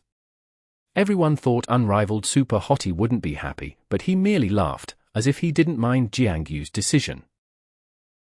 Chapter 591. Laboring for the Guild. With the boss battle settled, the players from Tyrannical Ambition began to leave Sword Peak Ravine. Jiang Yu still had his guard up, but everything went smoothly. Unrivaled Super Hottie left the place along with the group just like that. The players were very curious about Unrivaled Super Hottie. The 4th branch guild leader noticed that something was definitely off, and quietly walked over to Jiang Yu. "How should I deal with Unrivaled Super Hottie?" the 4th branch guild leader asked. He believed that the guild leader had some special plan in store. With Unrivaled Super Hottie's strength, he should at least have been one of the elite core members. Joining the main guild wouldn't have been a problem at all, but instead, he was exiled to a branch guild. Something fishy was going on. He might be Yichio. Jiang Yu hadn't openly shared his suspicions before because it had only been a baseless speculation, but with Unrivaled Super Hottie's performance displayed, and with the Pro League as bait, Jiang Yu was now very certain. Although there would be glory players who weren't interested in the Pro League, they were the minority. Unrivaled Super Hottie's firm decision added on to Jiang Yu's suspicion. Or rather, he no longer suspected the person. He was entirely sure of it. "Ah." The 4th branch guild leader gasped. "We don't know his goal yet," Jiang Yu continued, "but since he wants to play, we'll play along with him." "Who?" The 4th branch guild leader was puzzled. Even though he had never participated in the conflicts with God Yichio, he had heard all about them. The club guilds were a mess because of him. To have such a walking disaster be a part of his guild, the 4th branch guild leader felt his heartbeat increase. He began to feel nervous. Even though he definitely doesn't have good intentions, you've seen his strength. We could use him. When he joins your guild, send him to a random team. Use him for hard labor. Jiang Yu said. The 4th branch guild leader was amazed by Jiang Yu. He had the courage to use a god as a hard laborer. Their guild leader was too incredible. But you must pay close attention to him. Put him in a group with someone you trust. It'll make it easier to keep an eye on him. Jiang Yu had already put in a considerable amount of thought. "Okay, I understand." The 4th branch guild leader nodded. "Good, we'll leave it at that for now then," Jiang Yu said, while giving Unrivaled Super Hottie a warm greeting. Then, he took the main guild's troops and left. Only a fight for bosses could gather so many people in one place. Other activities, such as dungeon runs, were done according to the respective guilds. Jiang Yu and his group went far away until they couldn't no longer see Unrivaled Super Hottie. They were completely safe and sound. Only then could he relax. "We'll feign ignorance, and let him work hard to gain our trust. He'll be a useful pawn, especially when it comes to competing for bosses," Jiang Yu told 3 Stones. "Is it all right to bring him along?" He didn't make any movements this time. Maybe his target wasn't Blade Master Lang Rui. It's quite possible. Jiang Yu nodded. "I think he intends to infiltrate the upper layers of our guild to get first-hand information and then act when the time is right for a boss he needs. We'll need to be careful then. We'll do things like what we did today." "He'll never be able to make off with the items dropped by the boss," said 3 Stones. "I'm afraid that he might wreak havoc when he doesn't find any opportunities," Jiang Yu said. "That would be scary." 3 Stones recalled the unparalleled destructive capabilities of Unrivaled Super Hottie. His heart was full of envy and jealousy. Who wouldn't want to be as majestic looking as him? 3 Stones glanced at the sword in his hand and sighed. He would never be as skilled. As a veteran knight, he could clearly see Unrivaled Super Hottie's mastery over the Maelstrom counterattack. With the players from the main guild were gone, only a few members of the branch guilds were left. Since this time's boss was special, elite knights and clerics of the branch guilds were present. Under normal circumstances, only the knights from the main guild were required. "Brother, what next?" The 4th branch guild leader inherited Jiang Yu's warmth and acted like he was concerned about Unrivaled Super Hottie. "Nothing much. Unrivaled Super Hottie replied casually, I've got to recover my experience points. Ah, that's a must. How about finding a team to dungeon with? The fourth branch guild leader asked. Sure. Unrivaled Super Hottie replied. With some quick arrangements, Unrivaled Super Hottie was contacted by his new team members. See you later. Unrivaled Super Hottie said goodbye to the other members of the fourth branch guild and left with his new teammates. Guild leader. The fourth branch guild's number 1 knight, Flight, called out to his guild leader. HM. Are there any special arrangements for Unrivaled Super Hottie? Flight tried this best to gain some insight on the situation.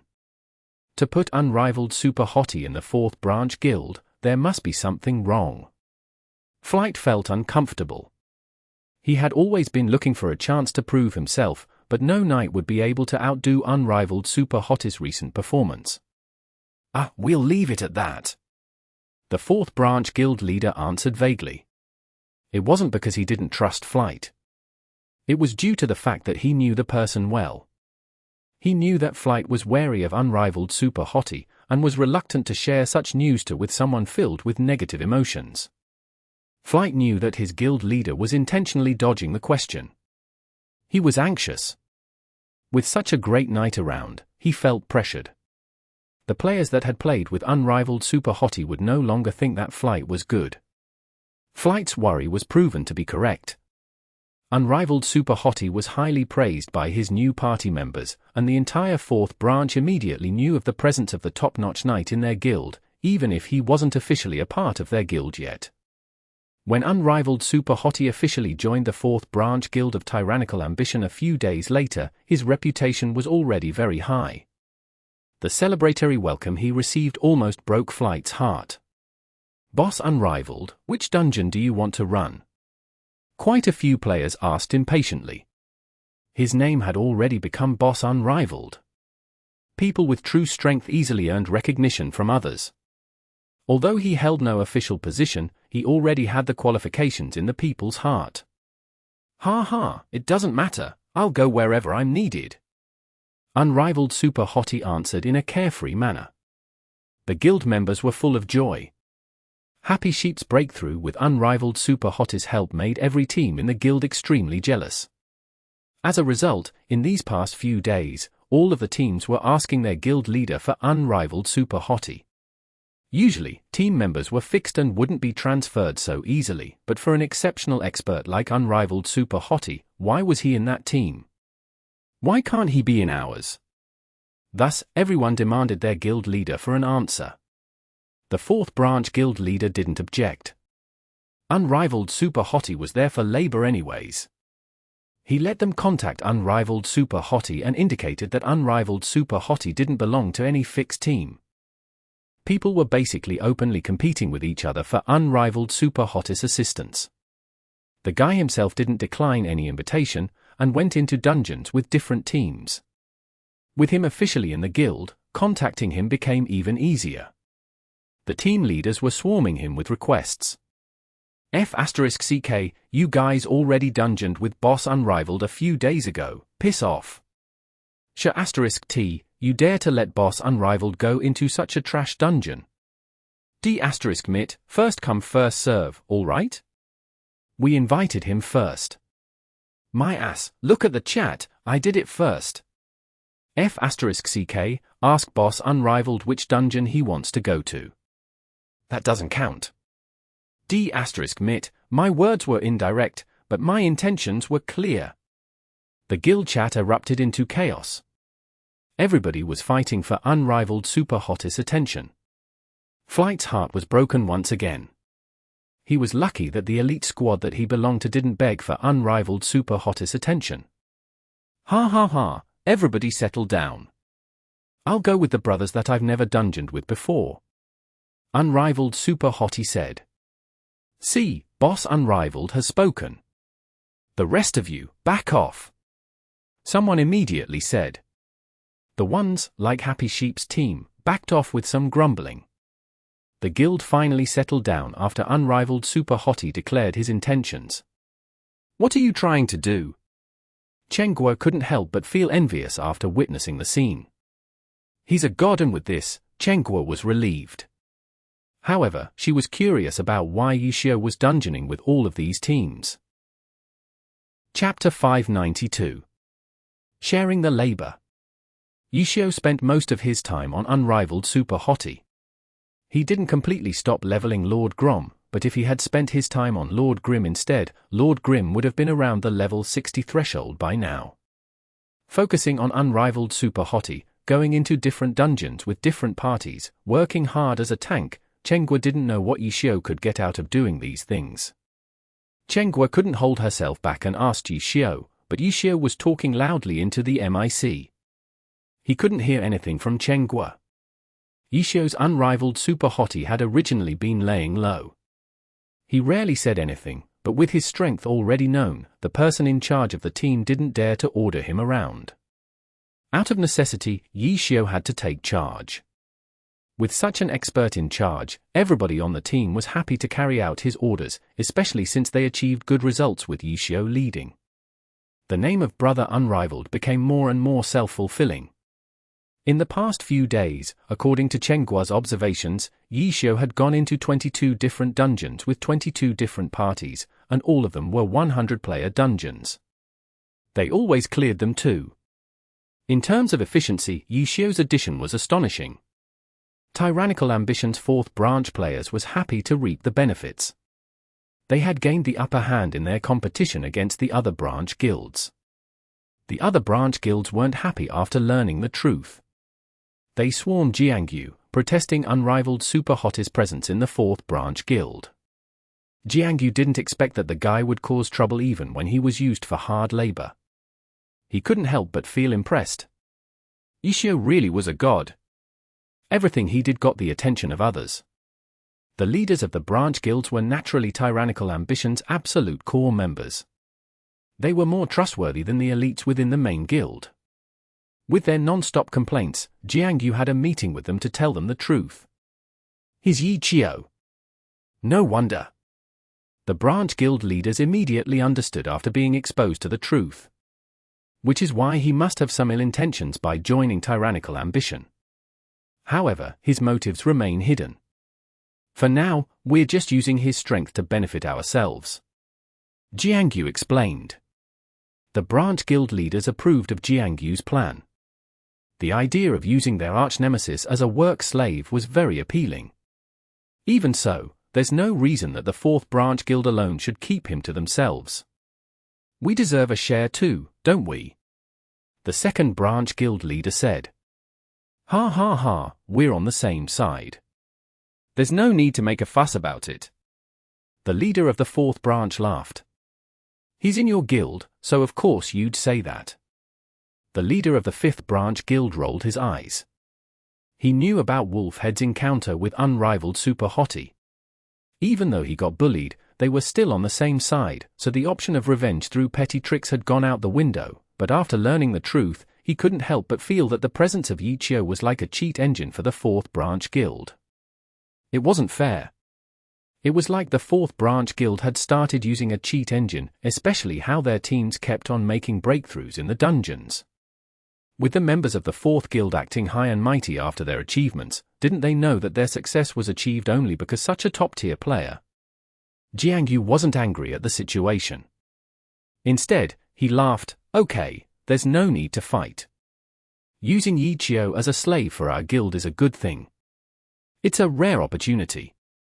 Everybody should get to have some of the fun, so let's let him switch between branch guilds.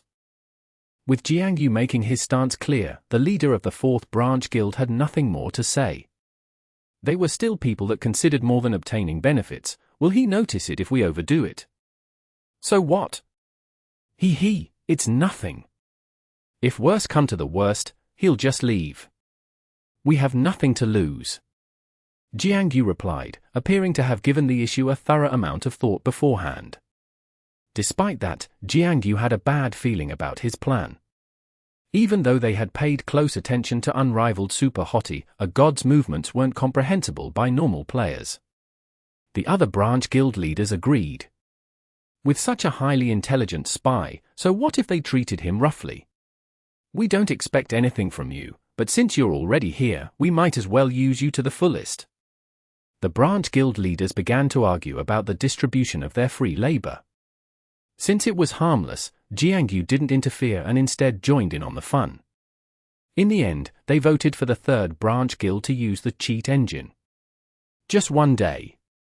You're kidding me. How much can he do in one day? The leader of the third branch guild was furious when he learned that he was granted access to the cheating engine for only a day. Then how many days do you want him for? If you keep him for too long, and he left just like that, then won't we lose our source of fun? The leaders of the other branch guilds refuted. I'll at least keep him for as long as the fourth branch guild did. The leader of the third branch guild argued. In the end, no one was willing to compromise.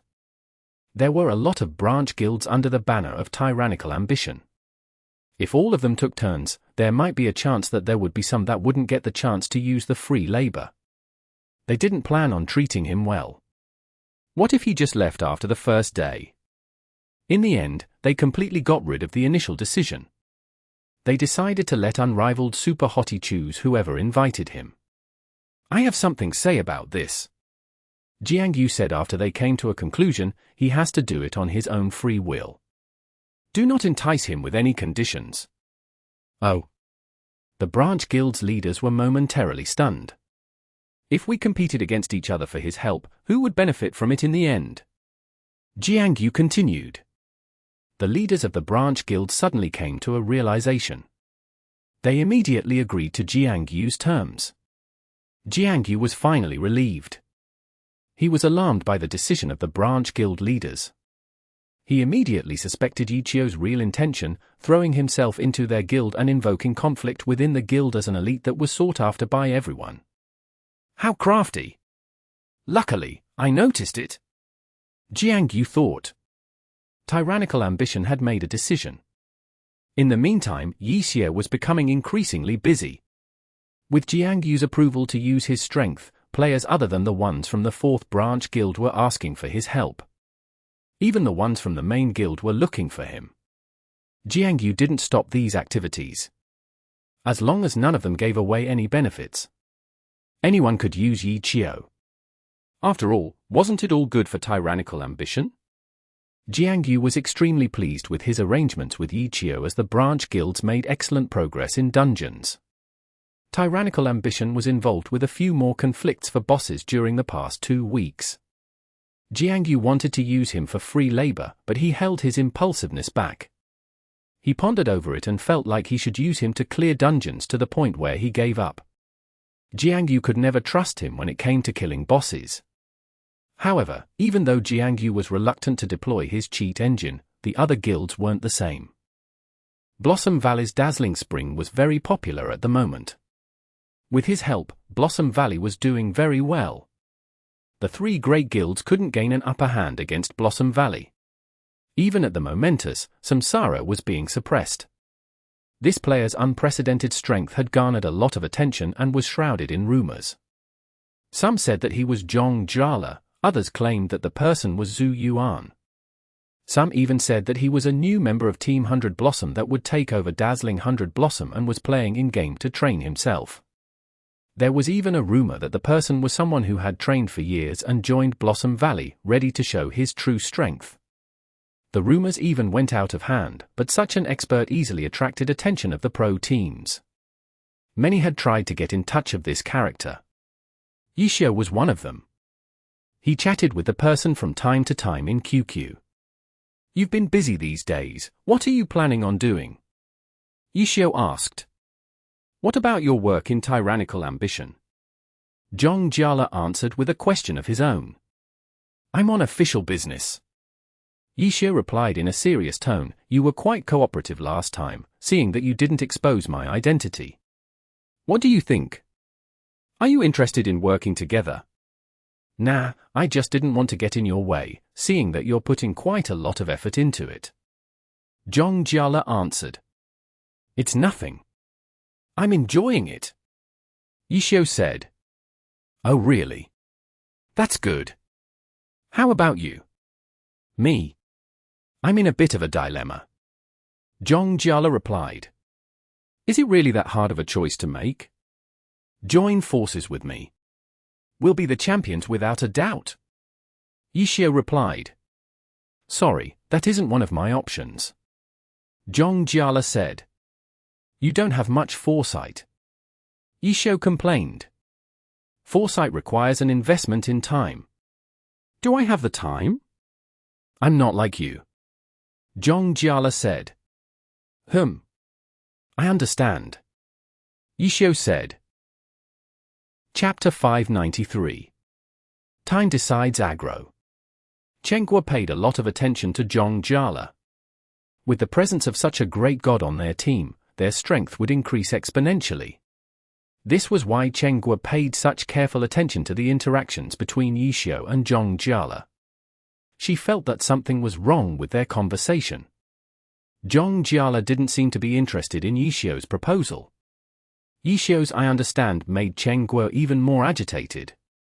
The most annoying phrases when eavesdropping on a conversation were "I understand" and "you know it." What do you understand? What did you know? People who use such words were too irresponsible. They didn't even care about the feelings of the eavesdroppers. What do you understand? Who? Chenghua was straightforward. She immediately asked Yishio after noticing that Yishio didn't attempt to persuade Zhong Jiala. What he meant was that even if he returns to the Pro League, he doesn't have much time in his career left. Since he wants to be the champion, of course he needs to cherish the time he has left. Joining a new team like us would be wasteful and luxurious. Yishio said. He said that he's different from you. What difference is there? Chenghua asked. I've already won a championship. He has not. Yishio replied. Chenghua immediately understood. For a new team like Team Happy to become the champion? Even Chenghua felt that it was absurd despite having a god like Yishio. One didn't simply get to become the champion with just a god. The god chatting on the other side was the perfect example. The poor god was nearing the end of his career. If his goal was to be the champion, he would never join Team Happy. To Zhong Jiala, it was all or nothing, but for Yishio, he didn't share the same worry to a certain degree. What a shame. Chenghua sighed. Yeah, he gave up on the chance to be a champion. Yishio sighed. Ah? Chenghua responded absent-mindedly. Unlike Yishio, her confidence was an illusion. Even though a god was strong, it was the pro leagues they were talking about. Unlike the game, there were a lot of other gods. When she said what a shame, she just felt that it was pity they wouldn't be able to have another god join them, not what Yishio meant. Good luck! Yishio said to Zhong Jiala. Out of courtesy, I should wish you good luck as well, but your luck will mean my misfortune. I'm in a bit of a dilemma. Zhong Jiala said. Ha ha, I won't be back so soon. Cherish the 1 year you have left. Yishio replied. If that's the case, then good luck to you as well. Good luck. Good luck. Yishio closed the chat window after the two exchanged blessings with each other and sighed. Even Yishio felt regretful being unable to get the help of another god. Back in the game, unrivaled Super Hottie was already being invited by hordes of players. Yishio appeared to be picking random parties, but Chenghua had been observing him for quite some time and found something peculiar. Hey, you've partied with this group before. Chenghua said. Yishio had always been with different parties. It was the first time that he had gone dungeon running with the same party twice. Chenghua thought that Yishio was confused after going into dungeons with so many different parties. Yes, I know. Yishio unexpectedly answered. Oh? You're going with them again? Chenghua started to study the party slowly. It was a small group from the Tyrannical Ambition 7th branch. Chenghua could not see anything special from their characters. They were just like any other group that Yishio had played with before. They were mediocre at best. Why are you going with them a second time? Just as Chenghua was about to throw Yishio her question, unrivaled Super Hottie received a message. It was from Tyrannical Ambition's guild leader, Wandering Peak. Before sending the message, Jiangyu was also in an awkward position. They had found a new boss. It was the LVL-70 North Bridge Mage Mordak, which was badly needed by Tyrannical ambition. However, for the past 3 weeks the boss had spawned, Tyrannical ambition was unable to secure the boss. The first failure was from a fair and square competition against the other guilds, but for their second and third attempt, it was all because of the newly emerged expert called Dazzling Spring from Blossom Valley. Jiangyu was highly criticized by the club's higher-up due to his failures. Even though they knew that there were a lot of uncertainties when it came to competitions for wild bosses, for a team that desperately needed a certain boss, the game department would still be under a lot of pressure. The manager even made it a point that the next boss must be secured at all costs. At all costs? Why don't you guys send a professional player or two to help out? Jiangyu, of course, kept that complaint to himself. It might not be a good thing if the club sent a pro to aid Jiangyu. His task would become easier, but it also meant that he had neglected his duty. As someone in charge of everything in the game, if he needed the aid of pro players to solve his problems, it meant that his capabilities were limited. Jiangyu wished to overcome the problem on his own, unless the situation was very dire. With Dazzling Spring, who was suspected to be Zhong Jala, on the enemy's side, it was indeed a dire situation. However, Jiangyu also had a trump card. After giving it a lot of thought, he finally decided to deploy his trump card. If he needed pro players to solve his problem, his capabilities would be doubted, but if he could solve problems that would require help from pro players, it meant that he was very good at doing his job. The two factors were closely related to each other. Jiangyu was never purely a player. To him, this was his career. He was happy to find that unrivaled Super Hottie was online after receiving news regarding the North Bridge Mage Mordak and immediately contacted him. Even though this person's aim was still unknown, judging from his willingness to act as hard labor in Tyrannical ambition's branches, Jiangyu knew that his summon would bear fruit. As expected, unrivaled Super Hottie happily accepted and immediately made his way over. Jiangyu took this opportunity to review his troops. The competition for North Bridge Mage Mordak was tight. It was not because of the fact that the mage was tough. It was due to the fact that the area which he spawned in was quite small. Upstream of a certain river, there was a bridge known as the North Bridge. It was said to be one of the forgotten sites of the Great Road of Glory. Decaying with time, the North Bridge lost its original purpose. One could no longer cross the bridge without some incredible platforming skills. The bridge was already damaged beyond recognition. The only reason it still stood was because of the system's logic-defying settings. North Bridge Mage Mordak always spawned on the North Bridge. He didn't belong to any leveling areas. He was just a scenery boss. And how big could a bridge be? No matter where the North Bridge Mage Mordak spawned, he'd immediately be spotted by players. Competition for this boss was never limited to just 3 or 4 guilds. Any ambitious guild would arrive at the scene. As Jiangyu was reviewing with his men, he believed that the other guilds were doing the same. Not long after, players from each guild had already gathered on both ends of the bridge. After a brief calculation by Jiangyu, about 10 club guilds had gathered.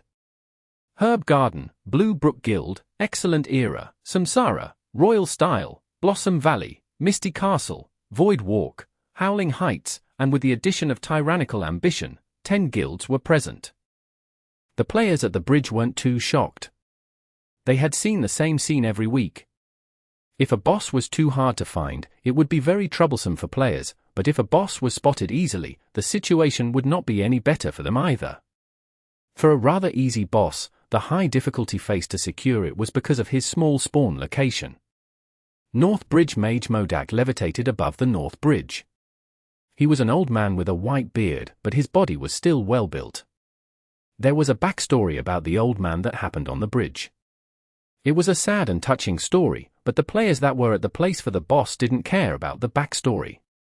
The only thing concerning them was how to get to the boss when surrounded by players from 9 other guilds on extremely unfavorable terrain. Nobody was willing to make a move. They were already used to the norm of watching silently. It was a disgusting practice that occurred once a week. A gunshot broke through the silence. Blossom Valley was the first to make their move.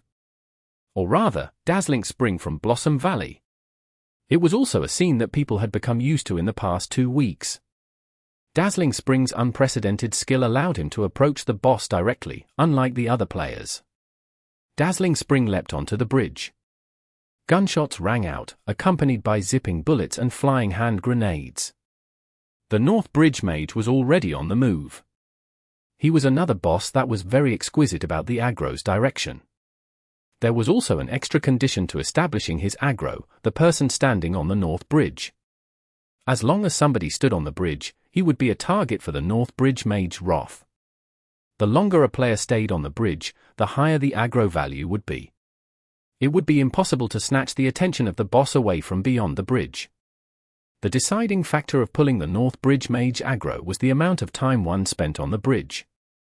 It was a very important factor, but it was also something that received the least attention of the guilds.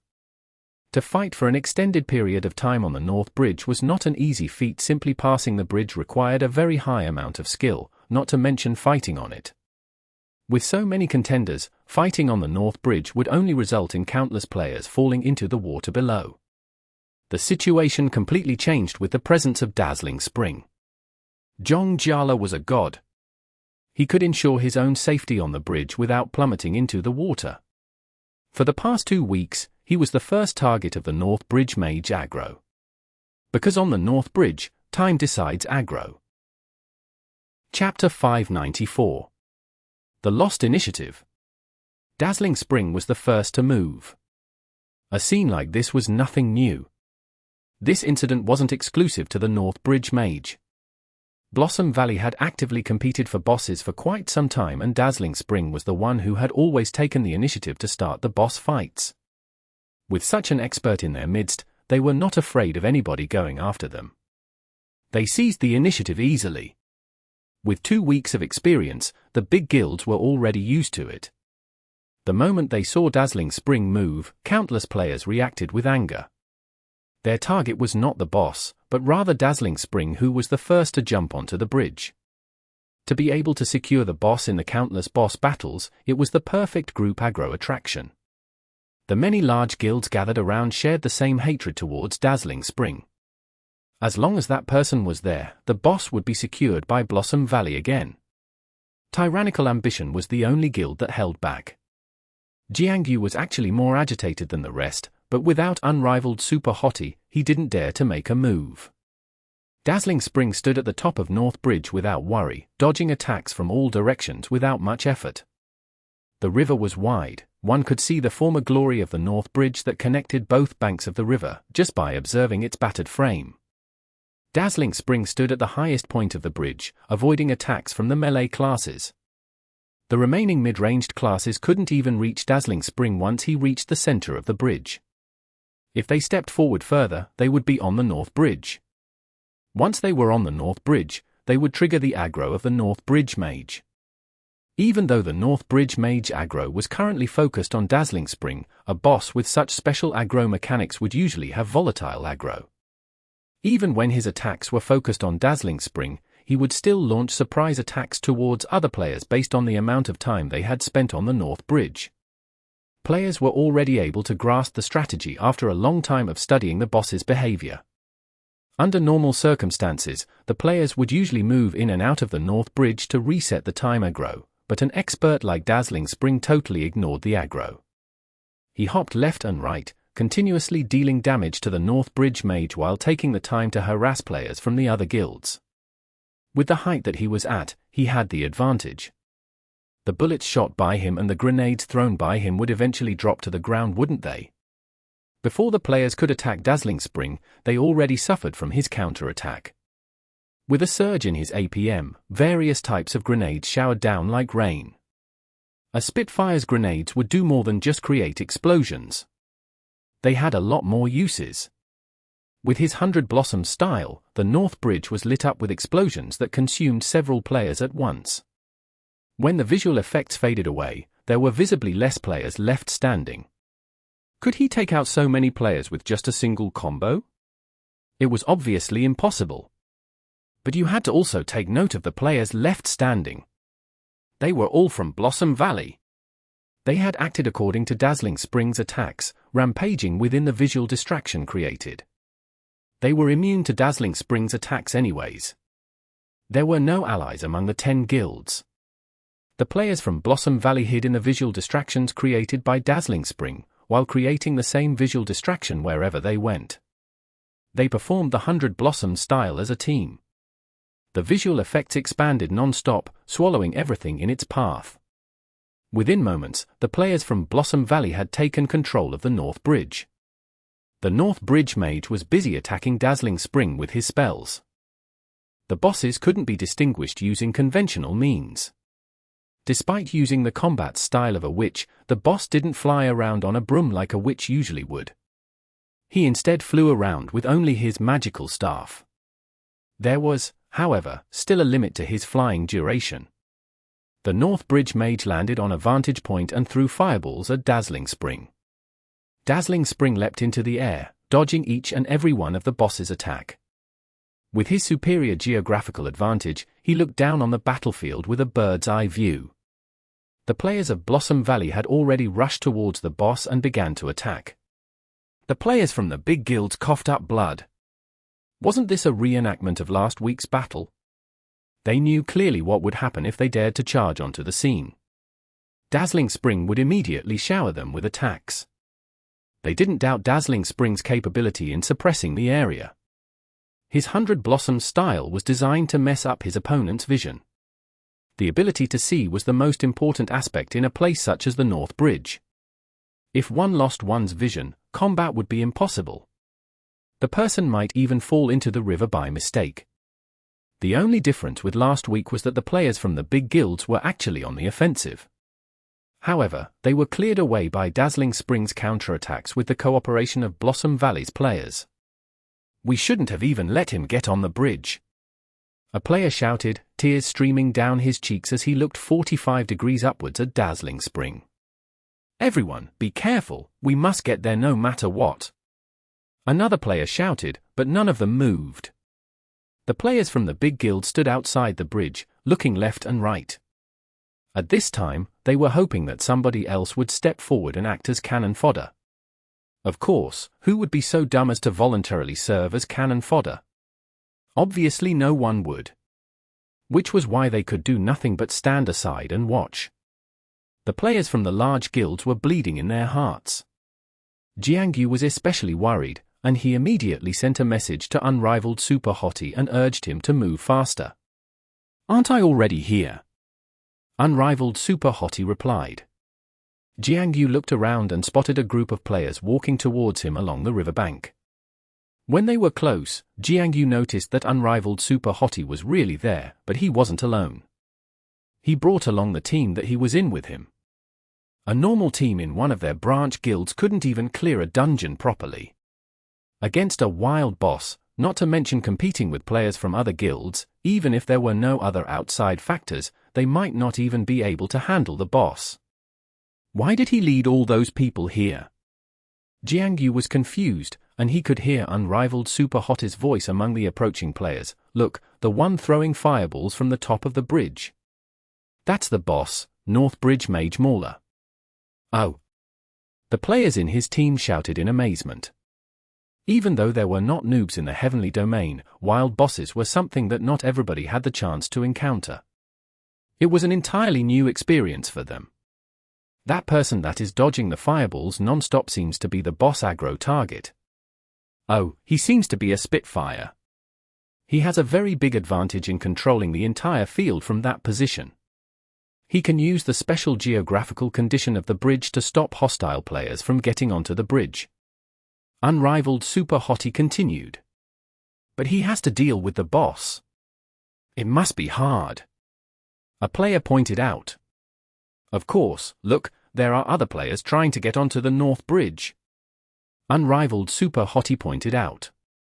Before they could spot the players, Unrivaled Super Hottie sighed. He's a sly one, jumping to that spot. He's trying to get rid of them by using the boss." The fireballs launched by the North Bridge mage missed Dazzling Spring and dropped onto the players who were attempting to get on the bridge. They were immediately scattered by the boss attack. The boss attacks weren't like Dazzling Spring's visual distraction, but the boss attacks had high damage, so they had no choice but to dodge. However, they couldn't dodge the attacks like they usually did on a flat surface, they had to jump. In their moment of panic, quite a number of them tumbled into the river below. In the gushing stream, the players floated for a few moments and disappeared under the water's surface. The average players were never good in controlling their characters in the water, falling into such a fast-flowing stream added to the difficulty. To make it back to the riverbank alive depended entirely on their luck. While some dropped into the water, others were showered by the boss attack. Suffering a direct hit would take away a large percentage of a player's HP, if not instant death. A few grenades from Dazzling Spring cleared away the rest of the players from the bridge. TSK TSK TSK TSK. Unrivaled Super Hottie sighed, while Jiangyu moved his wandering peak closer to him. Is that Dazzling Spring? Unrivaled Super Hottie asked. Yes, said Jiangyu, but the boss is called Mordak, not Mauler. Oh, it's been quite a while, I've forgotten the name. Dazzling Spring has taken the initiative. It's tough. Jiangyu said. It is, why did you not call me earlier? Unrivaled Super Hottie said. I notified you as soon as possible. Jiangyu was helpless. Brother, you're the one who was late. Since the initiative belongs to him, it's quite hard to turn the situation around. Unrivaled Super Hottie said. What now? I need cover and some support. It's all on you. Jiangyu didn't hesitate. Calling him here was to use his strength to the fullest. There was only one rule, he must never be allowed to be the leader of the team. Jiangyu immediately sent Unrivaled Super Hottie an invite, but the system notified him that he was already in a team. Add me, Jiangyu said. And he immediately received an invite from Unrivaled Super Hottie. Tears streamed down his cheeks. What I meant was to join my team. Jiangyu explained. He must secure the spot of team leader. The fact that Unrivaled Super Hottie could send him an invite meant that he must at least be a sub-leader within the team. Jiangyu had a bad feeling about it. Oh, okay. Unrivaled Super Hottie replied. He left his team and requested to join Jiangyu's. Jiangyu accepted the request. After confirming that Unrivaled Super Hottie was only a normal member of the team, he then added his guild's elites to the team. What do we do? Jiangyu asked. I'll take out Dazzling Spring and drag the boss to the edge of the bridge. We'll take care of him there. Unrivaled Super Hottie replied. More details, please. Jiangyu was puzzled. Chapter 595. Rush upwards just like this. Even though Jiangyu knew that this person was God Yi Qiu, Zhong Jiala was also a god. He didn't think that Yi Qiu had a 100% chance of winning. In their last confrontation, Unrivaled Super Hottie helped to secure the boss for Tyrannical ambition, but it wasn't good to underestimate their opponent. Against an opponent like Zhong Jiala, Jiangyu hoped that his trump card would be serious. But in the moment it took him to blink, Unrivaled Super Hottie had already led his ragtag bunch towards the North Bridge while saying, "Let's move over here. We'll have a better view." The big guilds that were helpless against Dazzling Spring turned to look, and what they saw was a poverty-stricken group from Tyrannical ambition. They all secretly thought they were some sort of secret weapon. Even Tyrannical ambition's own players were baffled by this sight. Jiangyu's patience had almost reached its limit, but he could only walk up to Unrivaled Super Hottie. How do you plan on taking care of Dazzling Spring? Jiangyu asked. I'll just rush upwards and take care of him. Unrivaled Super Hottie replied. How? Jiangyu continued to bear it. But Unrivaled Super Hottie hesitated. How do I explain it to you? Jiangyu's patience finally ran out and he asked, Fine, how do you want us to cover you? After I rush upwards, all you need to do is to keep the Blossom Valley players in check. Unrivaled Super Hottie said. Fine. Jiangyu was done. What he wanted to know was how Unrivaled Super Hottie would turn the tides for them, but Invincible Super Hottie's answer was always just rush upwards. Just rush upwards? What nonsense! Everybody knew how to rush upwards, but the problem was, they couldn't. Jiangyu wanted to know how, but Unrivaled Super Hottie appeared as if he couldn't give a proper explanation. Jiangyu anxiously followed Unrivaled Super Hottie to the edge of the bridge. The other players noticed Unrivaled Super Hottie's presence and the fact that their guild leader created a new party. They rubbed their fists in anticipation of the upcoming action, but Unrivaled Super Hottie sent a nodding emoticon and said, "I'm rushing in." And then, he just rushed in. Simple, rough, no tricks, no deception, and no numerical superiority. Unrivaled Super Hottie stepped onto the bridge alone. Dazzling Spring and the Blossom Valley players had stayed longer than Unrivaled Super Hottie on the bridge. Despite that, the boss threw a glance at him the moment he touched the bridge, though he didn't launch an attack. It was one of the specialties of the boss. The old man cared a lot whenever somebody stepped onto the bridge. The poor NPC. He'd never understand that to prevent anybody from ever setting foot on the North Bridge, all he needed to do was leave the North Bridge. Players wouldn't usually try and cross a broken bridge like this one. It was too risky to cross the river using it. The boss didn't divert his attacks towards Unrivaled Super Hottie, but the Blossom Valley players couldn't hold themselves back. The moment they saw the knight of Unrivaled Super Hottie, the aggro of the Blossom Valley's elites immediately shifted towards him. This is what it meant to provoke with only one's looks. Nobody make a move. Blossom Valley's guild leader Blooming Blossom said to stabilize the emotions of his guild members. Blossom Valley's current combat style was built around Dazzling Spring. The player was actually very quiet even among Blossom Valleys in a circle. He would, however, agree to participate whenever invited to a competition for a wild boss. He didn't talk much, just like the average party member, and would only speak a sentence or two when needed. Everybody could guess the identity of Dazzling Spring. Even when he stayed silent, his position as a core member of the guild was already set. Blossom Valley's attacks were basically adjusted according to Dazzling Spring's attacks. Seeing that Dazzling Spring didn't take any immediate action, Blooming Blossom stopped his men from attacking as well. In the few seconds of hesitation, Unrivaled Super Hottie had completed 3 jumps. Continuous and quick, Unrivaled Super Hottie began jumping. Although he wasn't as stylish as Dazzling Spring, it was still a sight to see a heavily armored character moving with such agility. There were no intervals between his jumps, as if he could do it even with eyes closed. Within moments, Unrivaled Super Hottie was already halfway across. Dazzling Spring chose that exact moment to launch a sudden attack. Bullets and grenades flew towards Unrivaled Super Hottie. The players, who tried to charge onto the North Bridge, were faced with similar attacks. In their own confusion, some fell off the bridge due to their own mistakes, while others were thrown off due to the shockwaves and explosions, while quite a number of them died from just the damage alone. Unrivaled Super Hottie was different. He showed no hesitation and carried on jumping upwards, darting between the visual disruptions created by Dazzling Spring. He really is rushing in. Jiangyu was speechless. Unrivaled Super Hottie braved through Dazzling Spring's attacks and continued his jump upwards. Can he make it? Even if he didn't die, how much health would he have left by the time he reaches the top? Jiangyu was worried. Clerics! Go see if you guys can heal him up. Jiangyu immediately gave the order. The clerics from Tyrannical Ambition immediately went into action. They moved forward and healed Unrivaled Super Hottie, but with Dazzling Spring's continuous attacks, they couldn't even spot their target and couldn't land their skills on their target. They tried very hard to grasp any chance they could to locate Unrivaled Super Hottie. After all, Dazzling Spring needed to handle the boss as well, so he couldn't pay full attention to Unrivaled Super Hottie.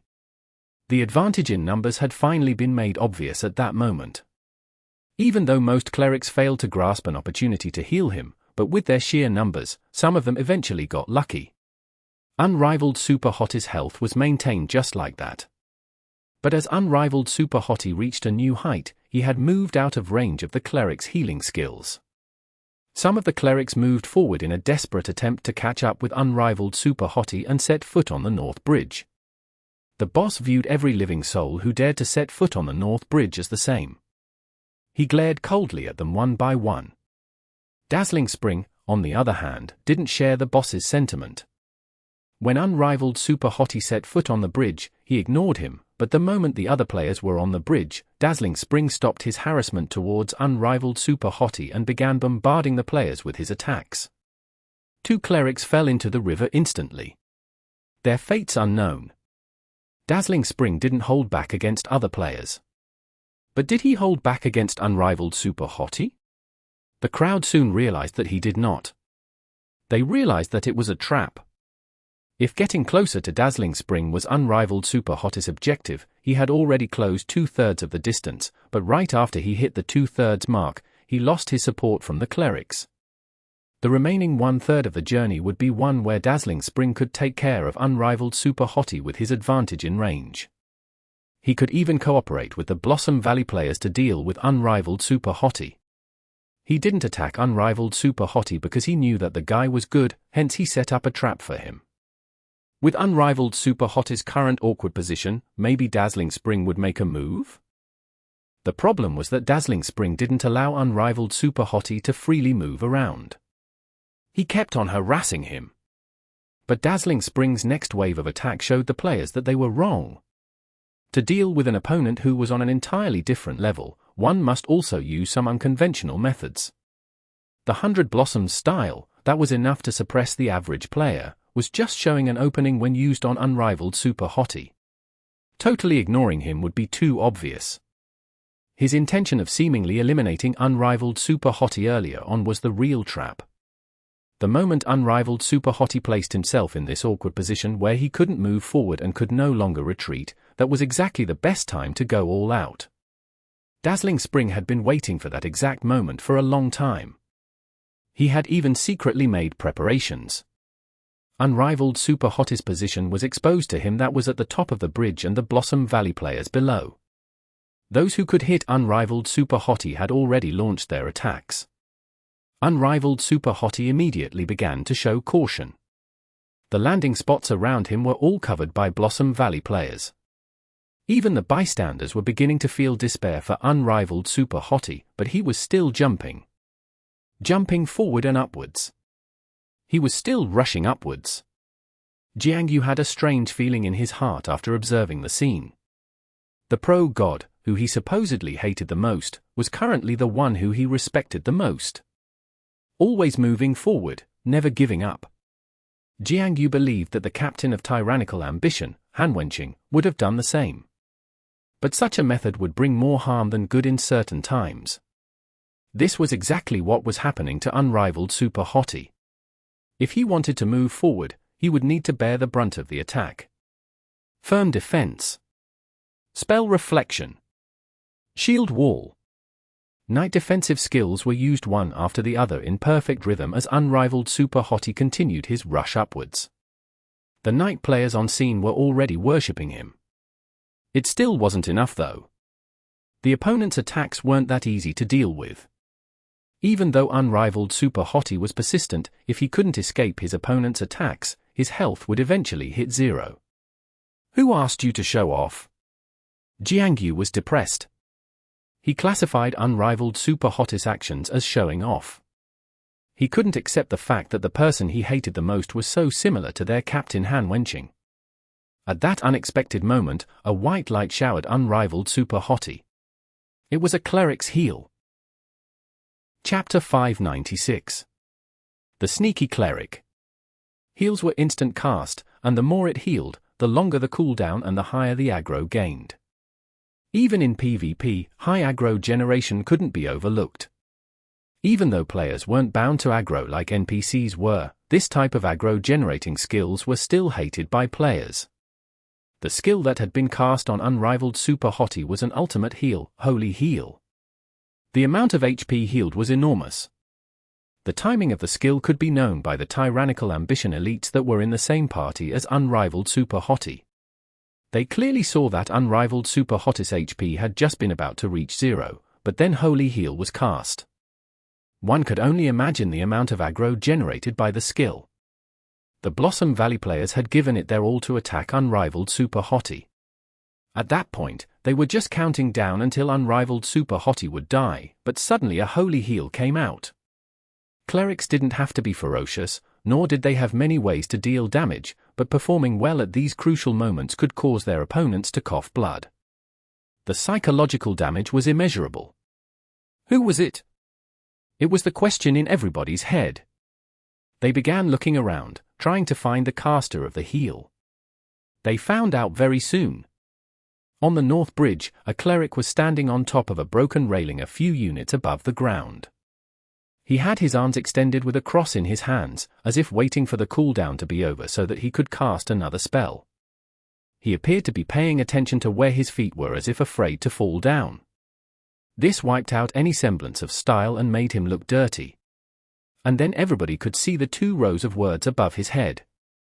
Tyrannical Ambition 7th Branch Guild. Little Cold Hands. Who's that? Even players from Tyrannical Ambition had this question on their minds. They had never heard of this name before. And watching the guy standing at that spot carefully, everybody present could already picture it in their minds. A cleric called Little Cold Hand snuck up to that spot when nobody was paying attention and had cast a heal. Was it only a coincidence? That was the conclusion reached by most of the players, as Little Cold Hand's movements didn't seem like that of an expert. Some people were still doubtful about the situation. What happened next left them speechless. The Blossom Valley players attacking Unrivaled Super Hottie discovered Little Cold Hands at the same time. They hated the holy heal very much. They weren't even in the mood to analyze Little Cold Hand's actions. They were mad that somebody had snuck behind them and used a holy heal when they weren't paying attention. It would never have happened under normal circumstances. Unrivaled Super Hottie was just too good. Everybody's attention was focused on knocking him off the bridge and ignored everything else. They were lucky that it was only one player. What would have happened if all of these guilds had seized the opportunity to rush onto the bridge? The Blossom Valley players couldn't help but feel afraid after considering the scenario. The players from the other guilds also noticed the lost opportunity and were filled with regret. That was a chance that Unrivaled Super Hottie fought so hard for, and we're just standing around watching. There was even a Tyrannical Ambition player who said it out loud. He should have given us a signal. Someone said, "Do you think he had time to do that in that situation?" Somebody replied. While they still basking in regret, the Blossom Valley players had already taken action. Attack after attack was launched towards Little Cold Hands. Facing all of these attacks, Little Cold Hands' only reaction was a loud "oh no," and he fell into the water. He was not an expert. It had just been a coincidence. Everybody, that had their hopes up for Little Cold Hands, became speechless. Any one of them could have lasted longer even if they weren't as good as Unrivaled Super Hottie. While everybody else was shaking their heads and sighing, their attention shifted once again to Little Cold Hands. They had unexpectedly forgotten about the impact of the Holy Healed on the outcome of the battle. Great job! It was a praise from Unrivaled Super Hottie himself. But he could not be heard by the ones below because of the sound effects of all the attacks being thrown at him. The only person who realized the value of that holy heal other than Yishio would be Zhong Jiala. Their judgment and game sense were obviously way higher than normal players. Not good. Zhong Jiala thought the moment the holy heal landed on Unrivaled Super Hottie. If he had seen the cleric sneaking up, he would have prevented it. The problem was that he hadn't. He was at the highest point of the bridge, unlike the other Blossom Valley players and the players from the other guilds. They were looking upwards, so it was natural for them to have missed Little Cold Hands, but for Zhong Jiala, he had a bird's eye view, so he should have spotted the person. But he hadn't. It was all due to the large amount of AoE attacks he and the Blossom Valley players had dished out against Unrivaled Super Hottie. These attacks were mainly long-ranged with bright visual effects like cannon fire or spells. This was the 100 Blossoms style. However, it didn't mean Zhong Jiala could see through the visual distractions either. In that instant, he realized the root of the problem. This cleric had used the visual effects of their attacks to hide himself from their view. The holy heal that he had cast had been on point. Blossom Valley's attacks were more for support rather than damage. That was the reason why Unrivaled Super Hottie was able to survive all those attacks for so long. Zhong Jiala made such an arrangement because he knew the real identity of his opponent. He believed that his opponent would seize any opportunity given to him. It would not be wise to challenge the judgment of an experienced opponent. Zhong Jiala understood the philosophy deeply as one of the experienced gods. That was why his attacks against Unrivaled Super Hottie had been weak but unavoidable attacks. This was also why Zhong Jiala had baited Unrivaled Super Hottie to such a height. If Unrivaled Super Hottie wanted to escape, he would only have one choice: jump into the river. But suddenly a Cleric and a Holy Heal turned the tides. Unrivaled Super Hottie's health was higher than Zhong Jiala had expected, and with his persistence in rushing towards him, which was originally meaningless to Zhong Jiala, was now a huge threat. White light glowed around Unrivaled Super Hottie. Night Spirit. Unrivaled Super Hottie activated Night Spirit. Zhong Jiala knew that this was a very crucial moment. The pressure was huge. To suffer an attack from a god like Ichio while under attack from the North Bridge Mage as well wouldn't be easy for anyone to deal with. Charge! Unrivaled Super Hottie activated the skill, rushing upwards. Zhong Jiala knew that with the Holy Heal, Unrivaled Super Hottie would close in on him unless he managed to widen the distance. Zhong Jiala chose to evade. Dazzling Spring prepared to escape, attempting to kite Unrivaled Super Hottie. At that moment, Unrivaled Super Hottie waved at him. F***CK. He was killed because of this very skill in their previous confrontation. Provoke. Unrivaled Super Hottie had cast Provoke on him. His character moved towards Unrivaled Super Hottie. Under the influence of Provoke, the character still retained intelligence. The character would still retain its autopathing instead of falling right down below. But this alone was lethal. Zhong Jiala's aim was for Dazzling Spring to stay as far away as possible from Unrivaled Super Hottie, not get closer. It was too late. He only had Blossom Valley players around him. Although they were experts in the game, they would never compare to pro players. Nobody could help him in time. Dazzling Spring leapt high into the air. A light lit up Dazzling Spring in midair. It was a focus from a Cleric, removing the Provoke effect. The Cleric might have thought that the skill was timely and stylish, but Zhong Jiala wanted to cry. Because of the North Bridge's terrain, his movements toward Unrivaled Super Hottie weren't just simple sprinting. He needed to jump. His Dazzling Spring had a very high jump capability. That particular jump was high and far, and with the system's auto-pathing, he landed in a very safe spot. But this was not what Zhong Jiala wanted. You couldn't just turn in midair like you could on the ground. But Zhong Jiala was a god and Dazzling Spring was a gunner. Zhong Jiala immediately surveyed the terrain and immediately fired out several shots. With his gun's recoil, he managed to stop his character's forward movement. Dazzling Spring stopped in mid-air, but there was no landing spot. When Dazzling Spring dropped down, there would be a low landing spot. Zhong Jiala had shot his bullets perfectly. But at that moment, Unrivaled Super Hottie leapt into the air, and his sword slashed down at Dazzling Spring. Heroic Leap. The same trick again. Won't you ever get tired of it?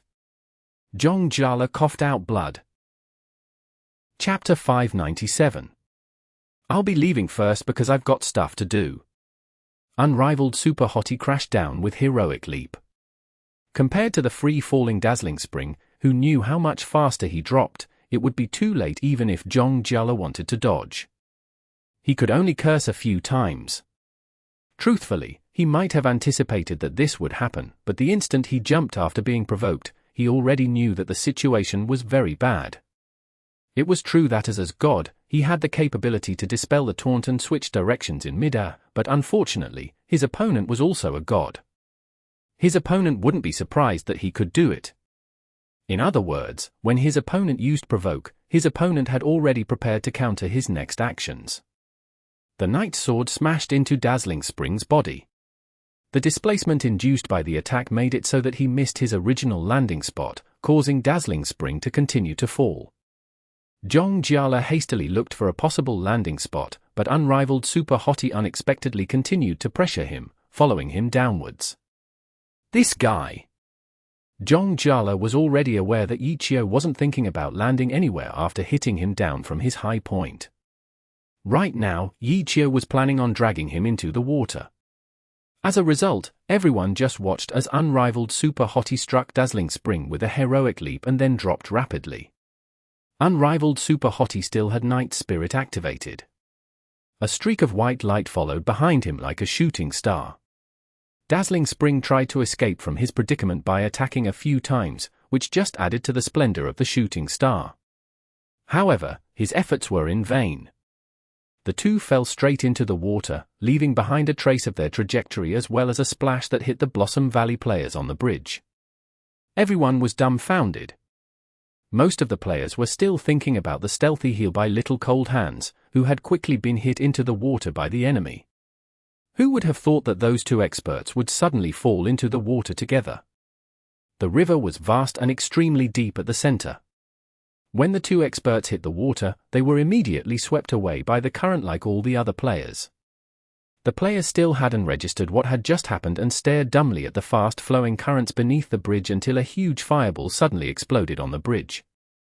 Several Blossom Valley players cried out as they tumbled into the water below. Only then did everyone wake up. Even though the two experts had left, the North Bridge Mage was still there. Their true purpose was to fight for the boss, not watch two experts have a go at it. But without Dazzling Spring, Blossom Valley had lost their foothold. Even though a portion of their players had grasped the high ground, how could they have the same level of control over the situation as Zhong Jiala? Let alone suppressing the onslaught of enemy players rushing onto the North Bridge. With Dazzling Spring gone, the North Bridge Mage was completely focused on them. Because they had stayed on the bridge longer, the North Bridge Mage placed priority on them over the players who had just stepped onto the bridge. All sorts of spells flew towards the players from Blossom Valley. With their skill level, one mistake meant falling into the water. The terrain and the boss made it too difficult for them to save the situation. What's more, the enemy guilds had suffered under Blossom Valley's hands for the past 2 weeks. They had a tacit agreement to not fight against each other and first allied together to vent the frustration built up over the last 2 weeks on Blossom Valley's players. In an instant, the players from Blossom Valley turned into dumplings and were struck into the water. If a player was thrown into the water, it didn't matter if the player died or not. The players from Blossom Valley were wiped clean. The North Bridge Mage no longer had too many targets left and fired spells randomly. Everyone was feeling very excited. What a familiar scene. This was what the fight for the North Bridge Mage should look like. The boss battle power wasn't actually too frightening, but the hard part was the location. 1. It was too easy to find him. 2. The terrain was difficult, so the battle always turned into a huge mess. Once the North Bridge Mage started casting spells randomly, players constantly fell into the water. No one was a stranger to this scene though. Everyone calmly faced the boss. Without the expert from Blossom Valley, everyone felt 100 times more confident. Only Jiangyu was uneasy. The North Bridge Mage was something Tyrannical ambition needed. The formidable Dazzling Spring had been taken care of by Yi Qiu, but in this type of chaotic battle, no guild had an absolute grasp on victory. Tyrannical ambition was no exception. At this moment, they needed a peak expert watching over in order to have a better chance. Jiangyu cautiously commanded his troops, while hastily asking Unrivaled Super Hottie for his situation.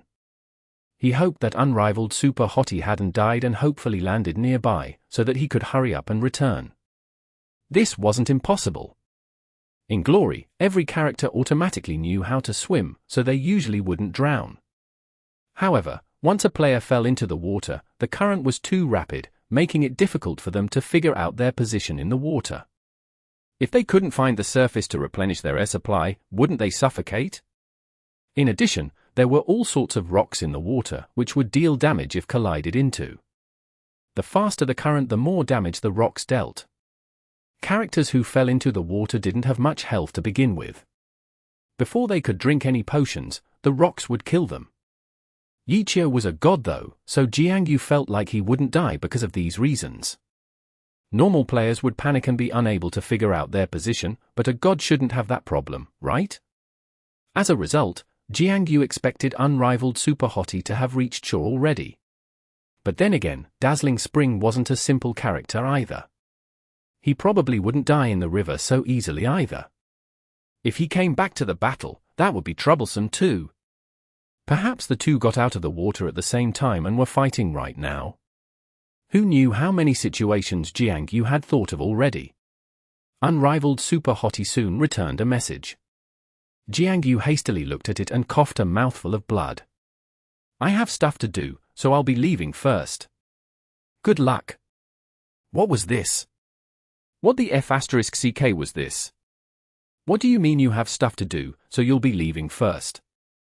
What's more important than this wild boss? Jiangyu was so angry, his hands were shaking.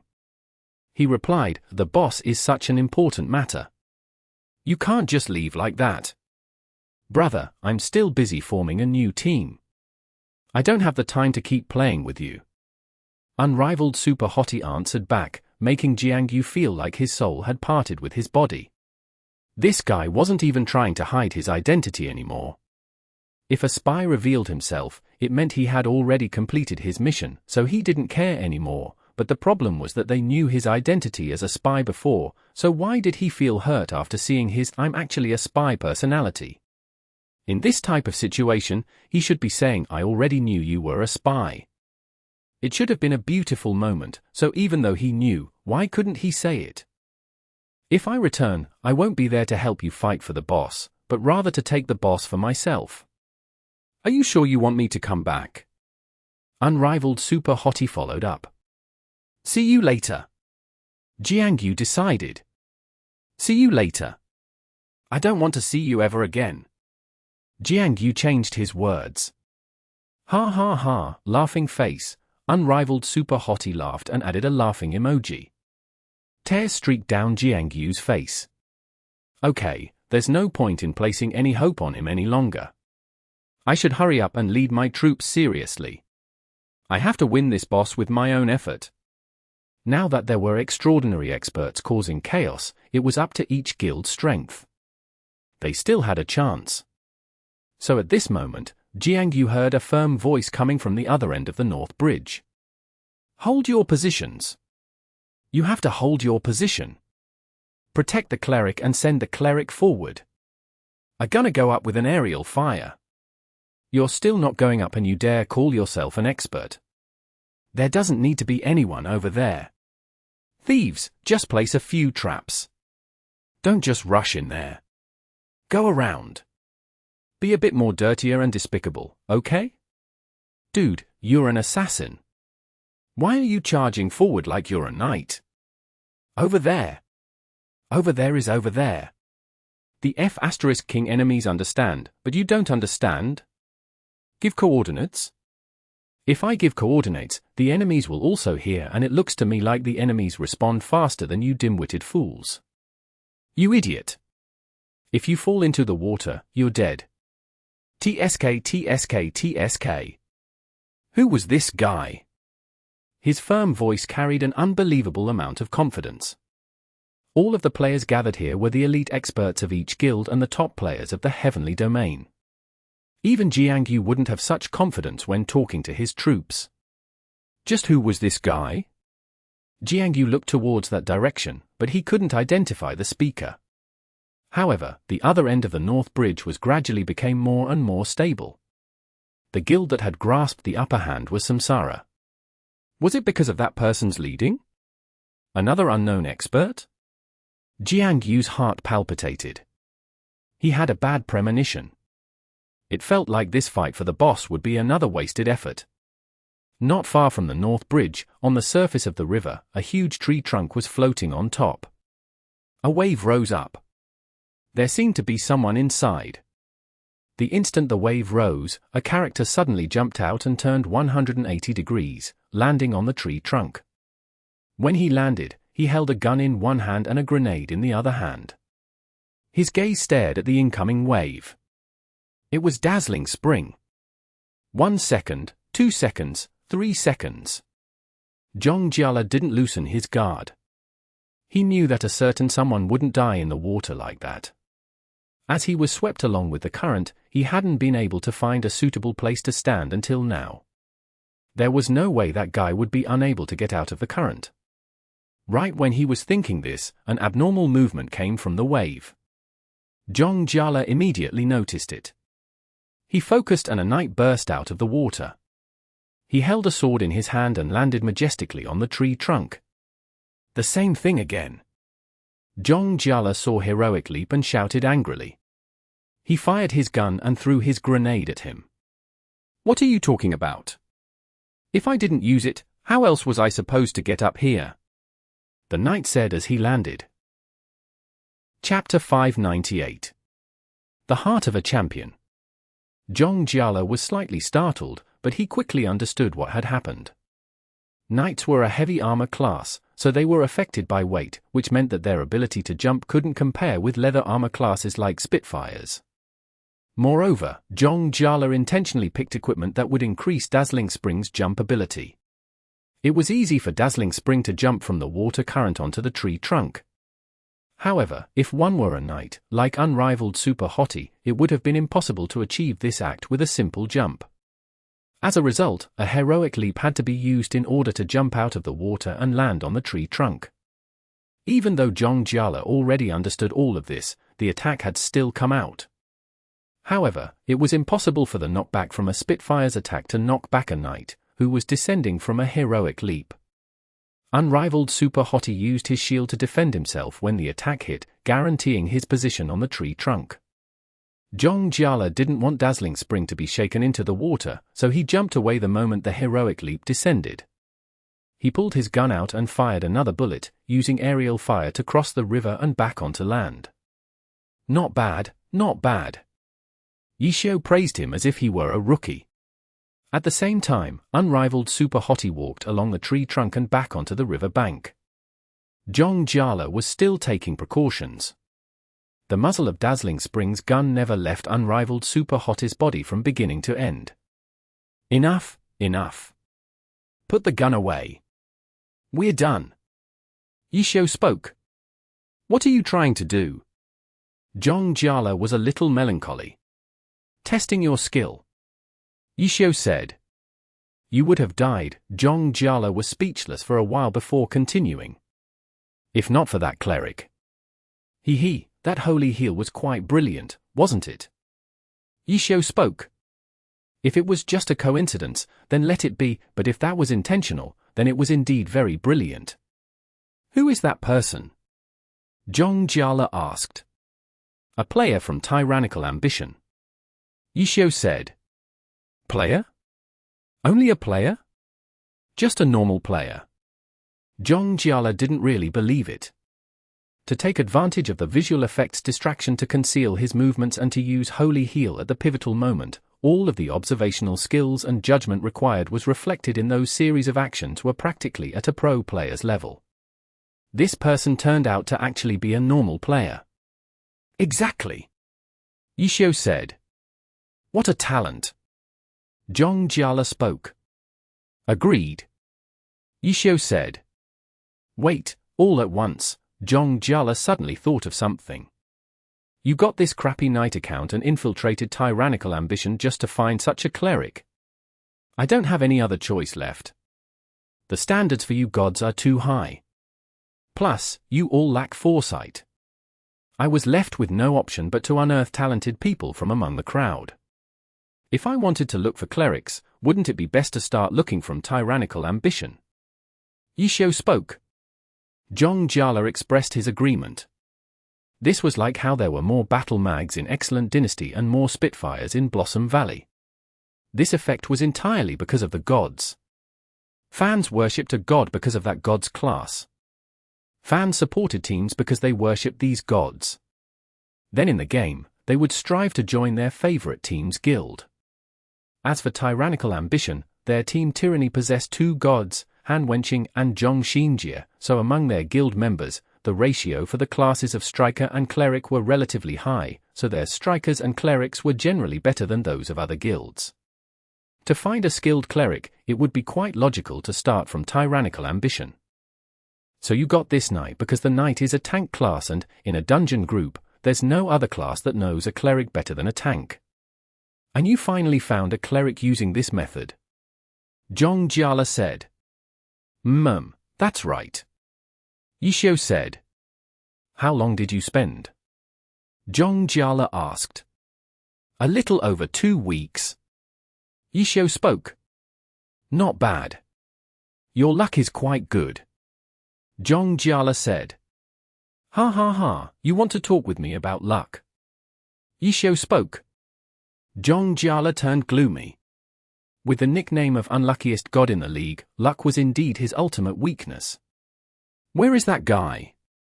Zhong Jiala changed topics. He was quite curious as to the whereabouts of the expert cleric. Unrivaled super hot, his view switched towards the rapid river. After a long while, Yishio said.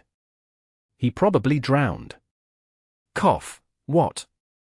Zhong Jiala didn't fall into the river, but he still choked. Drowned. He didn't dare to believe that the cleric, with such exceptional judgment and observation, would drown.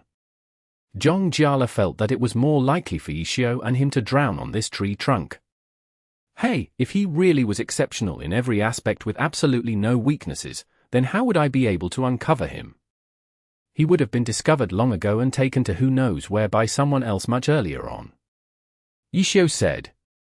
Then what exactly is the weakness of this expert that covered up his excellent talent?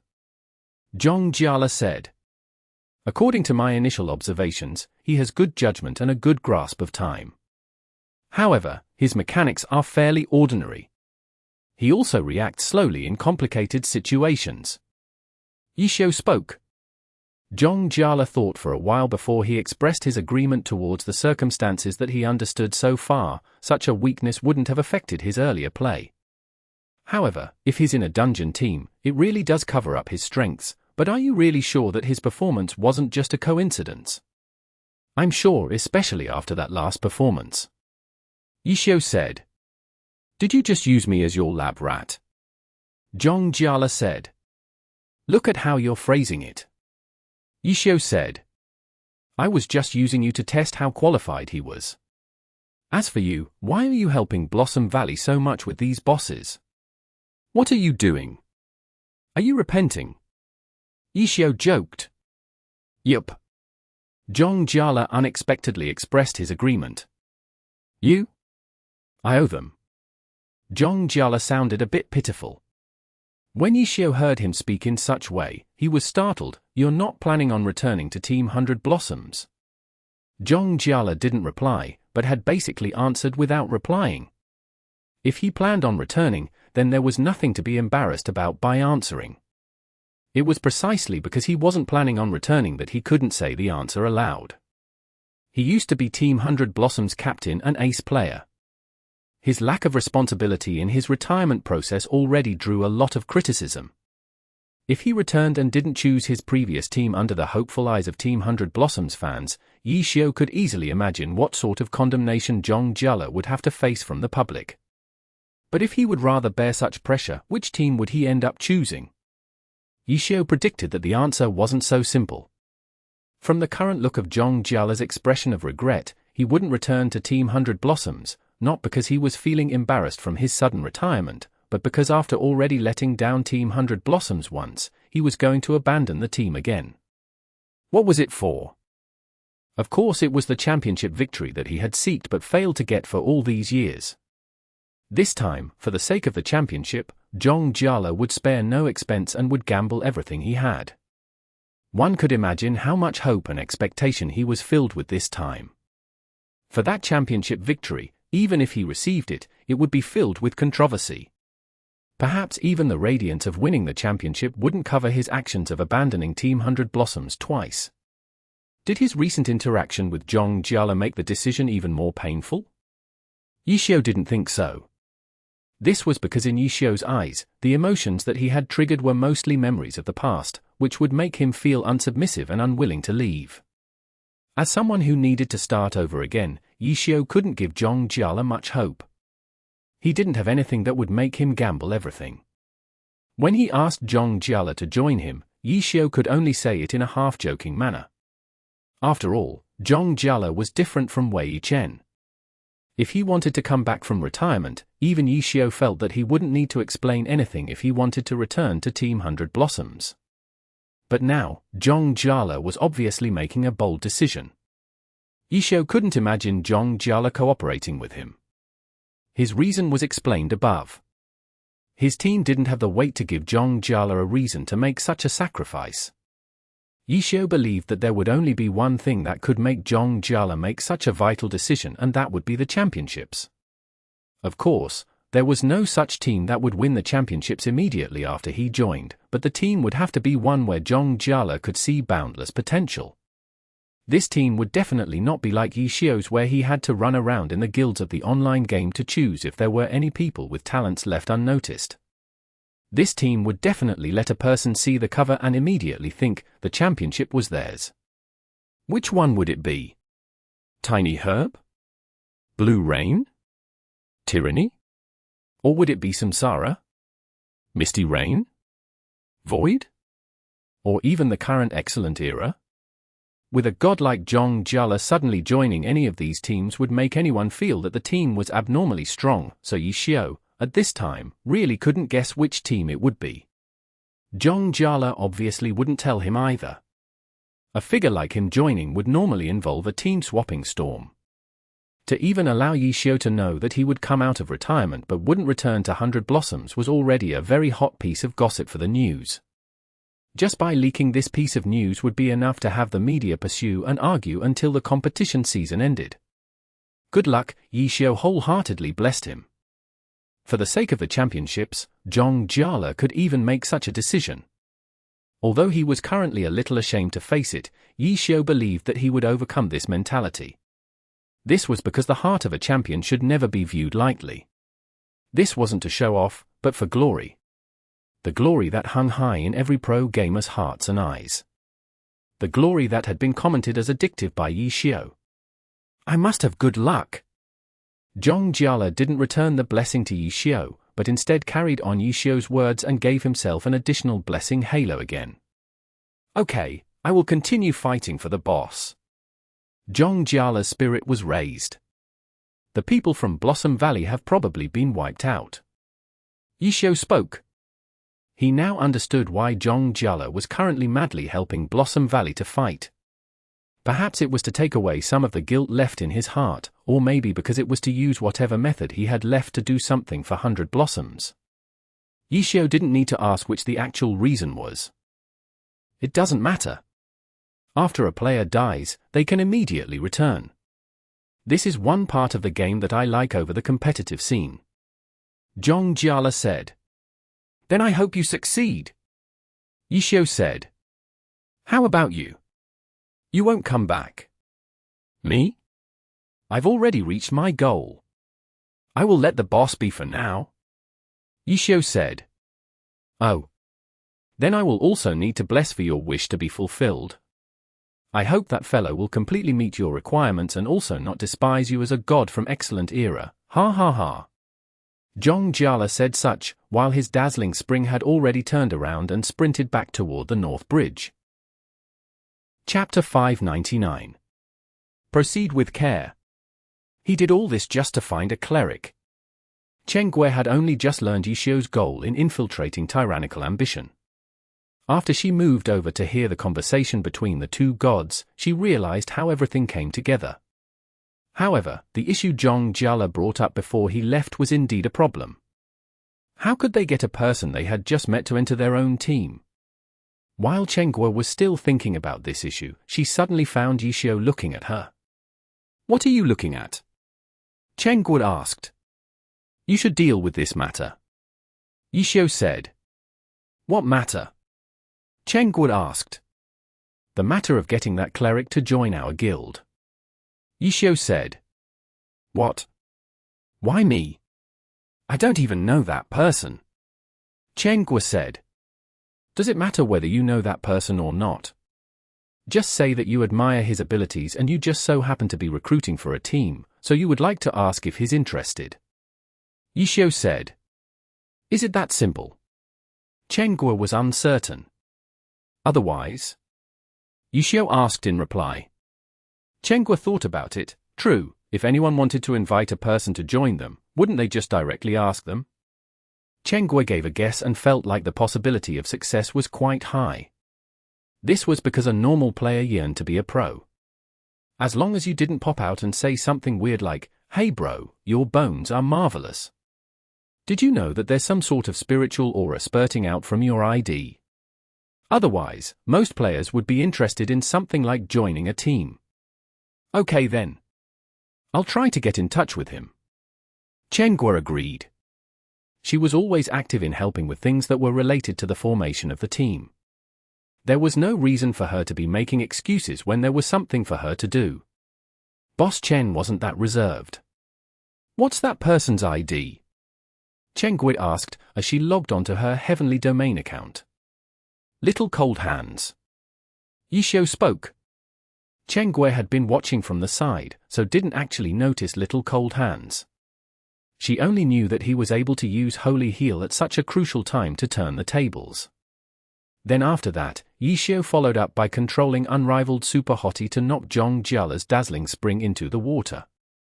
In fact, it wasn't just Chenghua, even Zhong Jiala didn't know this cleric's name. After logging on to Chasing Haze, Chenghua searched for the character's name. The information came out very quickly and she was immediately surprised. Wait, she's a girl. When Chenghua first heard the ID, she thought the name Little Cold Hands was pretty feminine.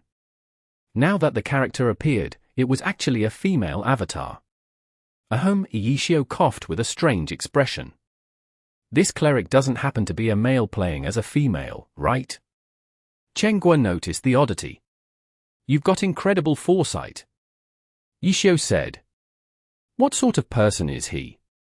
Chenghua was astonished. This was because there were seldom players in Glory who played with avatars of the opposite gender for their character.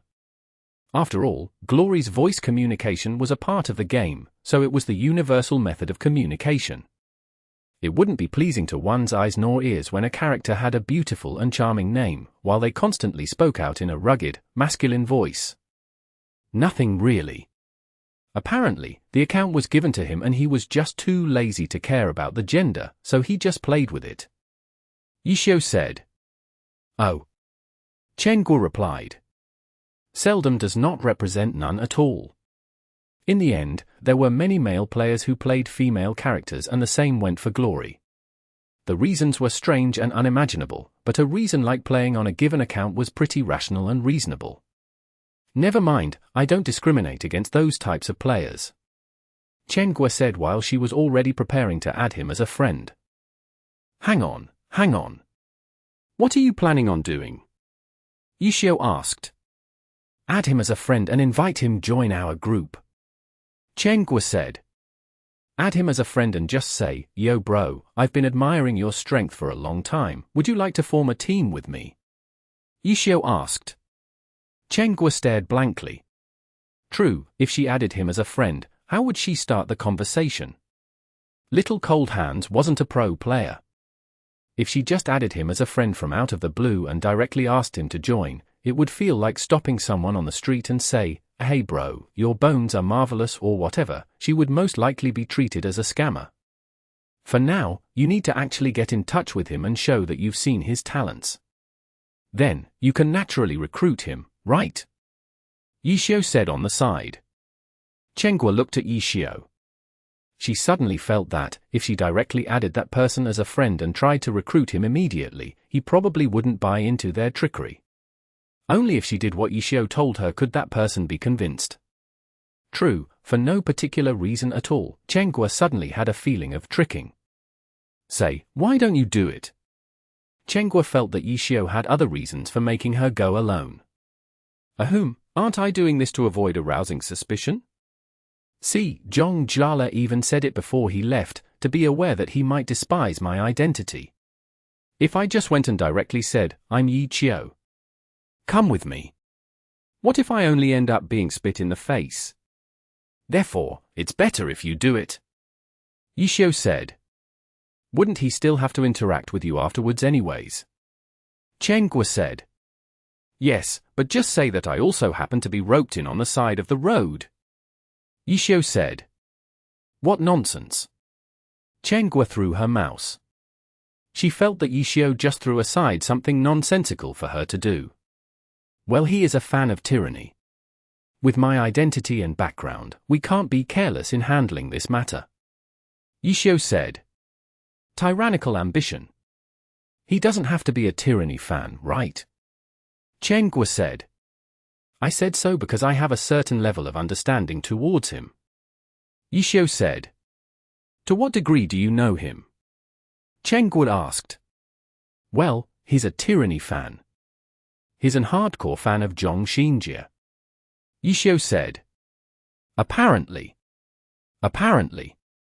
Yep, maybe he was bragging. Yishio said. Does he have a need to brag about that? Chen Guo really wanted to pull Yishio's ear over to give a good growl. To sum it up, I think it's more reliable if you're the person to get in touch with him. Yishio said. Aren't you a little irresponsible to fool somebody like this? Chen Guo said. Look, you're essentially the team's manager. Recruiting team members is also a part of your responsibilities. Your form team has me and also him. It's something decided by you as the boss. Do we, the members, have any right to be picky? You should have this kind of working attitude. Don't just be a fan and think like a fan. Yishio lectured her. Chen Guo was stupefied after being lectured. She only started to regain her senses after a long while. Are you lecturing your boss? I wouldn't dare. I wouldn't dare. Yishio hastily noted. What do I do if he doesn't agree? Chen Guo asked. Then. We can only take a step and make plans for the next. There's nothing we can do if he truly doesn't want to join our team. Yishio sighed. I think the problem isn't too big. If a normal glory player is offered something like being in a pro team, the player shouldn't have any over-conflicting sentiments. Chen Guo could see the expression of regret on Yishio's face and thought about the hardships of forming a team, so she started to comfort him. I hope so. Yishio said. After the two finished discussing, Chen Guo prepared to take action. She grabbed her mouse, but held it in the air. If I don't add him as a friend, how do I get in touch with him? Chen Guo asked. Oh. Yishio nodded. On his side, he sent a message to Little Cold Hands. Where are you? I just drowned, so I'm currently heading back to the North Bridge. What's happening over there? Little Cold Hands. Look. Yishio showed his screen to Chen Guo. Chen Guo was speechless. Sometimes, things really were that simple. Unrivaled Super Hottie withdrew from the North Bridge mage boss fight, while Chen Guo's chasing Haze disguised as a passerby. Upon arriving at the North Bridge, the battle proceeded with many highlights. After wiping out Blossom Valley, each guild took a position on the battlefield on either end of the Northern Bridge. All the major guilds were fighting in a huge mess. On the eastern head of the bridge, Samsara had grasped a slight upper hand. The players had gradually gotten a hold of the advantageous terrain on their side. The long-ranged classes took the high ground, while the support and control classes were in the middle and the melee classes at the bottom. Samsara's tactics were clear and incomparable. They sufficiently took advantage of the condition of the North Bridge's terrain. Their positions were not only divided between the front and the back. They also had the upper, middle, and bottom paths as well. All of these arrangements had been organized by a rough commander with a loud voice and high spirit. As for the western end of the bridge, it was still a mess. It was hard for any of the guilds to seize the upper hand. However, the resulting position of Samsara at the eastern end gave some train of thought to the guilds on the western end. All of the big guilds started to imitate without understanding the true substance, but the problem was that this train of thought was given to everyone, so it resulted in a position where everyone was in a deadlock. Jiangyu was worried. Very worried. He was worried by both the state of this competition over the boss and over unrivaled Super Hottie's unhurried exit from the battle. He wanted to calm down. He reminded himself to calm down, but his heart wouldn't calm down. He was unable to seriously observe the current situation and carry out a wise, strategic decision. He couldn't help but have the silhouette of unrivaled Super Hottie float up from the bottom of his heart. This fellow had infiltrated their guild for 2 weeks, and during the 2 weeks of hard labor, Jiang Yu couldn't figure out his aim at all, but then he just suddenly announced his leave and meant it. He didn't seem to be snatching the boss, and had just left it hanging there. The last thing he ever did was to jump romantically into the water with Dazzling Spring. What sort of evil doing did that fellow do? Jiang Yu didn't believe that Yi Qiu only came to their guild to stride around idly. This guy was a god after all. Why would he use up his time for such leisure? Also, between the lines of his later messages, Jiang Yu had a sort of feeling that it wasn't because Yi Qiu was leaving that he didn't care about his identity being revealed. It felt as if he wasn't afraid of being suspected right from the beginning. To be completely unafraid to have himself revealed, were all gods this arrogant when they became spies? But why would his aim be hidden so deeply, so much that they couldn't see a hint at all? What changes did tyrannical ambition go through during the few weeks when unrivaled super hottie mingled with them? Jiang Yu felt that the problem must have been hidden within. However, apart from gratifying changes, such as having many of their groups surpassing their progress in dungeons for the past few weeks, it seemed as if there was no bad effects to worry about at all. Was the evil doing hidden among the good things? Jiang Yu couldn't help himself but to keep thinking about these questions. How could he make clear commands? Originally, tyrannical ambition was determined to get this boss, so the troop arrangement set out for today was arrogant, but under Jiang Yu's absent-minded commands, they had fallen into a pitiful deadlock.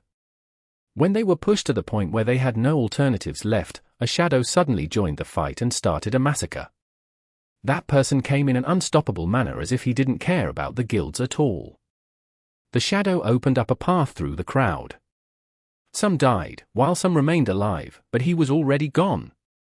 After a few rises and falls, he instantly snatched the high ground. Dazzling Spring.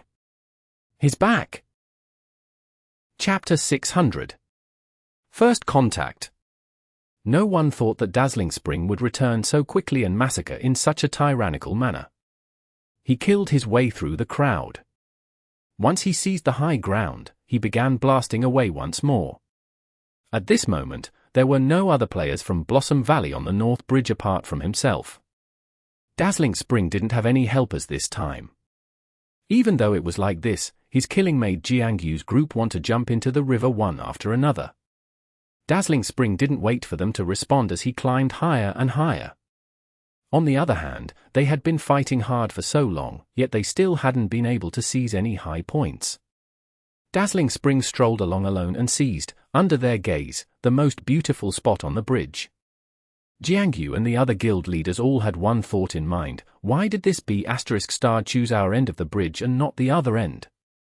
Zhong Jiala wasn't only limited to this end of the bridge though. After taking the high ground, he glanced in the other direction. He was shocked when he looked. Judging by the position of the Samsara tags on everyone, Samsara's troops were arranged in a beautiful formation. It seemed that it would be a bit difficult to deal with. Zhong Jiala had this thought, but he didn't hesitate. He bravely rushed towards Samsara's troops. By the time Chen Guo's chasing haze reached the North Bridge, the battle had become indescribably chaotic. Compared to Dazzling Spring's attacks against Samsara, the messy entanglement between tyrannical ambition and the other guilds at the bridge's western end was like a childish bore. Even they felt a little bit embarrassed for themselves. The level of skill involved in the battles on the two ends of the bridges weren't on the same level. It was like how unrivaled Super Hottie had challenged Blossom Valley on his own before, making everyone realize that it was a fight between two experts. Only this time, the solo challenger was Dazzling Spring. As for Samsara, a loud voice continued to command their troops. The guilds present all knew each other's background. They interacted with each other numerous times a week. No one in Samsara had this kind of voice. The voice didn't belong to their guild leader 3 Realms 6 Paths or any of the senior figures in the guild. Just who was this person? Because of the chaos, no one was able to identify their commander. Otherwise, the guilds on the bridge's eastern end would have attempted to get rid of this person as quickly as possible, no matter what the sacrifice. This person's importance to Samsara was unrivaled. As for his arrangements, even an expert like Dazzling Spring was having trouble against them. However, Zhong Jiala was still a god. After a few probing attacks, Zhong Jiala exploded into his 100 Blossoms style. He leapt onto the bridge and headed across in a certain direction. Everyone had turned towards Dazzling Spring long ago. They quickly caught the direction Dazzling Spring was charging towards. A warlock was jumping up and down, trying to dodge Dazzling Spring's attacks. However, Dazzling Spring refused to comply. This time, it was as if he was determined to sacrifice everything to kill this warlock. Could that warlock be the commander? They had to help. This would be a crucial moment. All the guilds that had been beaten down by Samsara's formations were filled with vigor all of a sudden. They hadn't retreated yet, which naturally meant that they hadn't completely given up yet. Seeing Dazzling Spring's offense, they felt like it was the perfect opportunity to turn the tides. As a result, the guilds ignored everything else and began assisting Dazzling Spring to kill off the warlock. F***CK. Everyone heard the loud voice curse. A crazy assault, without regard for anything else, was very hard to defend against. Even more so with an expert killer like Dazzling Spring joining in. Just when everyone thought that this warlock would die, he actually leapt into the water before the attacks arrived. Yes, he ran away. Jumping into the water before being struck by any of the attacks was an act of escape. In the world of gaming, where lives were as inexpensive as paper, in an intense battle like fighting for a boss, a character, who seemed to be the commander, actually chose to run away. At that instant, everyone paled. This behavior lacked any sense of shame and was utterly wretched. It was something even a noob wouldn't do. The warlock's actions made everyone deeply shocked. The players present couldn't help but remember a phrase that Loud Voice often said, "Could you be a bit dirtier?" Yes, you could. You really could. You're too much. At such a time, several players even had a disdainful emoji popping above their characters' heads. There were even Samsara players who did it and similarly despised such shameful actions. At this moment, a god's temperament needed to be talked about. This direct move didn't distract Zhong Jiala at all. Being dirty was a type of strategy. As a god, he needed to be able to adapt to any situation. When he saw the warlock jumping down into the water, Zhong Jiala immediately had Dazzling Spring switch targets. Almost at the exact same time that the warlock jumped into the water, Dazzling Spring sent several nearby Samsara players into the water to keep him company. Samsara's formation was instantly broken. The players from the other guilds regained their composure and hastily hit Samsara while they were down. On the other hand, Dazzling Spring left. After seizing the high ground a third time, he began attacking randomly again. He wanted to control both ends of the bridge. Everyone else was itching to drag him down and kill him, but they didn't have ability to do so. The North Bridge's unique terrain was like an aquatic battle. Normal players couldn't deal with it, so even though Zhong Jiala was by himself, he could easily make the guilds want to flip a table.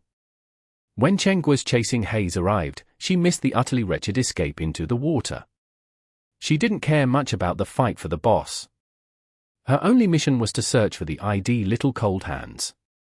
Even though she knew his name, it wasn't easy finding a single player in such chaos. Chenggua didn't dare to approach the battle too carelessly either. Fighting for a wild boss was a sensitive subject. If a bystander didn't keep their distance, it was possible they would be suspected of trickery and be killed. Chenggua had chasing haze go around in a wide arc, but she couldn't find Little Cold Hands. When she turned her head around, she noticed that Yishio was looking at her screen and she hurriedly asked him if he saw Little Cold Hands. Nope. Yishio also shook his head. His eyesight was keener than Chenggua's, but he wasn't able to find any traces of Little Cold Hands either. He wouldn't be on the other side, would he? Chenggua said as she looked towards the other end of the bridge. It was the position where Samsara and the other guilds had set up their front. Because of the distance, it was impossible to read the names clearly. It shouldn't be possible. Yishio said. Tyrannical Ambition's position was on this side. If he ran off to the other side just for fun, then his judgment would be very disappointing. Maybe he hasn't arrived yet. Chenghua controlled chasing haze to go around in another circle, but she still wasn't able to locate him. Wait. Turn your view to the right. Turn again. Yishio spoke. Chenggua's mouse moved bit by bit. Stop, there's a person over there. Yishio pointed to Chenggua's screen at a tree not too far away from where they stood. Really? Chenghua hadn't noticed. She had mainly been searching the people in the crowd. She didn't even notice the tree. Is it him? Chenghua asked. I don't know. Yishio said. I'll go take a look. Chenghua didn't have anything else to do, so she went to look behind the tree. After adjusting her view, she saw a person behind the tree. Chenghua immediately had chasing haze walk closer and quickly saw her target. A female cleric with the ID, Little Cold Hands. It's him. Chenghua was happy. She was about to walk up, but she suddenly stopped after a few steps. Who knew when this Little Cold Hands had come to this spot, but he wasn't moving. He was just hiding behind the tree, looking at who knows what. How would she be able to persuade him? She couldn't just say, "Bro, your peeping skills are peerless. I'm planning on creating a team. Come with me and I'll unlock your full peeping potential." It sounded so sketchy. Chenghua was thinking, and she unconsciously had chasing haze come to a stop. Maybe she could say that she saw his excellent healing skills on Unrivaled Super Hottie, so she was interested in having a chat with him, but to show such admiration only based on a single move might make her come off as a scammer. Chenghua couldn't think of how to introduce herself, so she didn't have chasing haze go up yet. She turned her head to look at Yishio. What is he doing? Yishio also shook his head. He wasn't familiar with Little Cold Hands to the point where he could predict his thoughts. At this time, Little Cold Hands turned his view and saw a stupefied chasing haze. Seeing how she had been spotted, Chenghua thought for a moment before deciding to let chasing haze go forward. Little Cold Hands didn't run away, but rather she just stood under the tree, staring at chasing haze. Hello. When their distance seemed about right, Chenghua gave a greeting. Hi. He replied. Originally, it would have been unsettling to hear a masculine voice coming from a female cleric. However, even though this person's voice was also masculine, his one-syllable reply felt as if it had some softness in it. The person's voice and the character's looks weren't as conflicting as Chenghua had imagined it would be. So strange. Chenghua thought quietly in her mind. I saw you before. This was the introduction Chenghua had thought of. Oh. Before on the bridge, that holy heal of yours was brilliant. Chenghua continued. Ha, it was all right. His modest tone gave Chenghua a good impression of him. If you don't mind me asking, that wasn't a coincidence, was it? Chenghua said. Ha, there was a bit of luck involved. Little Cold Hand said. Then from what you're saying, you're a pretty skilled player. Chenghua said. I'm just SOSO. So it's like this. I'm planning on forming a pro team and I'm looking for a cleric. Are you interested in joining? Chenghua said. Oh? Ichio's team? Little Cold Hands asked.